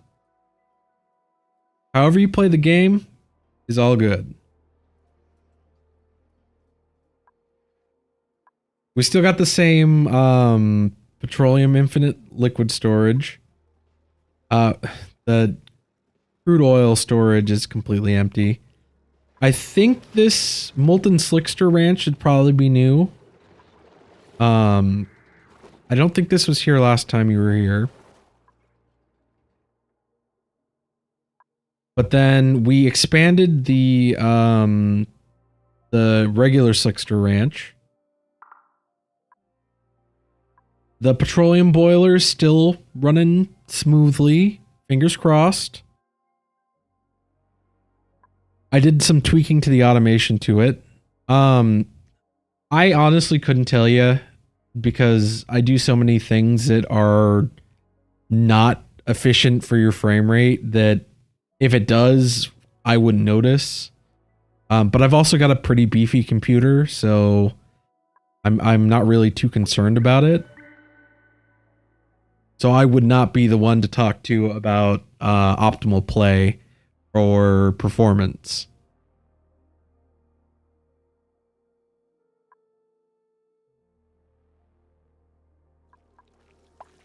I can try. This is mostly pulled whole cloth from a from someone's design on Reddit.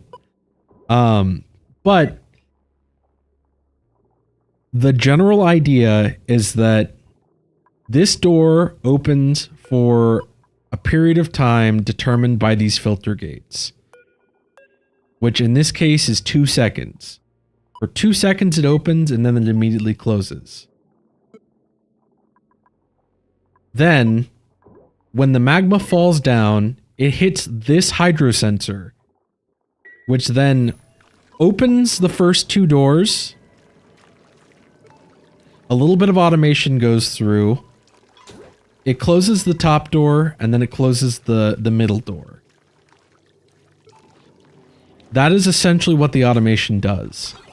The timing is a little more... I mean, they're essentially like 1 second apart. Like this one, this filter is for 1 second. This filter is for 2 seconds. This XOR gate just tells... says that if they're both green to be off, or if they're both red to be off. This buffer gate will keep this door open for 1 second. This buffer gate will keep this door open for 3 seconds. And that just ensures that the top door closes first and the second door closes last. This last door is just to extract the igneous rock out after it's been exhausted. Which you can do with this override. Which we won't do right now because there's still a lot of heat left in this igneous rock. But then this thermosensor is essentially what's telling this door to open. So whenever this thermosensor kicks in, and I'm gonna finish with this, but I'll get right to that. So the thermosensor, when the thermosensor kicks in, it flips this NOT gate, which flips this NOT gate, and then these filter gates will wait for a certain amount of time until they turn green. So this one waits 1 second, this one waits 3 seconds, and in the intervening 2 seconds, this XOR gate will turn green. But the reason that you do, why you would even consider making a machine like this, is because this turns 100% of the, and yeah, this design can handle 10 kilos per second. But this turns 100% of your crude oil into petroleum. The machine that you would use to do this, if you were doing this the way the game... Well, the game intends for you to do it this way, but the basic way it intends you to do this is to use the, where is it? The oil refinery. So if we look at the stats for the oil refinery, real quick. So this takes in 10 kilos of crude oil per second, but it only puts out 5 kilos. It only puts out 5 kilos of petroleum, and it turns the rest of it into natural gas and heat.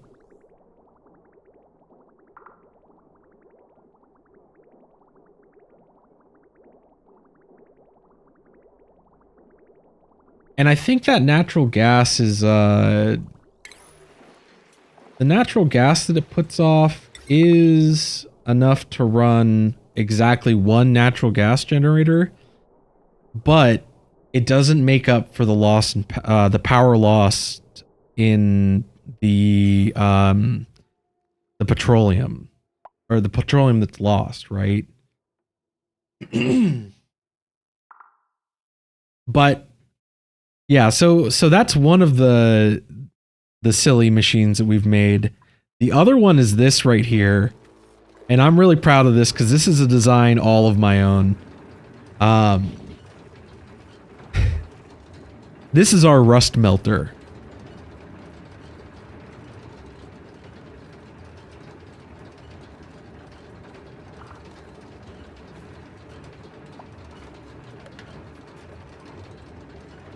So this machine is our rust melter.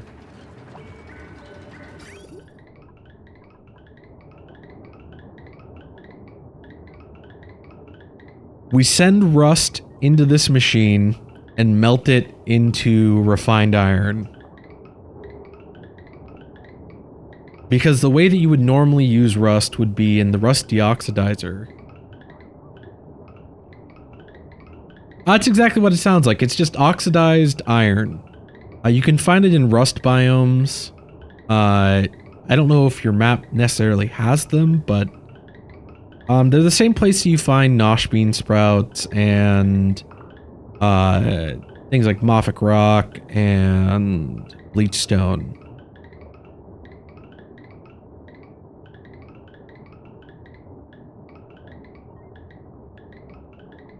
I think any planet that has the rust biome, it'll show it in the whenever you click on them in the star map. But yeah, this just takes rust in, it circulates it around, and we're actually using a metal refinery that's pumping molten aluminum. We don't have unlimited rust. We will eventually run out. And then at that point, we have to deal with the molten aluminum in the pipes.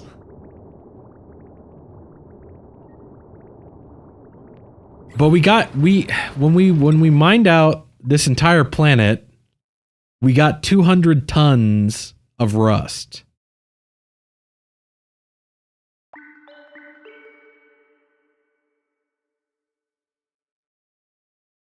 Because we came here and we mined this entire planet out. And there were some pretty big rust biomes.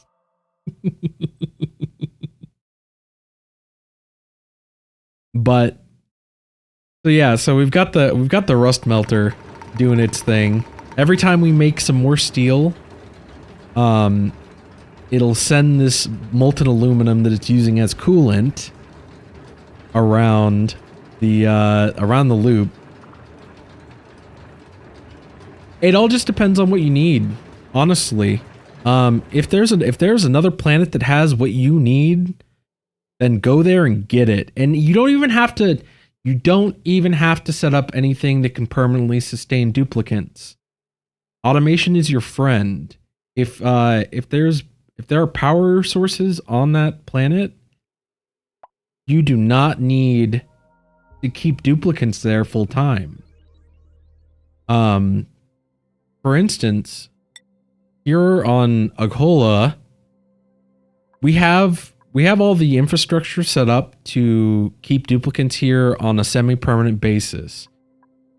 But the plan is not to have duplicates here full time. The plan is to feed the tree and for it all to just happen on its own.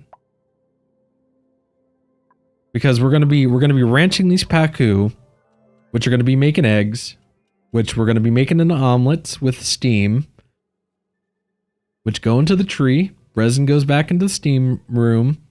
Resin, iso resin gets shot straight back to our home planet. No duplicate interaction. We don't need it. But yes, this is a very small asteroid. And maybe at some point we come back and we claim these tungsten volcanoes. But there really isn't a whole lot to claim here. The only source of fresh water or of any sort of water is going to be burning natural gas. And then technically you can count on the infectious oxygen vent to keep like the breathability up. But really, the air that our duplicate is breathing is all fresh because we have 14.8 tons of oxalite.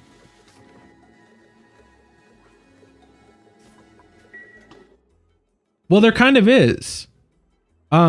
there are 3 different sized planetoids in spaced out. As well, starting planetoids at least. And it doesn't make it clear from the descriptions in the when you're selecting a planet. But if you look on the wiki for the planet starts, there are 3 or 4 spaced out asteroids, and then there are 4 moonlet cluster starts. And this one is technically a moonlet cluster start, because if you look at the map, the metallic swampy start, the radioactive ocean start, frozen forest, and desolate oily and the desolate start are all moonlet cluster starts that have smaller asteroids. It has smaller asteroids, but more of them. And the idea is that you have to go to space to get all the resources that you need. Because most of the other starts will have most of what you need.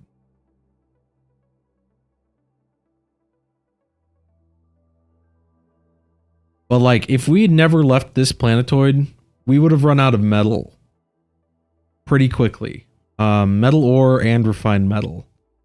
But by going over to Sagoni, we managed to claim all of the metal volcanoes here. And we now just essentially have infinite metal. I mean, look at this. We've got 127.9 tons of gold. 48.3 tons of copper, 56 tons of cobalt. Sketchy. It's going good. I'm feeling a lot better. Maybe some people took your lead and joined the Discord. They would have known that we weren't streaming yesterday. But yeah, so we're running, like, we had to run here to get all of this refined metal. And yeah, so like, depending on what start you choose, it'll determine like what starting resources you have, and really if you even have to expand. But yeah, so can you see my gas range setup? I mean, sure, it's nothing crazy. So we're piping from our infinite storage, and we're actually bringing it all the way up here so that it can pass by this cold spot where it's pretty chilly right here. Because otherwise this natural gas is coming in at like 115 degrees. Hey, it's no problem. So this natural gas comes in pretty cold because it passes by this cold spot of the map. But then it just pipes in and it goes straight to the gas range.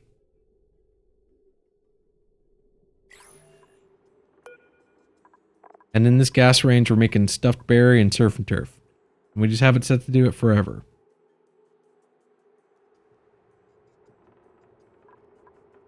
Actually, now I'm curious. Are we starting to get packet fillet?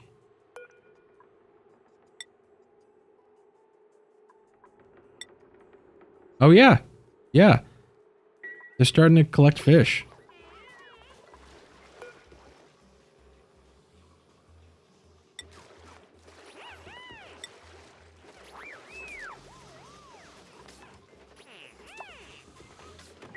Oh yeah, just a little bit, but we've got a carbon skimmer at the bottom of our base. If you look at our breathability overlay, we're not really hurting on oxygen, and there's a little bit of carbon buildup down here, but it eventually builds up enough to get to the carbon skimmer. I mean, if you look at the stats for it, It puts out 25 grams per second of carbon dioxide.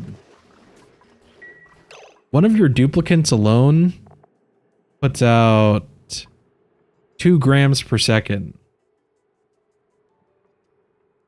We don't have a exclamation point mods command, but if you look at the channel description, there is a list. There's a mod list shown there.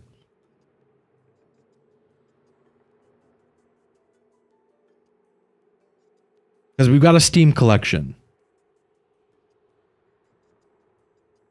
Which I'll go ahead and just link it in chat. And I'm hearing my own voice, and that's weirding me out. But here is the stream pack. These are all of the mods that we're using currently. So we're using 21 mods. Most of them are tweaks. Most of them are UI tweaks. And I have a YouTube, but it is just the streams right now. I do have a video series that I'm planning on working on here soon. It's going to be a, well, yeah, I'll talk about it. Well, I've been playing around with this the solo dupe concept, where we focus on using mostly the new biobots to do a lot of the work. I mean, there's going to be a lot of setup, because we'll have to get all the way to steel and all of that. But we started streaming back in December. So just a few months.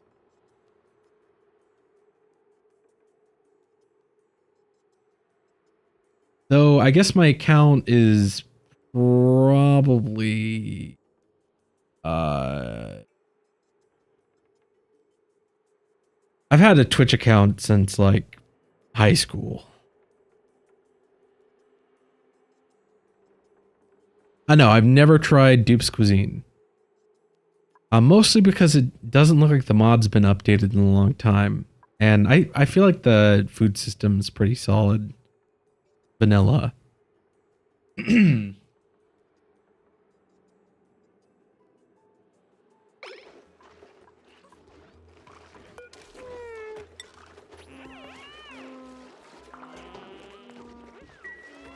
there we go.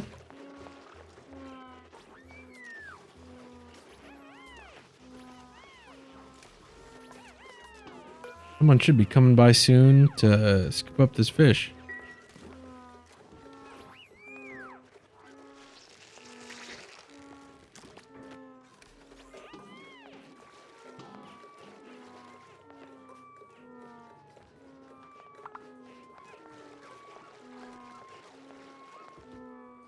Okay, probably today, I think. Oh, there it goes.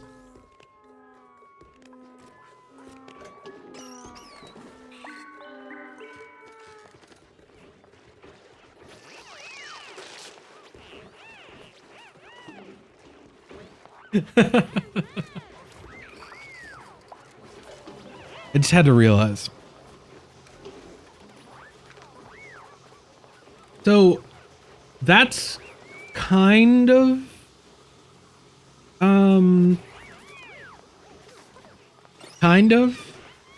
so the big thing that you're gonna run into with a single dupe run is that everything takes way longer. But the way that I'm doing this, it's gonna be max difficulty, and I'm kind of the way I'm kind of ruling it is that the printing pod malfunctioned in some awful event. The printing pod malfunctioned and essentially rolled all 3 of the dupes into one. Which means that the dupe's gonna breathe the oxygen of 3 dupes. They're gonna eat the food of 3 dupes. And that'll make things a little more challenging. For sure.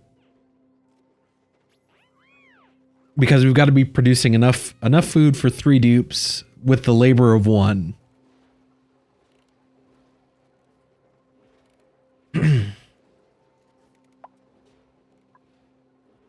Is it not listed there? We definitely have it installed.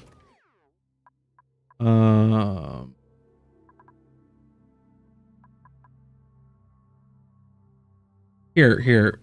I'm in the stream soon anyways, so we'll save and I'll just kind of run through the mods that we have.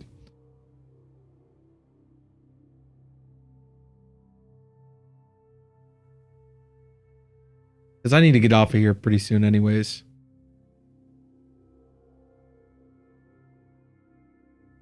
But yeah, I was considering not doing it necessarily even as like a typical like let's play sort of style video, and maybe, you know, give it some theming and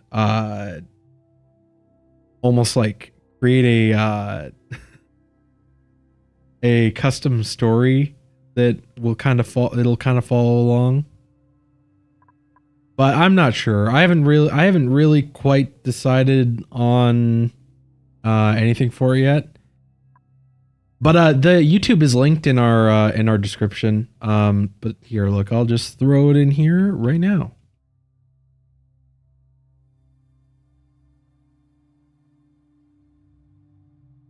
I hate that link.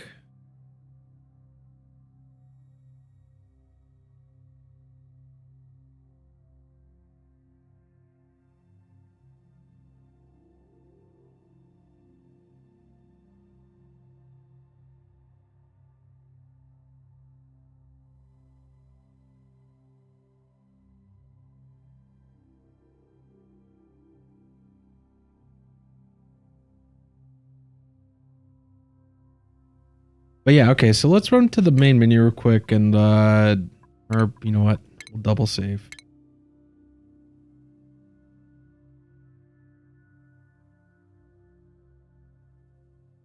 But here, since we're about to end the stream anyways, we'll back out and I'll give you a quick look at the overall mod list that I'm currently playing with in solo.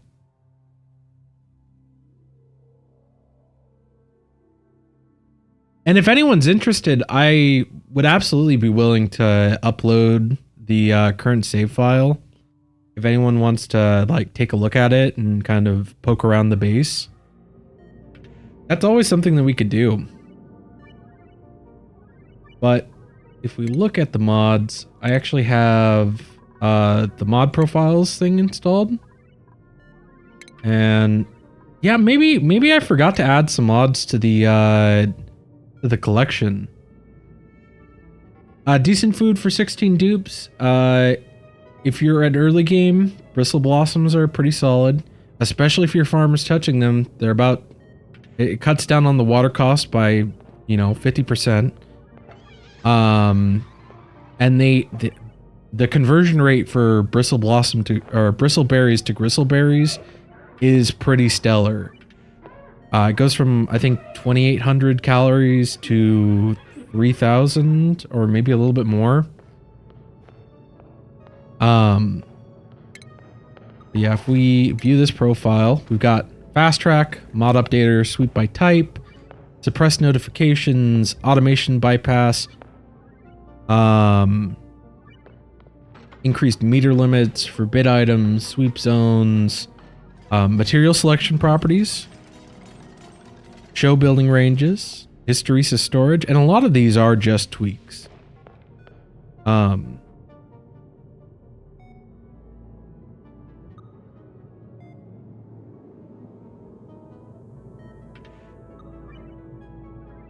The reason your dupes drop food while they're eating is because they grab too much food and then they eat what they need. And then the next thing that they go to do is they want to go to bed or the bathroom or somewhere else.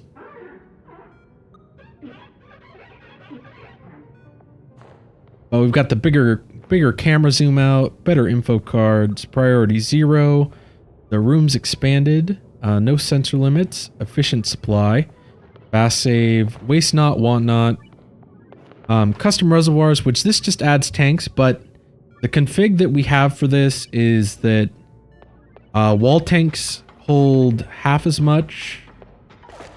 So do the small reservoirs, and medium reservoirs hold 1.5 times. Blueprints fixed. Plastic utilities, butcher and fishing stations, threshold walls, wrangle and carry, map overlay, and the mod profile manager.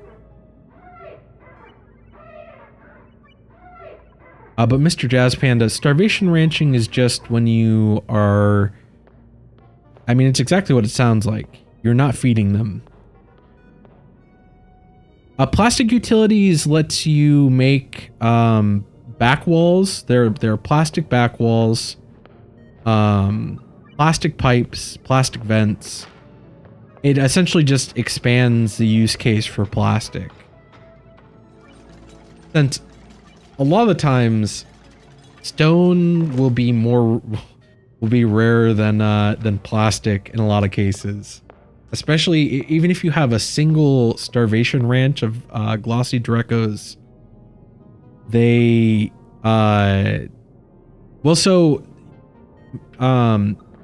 you'll essentially just have more plastic than you know what to do with. And there really isn't a whole lot of usability for plastic. Like, you use it in steam turbines, use it in plastic blocks, you can technically use it in temp shift plates. Certain sensors, but the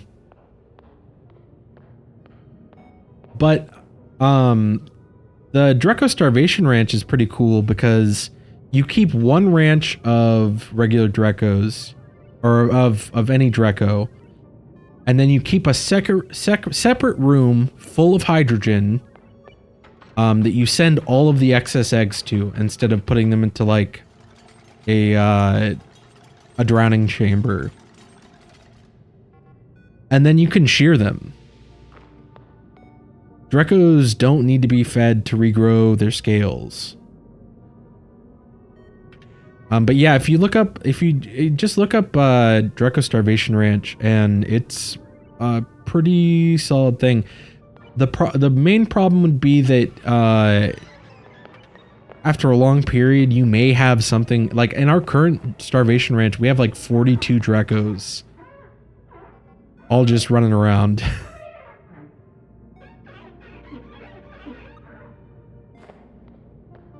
But yeah, if you want to see the mod list, it's in the description of the channel under the current Oni mods and colony info tab.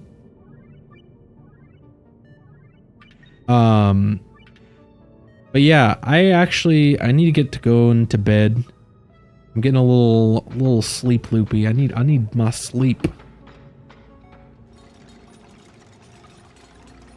So I think we will go ahead and just end it there.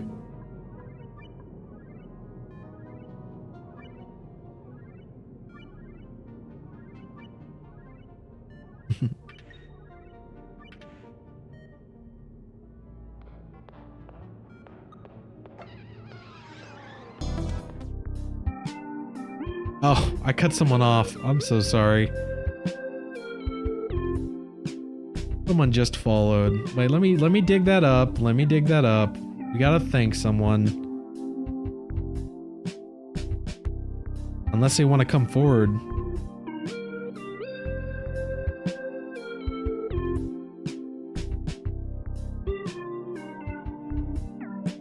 Come on.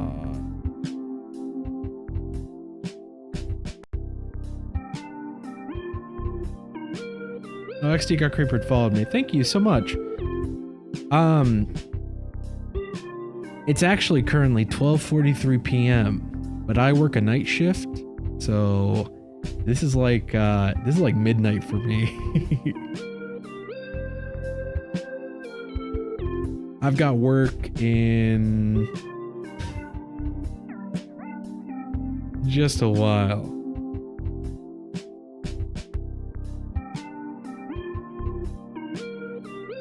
We go get some sleep, and then it's off to work for the week.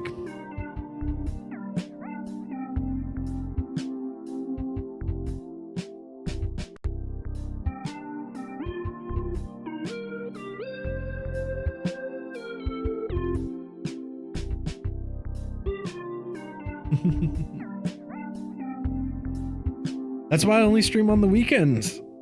Oh.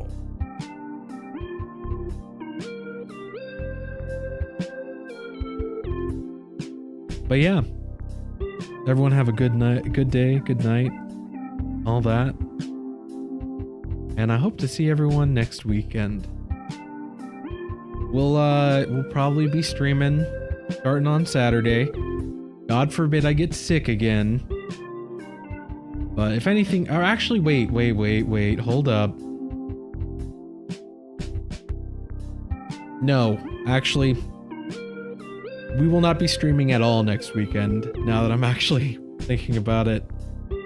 My friends are having a St. Patrick's Day party, and I'm probably going to be going to that. But mark it in your calendars, weekend after next. So weekend of the 23rd, 24th, we'll be doing another probably 8 to 10 hour stream. Probably oxygen not included. And hey, the 2 weeks means when I come back, y'all will be surprised by all the progress that's been made in the stream base. Because I do play it a little bit off a stream, just because there's some stuff that it just takes forever to do, especially with how laggy my save is. But it's nothing, it'll be nothing groundbreaking.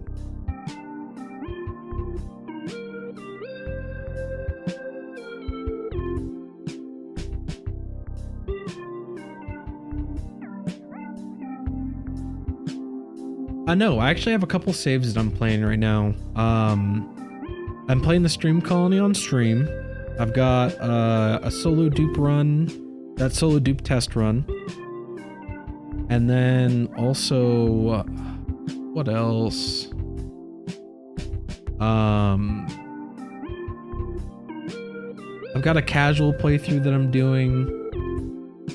And then I've got a colony that I'm running on my Steam Deck.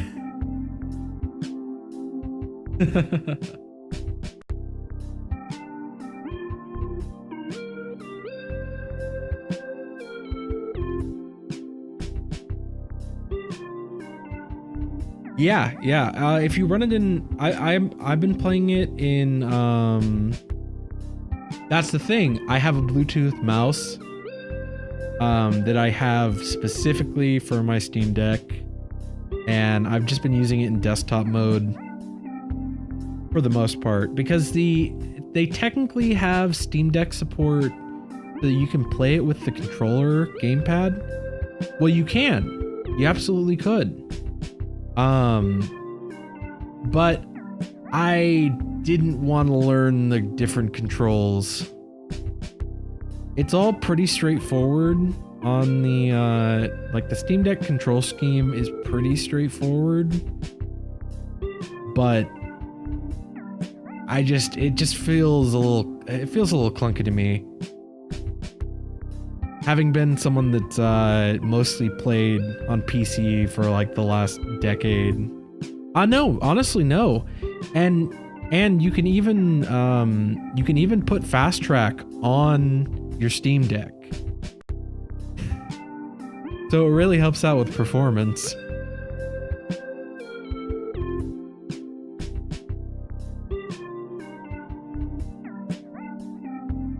But anyways. Oh, I've got to get to bed.